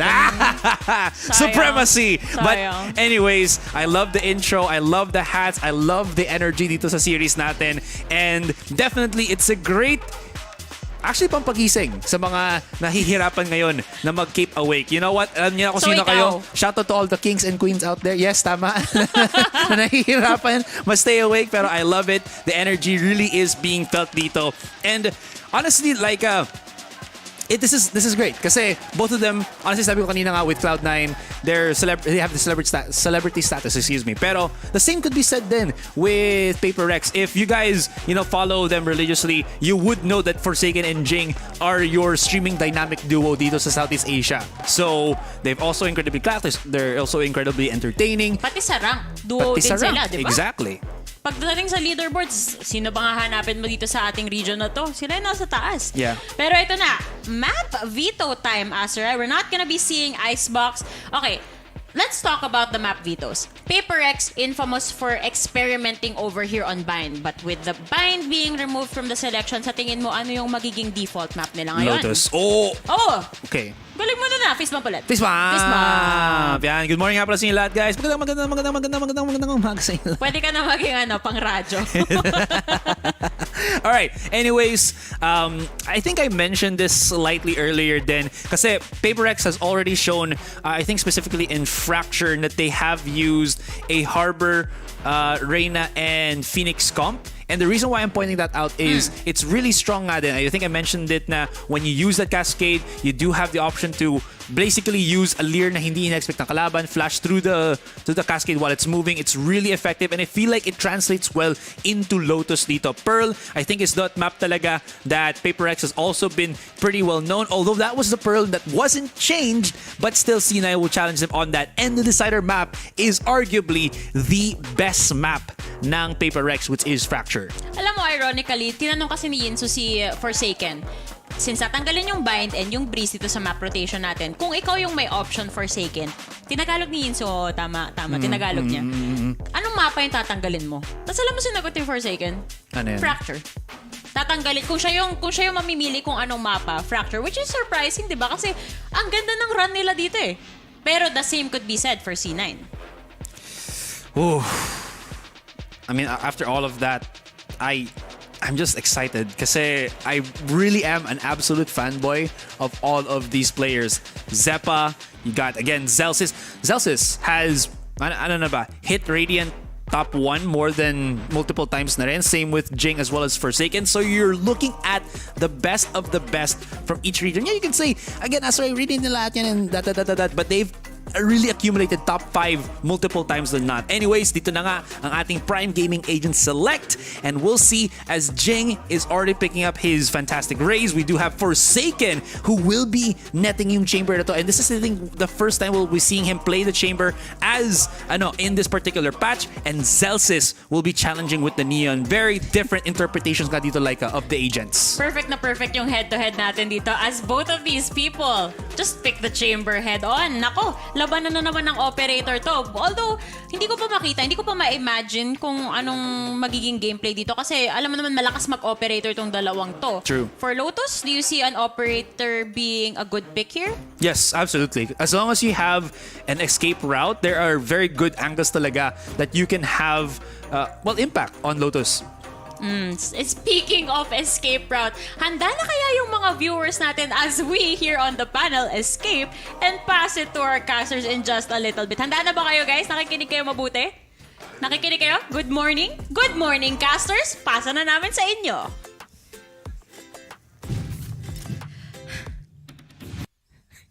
Kala ko, kakanta na tayo sa nag-play bigla din ha. Pero basta tayo magkasama, lalo na itong umagang kay Danda as we are here at 8 a.m. ladies and gentlemen. Di pa tayo tapos sa VCT Lock-In. Dax here with Ling, and what we got here, Ling, this has to be one of the most hyped matchup dito sa araw na to. I believe it's NE versus Pacific, di ba?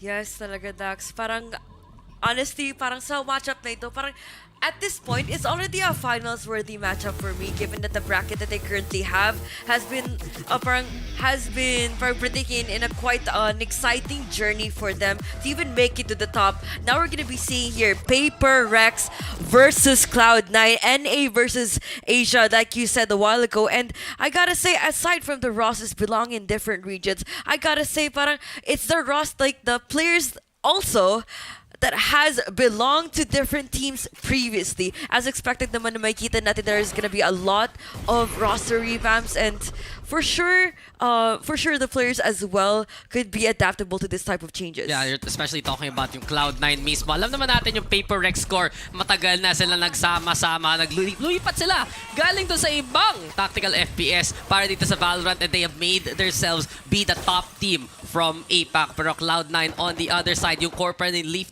ni Vanity, as well as ni Sep. We got Zelsisto and Ye also already there, adding on more fuel to the fire. At yung kakaiba dito, bagong mapa, pero balik tayo sa lumang meta, chambers for both sides. Chambers for both sides, which is I was not exactly expecting given that the changes na ginagawa nila. But makikita mo naman, C9 is already leading up to the kills, taking out 2 so far para sa kanila. Almost a double retake, but it seems like Ye though, doing all the work here. But Benkai almost to the chance of that duel. No, actually didn't. I tried to hype him up, but that man couldn't even stand against anyone. Sabi pa nga ni Dalfem kanina, walang malakas sa tatlo, and man, C9 just made sure that, you know, they're better together right now. Yeah, di mga tatlo pa nga yung site, so ang rami pwedeng puntahan. We get Lotus yet again, Ling. So kanina, nakas mo yung Lotus. At gusto ko lang isipin at tanungin sa'yo, habang ginagawa tayo dito. Ang tawag dito, ano yung masasabi mo sa mapan to from what we witnessed in the first series he had today? I mean, it's like quite a refreshing view. Ito, aesthetically wise, it's quite refreshing. You see the tropical vibe, you see those interesting structures. But then again, it kind of gives like a similar feel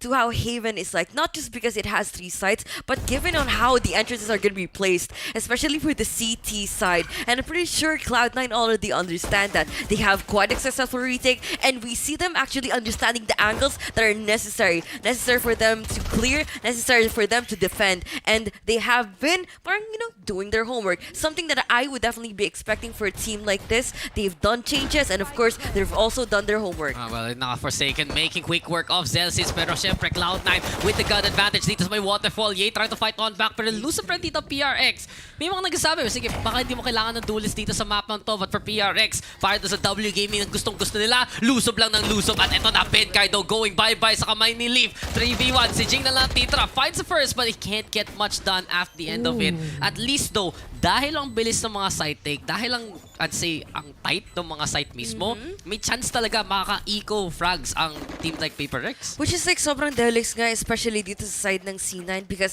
it has cost them so much, which is what we're actually trying to avoid. But for sure naman, PRX understood then how powerful this, or rather, how powerful their pistols can be. Pilitin nila ang C, and mapipilitan talaga ang C9 rather, na ilalabas tong retake na ito, which is like, I gotta say, not up to their like natural element, and you gotta say tight spot na kailangan nila they have to deal with, and they still got the win, but a really costly way. Yeah, well, nagastos talaga minsan, and here we go, wall up na naman! At gawa-gawa talaga ng Paper Rex. Ito na naman, imbento ng barrier orb, imbento ng pwesto, at linif up ton si Forsaken. And then, just me, he was just there. Amen, hallelujah, from above, gets the smite on the opposition. Di naisip niya na marami ha, but if you play the wall early on, ay, tumama doon sa paa, at nung galawan pa yung chamber. Pero yun nga, you play the wall early on, you get so many different angles to utilize na hindi ina-expect ng kalaban. Which is like something that I would definitely have to expect for a team like PaperX, given that they have enough time to prepare for like newer maps compared to like everyone else in the server, or rather in the event talaga, na hindi sila masyado nabigyan ng oras. They did a lot of roster changes. They did a lot of like adjustments to everyone else. But speaking of that, a few tweaks here and there is definitely what everyone else need, given that we are going to be witnessing C9 here up to a lead. But you know, PRX actually did something different this time. They're going to be finishing anyone off quite too soon, and we see this on a 1v2. Actually, hindi na nga siya magre-retake eh. Exit frags na lang. Yeah, save na lang ng barrel para sa next round. Pero yun nga, Paper Rex, they had a lot of ample time during, I'd say, the off-season, not only to join tournaments, but to make plans like this for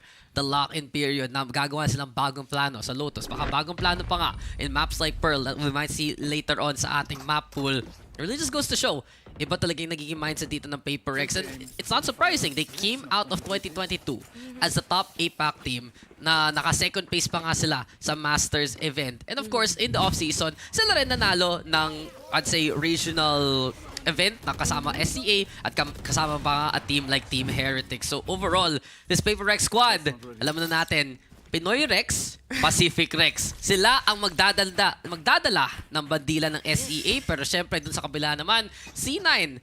Not the best guns right now. Isang rifle na pwede gamitin dito ni EA. Tingnan natin kung paano nilang gagamitin itong mga rifle na to, Dax. And of course, they're gonna be up against these players who are already at their full pies. But I could definitely hear a few utilities being committed here for the seaside take. Tingnan natin kung anong gagawin dito na Jing. Not as quite as explosive that I'm expecting him to be, but this slowly but surely take nila ginagawa dito sa side na to could be something productive. Now, C9 Yates taking out the chamber on the opposition. Tingnan natin paano magagawa itong 4v5 retake. Although the spike is not planting just yet. Wala pang objective na nagagawa. Konting patayan, konting bigayan. Makakuha pa kaya si Ching dito. Unfortunately, he does not. Leaf ends out his trade. Zelsis tuwa mo yung masasagot para kay Divine. Now si Mindfreak, buhay na buhay dito. 1v3 dito, Dax.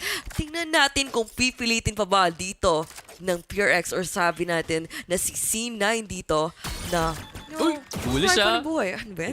May naiwan pang goma dun sa site. Napatid, nadapa, wala. Kaya talaga, kailangan you make sure that yung goma mo, yung, di ba pag may damit ka, tapos may goma natatanggal, wag mo ipupul, di ba? Masisira yun, at yun, sira rin yung mukha ni Mindfreak dito. As Cloud9, thrifty pa. Sila pa nanalo. I do think though, nakita natin for Paper Rex na it's a very interesting aggressive play from them. Magpapadala sila ng Seekers at hinabol pa yun ni Forsaken para lang mag-try mag-clear out. But just from that point on, isang pitas lang from Waterfall, Cloud9, happy to fight. Feel ko dito sa mapa talaga to, kung hindi ka magbibigay ng space, kung wala sila ng space, magkakagera talaga tayo sa mga sites na to. Because at any point in time, kailangan talaga nilang pipilitin to. It's hard for us, or rather, it makes your job easier as an attacking side. Mas kokonti talaga yung mga kalaban that is fending down the sides. It's 3 sides that you have to worry about, and imagine 4 people left to man it. That's not the most ideal situation na gustong mangyayari talaga ng C9. And I'm pretty sure Paper Rex is playing for that, and also, they're pulling out those very bespoken strats na we should be seeing here tonight. Yeah, well, I'm liking this from Cloud9. Today, umaga na rin! Gising-gising rin pag may time. Sarap pa na nap mo kanina. Sarap naman. Sarap naman. But of course, mas hype pa tayo dito sa matchup na to as Paper Rex do double back after losing a player there. Si Forsaken, nahuli na lang kanina ni Sepa. And Cloud9, very aggressive on that starting defense. Happy to try and play the pick, especially na may gun advantage sila. Pero ito na naman tayo, Benkai, ibang gamit dun sa wall para lang makago for the lift on up yet again. Jing though, using it as a distraction. Tingin ka sa kaliwa, andun si Benkai. Tingin ka sa kanan, andun si Jing basically. And wala talaga every single direction na pwede mo tingnan. Paper Rex nandun na kagad. Man, Jing was just quite too fast. And I love how they actually built some sort of structure here on a map like Lotus. And mukhang, this is not exactly what we've witnessed a while ago. Parang kanina medyo makalat, but Paper Rex just is showing us how it's supposed to be played right now. You see the aggressive pushes coming in from Jing. And of course, you see this postman na ginagawa nila dito ng PRX, which are basically all over the place. 50 round para sa kanila, and napaka worth it talaga ng paggamit nila ng mga plays from their books. Sinabi ko na sa'yo kanina, diba? This is a map that enables these thrifty rounds. At dahil lang sa ginagawa mismo ni Benkai na angulo. Ito yun eh. Kung wala kang angle, ang sagot ng Paper Rex, sige kami nagagawa. Kami na mismo. Paano namin gagawin? Eto, wall. Eto. Gumagawa ko ng wall eh. Diba? Gumagawa ko ng foundation, lalagyan ng semento, ganon. Yes, Eagle cement lang yung matibay, diba? Kasing tibay lang ng barrier orb niya, diba? And just because of that, in Cloud9, they need to make a choice. Pero ang problema, sa bilis ng Paper Rex, yung Paper Rex na yung nag-choose para sa kanila. Oh yeah, this hastily manner of how Paper Rex is basically approaching the game is like quite good. But it has a certain threshold ko talaga kung until when it basically works. Sooner or later, ang C9 would definitely have them figured out. This fast-paced pace style is something that could be easily countered given that, you know, malay mo, biglang maglalabas tayo ng big brain mode dito sa the side ng defending. But it seems like we're not going to be blowing any more brains out. It's just going to be the showstopper, not basically hitting anyone. But I'm pretty sure Jing just actually wants more frags.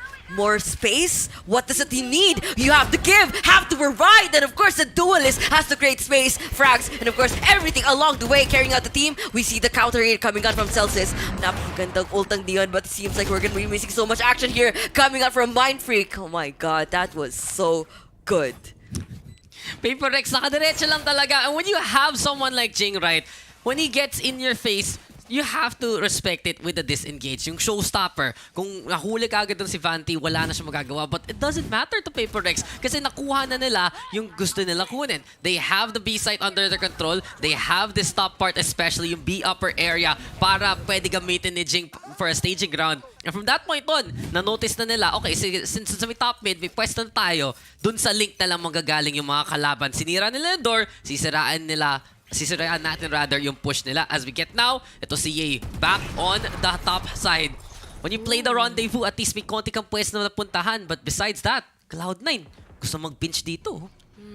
Ang ganda ng call ng flank nila dito. I'm pretty sure Forsaken? Parang nainip, Dax! Nainip pa! Wrong timing, sir! Saktong-sakto na sana yung angle. Makapita sana ng isa, but mukhang mapapawala pa nga itong operator by dahil nagbintis ang kuya natin. Vanity takes out the kill at mukhang they are gonna be swarming slowly but surely here on A site. Now, Jing takes out another dito information neural tap na nagaling from the Cypher at mukhang alam na alam nila kung saan naharap, kailan mag-peak, and of course, kailan puputok ng baril because inaabangan na nila na lalakad sa harapan ng crosshair nila. Nakakasakal talaga itong mapan to, pero maganda yung angulo na pwede la rin dito ni Sepa. He's gonna try to play from the high ground here from heaven. At kung pwede man siya makadrop dun sa drop, well, one-way trip talaga yan. He still has the angle though. Hindi alam ng Paper X. Trigger to sa play. That's already Sepa! Nanipa lang! Classic lang ang kailangan para sa dalawa. At Cloud9 naman ang makikisama dito sa mga thrifty rounds na to. Out of nowhere, gulat ka na lang, may tao na pala dyan. Man, ang hirap nito. Kasi ang nangyayari talaga dito for Paper X right now because everything felt like it was going so well for them. They had a good read, but you know, factors like this na hindi talaga nila ini-expect ang C9, putting out the rotations too early. And this is where we see them. Parang not even anticipating Sepa to be there just quite like quickly. And, you know, yan mo. Hindi lang man nagpipick. Walang... Classic lang yan. Classic lang. Basic lang yan. Ganda pa nung timing. Pinalagan yung barrier orb. Si Coach Alex sabi niya, guys. Ayos naman. Ayos ta. Din tuloy, nagka-timeout. Pero Cloud9 pa nga yung timeout and I think I know why. Kasi, isipin mo, thrifty round yung kanina. Thrifty round yung bago doon. May thrifty round rin. Someone needs to change something na yung mga rifle na binili na more often than not mag-stay. Oh, it's a freaking problem na nababaliwala kaagad yung mga economy na naiipon nila so far, which is like very tricky right now kasi everyone else is still trying to figure out Lotus, how it's supposed to be played, and of course, how are we gonna be dealing certain situations like this if we haven't encountered them before. Sure, you played for scrims, but you are gonna be up against the best of the best here in Brazil, and Paper X for sure understood that. But now C9 just basically shown us that they have to do whatever it takes. Nakita mo kung paano nila pinipilit yung mga sitwasyon. Nakita mo nila paano na napapanalunan yung mga thrifty rounds na ito, which I have to say, I gotta give props to both of these teams because sa pagkakabigayan nila dito so far, I mean, it's hard to even say who's gonna be dominant in the entire map series. Sabihin mo, map niya ano to. Nakapag-prepare siya, mas nakapag-prepare din lalo ang kalaban because they have to know who they're gonna be up against with. Wala pa naman masasabi kung kaninong mapa talaga ang Lotus. Bagong-bago. Yung alam lang natin, ito ang pick ng Paper X. Pero petas, papunta sa Cloud9.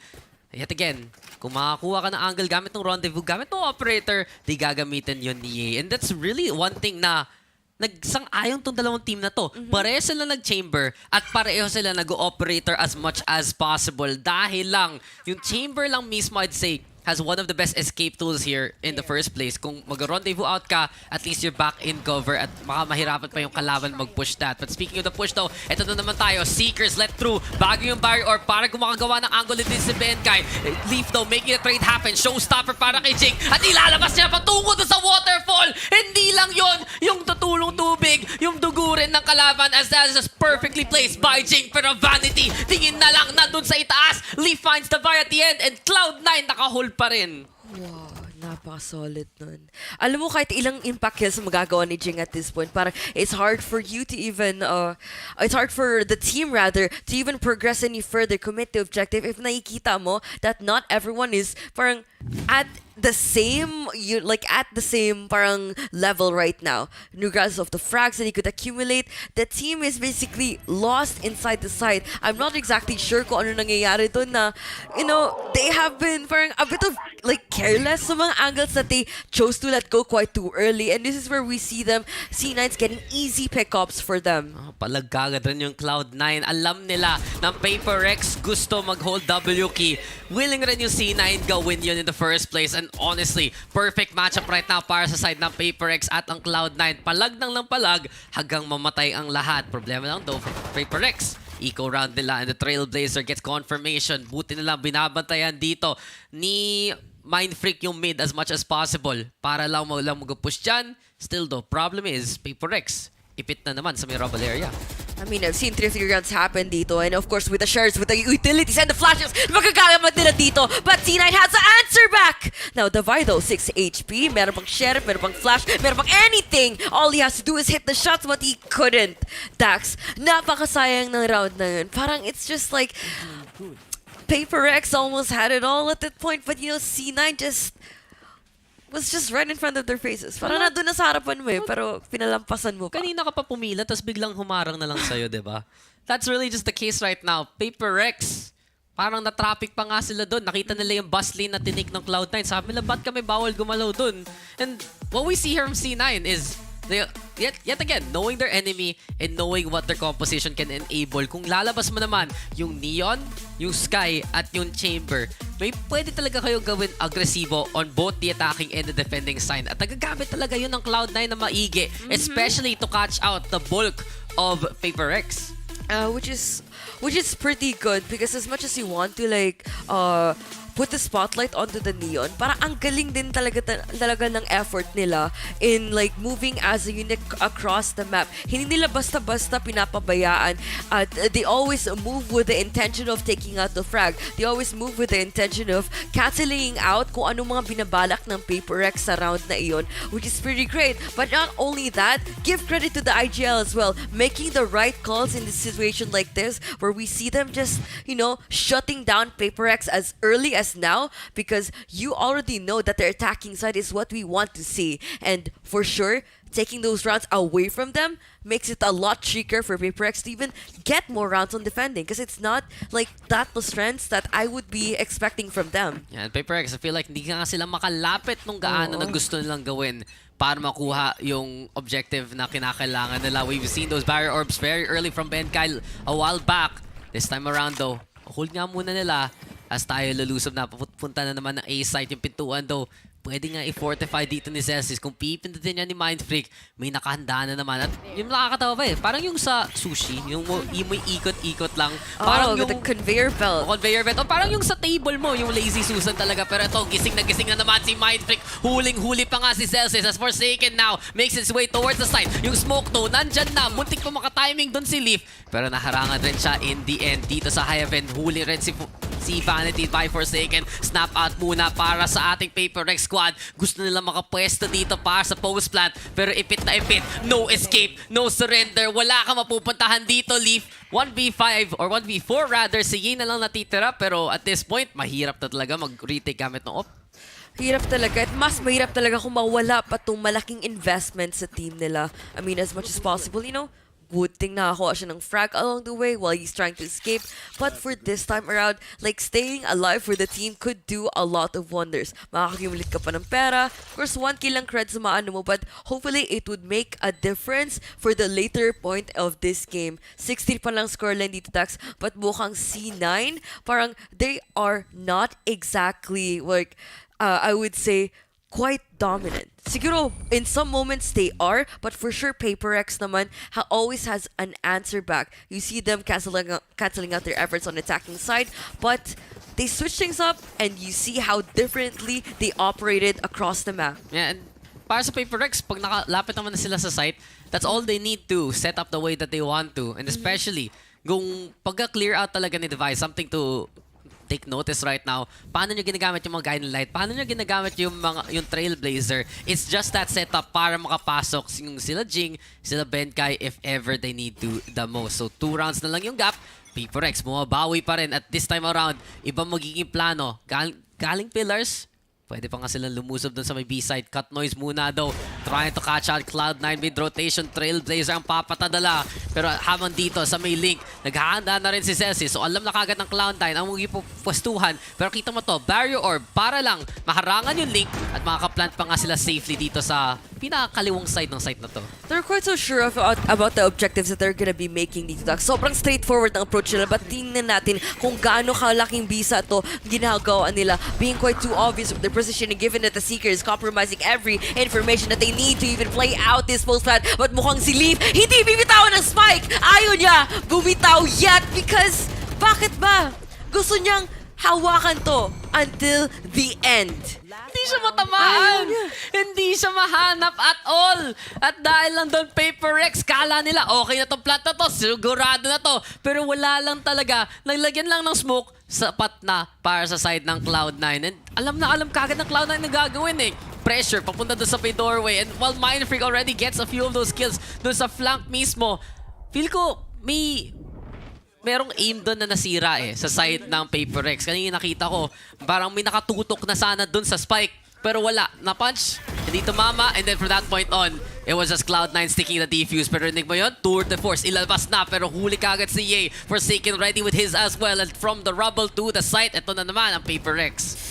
Oh, ito naman talaga ang Paper X. Uy, Mga utility.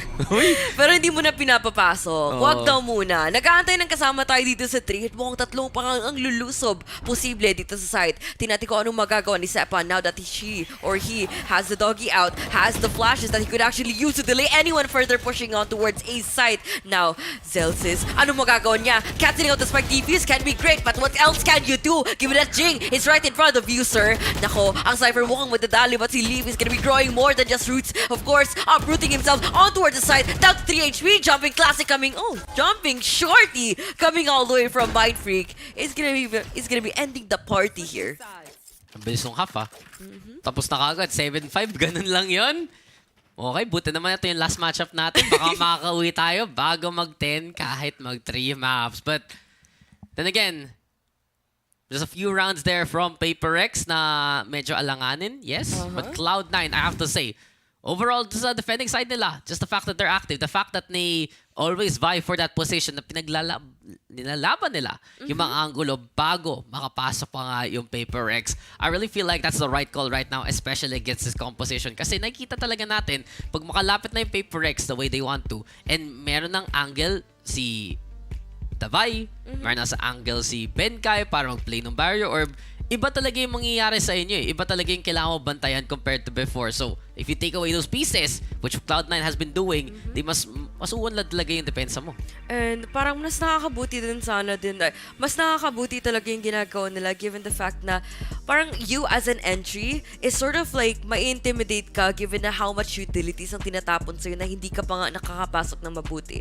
And parang the efforts as well, like you just throwing a grenade there or perhaps you just like throwing a flash, parang it would tone down the pacing ng kalaban nyo, especially when they're playing on the attacking side. Now, C9 here, parang decide to take things slow and parang in a way, they're trying to dictate how the game is gonna go because we know Paper X knows how to force down a really aggressive play, knows how to force down those really fast-paced plays. Now, saan it would feel like the whole intention was to overwhelm their enemies. But here's the thing, Cloud9 knows how to play with fire as well. Like you mentioned a while ago, they had the proactive defense, something that Paper X was not exactly expecting for a team like this, but they are going to be making it work. I love the efforts here coming in from every side of the map. You see flanks happen, we see a lot of parang sabihin natin contesting na nangyayari dito sa EMEA at mukhang it's just a good conversation that we're not just hearing from their team,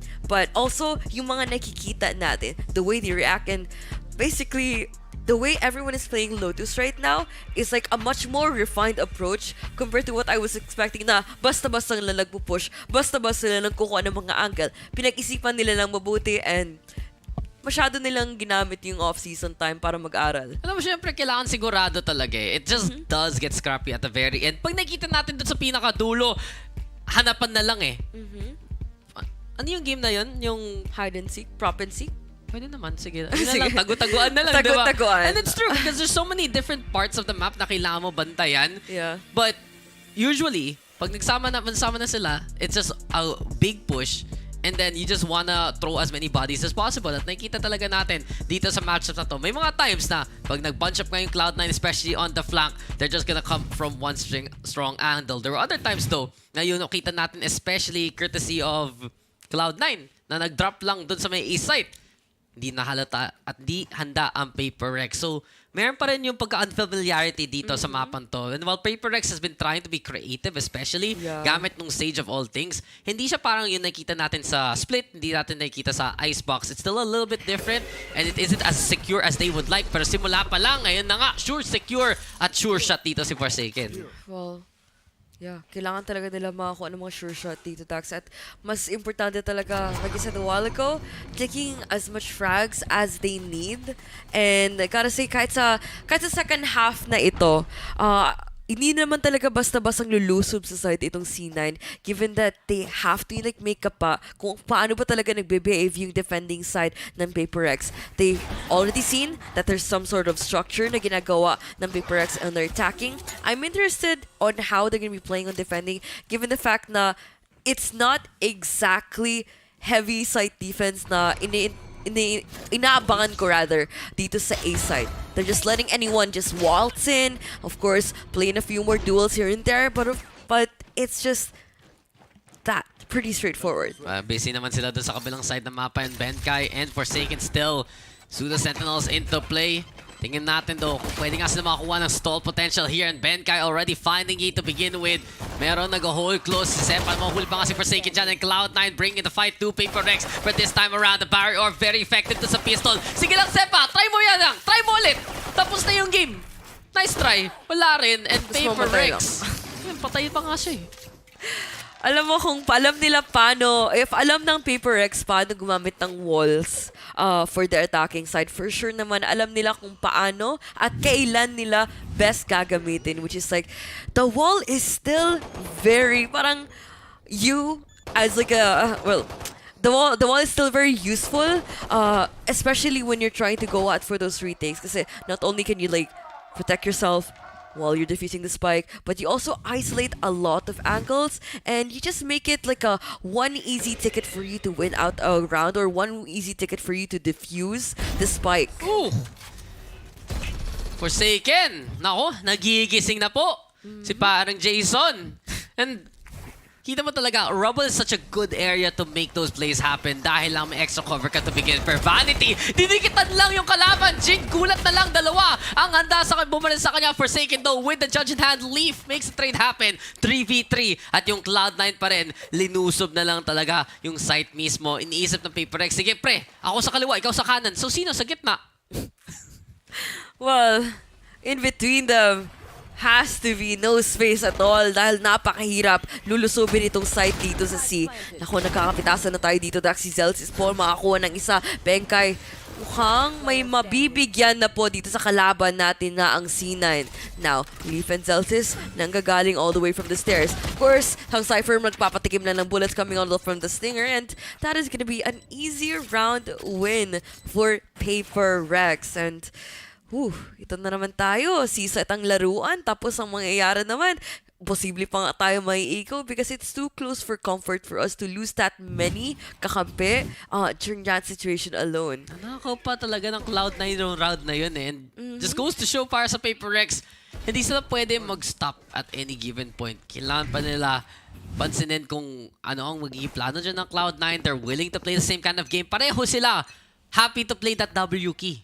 Kasi yung Paper Rex, alam naman natin, ito yung squad na mahilig maglusob. Pacific represent, but Cloud9 especially, when you have someone who can play in and out like Ye and someone who can be committed like si Zelsis, isa talaga sa pinaka-binabantayan na talents dito sa NA.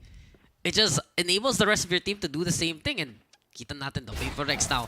Hold close dito sa main ng mid. And Zealous is already getting that takedown. Handa na talaga ang Cloud9. Sure, mawawala si Zealous, but the damage has been done. Spray down kay Sepa. Mind Freak able to make that kill happen. Pero ito, si Forsaken rin. So at the very end, Paper Rex, kahit lugi sa baril, handa pa rin makipaglaban ng dikitan. And that's one thing this map enables.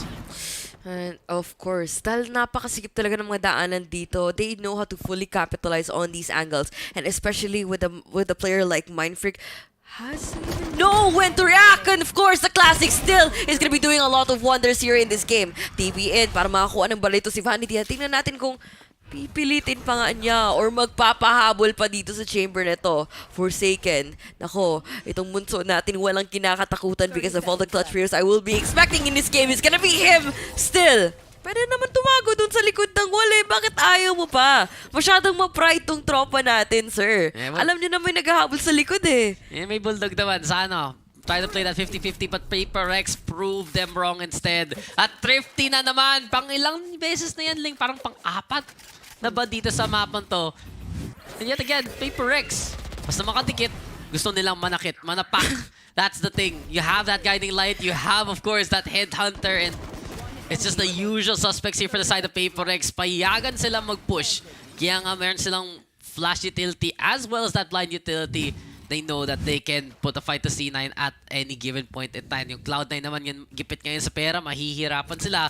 The long rifle lang ang aasahan ng Cloud9 dito. Man, I wanna see some defaults. Paano nila i-approach? So, paano nila i-deal with itong posibleng A-side, A-main push na ginagawa dito ng Paper Rex? But it seems like they will be canceling that out. Benkai is gonna be playing just with a tricky Sage Waltz here, which is like, napakalaking gamit talaga yung mga angles na makukuha niya para makakuha man lang ng mga unang pitas para sa round na iyon. Now, it's already a 4v5 dito, Dax. Mukhang mananahimik mo na ang Paper Rex sa mapang to dahil ang move ngayon na inaabangan natin is coming in from C9. They have a minute left on the clock and of course, the site is not gonna be fully open for their taking. Information pa nga makakuha dito coming in from the Vi with his guiding light at mukhang this is gonna be a perfect smoke for you to even play out. Umaahon kanina sa kahirapan dun si Benkai but now Paper Rex mas mahirap talaga maging hold nila because Cloud9 nice rotations now moving past A and towards spawn here dito naman sa may city. Burn angle sila to play towards heaven and drop down na naman sa A side. Basta re-rotate, reset themselves at si Vanity. Nakakuha pa nga ng isang pitas dyan. Divido try to get the transfer on pero wala pa rin si Sepa ang makakahuli sa kanya. And Mindfreak, gulat ka! Nandyan na lang yung chamber pala. It's 3v1. All left to Forsaken yet again. Sige na nga, alam naman natin ang talent dito na player na to pero mahirap na kung Cloud9 na ang makapwesto. Nakuha pa! Pabalik ng Cloud9 to. Man, they're very different. Kasi ang Paper Rex kanina was actually known for their explosive plays. Kapag susubukan nilang papasok sa site, but C9 gumagapang kung saan-saan. Parang mga daga na nagsama-sama. Maghahanap lang ng butas na kailang papasukin para sa depensa dito ng Paper Rex ngayon. Which is like pretty great, I might have to add. But at the same time, man, Paper Rex was not prepared for that. Are they calling for a timeout here? Kasi for sure, they have to even think about yung mga butas na ginagawa nila sa sarili nila. Nakita nila yung gapang kanina ni Benkai doon sa stage. Kala ko ipupulot na sa kanya. Bagal eh. Bilang ko, tara na. May game pa tayong lalo rin. Pero timeout nga muna here for Paper Rex.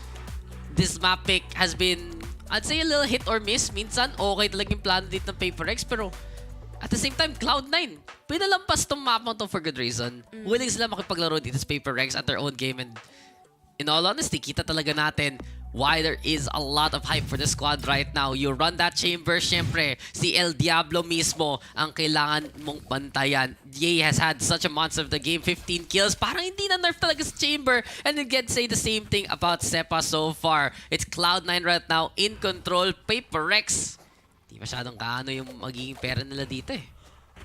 Hindi talaga aabot na for them to even reach up to parang even buys coming for their team, and they could still make it work. I have no doubt in my head na on how Paper X is gonna be fully utilizing these guns, given that they already have mechanical skill alone and of course the brain power to make the right choices this time around. Hindi dapat kayo basta-basta mapapasayang sa mga force buy na ginagawa nyo. Tulad na nangyari kanina, even if we get early kills or at least get initial casualties na mabibigay para sa kalaban nyo, it has to be more than just that. It has to be a win. It has to be an angle that you could take. A win, of course, the risk that you're also going in for the fake. No fakes for you, sir. Just the peaks, just the cross, and of course, just Benkai here. Na walang kamuang-muang kung saan sila posible na mga galing. Dual tap iko-commit dito ng Cypher at mukhang si Ye is gonna be a really tight spot and really nice, easy pick-off. Wala. Simple lang para sa side ng Cloud9. Ang bilis ng takbo ni Celsius. Parang nakarinig ng chismis lang eh. It's like, uy, ano yun? Spill the tea, mare. Just so far though, Cloud9, when they have those guns, when they have the advantage, kita natin, they can keep that control. Hindi gaanong nangyayari mga thrifty rounds as of that. Bit of a check out dito sa Prime Gaming Flawless natin. But overall, Cloud9, as soon as they got that intel, as soon as nag-peek out na yung Paper X, wala talaga silang magawa doon sa depensa natin. So, really, the Americas region looking very strong so far sa kanilang mga representative. NRG making it from yesterday to the next round. Itong Cloud9 right now, may advantage versus Paper X. At mahihirapan pa nga dito ang depensa natin. They have ultimates to work with, sure, pero hanggang sheriffs lang ang galawan talaga. Man, konting abang lang talaga itong C9. They're just waiting for the players from Paper X na posible nilang mapapunish na sobrang pag-aasim dito sa mapang to. And for sure, Sefa already knows the assignment. And for everyone else, nagkokopyahan lang tayo ng ginagawa dito, sir. Nagkokopyahan because kailangan mo na mag-abang because Paper X is starting to feel like they want to be playing for attacking side even longer. They're the ones who's gonna be pushing for their enemies right now, Dax. Not exactly the most ideal scenario for them kahit na yung ganun yung mga buy nila, but what else can they do at this point? Ano pa kaya ang magagawa dito ng Paper X? Well, past few rounds, wala silang gaano kabaril eh. Hindi naman perfect yung arsenal line. Really, Cloud9 has keeping that eco lead set in stone. This is now a big problem para sa side ng Paper X. They lose this round, medyo tapos na yung laban na to unless they can make a thrifty count yet again. Yay. Ibang plano na naman. Tour de force dito sa gitna. Trailblazer gonna be the way. And well, for Cloud9, yung isang walang kailangan nila, yung fast lane para makalusot dito si Celsius so far. Paputunungan na nga siya. At patingin doon sa waterfall. Nice shot to galing kay Ye. Simula pa lang wala na si Mindfreak. Alam niya na rin. Nandito si Forsaken at ang-track pa nga niya! Ano to? Sino mag-chamber sa harap ni Ye? Wala dapat ang sagot ng Cloud9. Yung mga piniling baril dito ng Paper X, wala, kalat-kalat na lang dun sa may B-site. And while Cloud9 again putting themselves basically on map point. Ang mahirap dito talaga, Dax, is like, makikita ko talaga na ang C9 has just given more map presence sa kung saan, like you said, kung saan they're able to kalat-kalat their enemies all across the map. And parang dun talaga sila napapaisip kung kailan ba talaga sila nang papa-rotate, kailan ba talaga sila mag-change ng position, because it has been quite an awkward peak, quite an awkward engagement that we've been seeing for them so far. Those jump peaks, and then them being caught in really vulnerable positions. This is not ideal for Paper X. Now we have to deal with an enemy ng C9 that is already at match point, and they have been waltzing across the map at ease, and Paper X could not even stop them from this dance. Yeah, Prime Glim flawless pa nga in the last round, and Paper X huli na naman dito si Jing. Buti na lang may blast back para makaget on away, but it's Cloud9 yet again, feeling like they're on Cloud9 right now. Celebration kaya makakuha dito ng C9, pero bigla na lang si Mindfreak through the walls, through the doorway na nagbukas. Nahuli pa niya at napitas si Ye. Sepa though makes the trade work at hindi pa rin tapos ang engage dito ng Cloud9 papunta sa may A-site. Pero isang pader lang, isang pintuan nagse-separate kay Benkai as well as kay Leaf. Showstoppers, giniba na yan! At gulat ka na lang, bulaga! Andyan pala si paring Benkai. 3v4, gipit na dito ang Cloud9. Here by the gravel, here by Rubble. They need to play it out and it's gonna be hero time para kay Celsius. Wala siya makuha though. Benkai gets 3 at ang Paper X bumapalag pa rin. Papalag talaga. kailangan nila, Dax. Makukuha pa nga sa kanila ito ang unang mapa and it is not what we want to happen. Kahit gaano pa kabilis ang pinipilit nila tong larong to. But of course, C9 is gonna be playing out the patience game, running down the time as much as they could. And mukhang, parang nga for a moment there, nagbubukas silang defending, naiinip na yung Paper X, dalhin na nila ang laban sa kanilang harapan at gusto na nila tong matatapos ng mas maaga. Ibang usapan talaga daw. Tong Lotus. Ibang usapan. Yung nakikita natin from Paper X also. They really want to make those sudden plays happen. First half nga, we mentioned it so many times with the wall. Pero dun, iniintay lang nila. Kung malab natin yung showstopper, may taga-confirm. But here comes Forsaken. Sige, ma-blind pa nga. At mahuhuli ka dyan ni Vanity. It's advantage now. Here for the side of Cloud9. May resurrection nga si Benkay. Kung pwede nila i-retrieve yung katawan dito ni Mindfreak. At least may even up nila yung odds. But the spike is planted. Cloud9 now have already taken C-site away. At di pa tayo tapos. So, si Zelsis nag-push na nga ng mas malamin papunta sa halls. They want to get even more of that side control. Once Paper Rest will try to make the split retake happen. Well, si Mindfreak antok na yun, ginising nyo pa. Kita mo, pagod na yung mga tropa natin dito ng Paper X at mukhang hindi pa tapos ang laban dito, Tax. Dahil kailangan nila to fight even longer. Laban lang dito sa mga C9 na nag-aabang sa side. Benkay po, nakapasagot, but napakabilis ng pangyayari doon. Dahil 13-8 na nga, guys. At you see these players just taking away Lotus in a really quick fashion. I gotta give them that. Mas mabilis ang labanan. Mas, I'd say, aggressive talaga. Pag ito yung nakikita natin mga compositions, pag may mga duelists, pag may mga chamber, then you're gonna see those early peaks as much as possible. But in the end, kitang-kita natin, yung Cloud9, hindi lang nila pinaghandaan ang Lotus, pinaghandaan nila ang Paper Rex. They know that there is always gonna be that plan para makapush, para makago for that execute, at inuunahan lang talaga nila yung Paper Rex as much as possible. It really goes to show though, for Cloud9, na this squad na built on that success from that old Cloud9 roster, na nakuha pa nga nila si El Diablo mismo, si Ye, from that Optic Gaming squad, it's ready to fight these superstars. And we're gonna check out the highlights here kasi alam naman natin, panel's gonna be saying so much about this matchup.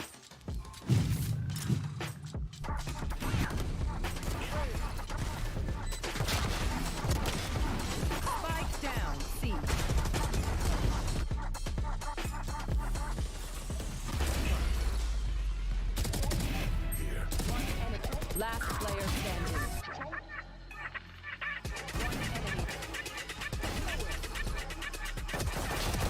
50 seconds left. One enemy.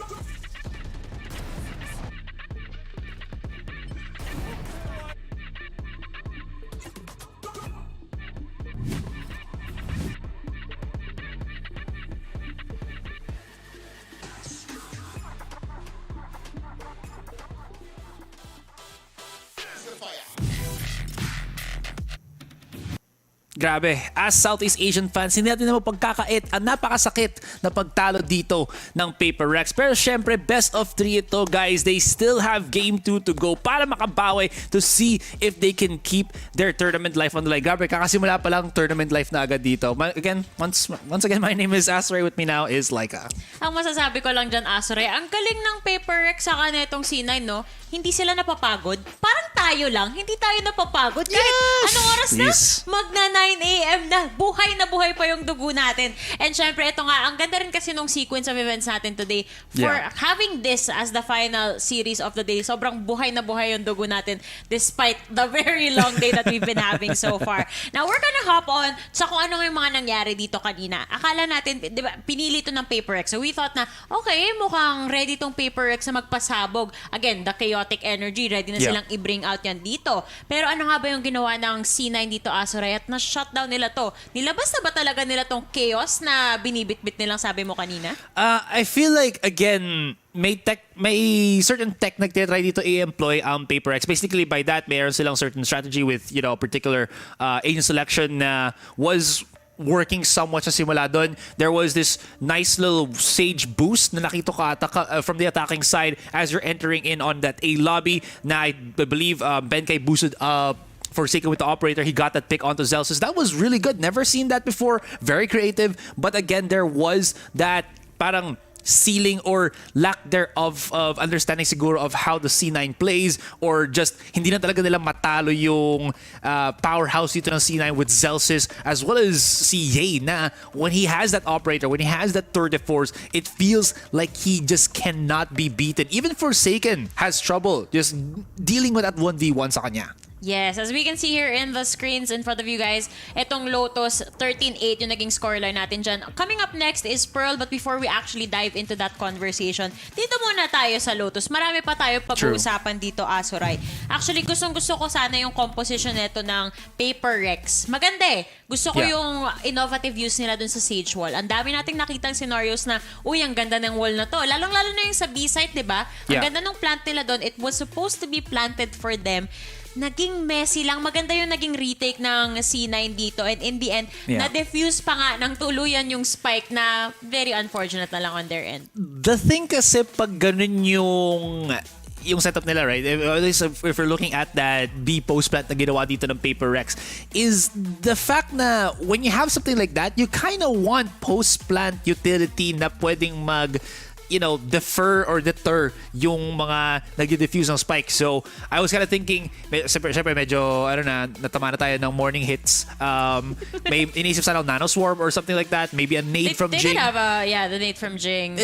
I don't think he had it anymore. He used it to take the site. Tapos they were just shooting through na lang. Ang problema, ang ganda ng utility usage dito ni Vanity, who I will say, paranoias were a thing of beauty. He was blinding. He was always putting yung deafen dun sa mga sa Paper Rex members, which really ruined, I think, yung kanilang tempo when they were playing all throughout that entire first game. So with that being said, at least for now, mas maganda yung pinapakita ng composition ng C9 and overall yung kanilang performance. But now, guys, we do have dito yung head-to-head natin with Zelsis and si Jing, both the flex players, or let's say secondary flex players dito ngayon, behind both Forsaken and Ye, and both of them were doing as well as can be.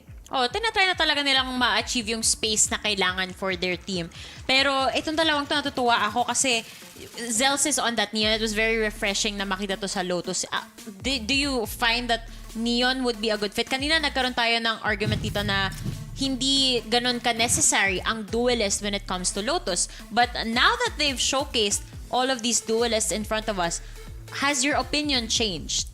Well, again, opinions lang naman yan. You know what? It's not the be-all, end-all naman. If we don't like it, it's fine. You do see other teams prefer that a whole lot more. And nakikita mo din naman yung effect of having a fast rotator as well as a fast intake like the Neon. What I do like that compared to siguro si, let's say, a Jet or even yung Raze ni Jing is yung influence niya na nagagawa niya dito. You can technically stun agad yung mga lobbies where the opponents are pushing at. You do have that great punish play, which is really good. And yung follow-up nila, I would say, is really fantastic alongside Vanity. I think we saw yung push nila on the C site where Vanity would throw out his paranoia. Tapos there was this nice little parang double pinch play na Vanity just hops or shrouded steps over that box. Tapos si Zelsis would just come in here with the slide and hindi na makagalaw si Jing kasi he didn't know where the opponents were coming from. It was a really nice mixture talaga of a 1-2 punch combo from these two teams. So even though hindi ako ganun ka super fan ng duelist on this particular map, it still, works, at least with the C9 roster. With the dynamic that they have as a team. Yung Absolutely. Basically, yun lang naman yun eh. If they can make it work with this composition, kasi syempre skin-scream naman nila yan bago pa natin sila makita sa main stage natin dito. And they managed to really make it work against a powerhouse like Paper Rex. Pacific powerhouse natin tong mga to. Going into Pearl, Azuray, should we be worried for our SEA representatives? I feel like we have to be honest that we are naman dito kasi syempre ang maganda sa match na to, guys, kung titingnan nyo, is maganda yung match. It's Cloud9 versus Paper Rex. Ang problema, napakaaga niya. So parang, alam mo yun, binigyan na sa atin yung best dish agad. One of the best dish dito sa pinakasimula pa lang. We'll enjoy it, we'll savor it. Pero pagkatapos, wala na yung either one of these two teams. So, I'm fearing for Paper Rex. They do tend to kind of spiral. Pero, here's the thing. When Paper Rex loses their first game, if they have a second game na it's more, what's the word ba dito? Stable na map selection nila, And I think that boils down to Fracture and Pearl. We do have a shot. What? Grabe naman yung pag-i-aim love shoot around dito ni Grabe. Yay. Napakaliit ng targets. Yun pala yung technique, Asura. Hindi mo kailangan magmadali. It's more on the precision yung ginagawa niya, no? Laika, do you understand how difficult that is? Yun nga. It's so difficult, Laika. Yung kanina, yung usual na nakikita natin ginagawa ng mga players, more on Yeah. parang sa reaction time, di ba? Ito, more on precision Parang yung naglalaro ginagawa ka lang niya. ng Osu sa aim lab. Ganun. Hindi ako sa naglalaro nun. Ay, okay. Okay lang. Kasi everybody who plays that is a weeb. You know, so okay. You lang. are a weeb. Exactly. Perfect. Exactly. Tama. Ano yun? Take control. Take control. Yan. Parang kulang ata ng R. Like, nakita ko lang take control. Ewan ko sa'yo. Sana okay ka pa. Ito si Alex with the kakaibib na spelling. Oo nga eh. Pero... Si Coach Alex. May best friend ako pangalan ni Alex eh. Alam mo, hindi ko namukhaan kanina si Mindfreak. And it's because of the hairstyle change. Oh, ano na naman? Oh, may pa-Lego. Wala pa Star Wars Lego dyan. Nasa na yan eh. Choosy ka pa. At least nga may bit-bit siya. Hindi ba natigil yun sa customs? Lego. Azuray, 9 a.m. Bringing brain. contraband. 9 a.m. brain cannot handle your jokes. Exactly. Tama yan. Ikaw, namukhaan mo si Mindfreak kanina? Hindi. Pero diba, nagbago yung Nung buhok pinakita mo niya. yung picture sa akin eh. Yeah. Kulot din pala siya. Proud ako ngayon. May kulot sa ano. Sorry, kulot din ako. Nagpa-reband lang. Fist bump tayo dyan. Fist bump tayo dyan. Pag kulot, ayoko sabihin. di wag mo na sabihin. Ang sabihin mo na lang, it's time for our Prime Gaming Agent Select. Ito na, naka-hover na yung mga agents natin. The big question is, are they gonna lock it in? Ooh, I love the Phoenix pick on Pearl. That is my favorite. Yeah, I will always go back to mentioning na Pearl, it has a lot of cheeky corners where Curveballs has so much influence, so it's merited. Plus, Zelsis, it's in character sa kanya. He's wild, he runs into the site, and Phoenix benefits from that because you always charge faster yung run it back mo, whether you get kills or get killed. 6 charges, very easy. I agree with you there. Actually, kung maaabot man tayo ng Fracture, yan din yung paborito ko kasi ang dali talaga mag-farm ng orb dun eh. 'Di ba? Tuloy-tuloy na yon. Yeah. Pero yun, nakita ko kanina, kakaiba rin yung composition dito on the side of Paper X. Jet Sage, alam ko dati nakakita na tayo ng iteration na may raise sila. Yeah. Sila yung merong kakaibang wall nun, 'di ba? Sobrang taas ng angle. Yeah. Ako, papalitan na rin natin yung angle dito ngayon dahil ibabalik na namin kayo sa ating mga casters so we can begin with game number 2.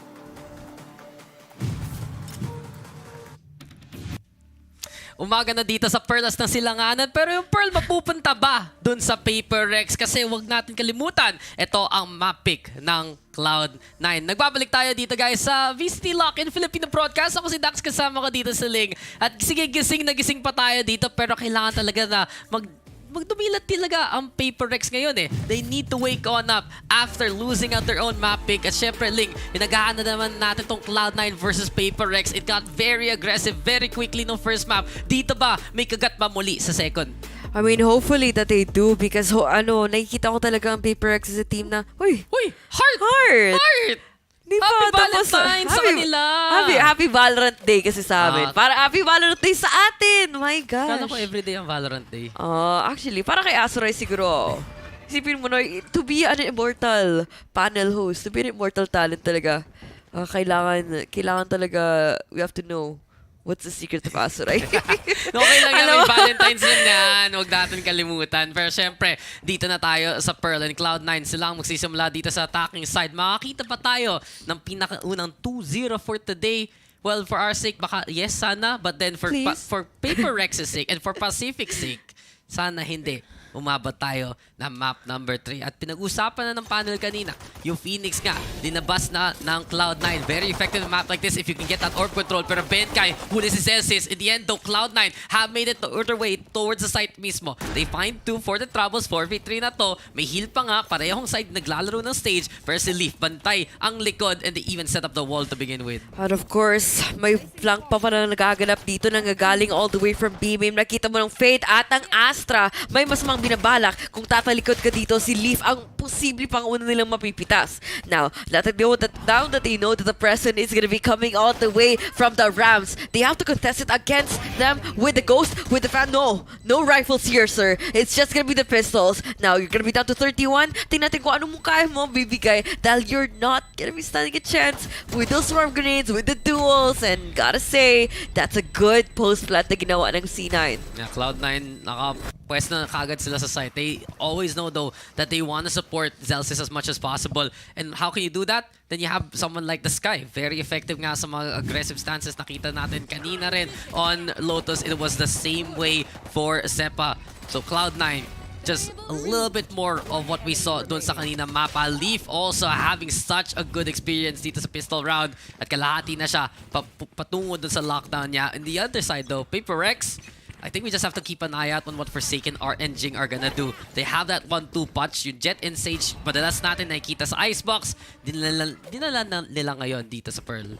Which is like pretty great because this iconic duo for sure could make wonders for the team given how well they actually operate with their aggressive efforts, regardless if they're attacking, regardless if they're defending, because they have been successful in taking frags, in taking anything. Map control, take it away for him, sir. Just think ang mabibigyan yung Benkay. At mong si Sepa, Zelsis, may sasagot para sa duo na gusto natin makikita. Good flash pick coming from Zel. At mong si Jing is classic lang kailangan. At, you know, all that you need for Sepa as well is just the frenzy. Solid anti-eco dun sa side ng Cloud9. Konting patas courtesy of Paper Rex pero sa tutusin at dun sa dulo, Cloud9, they were already in position the same way they were in that first round. And this is where it gets a little bit exciting para sa C9. Konti na lang, makakuha tayo ng ultimate dito galing sa ating Phoenix. But just even braving the wall, pinaghandaan na ng Cloud9. Ini-expect na nila na yung Paper Rex dito, hindi sila mag-stay. Lulusob sila. Mag-fight sila. And as much as possible, Cloud9 is trying to answer that. And for sure, just gonna be making the conversation even more interesting. Kahit nakikita natin yung mga kuha natin from PaperX going on the full-on buys this time around, C9 just made sure na walang patayan na magaganap, walang pitasan na magaganap para sa kanilang teammate. But Vanity might be in a really tight spot here given that he has really the information na may flank naman na magaganap dito from their spawn. Of course, si Leaf dito ay makakapagsagot ng maigi. Si Mindfreak pa nga ay naglalason dito sa corner na ginagawa niya on Lake. For sure, he's gonna be stalling out more enemies at aabangan tong backup na nagagaling from the likod. Now, Sepa, mukhang may mabibigay pa nga and put up a good fight with his Phantom. Now, it's gonna be down to 1v1 na lalabas pa nga ang Seeker at si Ching ay maririnig. Si Ching na walang kamalay-malay! Taas Ay, kamay! mapapatay pa. Taas kamay! Habang nag-barrier orb, the Red Bull clutch comes in clutch indeed for C9. Bonus pa nga, panalo na sila at 7 kills. Hindi pa namamatay si Sepa here at all. Paper Rex, okay na sana yung plano dun sa flank. They count out Vanity and they wanted to get the push even deeper. And Mind Freak here, great trigger discipline. Knowing that to run it back, babalik yung Phoenix. He has a little bit of time to work with. But it just went to the wait side dun sa Paper Rex. Nung si Leaf nakakuha pa ng dalawa dun sa likod. Paper Rex, they couldn't get the job done there. Mali yung angle. Di na napansin na may pwede talaga silipan ang Cloud9. And the rest is history as yet again, C9 are just on a roll here. On a roll, and of course, they could not just like have anything to stop this poll. And speaking of that, the votes have been drafted. And makita mo naman dito that the ultimate coming out from the Killjoy is what they're gonna be committing to early on the map. Of course, as winning everyone out on the side, for sure their job is gonna be a lot more easier given that wala silang close angle na problemahin. But si Zelsis though is gonna be hungry for more kills. They're clearing out art. Now it's gonna be the Jet that's gonna be the only problem para sa kanila dito na nagagaling from that side of the map. Not even the Phoenix even have to know kung saan sila posible lang gagaling. But, you know, Jing Benkai make him the last person alive for this team of Paper Rex. At anong kaya pa niyang magagawa with just the Marshall? Nothing really unless he gets these shots done. Yay, huli pa nga ng Marshall. But in the end, it's Paper Rex having to climb out of this hole. Pero si Leaf, kinobera na lang talaga ng dahon yan and just calls it another day. 4-0 na to, Cloud9. as aggressive as they can versus Paper Rex, they are rewarded for it. Yung nakikita talaga natin dito sa head-to-head matchup na to, yung comparison ng C9 at Paper Rex, pwede sila parehong mag-play ng ultra-aggressive as much as possible. What one thing Cloud9 does ahead of Paper Rex is inaagapan nila yung pag-agresibo, ine-expect na nila. And from what we've seen, basang-basa palagi ng Cloud9 yung mga angulo manggagaling dito yung Paper Rex. It just has been a little bit more one-dimensional na nakita natin dito sa Paper Rex. Kanina doon sa Lotus, medyo gimmicky gamit ng Sage. But this time around, the execution from C9, a lot cleaner so far. I mean, it's hard for you to even like parang mapapatuloy na pagiging creative sa mga plays mo given that a lot of people could break down your plays quite easily this time around because, you know, they're playing with the same, almost the same roster right now. And I have to say talaga dito sa side ng C9, parang they wouldn't let this opportunity slide with the given VODs available, with the given that the team has already parang given away the certain behavior that they're trying to expose, especially when they're operating in a map na kung saan that they have to win. You sense the desperation coming in from this team. You sense that some sort of panic that's also coming out from their duelists with the utilities that you have been overwhelming them. And I gotta say, for C9, it's gonna be a walk in the park for them so far because they have everything figured out as of the moment. If PaperX doesn't change a single thing on what they're trying to do, man, this is not looking so good for them right now. May binlatan naman sila dito. They made that change with the operator and while it happens na nakapitas pa nga si Forsaken ng isa. He hasn't re-engaged that ankle though. Si Benkay na ang tagbantay dito sa may B-side and just because of having that stage available, Ye able to get that plant on down. Very interesting talaga.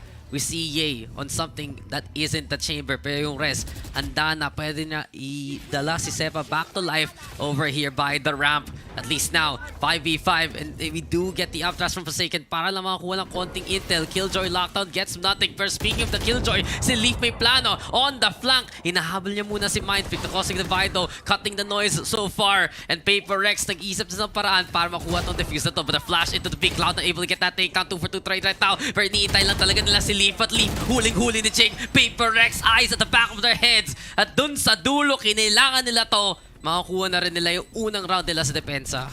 Which is like napakaganda talaga on how they further accumulated itong mga like sort of firepower para makapag-overwhelm in C9 with their given post plant. Nailabas na nga natin itong wall ng Astra, but anong magagawa nun? Lalason sila sa sarili na lang utility. But at a certain point, makikita mo talaga, it only matters kung sino unang, or sa rather, sinong huli pang mabubuhay dito sa round na yun, which is gonna be Paper Rex. Sure, there were a few casualties here and there, but yeah, I gotta say, parang it was too close for comfort talaga sa nangyayari doon because it could have been anyone's round, but that was just basically really good use of utilities and decision-making in a split second na ginagawa dito ng Paper Rex. Well, simula kaagad ang Cloud9 flashes to throw over towards A main.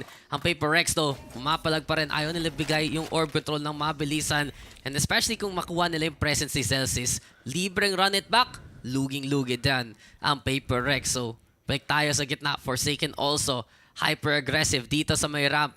Kung maka-tailwind out siya, if ever, dun sa may pillar, yun na nga ang gagawin niya. But the Prowler gets thrown.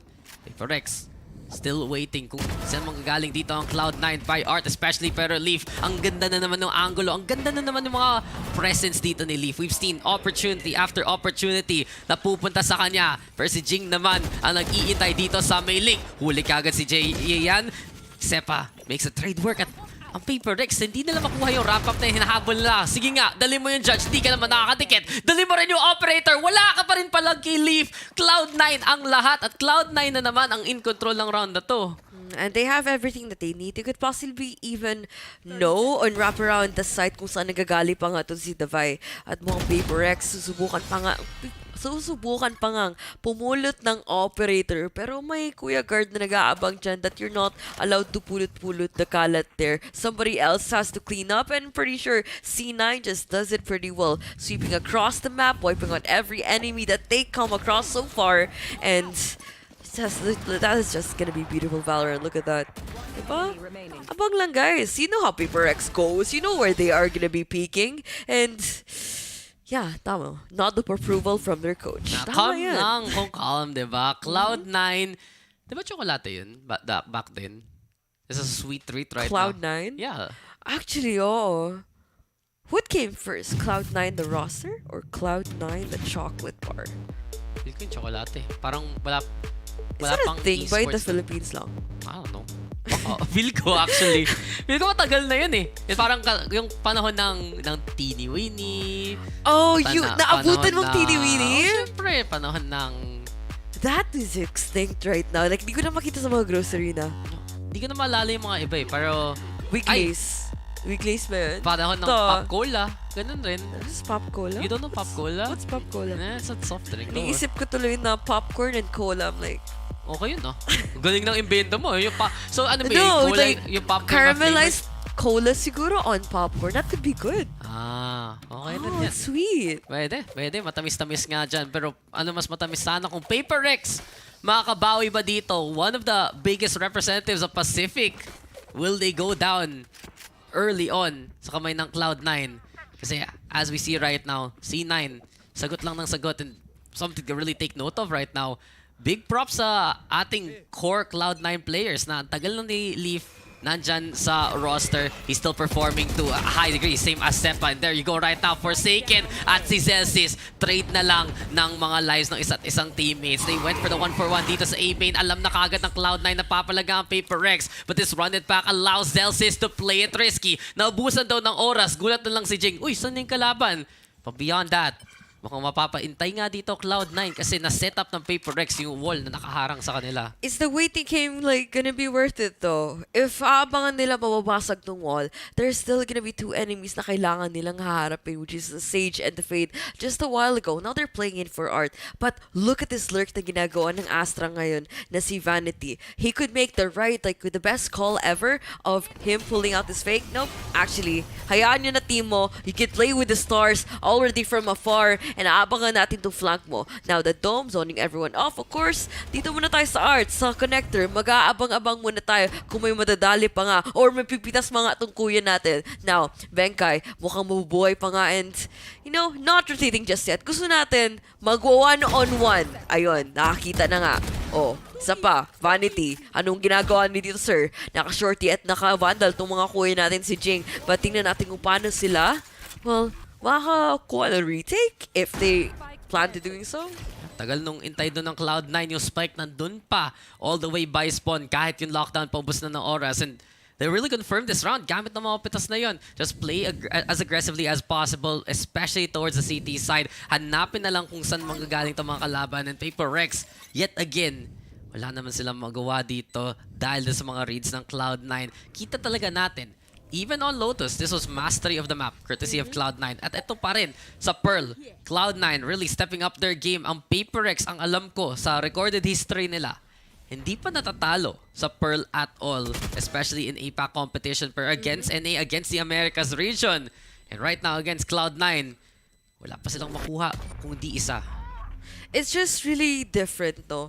Parang, you mentioned the while ago it was like map mastery, but parang, to put into like simpler terms talaga, nakikita ko na how their presence is being felt across the map. That lurk from Mind Freak, or rather, that lurk from Vanity just did a lot of wonders na hindi nila basta-basta pinaparotate yung Killjoy, which made them parang like question kung saan ba talaga sila nagpupush. Tinapon na nga yung dome ng Killjoy na yun. Tinapon na nga yung lockdown ng Killjoy and they still weren't sure if that was gonna be the site to take, and all you had to do is wait for the parang spike to be planted basically anywhere else. They're putting out enough effort for them to proactive the defense, but mukhang wala pa nga mabubungang maganda dito dahil ang C9 kompletong-kompleto at buhay na buhay pa rin ang apat para ika-cancel out tong push na to. Those are the kind of plays para sa side ng Paper Rex na bigla na lang nagagana, bigla na lang makakuha sila ng barrel. Pero hindi, Cloud9 pa rin. The ultimate denial. No, just no palagi. Sinasabi dito ng C9 and, uy, si Forsaken, ipit. Forsaken! Wala! Paano ka dadaan dyan? Ipit at ipit ngayon. Kanina. Wala naman sila masyadong magagawa dun eh. Sa totoo lang. But right now, hopefully, they're... Na-shoot eh. Saktong-sakto. Uptrap. Ay! Dito na ako. Hello. Parang akit bahay lang na nahuli. Napaka-awkward. Yan mo. Huli, kulong at... Uptrap. Ano na? Bawal sumilip dyan, sir! Pansin nung CCTV, ng operator. Pero wala pa rin. Kahit in those eco rounds, naghahanap lang ng konting damage yung Paper Rex. Pero hindi nila makuha against Cloud9 at all. And isa pang beses yan. Isa pang try. Forsaken goes for the shot pero protektado ng Trailblazer. Mukhang hindi nga tatama kay Celsius in the first place. Nakagalaw pa siya in time. Can he go for the repick though? Yung curveball na malapitan. Mind Freak providing cover para lang bantayan si Forsaken dyan. Pero dahil lang dito sa space na nagagawa ng Cloud9, pinapressure na naman nila yung Paper Rex. At baka nga, mapul pa ng attacking side yung rotation. Ang ganda na magtapo ng Molotov, but I don't see any follow-up coming out from them. They have the flashes for sure. Dalawa na nga nangagaling dito sa aiming. But wala pa nga na itatapo ng Paper Rex so far. They even counter out this push. Nakapatay ng isa, sure, but that's gonna be the only thing that the Vi can go home with right now. Now it's a 2v4. Tingnan natin kung sino magpipick. Why too soon, Benkay? Not even like a jiggle na pwede mong gagawin. It's the operator ng iyong kakalabanin. But para kay Ching daw, kanina duelist ang nakita natin para sa kanya. But it's gonna be the Sage action. Make it a battle for him that he has to win out because Paper Rex needs so much like things right now. They need rounds, they need money. Ang rami nilang kailangan, sana pwede kong mabigay para may tutulong itong mga kababayan natin that are from Southeast Asia. But that's all I could do. Hype you up, sir. Give up the morale para sa team mo. Kailangan mo to do something. Paper Rex, do something please. Galawin yung baso. Wala silang makuha at all. And you can see it there. Nag-intay lang yung Cloud9 na naman. Nakuha na nila yung A-main control. They were ready to enter that site. Pero, syempre, konting disiplina. They knew they could get away with it pag nakakuha na rin nila yung link from Art in the first place. This is just Cloud9 right now running away the game. Kahit tayo mapapa-fist bump na lang sa performance nila. And just overall, team effort here. You see it from Paper Rex. Gusto talaga na enable kung sino man naghahanap ng frags. They have at least a backup system na may taga-cover. But it just doesn't work. Paper Rex is found out and caught out by Cloud9. Huling-huli kagad doon sa action. And despite all odds, it really is just Cloud9 right now rampaging against Paper Rex. In-expect natin na magiging dikit yung labanan. Pero ngayon, nakikita na natin Paper Rex gipit sa pere. Gipit sa pera, walang mga baril, natapon na nga yung mga utilities nila too early in the round at mukhang wala pa nga sila mabibigay dito, especially na may binabalak na masama ang C9 papuntang B. If i-commit nila ito, medyo maging Delex. Alam mo kung bakit? 4 na nakapag-rotate eh. Ang nag-aabang na lang talaga dito sa A is yung Astra. Nakita mo si Mindfreak, nagsasariling mundo. At mukhang C9, my God, inaabangan lang talaga nila na maiinip yung kalaban sooner or later. Or, you know, in their case, kailangan talaga nila mag-push eh. Kailangan nila mag-spike plan. Pero asa ng spike? Kung iisipin mo, out in the open, of course, si Leaf nga dito ay padaloy-daloy lang kung saan-saan. Oh, may sariling lakad na naman to. Wala. Huli sa rotation dito si Mind Freak. He has to play doon sa kabilang side naman. And, well, Cloud9, dire-diretso na lang towards that side. Should be their route for the taking. Pero off nga sa kamay ni Ye. And, well, Leaf again, making it happen. Isipin mo na lang, Cloud9, yung Sage pa nga, yung may hawak na operator. Siyempre, gusto mo si Ye yung naglalarunan. But just the adjustments right now, Cloud9 has done para sa pag-prepare dito sa lock-in. This squad na ine-expect na marami, sige, they're gonna be strong, sige, they're gonna be effective. Pero, nawala nga yung chamber doon sa meta. Ye is still one of the best players you can see dito sa, I'd say, in the whole Valorant scene. So, in a 9-1 scoreline right now, ano pa ba magagawa ng Paper Rex? Ito yung pinaka-importanting round para sa side ng Paper Rex ngayon. 5 ultimate, 1 operator. Mukhang papalagan na nga ng Paper Rex to dito sa gitna. Pero walang makikita eh. Wala silang targets. Diretso na ang Cloud9 papunta doon sa may B-side. I don't think na papatagalin pa nila ito, Dax, especially sa side ng C9. Because they already know what's working against a team like Paper Rex. Parang, what's the point of changing it? What's the point of fixing something that is not broken dito sa side nila? But then again, good conditioning so far na naibibigay nila para sa kalaban nila on Paper Rex that they're gonna be forcing anyone to even back down away from the sides, away from the pushes, away from their faces. All they have to do now is wait for the post run. But mukhang hindi pa nga nila to gagampanan, Dax. Abangan talaga nila to in every angle there is. And of course, forced out the duels to even happen. Well, there you go now. Konting curveball muna kay Celsius. Nag-lockdowns, nagbigayan na naman. Pero yun is ba? Galing kay Ye, collateral na naman. Kanina pa siya tagatuhog. Fishball lang, makahanap pa ng pitas. At ito na naman tayo, stick it to Paper X. Cloud9, isa pa na naman. Ano yun? Grabe na to si A. Parang every time nakahawak ng op, parang sulit nakakadalawa. Ito, 2 rounds in a row, nakakakolat na. Ito, hindi ko alam, parang this man already sees the future that is like about to happen right in front of him. And I don't know if it's just like pure luck, but this man can already see something happening before it really does happen. And parang nag-dancing kanina siya ni. si Jing at si Benkay nag-holding hands, tipong lumatango-tango, pero Valorant lalaro natin dito. Kala kasi nila walang nanonood kanina sa likod ng wall. Yun tuloy, may butas. Nakita ni Ye. Taga-nood, like, uy. Huli. CCTV nga, pero problema na to ng Paper X. Last round of the first half at kailangan talaga na umasa sa mga pitas dito ni Forsaken at ni Davai. At least this time, yung mid-control na hinahabol dito ng Paper X, nakuha na rin nila at nakakuha pa sila ng barrel dito sa lagay na to. Pero Cloud9, di pa tapos. Yun pa rin yung operator ni Ye. Wala masyado siyang malayo para makakuha ng resurrection. At dahil lang dito yung Cloud9, nag-fortify na lang dito sa site mismo. Gusto niya umakyat dito sa Heaven. Cosmic Divide do para lang maharangan yung B-Long as much as possible. Per gulat na lang. Andiyan si Benkay. Davai now ready to make the trade happen. 4v2 na to. Si Zelsis na naman naghahanap kung sino pa pwede niyang mapitas. Cloud9 nandito na lang sa high ground as much as possible. At may race pang courtesy of Paper X. Maraming numbers dito ang Paper X. Per kulang sa baril at kulang na ang makukuha nila para sa bulk ng push na to. Benkay daw, engine cleanup sa dulo. At para sa Paper X, kinakailangan nila umabot dito sa mythical scoreline natin. 2-10 dito sa end ng first half. Kaya naman. Ito, buti lang hindi 9 triggers. Kung 9 triggers pa to Dax, medyo kabahan talaga ako. But 210 pa rin, it's still quite tricky for us to even say kung paano mangyayari to for the later point of this game. Given na makikita na natin, finally, sa wakas, parang aside from Paper X that we're not exactly expecting to be their strength, which is ang defending side. Napakagandang reset ang magagawa nila dito dahil the tables have turned. Now, sila naman ang kailangan mag-abang and hopefully what happened on Lotus isn't what we're gonna be seeing sa mapa on Pearl. Diba?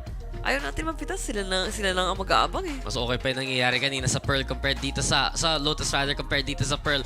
Paper X look way out of the depth right now na hindi lang nila ma-figure out ano yung pwede nila gawin after the fact against Cloud9. Palagi na lang, lahat ng gustong i-initiate ng Paper X, huling-huli ng C9. And when we see them na nag-play sila for control, nag-play sila para sa parte ng mapa, sometimes irrelevant lang. Yung mid, ina-avoid talaga ng Cloud9 kasi ang sigurado ng mga side take nila, we see sa A mid, ready sila mag-flash battle against Paper X at kailangan mag-disengage ng PRX, mabibigay yung orb sa Cloud9. Pagdating naman dun sa B, ilang beses natin nakikita, pwede gamitin yung blaze wall ng Phoenix para sa cover.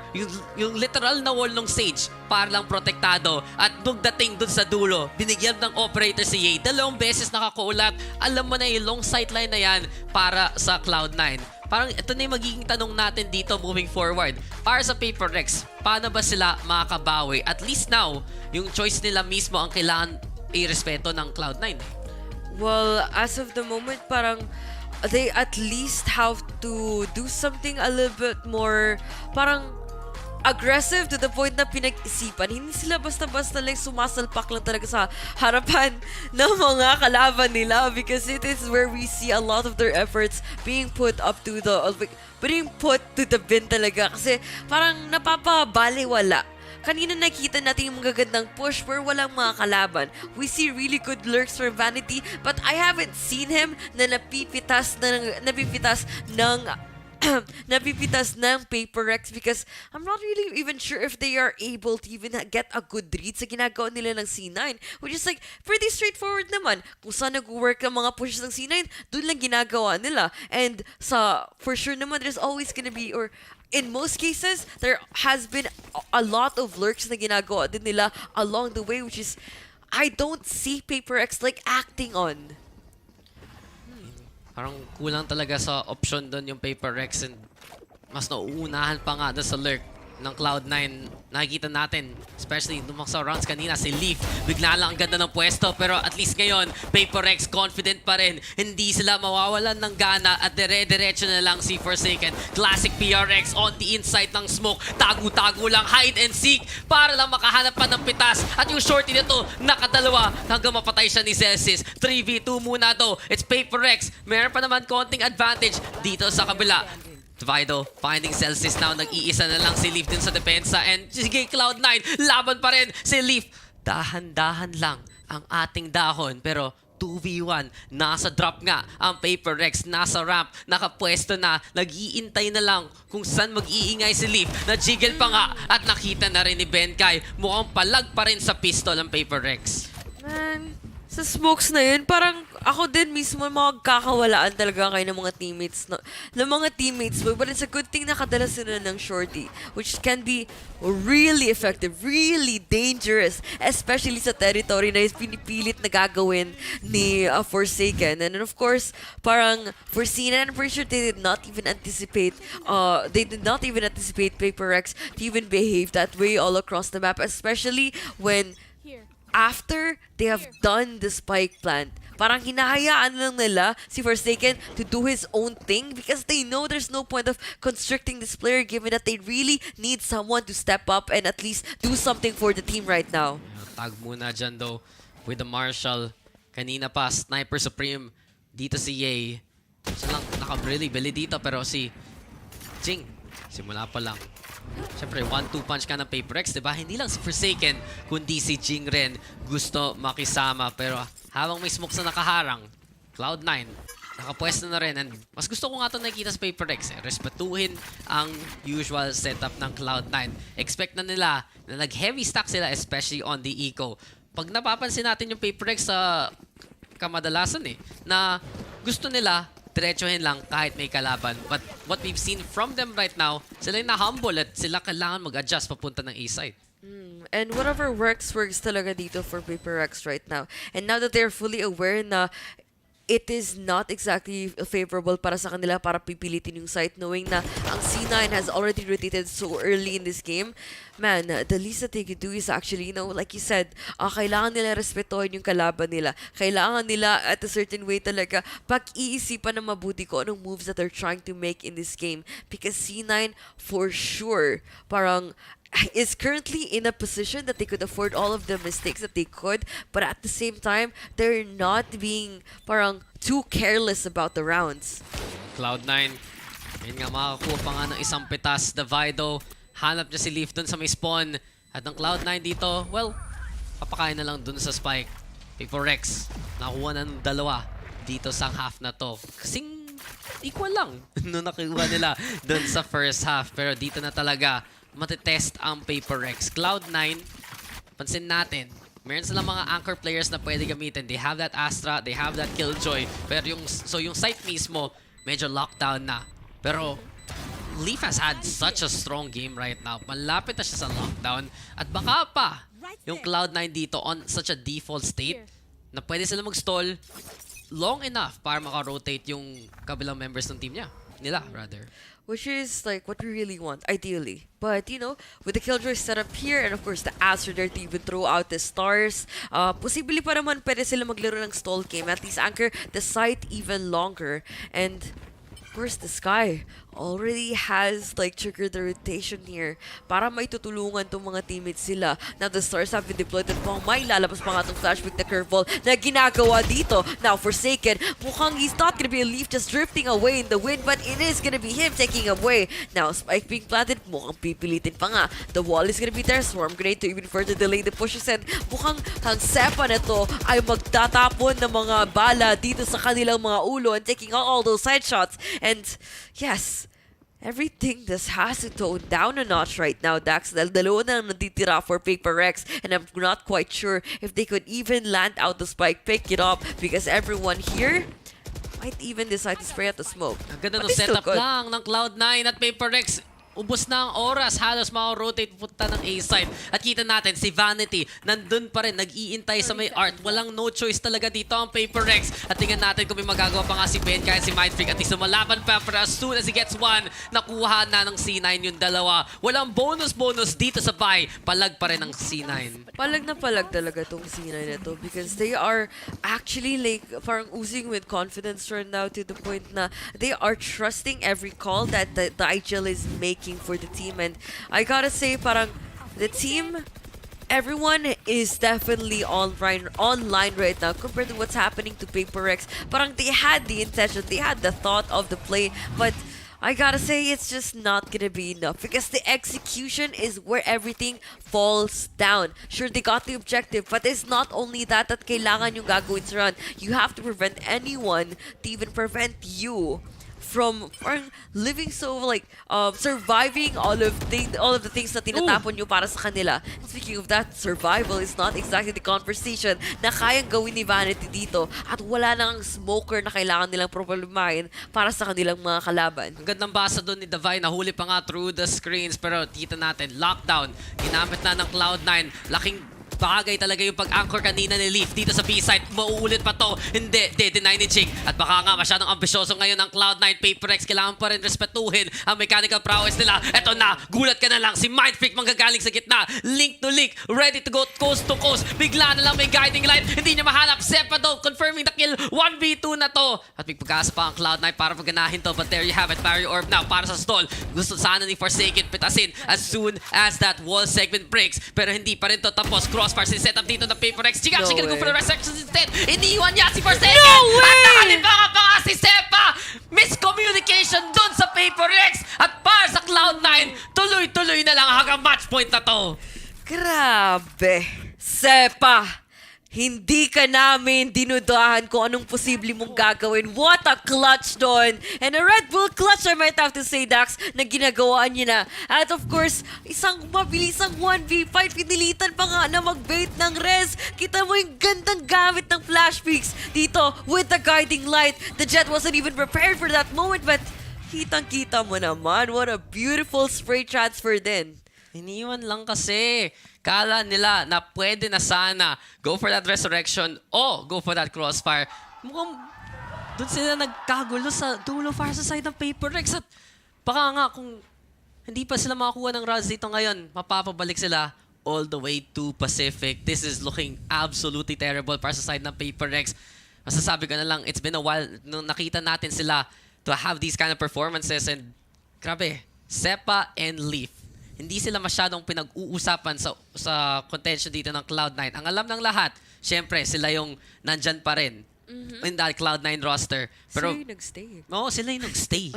And just because of that, sila pa rin yung ready to play the style that they love to run in the first place. We always talk about si Zelsis, we always talk about si Ye, na ito yung magiging malaking addition sa Cloud9. Pero wag natin kalimutan, doon sa NA scene especially, itong Cloud9 roster na to, stacked na on superstars. And right now, they're shining even more brilliant to sa best na pwede padala ng Pacific ngayon. And it's like really great for us to even appreciate the fact na kung sino pa yung nagsistay, sila dapat yung bigyan natin ng props because sila din yung nag-adjust ng sobra for these new talents that are coming in the roster. Sure, akala nila it's gonna be Ye that's gonna be fixing the problem, but you have to take into consideration, C9 roster before was not perfect. Sure, they were stacked, sure, they were good, but they had a lot of things to work on, and I've seen them evolve, not just because new players were coming in, but teams, or rather players themselves decide to step up and put in an extra effort for this team to be as operational as we expect them to be. There's a specific set of expectations that we want Ye to even happen, but you know what really caught our eyes right now is that not even the players that we were highlighting a while ago are the ones that are doing so much work. Sure, Ye had his moments, but you gotta look at the support system around him. The good calls coming in from Vanity, and yes, Leaf was there with amazing anchors on towards the site, which is I think not a lot of people get to see. Well, pansin na natin ngayon ang Cloud9. Gising na ang lahat sa umaga. And perhaps ito na ba ang fall ng Paper Rex moving forward? Mapapauwi ba ang isang SEA squad na to na maaga? Or will we make the comeback of miracles happen? And pansinin na lang natin as Ye still tambay dito sa B main as much as possible. Forsaken, gusto niya pumalag pero alam na niya delikado. Especially na yung stage kanina pa naglalabas ng Marshall at ng Operator kung kailan niya pwede gawin. At kita pa po, C9 dito sa Art. Yung isang pila lang ng utility, wala ka talang magagawa. Paper Rex, mukhang iba magiging kailangan nila. They might try to clear things out gamit ng Prowler pero ingay pa lang. Unang contact, Cloud9 na naman ang makakahanap ng pitas. Ang ganda ng switch ng positioning nila, as if alam na nilang kailangan nilang gagawin na after kung makapatay dito, pasilip naman dito sa B-main. Yeah, he's gonna be out hunting for more kills dito sa mapang to. And there's nothing that could basically stop him. He has the Operator now, looking quite deadly, I may have to add. And parang dito natin makita Paper Rex might not even decide to go in for the dry picks any further. Yeah, well, Nightfall muna para lang ma-confirm yung site pero sagrado na ang kailangan dito ng Paper Rex. Sobrang sure ang gusto nila mahanap and Forsaken already makakuha na sa leaf though. Making trade happen. Ito na Cloud9. Zells is letting it rip and letting it go. Run it back. Run back. Hook to Pacific ang sinasabi dito ng Cloud9. Walang sagot si Benkai at mapapabay-bye na lang talaga ang tunay na Paper Rex experience. Kita mo? Taas ka ba yung wave? Goodbye! Cloud9 in cruise control here, Ling. And the first 2-0 sa ating 3-match series for today goes in favor of C9. Oh man, that was an amazing match. And like, especially para sa impression natin sa C9. Their roster looking so good so far. And sabihin natin, Ye may have done a lot of work or done a lot of help for the team. But, everyone else just, parang has some sort of ambag. It's not just one player, it's not just their additions, but the existing roster that has been quite great and catching up so far with the level of competition being expected from them. Flex lang talaga nun yung Cloud9, but sayang talaga Paper Rex. Hindi mangyayari yung gusto ng lahat ng DRX versus Paper Rex. Cloud9 actually gonna take that slot instead. But just goes to show, para sa Paper Rex, marami silang kailangan i-adjust para sa Pacific League mismo. Dito sa lock-in, honestly, one of their earliest exits in such a long time. Pero Paper Rex naman, alam natin papalag. This Cloud9 roster though, looking scarier than ever. Pagtingin natin sa Americas region, mas stack na stack talaga itong franchise. And just a big example why, look at the scoreline. Look how they stole Lotus away especially. Man. Lotus Pearl. Ano yan? Ano yan? Ano yan? Oy, mahaba lang yung buhok niya. May sinasabi na siya. Haba ng hair para sa clutch, diba? Ganun yun. Oh, syempre. Ganda. Yung shampoo reveal naman dyan, Lods. Baka naman. Ano yun? Irish Spring. Bango kaya no? Baka yun. Parang amoy perfume eh. Pwede rin Old Spice. Wait, there's Old Spice shampoo? I think so. Baka gawa-gawa ko lang na naman. Pero nagawa naman ng Cloud9 lahat na kailangan nila gawin in the first place. And they're gonna move on right now. This has been, honestly, such a showcase. Nakita pa tayo ng Chamber, nakita tayo ng strong anchors, at nakita natin paano talaga manalo doon ang Cloud9. So, umabot tayo ng umaga para makita yung sun at makita yung clouds. And well, yun na, diba? Cloud9. They take that win. It has been such a long day, Lowling. Umabot na tayo ng... Time check. Time check tayo? Mga 10. Ano lang, guys? Mga mag-10 na. 9:30. Muntik pa. Umabot ng 10. Pero guys, iabot na namin tong mga segments na to dun sa panel. Check out the highlights and we'll see you guys next time.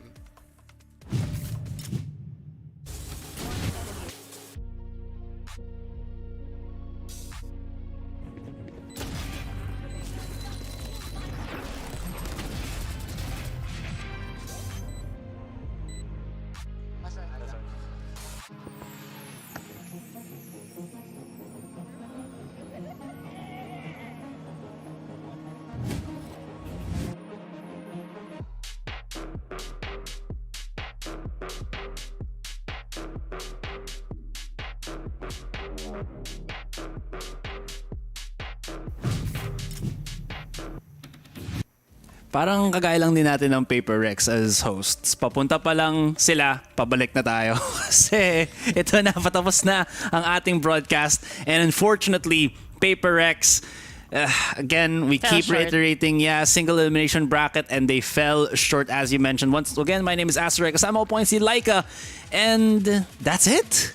Alam mo kung saan ako pinaka nag-aalala dito, Asoray? Ilan kaya yung costume na inimpake ni Benkay? Tapos hindi niya pala mapapakita, no? Sipong babalik siya sa niya, sa kwarto niya pagkapasok niya may sad trombone noises. Tapos andun lang yung wardrobe niya na puro mga costume na hindi ko magagamit. Inisip ko agad yung favorite ko siguro makita si Benkay na papasok as Seto Kaiba.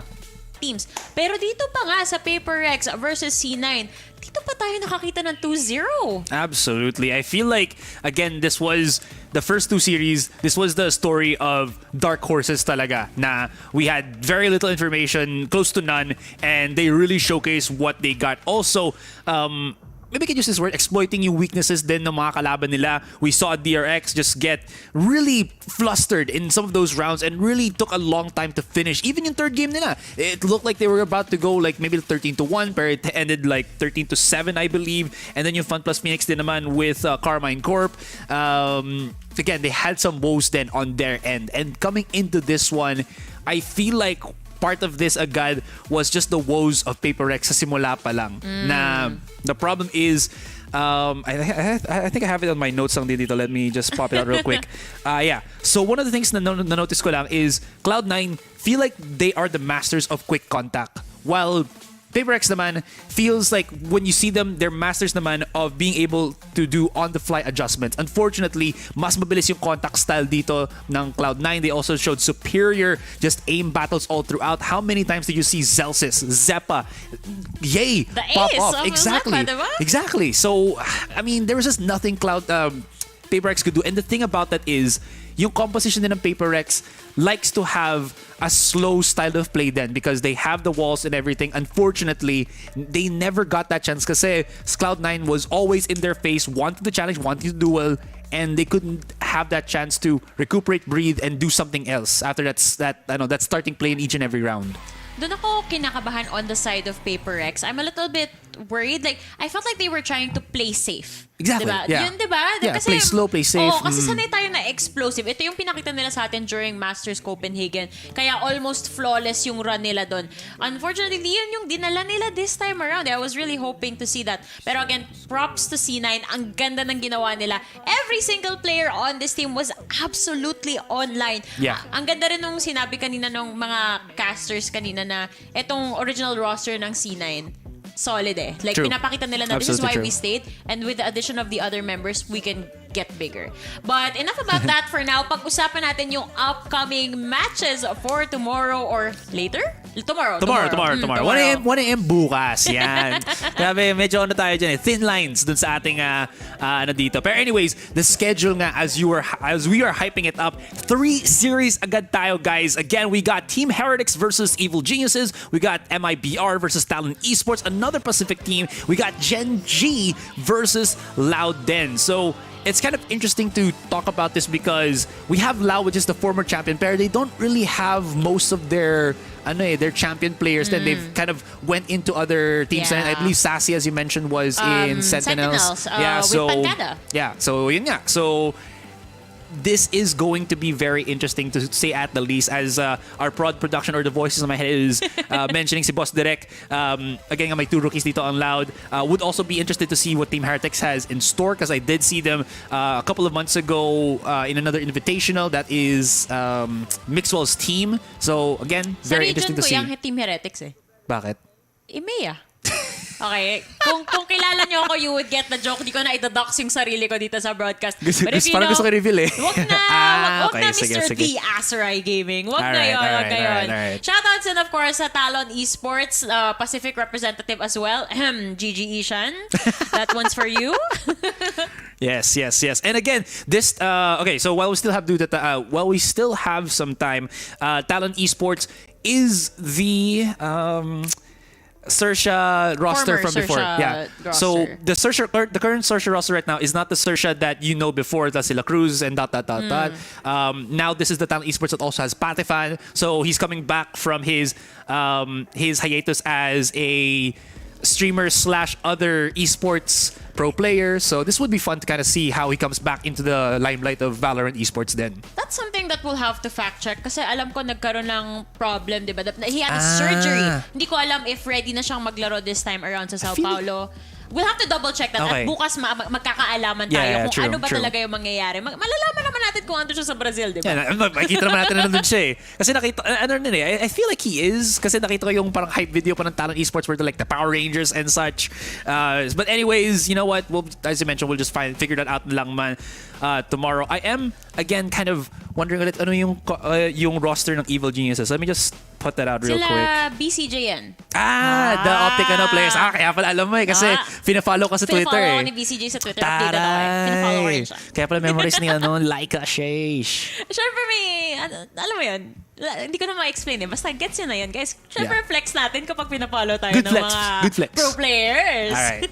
Anyways, guys, we are gonna be going na. And again, we'll see you tomorrow bright and early for another day dito sa ating VCT Lock in São Paulo. Once again, my name is Azrai. With me is Laika. Get your sleep. We'll get ours. See you then. Goodbye.